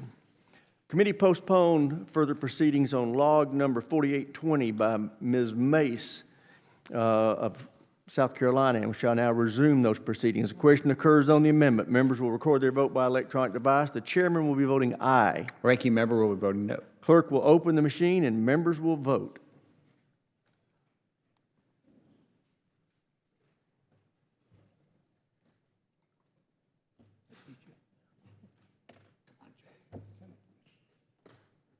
Have all members voted? Does any member wish to change his or her vote? If Not, the clerk will lock the machine and report the tally. Mr. Chairman, the ayes are 30, the nays are 27. The amendment is agreed to. The committee postponed further proceedings on log number 4821 by Ms. Mace of South Carolina and shall now resume those proceedings. Question occurs on the amendment. Members will record their vote by electronic device. The chairman will be voting aye. Ranking member will be voting no. Clerk will open the machine and members will vote.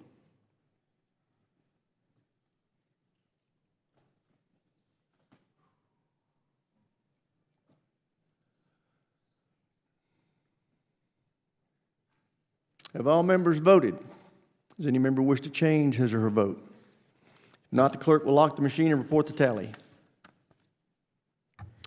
Mr. Chairman, the ayes are 29, the nays are 28.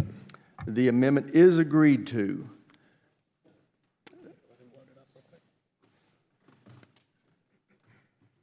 The committee postponed further proceedings on amendment log number 5501 by Ms. Mace of South Carolina and shall now resume those proceedings. The question occurs on the amendment. Members will record their vote by electronic device. The chairman will be voting aye.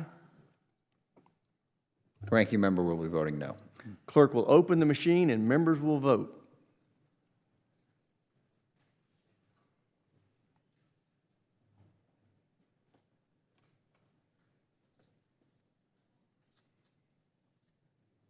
Have all members voted? Does any member wish to change his or her vote? Not, the clerk will lock the machine and record the tally. Mr. Chairman, the ayes are 30, the nays are 27. The amendment is agreed to. Committee postponed further proceedings on amendment log number 5278 by Mr. Cisneros of California and shall now resume those proceedings. Question occurs on the amendment.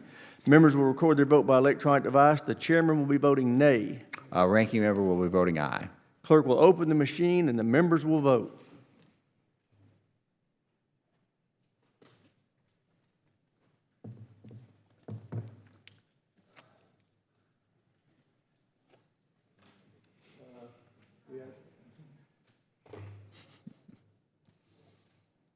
Have all members voted? Does any member wish to change his or her vote? If not, the clerk will lock the machine and report the tally. Mr. Chairman, the ayes are 27, the nays are 30. The amendment is not agreed to. Committee postponed further proceedings on amendment log number 5339R1 by Mr. Vasquez. The display is incorrect. Okay, the display is not correct. Log number. Log number 5339R1. Let him fix it.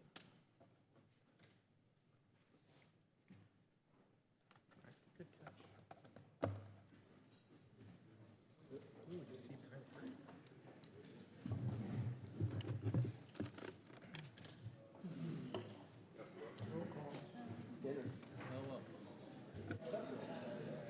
Sorry.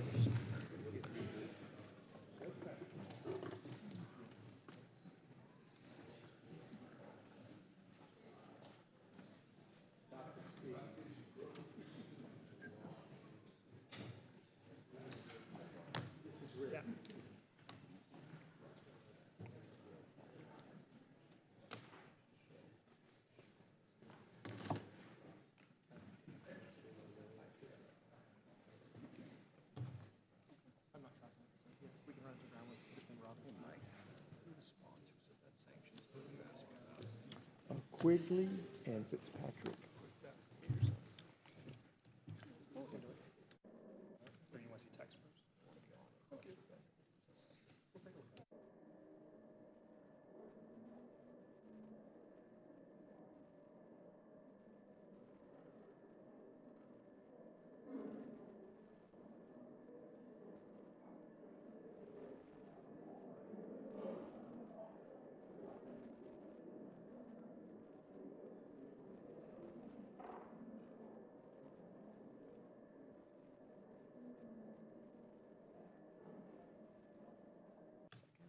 All right.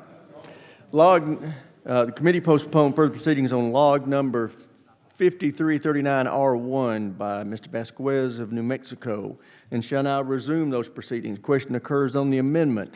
Members will record their vote by electronic device. Chairman will be voting no. Ranking member will be voting yes. Clerk will open the machine and members will vote.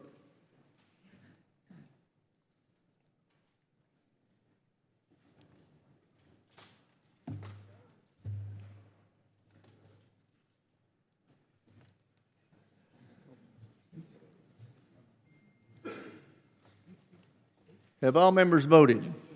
Does any member wish to change his or her vote? Not, the clerk will lock the machine and report the tally. Mr. Chairman, the ayes are 25, the nays are 32. The amendment is not agreed to.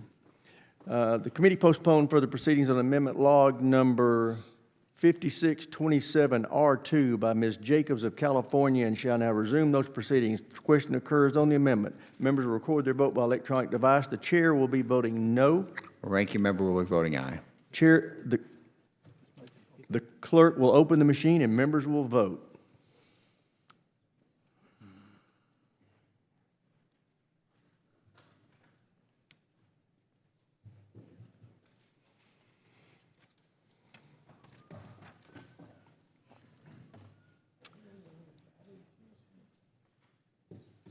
Have all members voted? Does any member wish to change his or her vote? Not, the clerk will lock the machine and report the tally. Mr. Chairman, the ayes are 27, the nays are 30. The amendment is not agreed to. The committee postponed further proceedings on log number 5628R1 by Ms. Jacobs of California and shall now resume those proceedings. The question occurs on the amendment. Members will record their vote by electronic device. The chairman will be voting no. Ranking member will be voting aye. The clerk will open the machine and members will vote.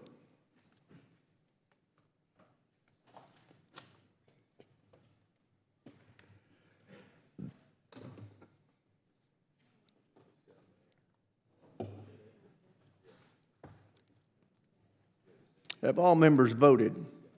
Does any member wish to change his or her vote? If not, the clerk will lock the machine and report the tally. Mr. Chairman, the ayes are 27, the nays are 30. The amendment is not agreed to.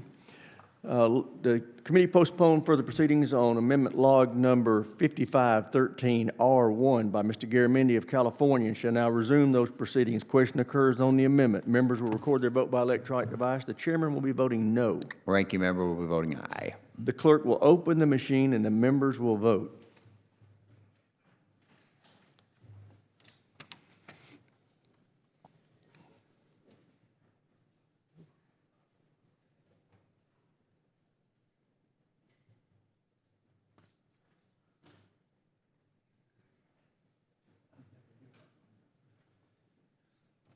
Have all members voted? Does any member wish to change his or her vote? Not, the clerk will lock the machine and report the tally. Mr. Chairman, the ayes are 15, the nays are 42. The amendment is not agreed to. The committee postponed further proceedings on amendment log number 5466R2 by Mr. Garamendi of California and shall now resume those proceedings. Question occurs on the amendment. Members will record their vote by electronic device. The chairman will be voting no. Ranking member will be voting aye. Clerk will open the machine and the members will vote.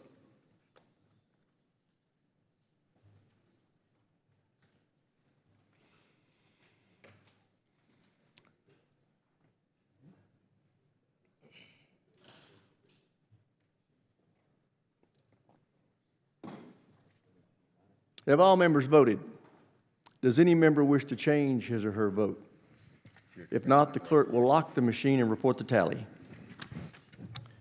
Mr. Chairman, the ayes are 26, the nays are 31. Amendment's not agreed to. The committee postponed further proceedings on amendment log number 5280R2 by Mr. Cisneros of California shall now resume those proceedings. Question occurs on the amendment. Members will record their vote by electronic device. The chairman will be voting no. And the ranking member will be voting aye. Clerk will open the machine and the members will vote.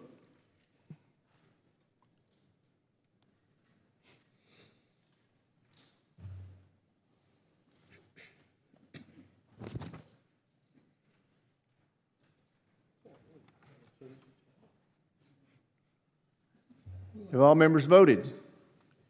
Does any member wish to change his or her vote?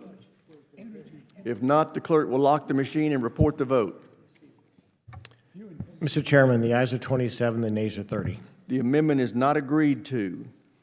The committee postponed further proceedings on log number 5527R1 by Mr. Moulton of Massachusetts and shall now resume those proceedings. Question occurs on the amendment.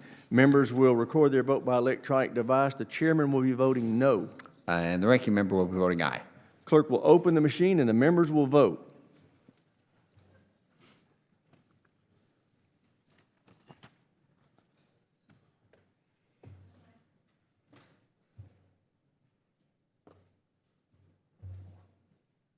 Have all members voted? Does any member wish to change his or her vote? If not, the clerk will lock the machine and report the tally. Mr. Chairman, the ayes are 27, the nays are 30. The amendment is not agreed to. The committee postponed further proceedings on amendment log number 5518 by Mr. Moulton of Massachusetts and shall now resume those proceedings. Question occurs on the amendment. Members will record their vote by electronic device. The chairman will be voting no. Ranking member will be voting aye. Clerk will open the machine and members will vote.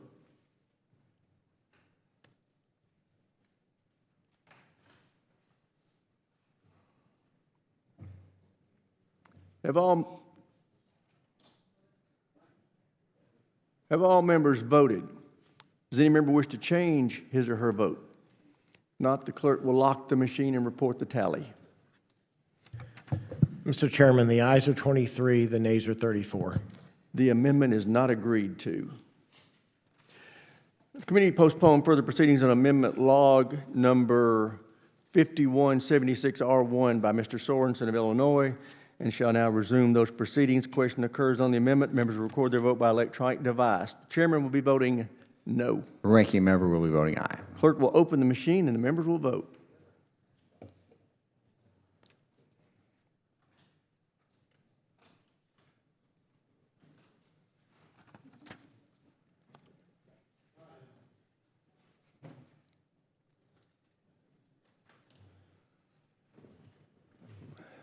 Have all members voted? Does any member wish to change his or her vote? If not, the clerk will lock the machine and report the tally. Mr. Chairman, the ayes are 27, the nays are 30. The amendment is not agreed to. Committee postponed further proceedings on amendment log number 5606 by Mr. Vindman of Virginia and shall now resume those proceedings. Question occurs on the amendment. Members will record their vote by electronic device. Chairman will be voting no. And the ranking member will be voting aye. Clerk will open the machine and the members will vote.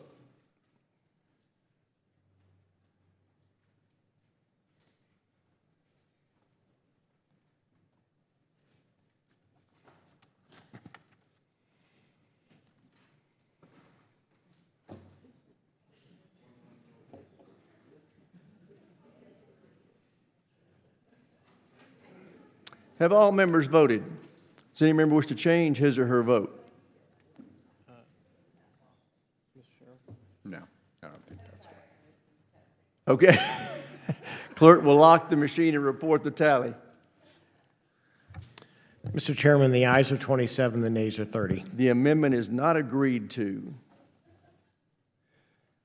Committee postponed further proceedings on amendment log number 5110R1 by Ms. Strickland of Washington and shall now resume those proceedings. Question occurs on the amendment. Members will record their vote by electronic device. Chairman will be voting no.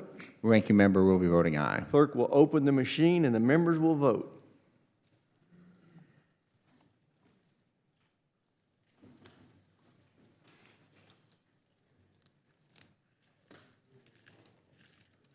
Have all members voted? Does any member wish to change his or her vote? Not, the clerk will lock the machine and report the tally. Mr. Chairman, the ayes are 27, the nays are 30. The amendment is not agreed to. Committee postponed further proceedings on amendment log number 5407R4 by Mr. Moulton of Massachusetts and now shall resume those proceedings. The question occurs on the amendment. Members will record their vote by electronic device. The chairman will be voting no. Ranking member will be voting aye. Clerk will open the machine and the members will vote.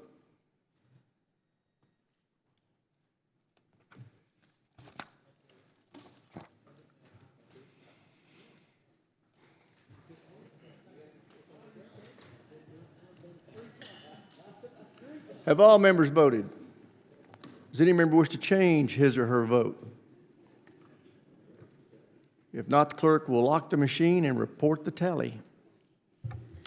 Mr. Chairman, the ayes are 28, the nays are 29. The amendment is not agreed to. Recess.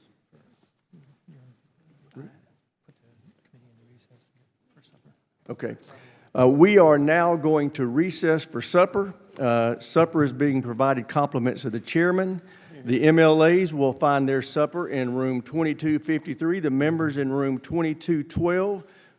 We have barbecue and sauces from the state of Alabama, Roll Tide, North Carolina, Mr. Davis, Texas, Mr. Fallon, I believe, and then Mr. Bell's brought some secret homemade sauce, so I got to watch him. He's serious about this. It will be in room 2212. We will reconvene at 7:30. We are in recess.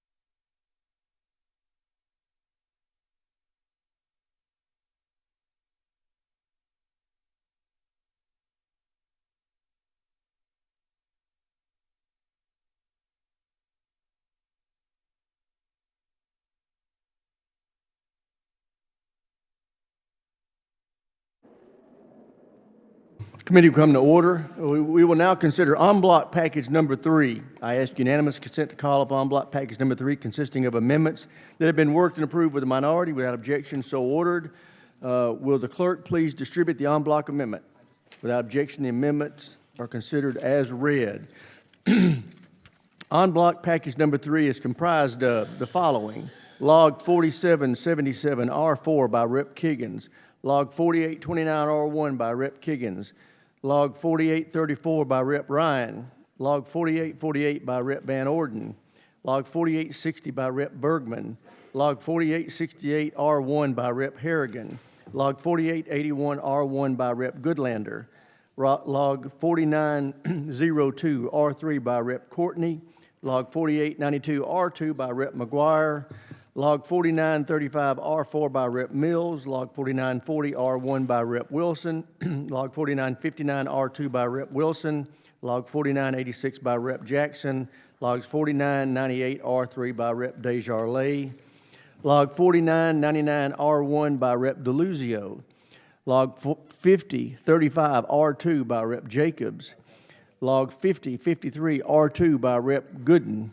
Log 5070R1 by Rep. Amadei, Log 5097R1 by Rep. Jackson, Log 5116R1 by Rep. Strickland, Log 5118R1 by Rep. Mesmer, Log 5148R1 by Rep. Goodlander, Log 5164 by Rep. Takuda, Log 5178R2 by Rep. Takuda, Log 5184R2 by Rep. Mesmer, Log 5189R1 by Rep. Stefanik, Log 5227R4 by Rep. Amadei, Log 5242R3 by Rep. Jacobs, Log 5255R1 by Rep. Sherrill, Log 5269R3 by Rep. Jacobs, Log 5288R2 by Rep. Jacobs, Log 5319R4 by Rep. Wilson, Log 5355R4 by Rep. Houlihan, Log 5386R2 by Rep. Moulton,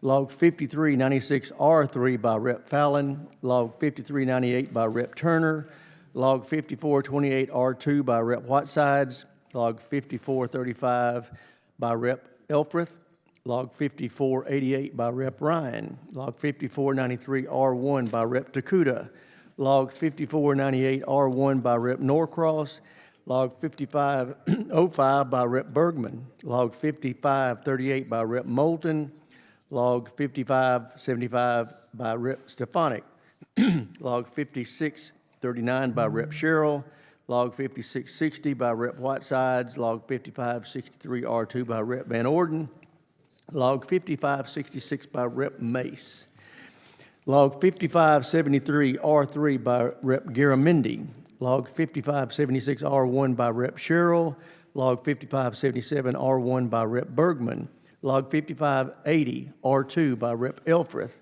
Log 5587R1 by Rep. Bergman, Log 5598R1 by Rep. Elfreth, Log 5610R1 by Rep. Schmidt, Log 5625R1 by Rep. Fallon, Log 5647R1 by Rep. Carbajal, Log 5653R1 by Rep. Bacon, Log 5658 by Rep. Sorensen, Log 5662 by Rep. Norcross, Log 5670 by Rep. Khanna.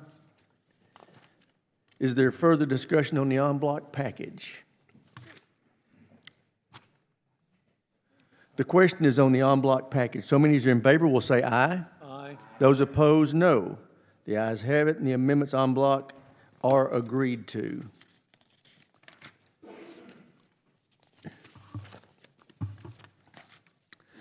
We will now consider log number 5206 by Mr. Norcross of New Jersey. For what purposes does the gentleman from New Jersey seek recognition? Chairman, I have an amendment at the desk. Clerk will please distribute the amendment. Without objection, the reading of the amendment is dispensed with. The chair recognizes the gentleman from New Jersey for the purpose of explaining his amendment. Thank you, Chairman. Very simply, my amendment prohibits the use of 26 funds for the Department of Defense to be spent in implementing Executive Order 14251, which relates to Labor Management Relations Program to preserve collective bargaining for Department of Defense employees. Earlier this year, the Trump administration launched one of the biggest attacks on American labor in history, stripping collective bargaining from over 1 million federal workers, including the Department of Defense. While justification for this executive order was national security concerns, the facts tell a very different story. Collective bargaining is workers' strongest tool for fair wages, safe workplaces, and certainly dignity on the job. This executive order is a blatant union busting.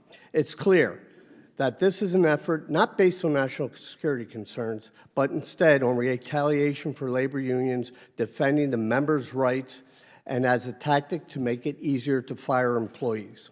Unions are formed by workers coming together through a democratic process and agreeing to act collectively. Any DoD employee union was formed when workers exercised their right and their voice in voting in a democratic process. For over 60 years, they've had this through both Democrat and Republican administrations. The idea of forming a union is fundamental and a right under our laws. Trump executive order seeks to silence workers and override their sacred vote to form a union. And to quote President Trump, let's stop the steal. Let's urge a yes vote on this to give collective bargaining rights back to the employees who earned it. I yield. Gentleman yielded. We now go to the gentleman from Colorado, Mr. Crank. Thank you, Mr. Chairman. I oppose this amendment. This amendment would prohibit funds from being used to implement the President's executive order on collective bargaining in the Department of Defense. That's a serious overreach. Let's be clear, the number one priority of the Department of Defense must be providing for the national defense, not creating jobs programs that only serve to slow down the department's priorities.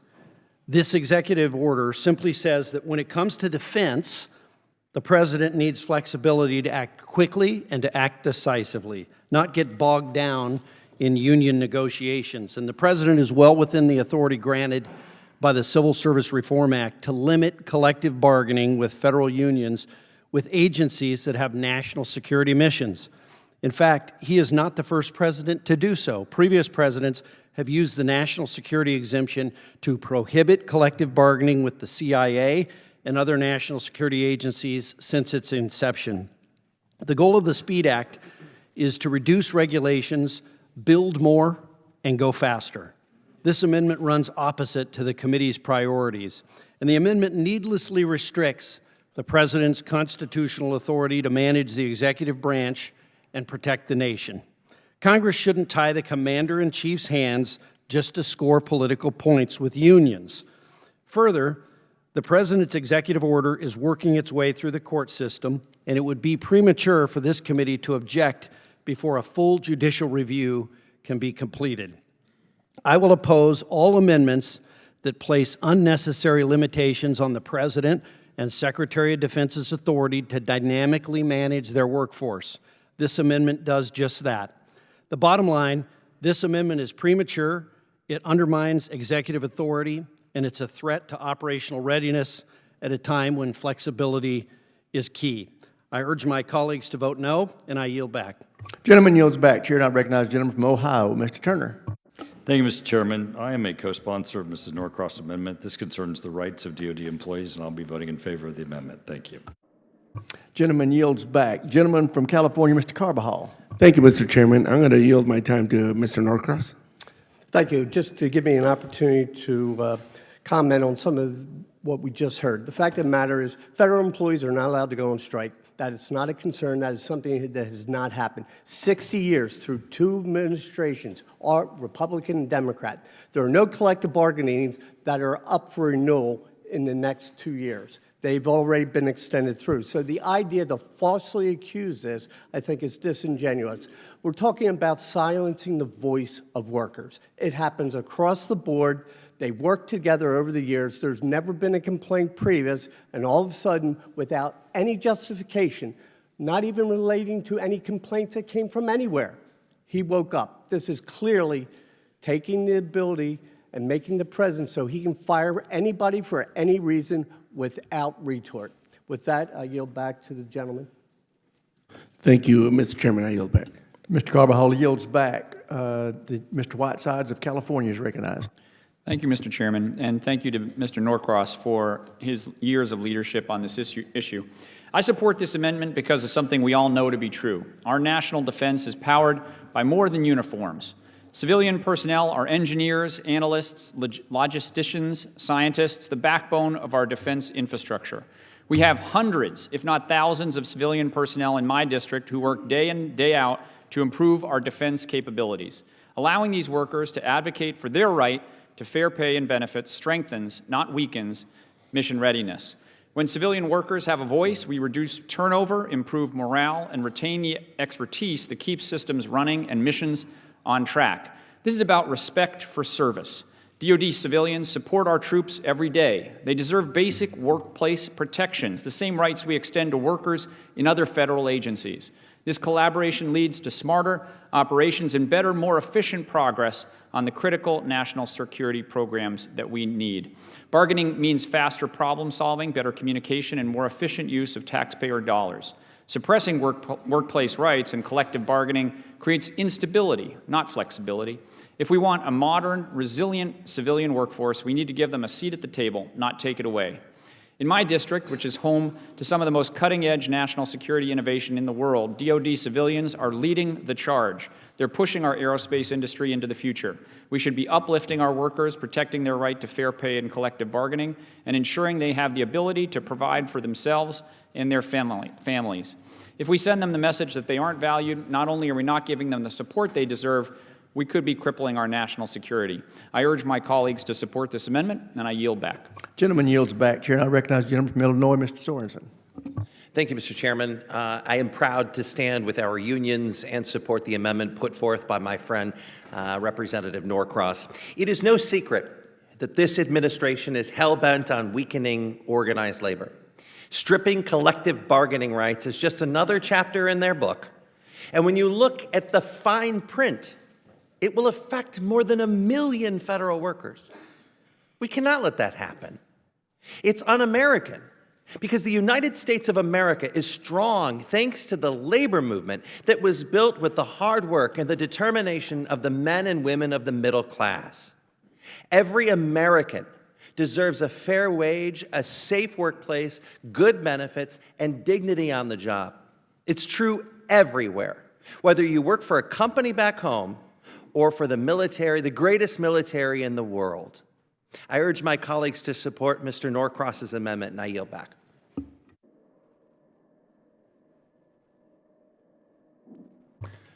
Does any other member seek recognition on the Norcross amendment? Ms. Alfrith of Maryland. Thank you very much, Mr. Chair, and I want to extend my gratitude to my friend and colleague and hometown representative, Mr. Norcross. This amendment will simply prohibit funding from implementing the Executive Order 14251 that eliminates collective bargaining rights for 1.5 million federal employees, including most Department of Defense civilian employees, and it is single-handedly the broadest and most aggressive action taken by the federal government against labor rights in U.S. history. And as the daughter of two very proud civil servants, I understand the vital work that public servants do on behalf of the American people. And since the beginning of this administration, we have seen an unprecedented attack on our federal workforce.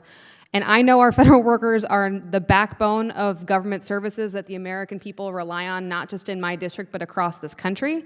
So this is not about scoring political points with unions. I take umbrage with that suggestion. This is about standing up for the collective bargaining agreements that have been in place for generations. I know this because I represent 44,000 federal employees in my district, many of whom serve this nation at Fort Meade, at the United States Naval Academy, at the Coast Guard, just to name 3 installations in my district alone.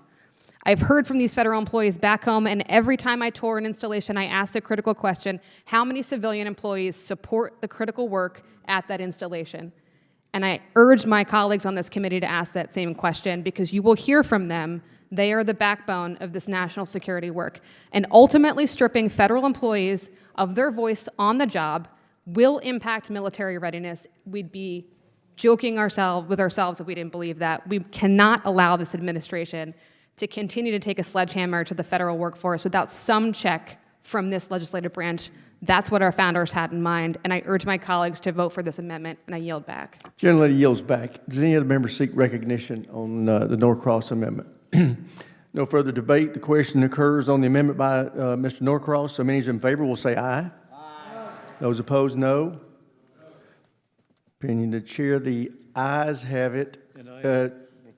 A recorded vote is requested. Recorded vote will be postponed.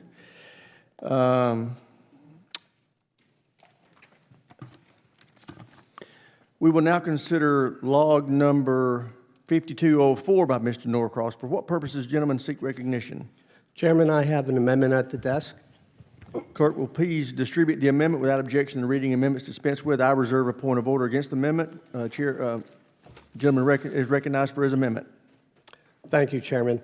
Very simply, this requires the Secretary of Defense to establish policies authorizing access to military installations within appropriate conditions for the purpose of union or labor organizations, representation, inspection, and cover activities. This is something I know very well for over 20 years as a business agent. The idea of going to visit my members and enforce a collective bargaining agreement would sometimes take place at these bases.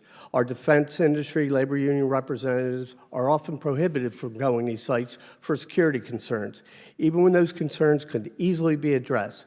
The barrier that prevents labor unions from ensuring collective bargaining agreements are being followed and adhered to. All workers with collective bargaining agreements, regardless of where they work, are protected and have the right to be inspected by their CBA representatives. Very simply, back in 2017, NDAA, this very committee created an amendment that would allow Uber drivers who are picking up and dropping off at bases to be entitled to go on the basis. They too would have to follow the very same security concerns that the union reps were. Now, we've heard plenty about Uber drivers. The idea that they're allowed on base, but you will prohibit labor organizations is fundamentally wrong. The idea is there's a set of rules, we should all follow it. But unfortunately, I did not receive a waiver from Education and Workforce. Ironically, the very item that I am referring to on the Uber drivers did receive the waiver. But today it's not there, so I am going to have to withdraw that amendment, and I yield back. Chair thanks the gentleman for withdrawing his amendment.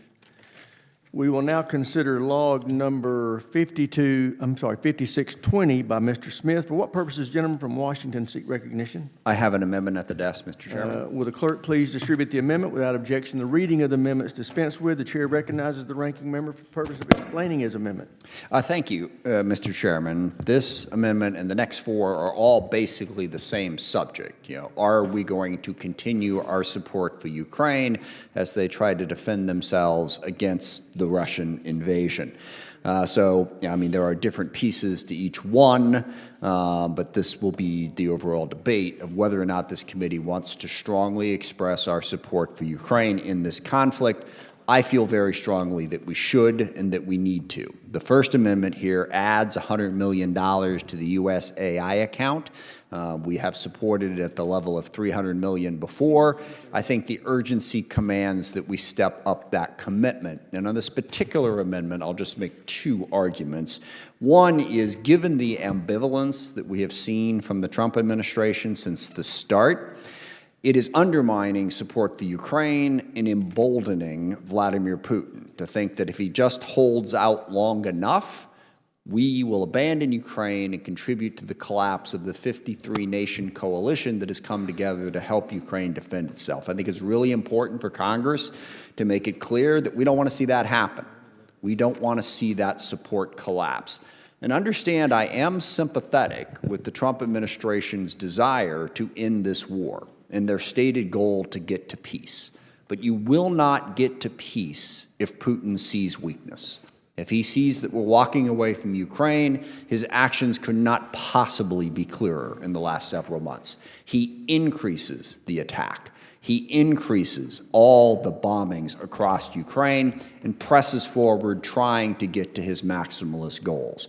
We need to show that we support Ukraine in order to stop that from happening. So number one is to try to send a message to the Trump administration to keep up the fight. Number two is to send a message to Ukraine and Putin on the same topic. I think those are two solid reasons to increase this. I have a couple of other arguments, but I'll save those for later amendments. I urge adoption of this amendment, and I yield back. Gentleman yields back. Chair, I recognize Mr. Wilson of South Carolina. Thank you, Chairman Mike Rogers. I support this amendment. There is strong bipartisan support, Republicans and Democrats, for the people of Ukraine. The Ukraine Security Assistance Initiative, USAI, allows the United States to support Ukraine's successful fight against war criminal Putin's unprovoked invasion. The Ukrainians are bravely defending their country and devastating Russian military, courageously defending the sovereignty of the people, for the people of Ukraine. The axis of dictators with rule of gun is clear that Russia, China, Iran, and North Korea are working together, chanting, "Death to America." As long as the current dictators enslave their countries, national security will be at risk along with world stability. I'm grateful to President Donald Trump for his recent announcement for allowing NATO allies to buy the weapons necessary to send to Ukraine. President Trump continues his willingness to support Ukraine, and we should provide him with all the necessary options. Moscow today mocked and insulted President Trump again by belittling his support of Ukrainian sovereignty, quote, as, quote, theatrical ultimatum, end of quote, by President Trump as war criminal Putin murders civilians in Ukraine and murders dissenting government officials in Russia. We all support ensuring stockpiles are filled to the appropriate levels. This can be achieved as American and allied defense industries are facing the challenge of the axis of evil, as the axis of evil conducts the largest peacetime military buildup in history. I urge my colleagues to support this amendment. I yield back. Gentleman yields back. Chair, and I recognize the gentleman from Nebraska, Mr. Bacon. Thank you, Mr. Chairman. I appreciate the ranking member for this amendment. I plan on voting for this amendment. A Russian victory will cost us more. We have to realize that. It probably means Moldova will fall if Ukraine doesn't survive this. Maybe Georgia, possibly Azerbaijan. Trump with Petraeus just the other day said Lithuania would likely be next. There will be challenge in the Baltics. We know from when we're young that if you don't stop a bully, they keep coming at you. And we got to stand up to this guy. And the Ukrainians are doing the fighting, but they need our weapons support to survive. It's in our national security interest that we prevail here. I yield. Gentleman yields. Chair, and I recognize the gentleman from Virginia, Mr. Vindman. Thank you, Mr. Chairman. Look, it's great to see President Trump finally coming around to understand that what many of us known all along, that Putin is our enemy. The only way this war comes to a halt is pressure on Putin. I'd like to see the president slap the table on this and put pressure on Russia right now, but it looks like we're going to wait another 49 days. It seems to me we're kind of at the leading edge of an irreversible shift towards Ukraine and NATO here, which is the right direction. Something we should have been doing all along.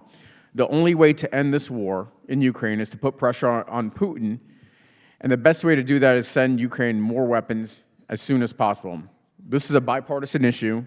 Last week, I led 54 colleagues in urging the immediate resumption of munitions shipments to Ukraine. I'm glad to see some of those weapons are finally moving, but 10 Patriot missiles isn't going to get the president the end of the war the Ukrainian people deserve. We need to send massive shipments now and put pressure on Russia instead of Ukraine. We need to keep the pressure on Putin. History tells us he only responds to strength and nothing less. The only way we make progress here and achieve the president's stated objective of peace in Ukraine and Europe is by putting pressure on Putin. This is in our national interest, as Russia has aligned itself with Iran and China and North Korea, for that matter, against freedom-loving countries like our allies and the United States, our own values. Supporting Ukraine is more than a moral imperative, it's a national security necessity. I've been to Ukraine 14 times with the State Department investigating Russian war crimes. I've seen the stakes firsthand. I've seen the destruction rain down on Ukrainian cities and Ukrainian infrastructure. I've been to Bucha, Irpin, Hostomel, all of those names that are burned into our memory as war crime sites. We must continue to support Ukraine until Putin is forced to go to the negotiating table, and only on terms that respect Ukrainian sovereignty and our own national security objectives. The peace we negotiate must be acceptable to the Ukrainian people. I urge support for this amendment. I yield back. Gentleman yields back. Chair, and I recognize the gentleman from Missouri, Mr. Bell. I had an opportunity to go on my first CODEL to the Middle East and with the ranking member, actually, and the biggest takeaway for me was that stability is hard, but democracy is even harder. And when it takes root, we must do everything we can to support it. If we abandon Ukraine, we embolden every authoritarian watching, from Moscow to Beijing to Tehran.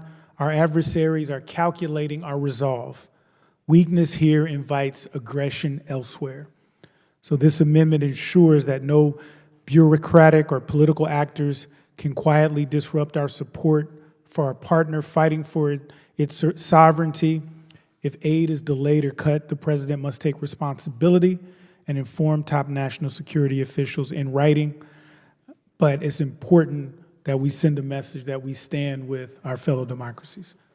I yield my time. Gentleman yields back. Chair, and I recognize the gentleman from California, Mr. Garamendi.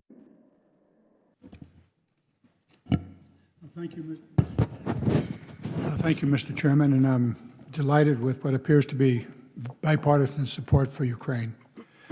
We've been at this, some of us, throughout the entire Ukraine experience, beginning with Crimea, and even before that, Georgia.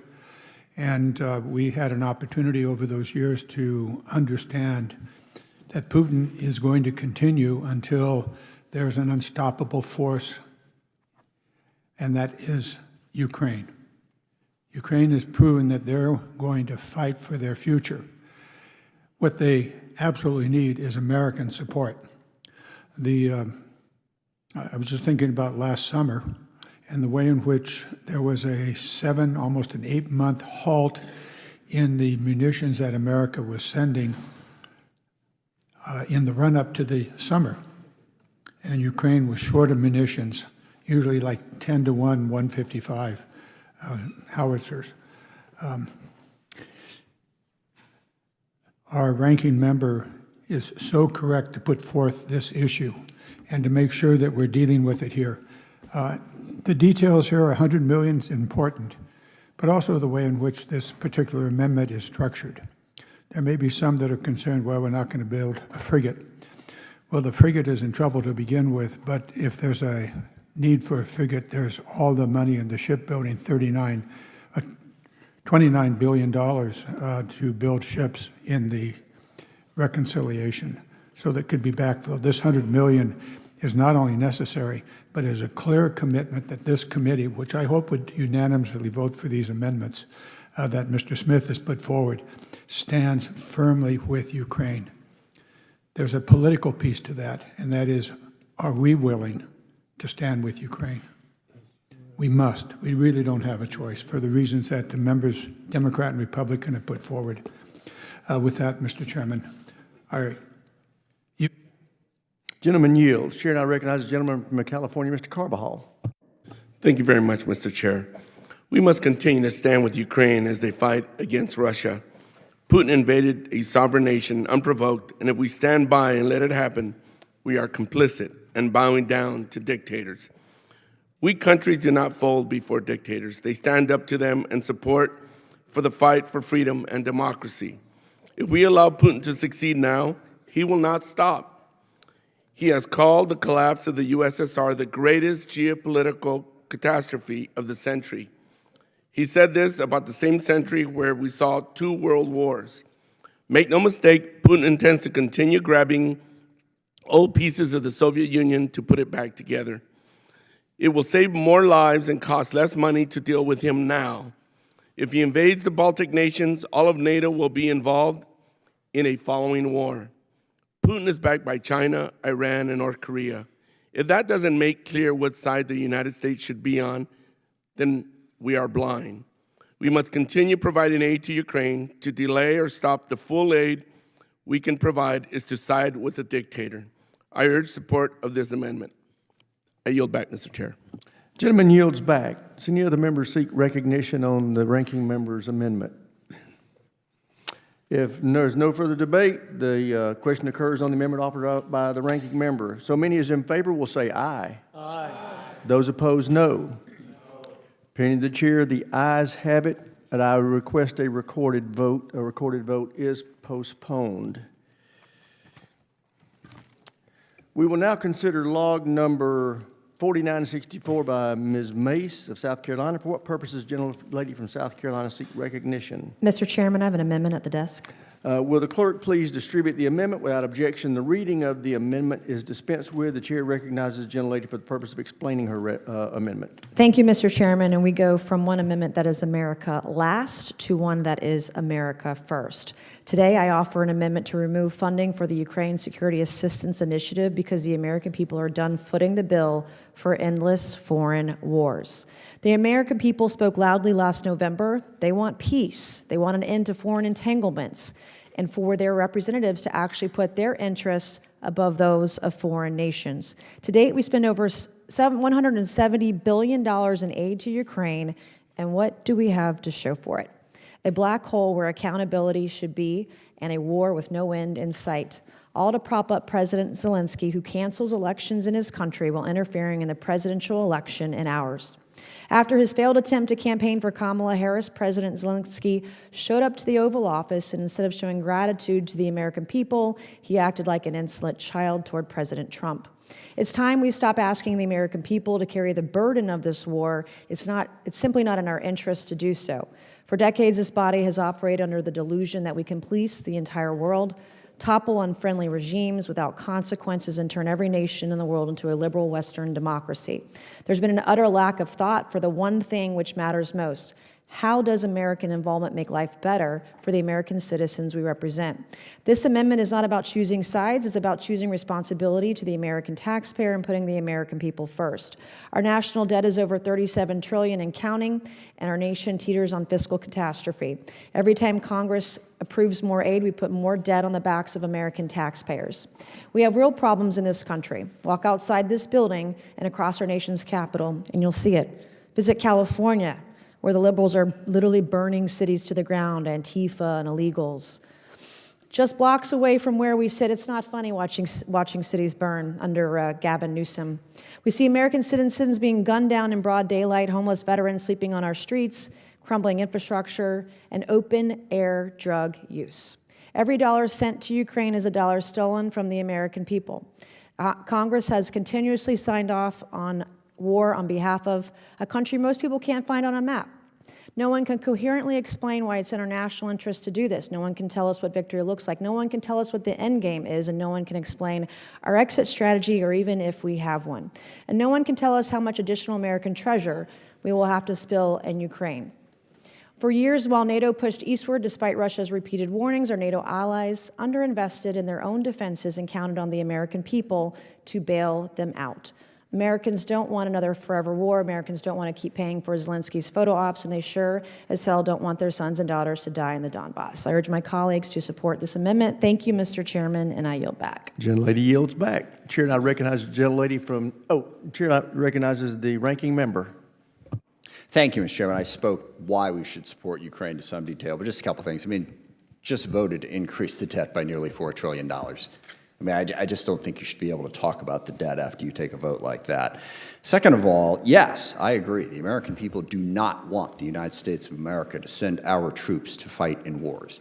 I think we've learned some really strong lessons about what happened in Iraq and Afghanistan. But there are no American troops fighting in Ukraine. We want to prevent that from happening by keeping peace and stability in the world so that it doesn't tumble into that direction. So to use the wars where we did send American troops, and in many cases mistakenly, as an excuse for not stopping what Putin is doing in Eastern Europe completely misses the point. And we are not trying to create a liberal democracy.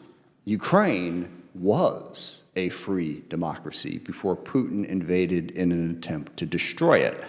In a relatively low-cost way, we are keeping peace and stability in a part of the world that could easily turn in the other direction. This is an excellent investment in that. And the end game, as I said in the first point, is to stop Putin so he's forced to the table. As has been outlined, there is no evidence that he's going to stop in the Donbass or at Kyiv or in Moldova or elsewhere. You know, Secretary Hegseth, before he was secretary, had a memorable way of putting it, saying, well, you know, in Ukraine, Putin just wants his stuff back. And what he meant by that, of course, was the Soviet Empire, that Putin has, you know, waxed nostalgic as the greatest tragedy of the 20th century, that it collapsed. Yeah, Mr. Secretary, you're right. He wants his stuff back. But there's a lot of stuff he wants. And if he's not stopped here, the conflict grows. And furthermore, if the message is sent that you can simply take territory if you have the military muscle to do it, that is a lesson that China will take, one way or the other. If this proves to be a disaster for Putin, a mistake that costs Russia more than it gains, China will learn that lesson. If we in the 53-nation coalition, it's not just us, it's 53 nations in this coalition. If we step back and let Putin take Ukraine and God knows what else, China will heed that message as well. That is why this is in our interests and why I urge opposition to this amendment. Chair, and I recognize the gentleman from Nebraska, Mr. Bacon. Thank you, Mr. Chair, and I echo the ranking member's comments here as well. And we learned in the 1930s that saying, hey, what's going on over in Europe or what's going on in Asia, it doesn't affect us. We learned it didn't work. Isolationism did not work in the 1930s. The GOP was last isolationist in the 1930s, and we realized it didn't work. And we've, ever since World War II, have been advocates for peace through strength and having a strong alliance system and standing up to the bully. And when we talk about endless wars, we don't have any troops there. It's Ukraine that's trying to defend themselves against a barbaric invasion, against bombings every night in their cities. They just need our military help so they can win this war. And I echo the comments too, it's going to cost us more if Russia prevails. I'm telling you, Moldova will be next, and I'll put them right on the border of NATO. The Baltics could very well be next. Georgia is already being invaded by Russia at a smaller scale, but still the invasion's going on. And Azerbaijan is under threat right now as we speak. And I think Americans voted for President Trump this last cycle because of the border and because of inflation. Yet, every poll I see, it's typically around 2-to-1 in favor of Ukraine. So the Americans did not vote for that. They voted for other reasons for President Trump. And I am grateful that President Trump is seeing through Putin right now and pivoting on this strategy with Ukraine and now committing weapons to go to Ukraine. And I hope a lot more as we go along. I yield. Gentleman yields back. Chair now recognizes the gentlelady from New Jersey, Ms. Sherrill. Thank you, Mr. Chairman. I strongly oppose this amendment. It's short-sighted, it goes against America's most fundamental values, and would cripple our security interests in Europe. My colleague on the other side of the aisle is fond of saying she's putting America's interests first, but eliminating the Ukraine Security Assistance Initiative is the complete opposite of putting America's interests first. There's no better investment in America's national security than our support for Ukraine. Russia is one of America's foremost adversaries in the world, and Vladimir Putin is hell-bent on destroying America's global leadership. Since he first became president, he has pushed a violent and ceaseless campaign to restore Russia to its Soviet-era strength. He has invaded Russia's neighbors, including Ukraine, multiple times, assassinated political enemies, and committed blatant acts of sabotage and terrorism in Europe and across the world. Vladimir Putin is America's enemy, and anyone who says differently is delusional. When Putin began his brutal invasion of Ukraine 3 years ago, he thought he would achieve victory in a matter of days. But he severely underestimated the courage, tenacity, and ingenuity of the Ukrainian people who have fought and died every day since that invasion to defend their country. So now hundreds of thousands of Russian soldiers have been killed, thousands of tanks and vehicles have been destroyed, hundreds of aircraft and helicopters have been shot down, and some of Russia's most formidable warships have been sunk. Every Russian tank that Ukrainians destroy on the battlefield, every missile they shoot out of the sky, every nuclear bomber they blow up on an airfield is one less that we have to worry about. And it is one less that the U.S. would have to destroy if we ever ended up at war with Russia. Ukraine is fighting our adversary and destroying its military. Even Trump agrees and seems to be starting to understand the threat that Putin poses.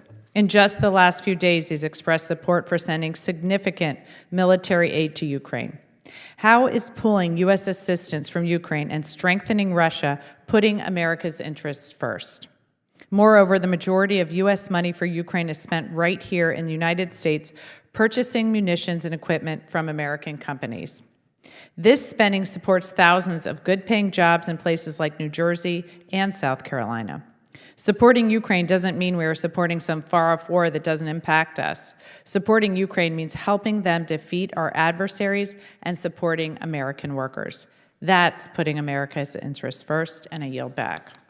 Gentlelady yields back. Chair, and I recognize the gentleman from Georgia, Mr. Scott. Thank you, Mr. Chairman. I'll be brief on this, but I want this war to end. And if we want this war to end, there are two things that have to happen. One is we have to make sure that Ukrainians can defend themselves, and we have to make sure that Ukrainians can deliver offensive punches, not just defensive punches. Now, the mistakes that have been made in the past, Biden wouldn't allow the Ukrainians to play offense. We did not enforce the sanctions against countries that were buying oil from Russia that allowed Vladimir Putin to prop up his economy. And if we're honest, Europe, their banks continue to do business in Russia, and Europe, the European Union and Greece sold almost 100 ships to Russia for the Russians to carry out their fleet so that they could sell their oil. So there's a lot of people in the world that are responsible for this Ukrainian war continuing at this stage. Now, why does it matter? Well, it matters because of democracy, but I would respectfully submit it also matters because of the global food supply. Odessa's port is probably the largest port from the standpoint of gross tonnage of food deliveries to the world and the global food supply. And the reason Putin wants to control the Black Sea is because it gives him control over a significant portion of the food supply of the world, and that gives him control over a lot of economies, and he's got to be stopped. So I want the war to end. I think the best way for the war to end is for us to enforce the sanctions against Russia, and new sanctions too. But we got to give the Ukrainians the weapons they need to defend themselves until the sanctions are strong enough to cripple Russia's economy and Putin goes back into his own territory and takes care of Russians instead of picking on Ukrainians. With that, I yield back. Gentleman yields back. Chair, and I recognize the gentleman from Virginia, Mr. Vendeman. Thank you, Mr. Chair. The gentlelady's amendment and comments in favor of this amendment are frankly nonsensical, short-sighted, and filled with misinformation, in fact, Russian misinformation, and FSB talking points. Supporting Ukraine is in U.S. national security interest, and it's not just the values side of this argument, that freedom and democracy, the things that this country fought a revolution to achieve, but it's also in our real tangible national security interests now, and standing against a autocratic axis that is obviously, very obviously forming with Iran, North Korea, China, and Russia. China is watching what we do in Ukraine. They're watching to see whether we abandon our allies in NATO, our partners in Ukraine that we've committed to supporting. We convinced Ukraine to give up its nuclear weapons in the 90s. They were the third biggest nuclear power in the world. We convinced them to give up those weapons. We made a commitment, whether you want to call it a soft commitment or otherwise, China is watching to see whether we back away from our commitments, and they will act accordingly in Taiwan. Further, the winds are obviously changing, and this amendment is contrary to the direction that this administration is heading in. The lady is on the wrong side. The general lady is on the wrong side. The war in Ukraine has provided untold benefits to the national security of this country, taking out some of the strategic bombers, taking out thousands of armored vehicles that were poised against us in Eastern Europe. And frankly, it's created space in places like Syria, where the Russians were too distracted in Ukraine to be able to reinforce Bashar al-Assad, and the same thing in Iran. The benefits are very obvious to me, and I think the general lady is wrong on this amendment, and I urge voting against it. Thank you. I yield back. Gentleman yields back. Chair, I recognize the gentleman from Illinois, Mr. Sorensen. Thank you, Mr. Chairman. I strongly oppose Congresswoman Mace's short-sighted amendment to cut funding for the Ukraine Security Initiative. When Americans speak, people around the world listen. When America stands by its allies stand by us. When we abandon our allies, the rest of the world wonders if we will abandon them. Letting Vladimir Putin win isn't just bad for Ukraine, it's bad for us. Within the past few weeks, the city of Brovary experienced horrific shelling and a major drone attack at the hands of Russia. Brovary, Ukraine is the sister city of my hometown of Rockford, Illinois. Both cities have a place in my heart. The inconsistent messages from the White House are an embarrassment. The rest of the world is looking at us and either laughing or crying. While I'm glad our already congressionally appropriated military aid will be making its way to Ukraine, it should never be in question. I'm thankful that President Trump is finally beginning to understand who Putin really is. He's a man who says one thing and does something else. A dangerous autocrat who is hell-bent on doing anything he can to resurrect the Soviet Union. As Americans, we must remain unified. And the only thing the Congresswoman's amendment would do is make us weaker in the eyes of our adversaries. I urge my colleagues to be on the right side of this vote and on the right side of history. Vote no. I yield back. Gentleman yields back. Chair, and I recognize the gentleman from Louisiana, Mr. Higgins. Thank you, Mr. Chairman. I support the amendment because I support the cessation of feeding this war. There's been zero intelligent definition of what victory would look like over there. You think Crimea is going back to Ukraine? You think they're getting back their eastern territories? You fed them.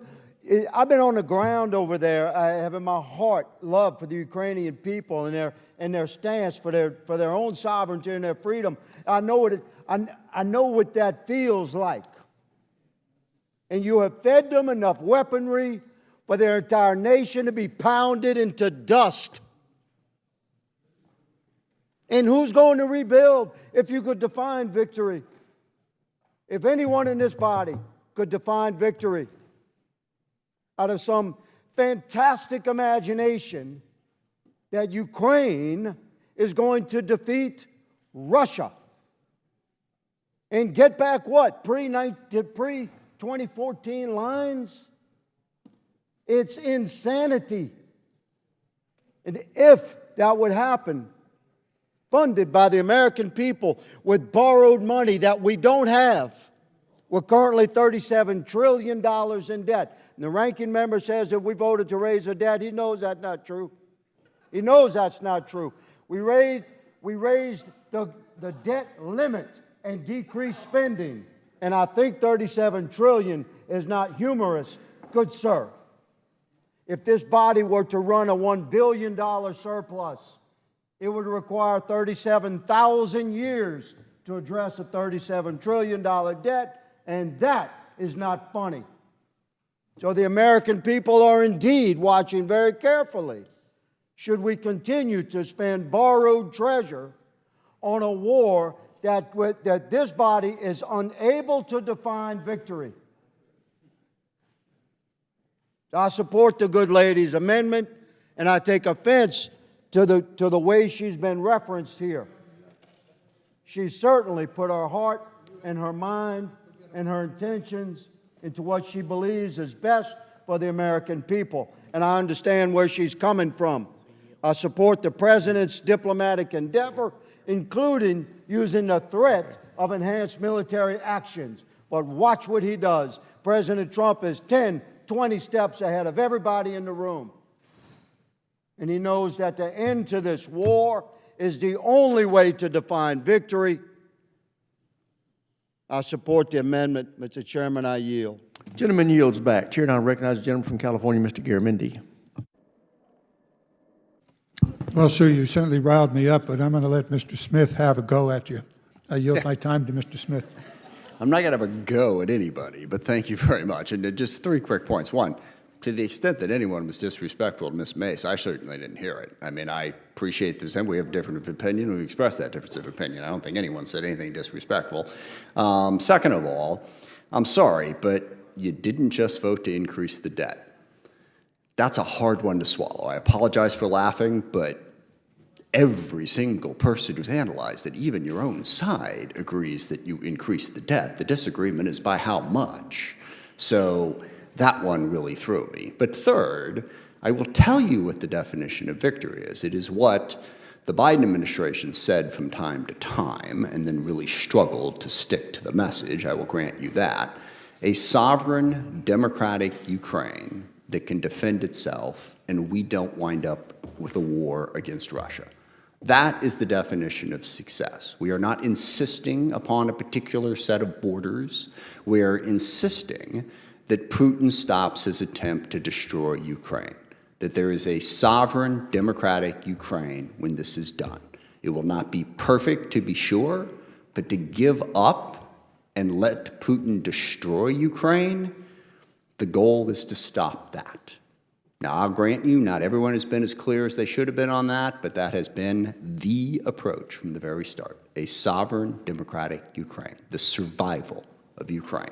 That, I think, is achievable, and that's what we should help them achieve. I yield back. Thank you. Oh, my, Mr. Smith, you left me with 1 minute, 10 seconds. What's wrong with brevity? Exactly right. You just heard a definition of success from Mr. Smith. I'll give you a definition of defeat. Ukraine is overrun by Russia. Ukraine becomes a satellite of Russia or is absorbed into Russia. And then the next step is what Putin has said repeatedly for the last 25 years, and that is the reestablishment of the old Soviet Union, including the Warsaw Pact. So all of the Eastern European countries are at risk. The definition of defeat is Russia taking over, dominating in one or another way Ukraine. Step one. Step two has been alluded to by our colleagues here. That's the definition of defeat. I yield back. Gentleman yields back. Chair, I recognize the gentlelady from Pennsylvania, Ms. Houlihan.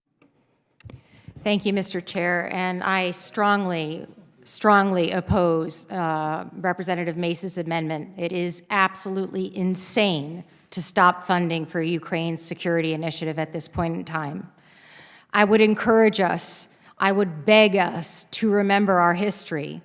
Dare I say, or ask people to do the research and understand that it is 1939 again here in this world. This is my father's teddy bear. It is a sawdust teddy bear that he brought over from Poland when he survived the Holocaust and World War II with his mom.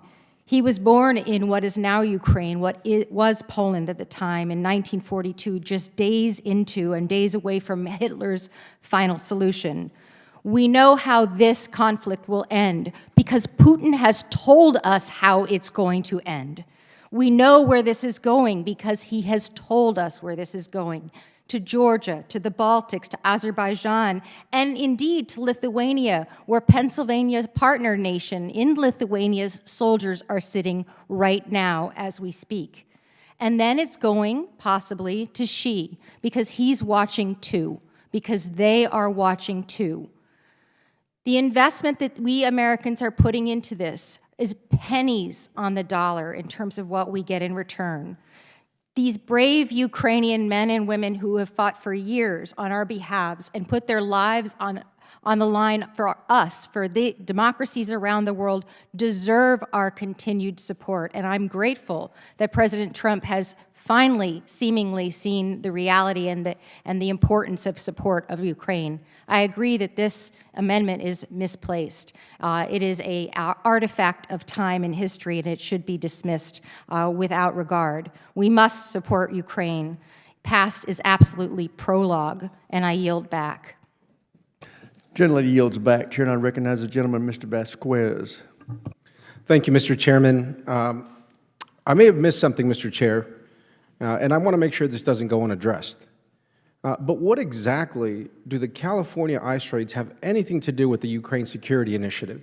We have got to stop scapegoating immigrants for every issue on the other side, because this has absolutely nothing to do with this subject matter. We should be treating this committee with the respect that it deserves and staying on top of it and talking about Ukraine and our national interest in the Baltic. And I respect the other side when they make coherent and logical arguments as to why we should be pulling out. Those are good discussions for us to have here. But I don't believe the Ukraine Security Initiative has anything to do with California ICE raids, unless I'm mistaken, unless there's some secret Ukraine cartel organization that's smuggling Central Americans into California. If that's the case, then I will retract my comments.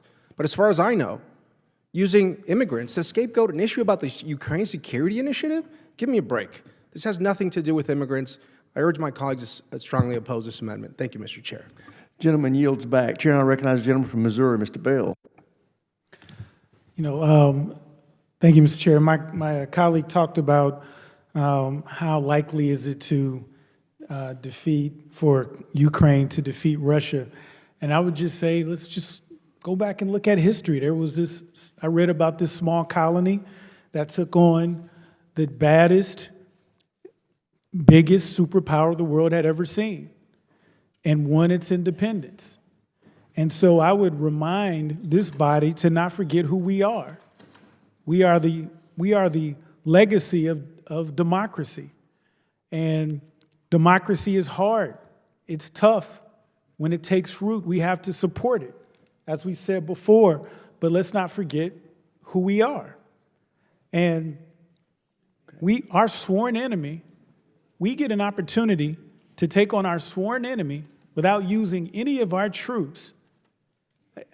There's a disconnect here. I don't understand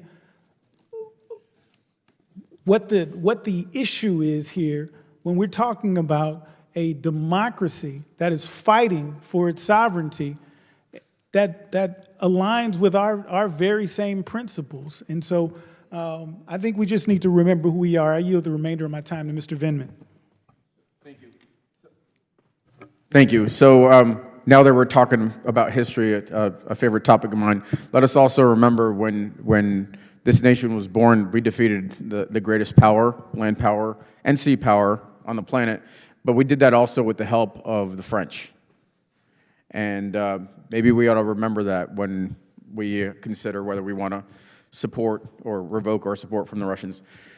Let me recommend to my colleague also that on the other side of the aisle that the values that you recognize in the Ukrainians, seeking freedom, democracy, this is a new democracy, only 34 years old or so. Why not let those be your guidepost on what the right action here is? It's consistent with our national security. We already talked about that. But let's also be guided by our values.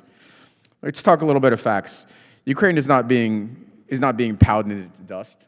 Ukrainian cities are taking heavy fire, undoubtedly, but there's no imminent threat of a collapse. Ukraine is now a major UAV power. We saw that in Operation Spiderweb. We see that in the pace of Russian advance on the front line. We may be the preferred partner, but we're not the only partner. The Europeans will step in. NATO will step in. I guarantee the Polish have no interest in having Russia on their doorstep. Finally, how do we get to peace? We need negotiations. We get to negotiations only by putting pressure on Russia. That is the direction that we have to move in. That is the direction the president is moving in. And that's why I'm against this amendment. Thank you. I yield back. Gentleman's time's expired. Does any other member seek recognition? Mr. Chairman. I'm sorry, I don't. Okay, Mr. Keating's recognized. Well, thank you, Mr. Chairman. The number 30 to 27 is going to be something we'll remember tomorrow morning or whenever we get through with this, because the votes will always be 30 to 27, with rare exceptions in this. So in one sense, I'm glad this amendment's placed in. I'm against it. The concept behind it is dead wrong. We're going to have an opportunity in this committee, and I hope I'm not wrong, where you're not going to see a 30 to 27 vote against this. You're going to see a bipartisan vote against this, because there's bipartisan consensus in Congress that we're concerned about honoring nuclear proliferation agreements that date back to the Budapest Agreement here, something that's important as we negotiate other agreements. We're at least sticking to our words so far, not as well as I'd like, but certainly not the way Russia has betrayed that. There's a bipartisan concern about China and the threat of China. And everyone in this committee knows our number one policy is deterrence. And the number one example of not being deterrent power is collapsing our coalition around our support of Ukraine. There's a bipartisan concern about funding, too, and the money. And I think particularly longstanding members of this committee will know that in the absence of Ukraine winning and Putin's just overt attacks and threats to the Baltics, we're going to deploy more troops in Eastern Europe if Ukraine loses, and that'll cost a multiple amount more than the small amount we're investing here. And there's also a bipartisan concern on how we're going to pay it on the Repo Act and using the Russian frozen assets, potentially, to rebuild and to help Ukraine the way that we should, make the person that's responsible. And in Europe, that's over $300 billion that's there, much smaller here. So I look at this vote coming up later on this amendment, and I hopefully will see a break from about every other vote that we're going to have. And that will be a great message to send to Putin. That'll be a great message to send to people in the country who don't really know or are confused by some of our support here, by looking at the number one committee in Congress that's given the responsibility of making those decisions for the American people and seeing a bipartisan vote against this. So I look forward to that, and I yield back.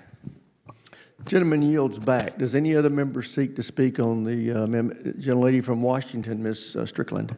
Thank you, Chairman. I, too, am going to encourage us to vote against this amendment. And speaking out against an amendment is not a personal attack on the person who brought it forward. This is about our responsibility as the United States of America to protect freedom and democracy. And our adversaries right now are watching this, filled with glee that this nation looks divided right now. That President Zelensky first came to visit the House chambers in a bipartisan manner and got multiple standing ovations across the board. And as time has gone on, that support seems to be waning from one side of the aisle. No one wants a war to go on forever, but Vladimir Putin cannot be successful. He must be brought to the negotiating table to do something that is fair, that allows Ukraine to remain a sovereign nation and a democracy. So if we want to put America first, we will support Ukraine. If we want to put America first, we're not going to take health care away from 7 million people or food out of the mouths of hungry children to give tax breaks to billionaires and jack up the debt to $4 trillion. I yield back. Gentlelady yields back. Does any other member wish to speak on the Mace Amendment? There's no further debate. The question occurs on the amendment offered by Ms. Mace. So many as in favor will say aye. Those opposed, no. No. Opinion of the chair, the noes have it. All right.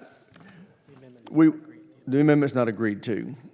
We will now consider log number 5615 by the ranking member, Mr. Smith, for the purpose, what purposes, gentlemen from Washington seek recognition? I have an amendment at the desk. Will the clerk please distribute the amendment without objection? The reading of the amendment dispense with. The chair now recognizes the ranking member for the purpose of explaining his amendment. I'm going to do this quickly. It's essentially the same debate. This is a specific issue focused on USAI money that has been designated for Ukraine. There is concern that that money would be grabbed and repurposed back to U.S. stocks. Once Congress has approved this money, it's supposed to go to Ukraine. There is some concern in a couple of instances where the Trump administration has tried to grab that back. This just says that once it is designated to go to Ukraine, it should go to Ukraine and not be repurposed back to U.S. stocks. There's a whole lot that could be said about this, but I think we've already said it. And the argument's been made fairly well on both sides as to why we should support Ukraine. This is another amendment that simply ensures that we do so. And with that, I yield back, Mr. Chairman. Gentleman yields back. Chair recognizes himself. American service members and security must take priority, period. That's why I cannot support an amendment that would tie the Pentagon's hands in a crisis and potentially put our troops at risk. Let me also set the record straight. The President is not diverting weapons bound for Europe. In fact, he announced yesterday that he plans to sell more weapons to our European allies to backfill their military assistance to Ukraine. Therefore, I oppose the amendment. Now I recognize the gentleman from Georgia, Mr. Scott.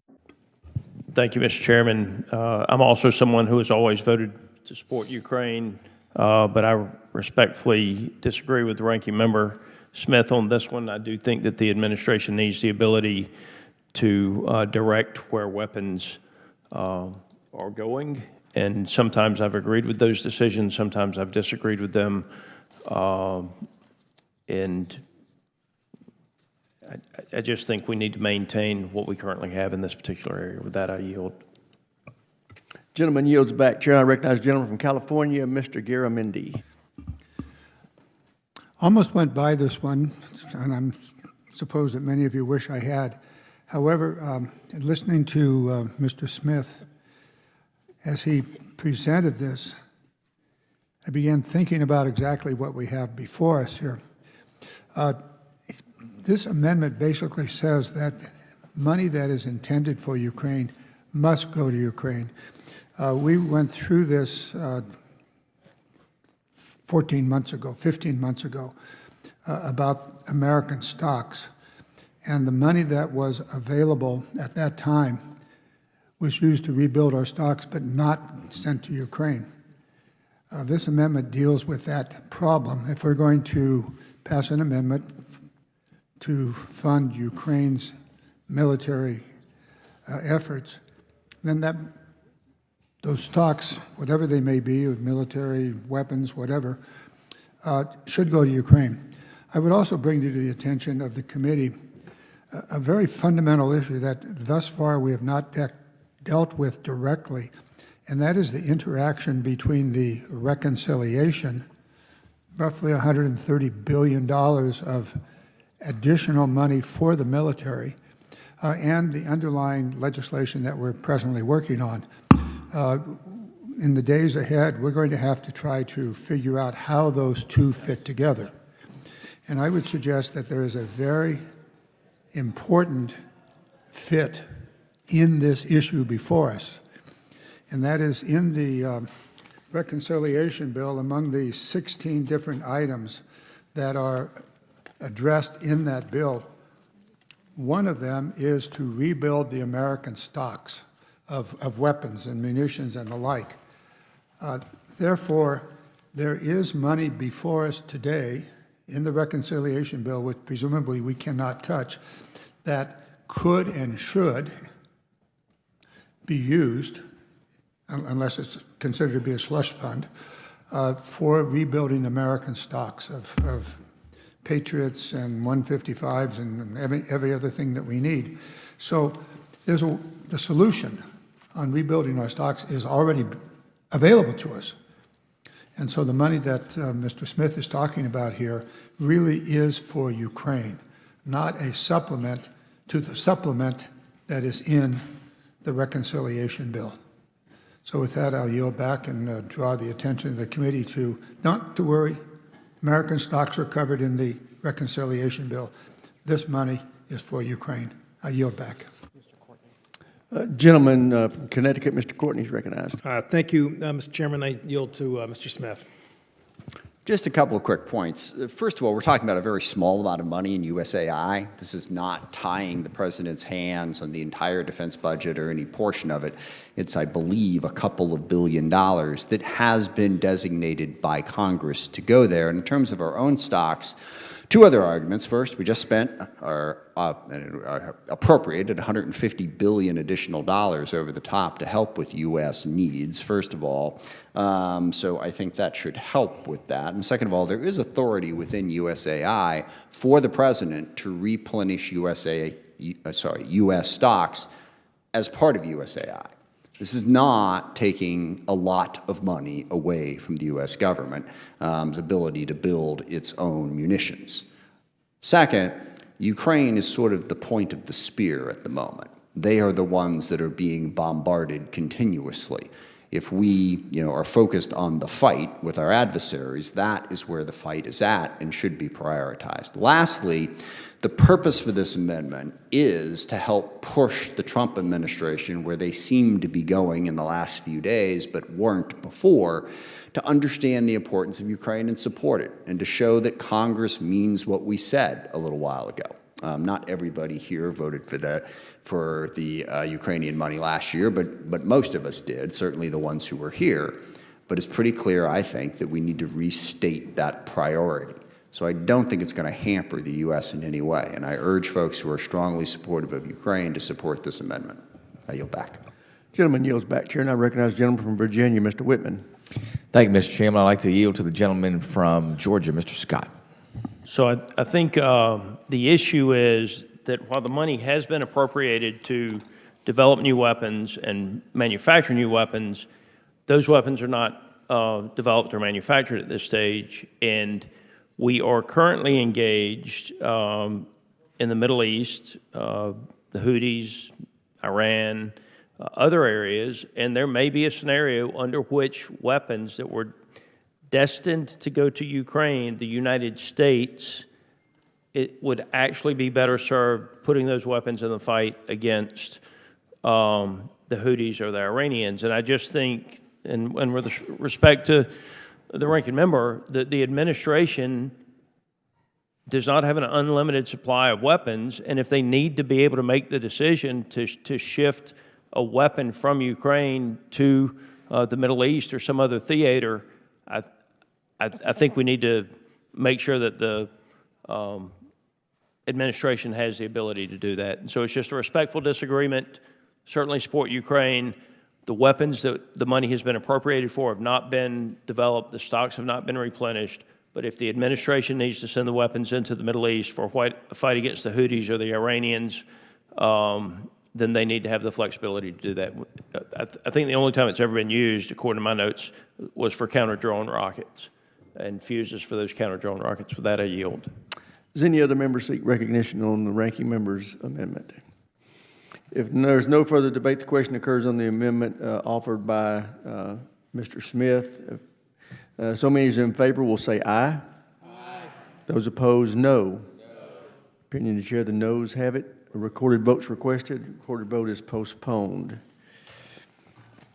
We will now consider log number 5616 by the ranking member, Mr. Smith. For what purposes, gentlemen from Washington State, seek recognition? I have an amendment at the desk. Will the clerk please distribute the amendment? Without objection, the reading of the amendments dispensed with. The chair now recognizes the ranking member for the purpose of explaining his amendment. Thank you. This is a similar amendment on stocks that we have procured specifically for Europe.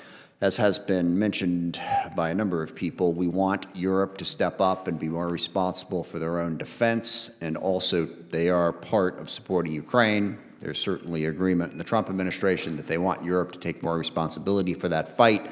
If we have procured stocks for Europe specifically, we should not be able to grab them back. It's a similar argument. I imagine the opponents will make a similar argument against this.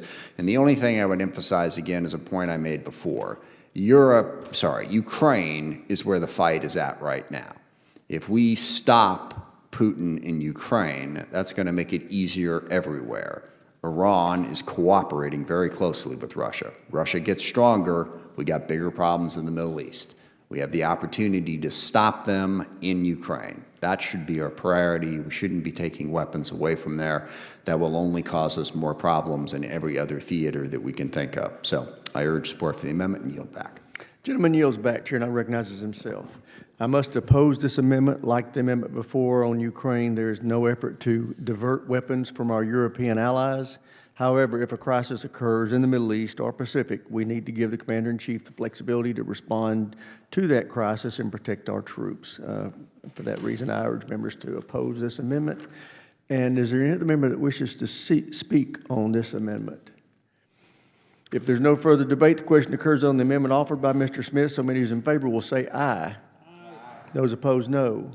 Opinion chair, the noes have it. Amendment recorded votes requested. The recorded vote will be postponed. We will now consider log number 5626 by Mr. Moulton. For what purposes, gentlemen from Massachusetts, seek recognition? Mr. Chairman, I have an amendment at the desk. Will the clerk please distribute the amendment? Without objection, the reading of the amendment is dispensed with. The chair now recognizes the gentleman from Massachusetts for the purpose of explaining his amendment. Mr. Chairman, I've not been a fan of President Trump's Ukraine policy, up until this week at least. He's been parroting Kremlin talking points for the last 6 months, just as we heard in this hearing room quite remarkably for some of the last 60 minutes. But I do believe in the chain of command and the role of the Commander-in-Chief. The Department of Defense has now twice paused or interfered with lethal aid to Ukraine without direct orders from the President. Both times, the President disagreed with the decision. So regardless of my disagreements with the President, we have one Commander-in-Chief. It's not Bridge Colby or Pete Hegseth. Last week, Mr. Trump said, quote, "We get a lot of bullshit thrown at us by Mr. Putin." Well, no kidding, Mr. President. Let's limit it to coming from Putin and not your own Secretary of Defense. We understand that the Pentagon is in chaos under Secretary Hegseth, but it's a new level of chaos when that goes up the chain of command and not just down. When the Department of Defense freelances with lethal aid, it sends mixed signals to our allies and emboldens our adversaries. My amendment reaffirms a foundational principle. The military answers to one Commander-in-Chief. The Secretary of Defense should have no authority to freelance foreign policy. Chairman, I yield back. Gentleman yields back. Chair now recognizes himself. The President is in full control of America's Ukraine policy. Yesterday's announcement to accelerate weapons deliveries with NATO support made that crystal clear. Therefore, this amendment does nothing more than add red tape. By contrast, the gentleman from Ohio, Mr. Turner, offered a serious amendment earlier to provide real oversight of the aid pauses that have already been addressed and reversed. I supported that amendment, but I will oppose this one as it is nothing more than political theater. Does anybody else wish to speak on this amendment? Ms. Sherrill of New Jersey. Thank you, Mr. Chairman. I want to express my strong support for Rep. Moulton's amendment today. The Pentagon has frozen the delivery of aid to Ukraine 3 times since President Trump's inauguration. 2 of those times, Secretary Hegseth froze the aid without even gaining the approval of President Trump. According to news reports, the first time Secretary Hegseth froze the aid was less than 2 weeks into the Trump administration, when he apparently misunderstood President Trump's directions in a National Security Council meeting and believed that DOD was supposed to halt all aid delivery to Ukraine. While this decision was reversed by the White House only a few days later, Secretary Hegseth's poor decision cost millions of taxpayer dollars and delayed the delivery of vital aid. Last month, I asked Secretary Hegseth about this early freeze in aid to Ukraine when he testified before this very committee. Secretary Hegseth unsurprisingly refused to provide an actual response to my questions about why he ordered the first freeze to aid. Then just a few weeks ago, we learned again that he ordered the freeze of vital military assistance to Ukraine. Again, he apparently didn't coordinate with the White House or State Department before making his order, and once again, Secretary Hegseth's decision was overruled by President Trump. His poor judgment and mismanagement of the Pentagon has twice now led to the freeze of military assistance to Ukraine. This committee needs to make sure that these deadly pauses don't happen again. President Trump himself has apparently come around to the idea and announced that he would once again begin sending significant defense equipment to Ukraine. After serving at Sinkus Navier and as a Russian policy officer in the Navy, I know firsthand how dangerous a threat Vladimir Putin is to Ukraine, Europe, and the U.S. The Ukrainian soldiers fighting and dying on the front lines against Russia don't have time to wait for the delivery of artillery and munitions. They need that aid today. Thank you, and I yield back. Gentlelady yields back. Chair, now recognize the gentleman from Texas, Mr. Fallon. Thank you, Mr. Chairman. This is like the old impeachment trial from a few Congresses back. It's just political theater.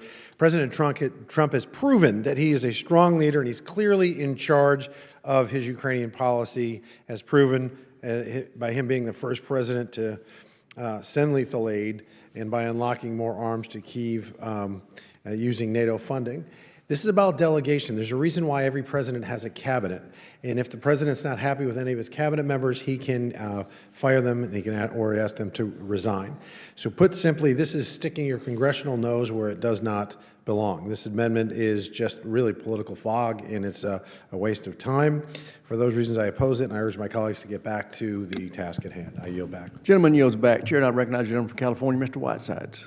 Thank you, Mr. Chairman. I support this amendment strongly because it is not only consistent with U.S. law and our Constitution, but because it is crucial to our nation's interests at home and abroad. We all know this fact. Unilateral freezes of aid weaken our credibility with our allies. Our allies rely on us to stand by our commitments. Pausing aid to Ukraine sends a message that the U.S. is an unreliable partner, especially damaging in a moment when global coalitions matter more now than ever. It also empowers authoritarian regimes. Every delay is a gift to the Putin regime and to the ambitious autocrats watching from Beijing, Tehran, and Pyongyang. When we waffle, they revel in our lack of resolve. Let's be frank here. This is bigger than Eastern Europe. A Russian victory would embolden aggression globally, disrupt trade routes, and destabilize energy markets, all of which will affect American families at home. We don't need to posture, and we don't need to lean on Russian narratives about Ukraine. Ukraine is using our aid to tremendous effect. Without deploying U.S. troops on the ground, we are degrading the military of one of our principal adversaries. That's a strategic return on investment. And this fight isn't just about Ukraine and Russia. This fight is about a frontline democracy fighting for survival. If we believe in the rule of law, in freedom of speech, in self-determination, then our values demand action, not hesitation. And on this committee, we all agree that national security doesn't exist in silos. It's interlinked. This isn't just about tanks or missile defense platforms. It's a multi-domain fight that shapes the future of warfare. Standing with Ukraine helps us learn, adapt, and strengthen our own defenses.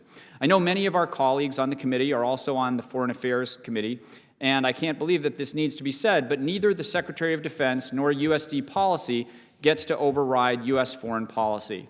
Neither the Secretary of Defense nor Undersecretary Colby should have unilateral authority to freeze aid without the President's explicit approval. Decisions of this magnitude do not belong to a single cabinet official with a political agenda.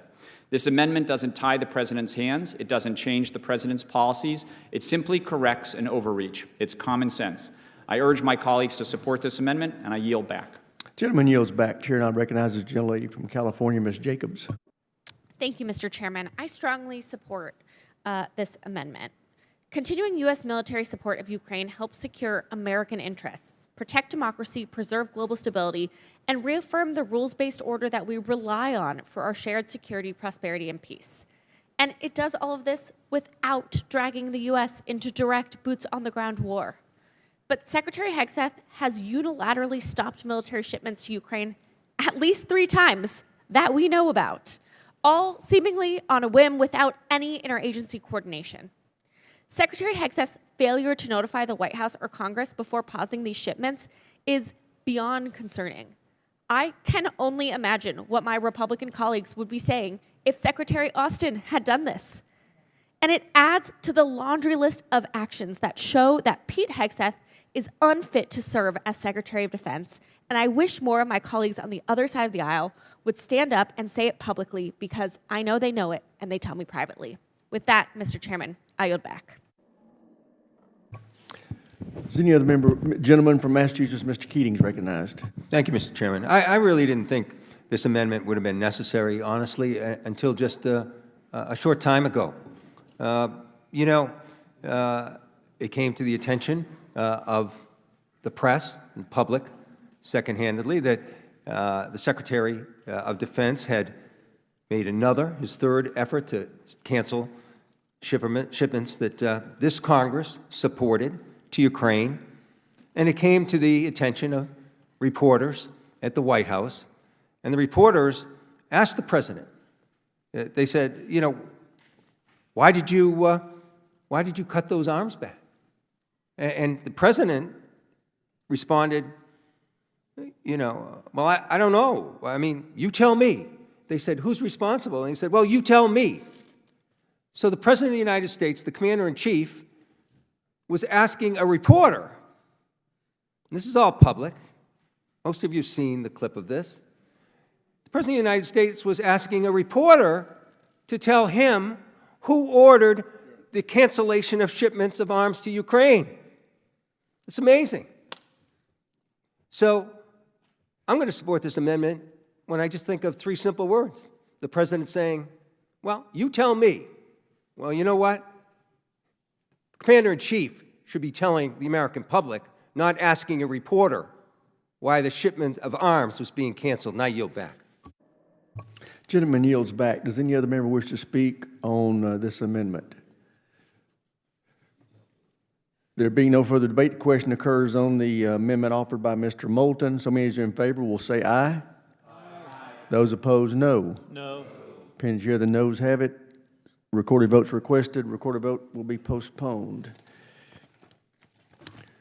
We will now consider log number 5582 by Mr. Smith. For what purposes the ranking member seek recognition? I have an amendment at the desk, Mr. Will the clerk please distribute the amendment? Without objection, the reading of the amendment is dispensed with. The chair and I recognize the ranking member for the purpose of explaining his amendment. Thank you, Mr. Chairman. I will attempt to be brief. This amendment basically to prohibit the Department of Defense, the President, from using military force to grab territory from Canada, Panama, or Greenland. We will remember during the hearing, Secretary Hegseth, despite Mr. Turner's noble efforts to try to give him an opportunity to say so, would not deny that they had a plan to use the U.S. military to, by force, take land from any one of those three places.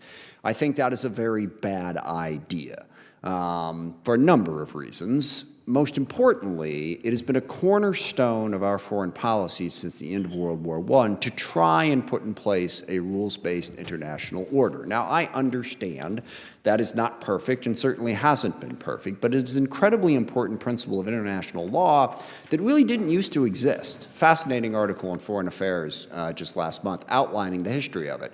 And prior to World War II, it was kind of accepted that if countries wanted to take land, international law allowed them to do so. Changing that has given us the most peaceful 80 years in the history of human civilization. I know it may not seem like it, but by comparison, it is. If we, the United States of America, who was most responsible for positing that change in international law, just shredded to go after Canada, Greenland, and Panama, we are jeopardizing the very global security system that we put in place and offering justifications to Putin and Xi and others who want to do the same thing. It is horrible to talk about that as the President has. It's horrible that the Secretary of Defense did not even deny that there was potentially plans to do it. Now, the argument will be made, well, you never know. Okay, do we really want to tie the President's hands in terms of using military engagement?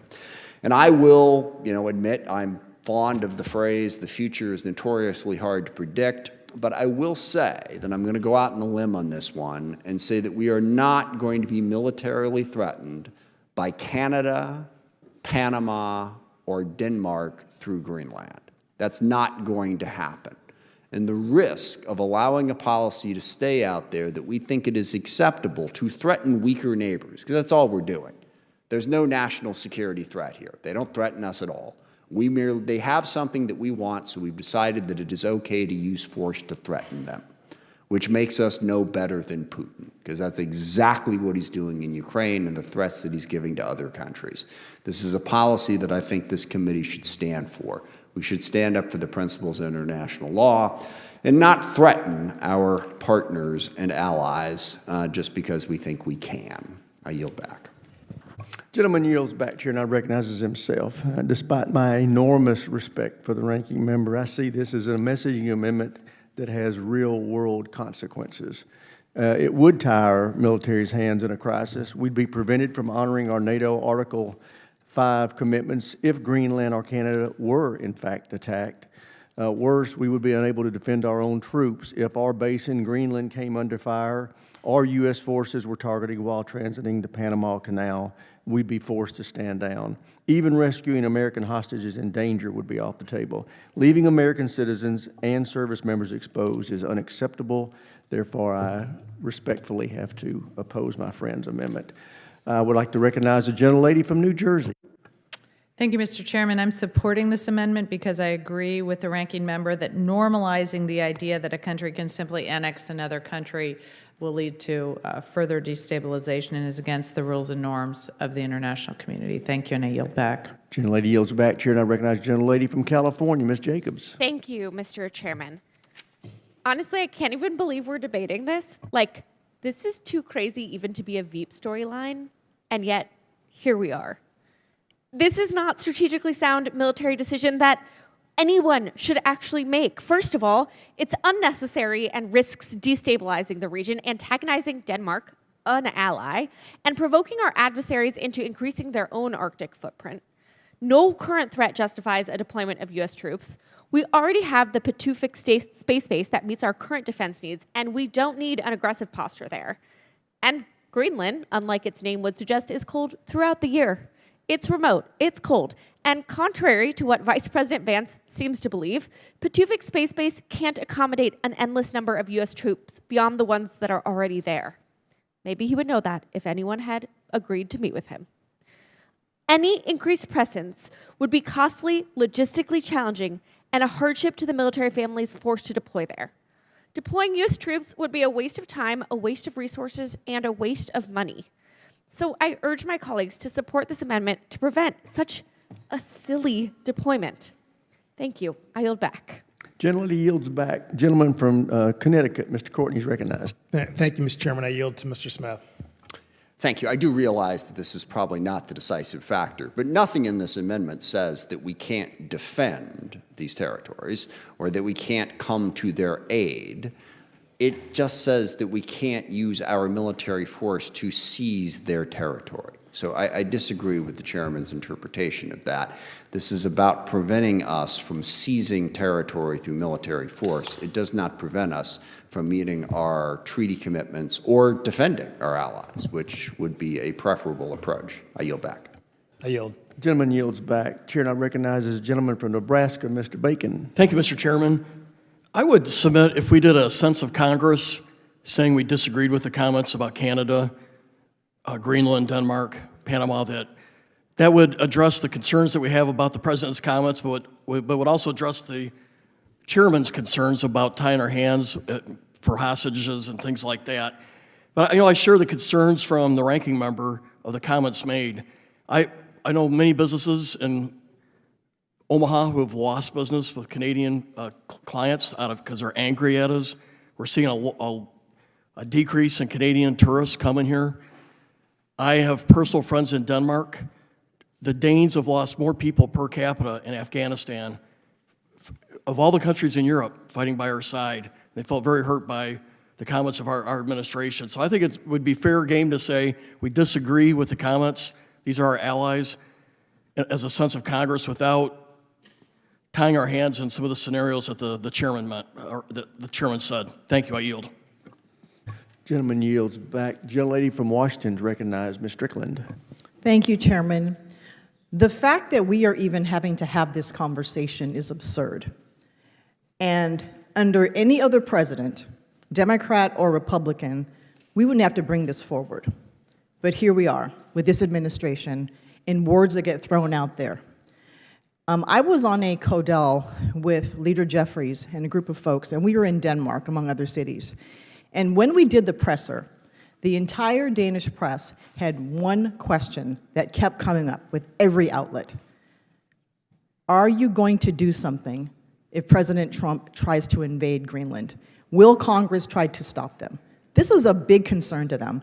So even though we say to ourselves, well, he just said that, he really doesn't mean it, you just don't know what to expect with this administration. Again, any other president, Democrat or Republican, this would not be necessary.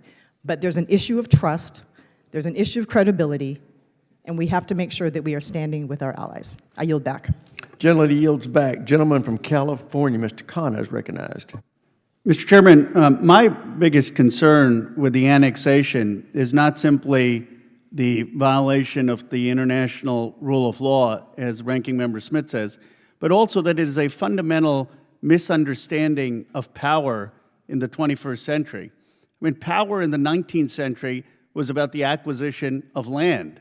And if President Trump was born at the time of James Polk, maybe he would have been a great president. But power in the 21st century is about technology leadership. It is about having supply chains. It is about leading in biotechnology, in quantum computing, in electric vehicles. And I would submit that the most important article yesterday in the New York Times was by David Otter, an MIT professor, who says we're losing to China on industry after industry in terms of building our economic power. So to me, this is just a distraction of a nation that would be in decline if we don't reverse our industrial policy and our technology leadership. Thank you, Mr. Chairman. Gentleman yields back. Gentleman chair, and I recognize the gentleman from Georgia, Mr. Scott. Thank you, Mr. Chairman. I'll be brief about this, but I think this hits on one of the points that President Trump has been trying to make that nobody's paying attention to.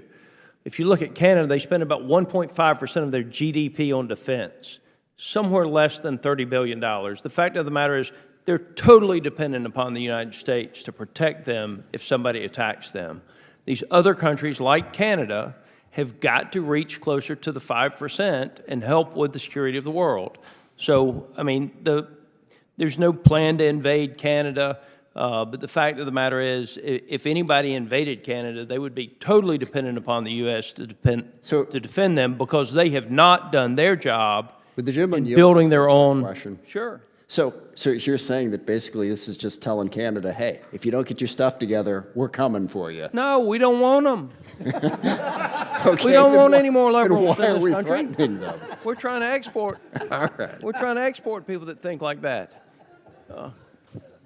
But back to this, it's a serious issue that the rest of a large portion of the rest of the world, including Canada, has become dependent upon the United States taxpayer to cover their back.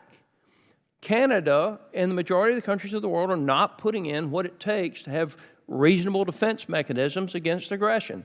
And they, I believe, have the second lowest percentage of contributions of GDP in NATO, below 2%. I think there are 2 countries below 2%, and NATO is one of them. With that, I yield.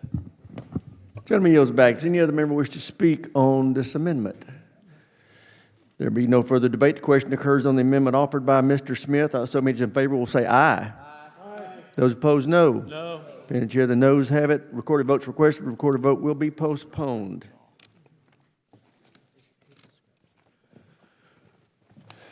We will now consider log number 5284 by Mr. Crow. For what purposes, gentlemen from Colorado, seek recognition? Mr. Chairman, I have an amendment at the desk. Will the clerk please distribute the amendment? Without objection, the reading of the amendment is dispensed with. I reserve a point of order against the amendment. The gentleman is recognized to explain his amendment. Thank you, Mr. Chairman.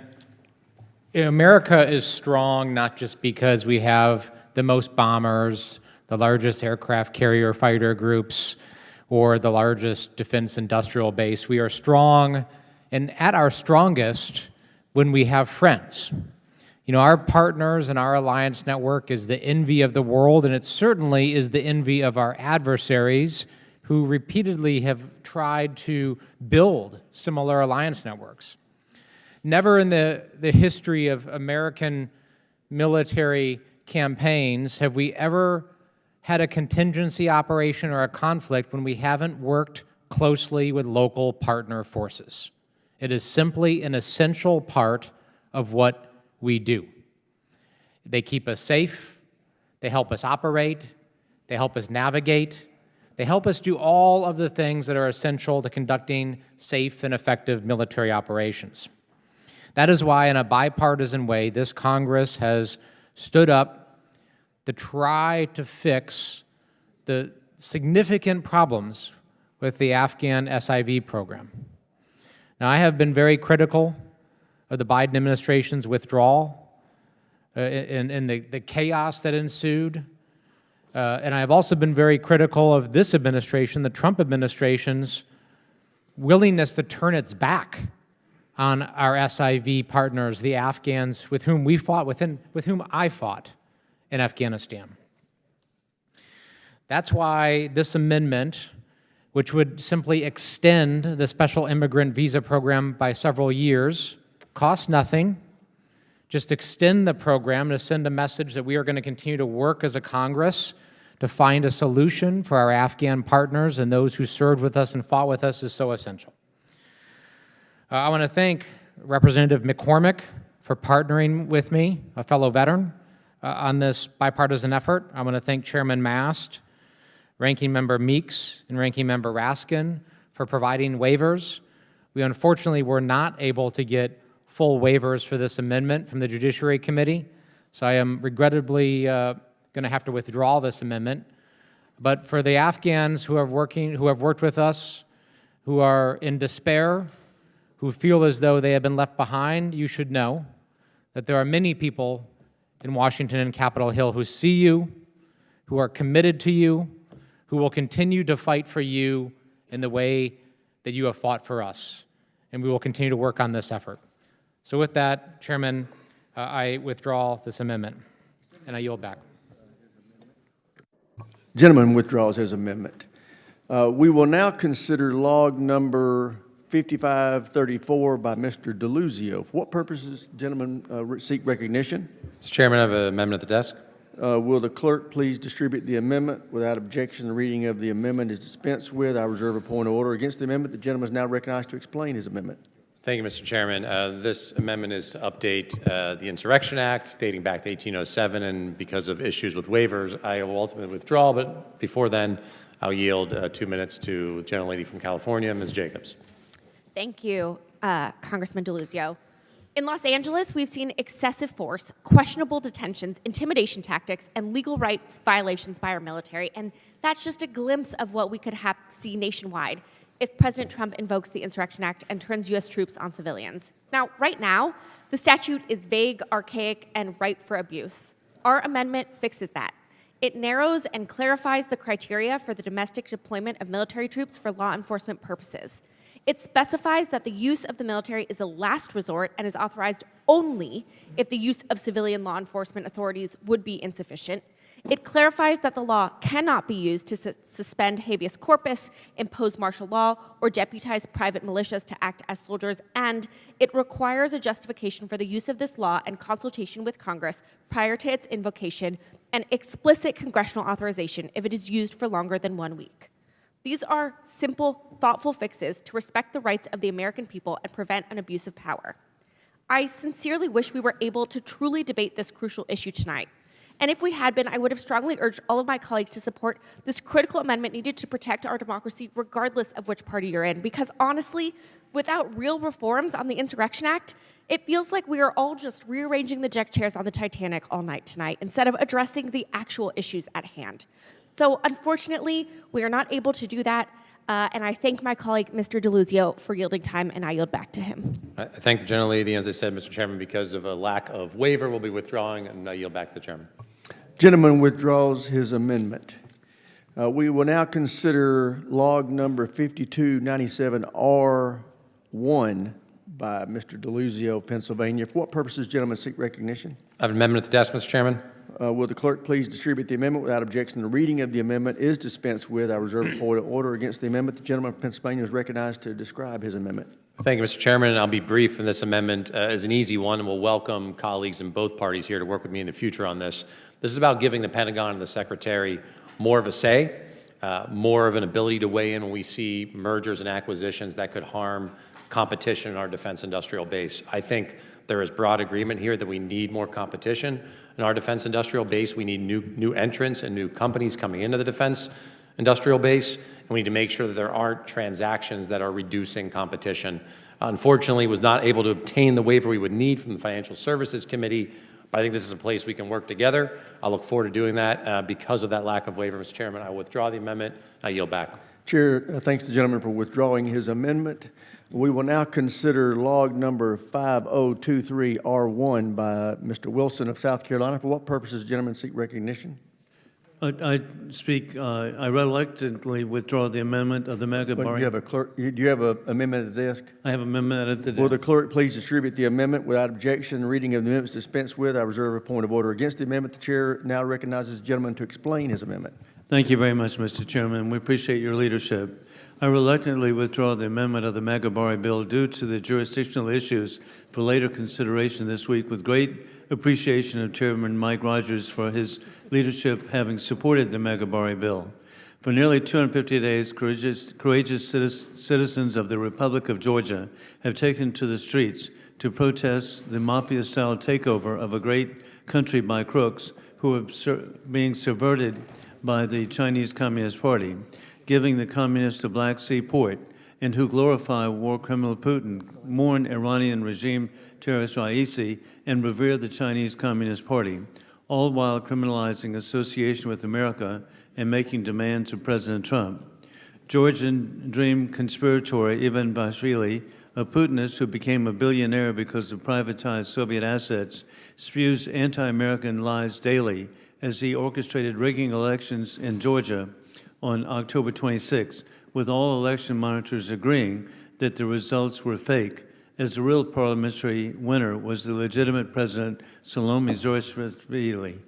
Ivan Bashvili, having criminalized association with America, the illegitimate puppet regime has jailed nearly every opposition leader in the country, and is continuing to do so as we're here today. The Chinese Communist Party knows the Trump administration has prioritized news sourcing for critical elements and strategic partnerships in the region. The Middle Corridor is a critical trade route, and the Georgian port of Anaklia on the Black Sea is one of the only access points to Central Asian minerals.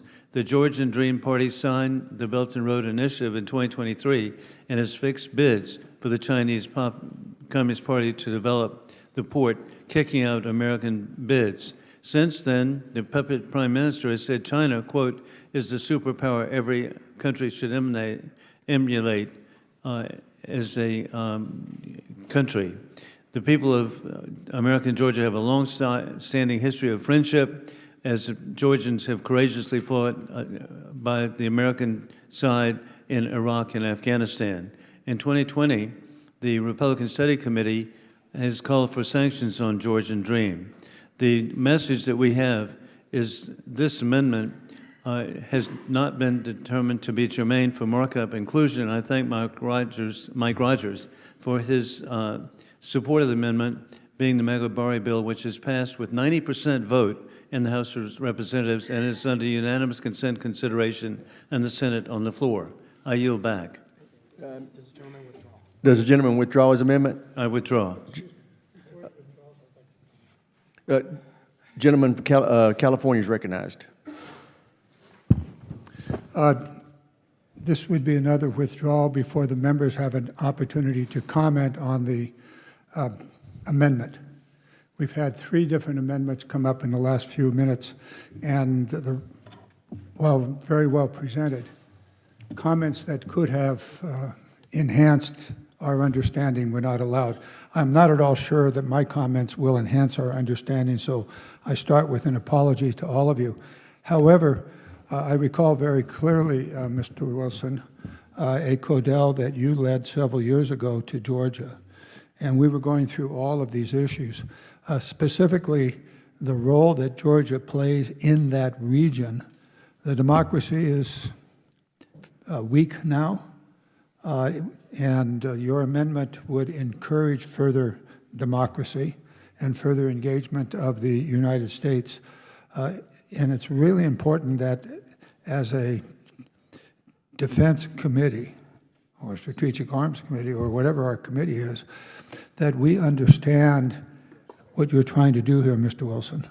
It's an important part of the issue of Putin, which we've discussed for some time here, about his aggression and about his goals. His goals are not only Eastern Europe, and several members have commented on some of the reestablishment of the former Soviet Union, Kazakhstan, and Georgia being among them.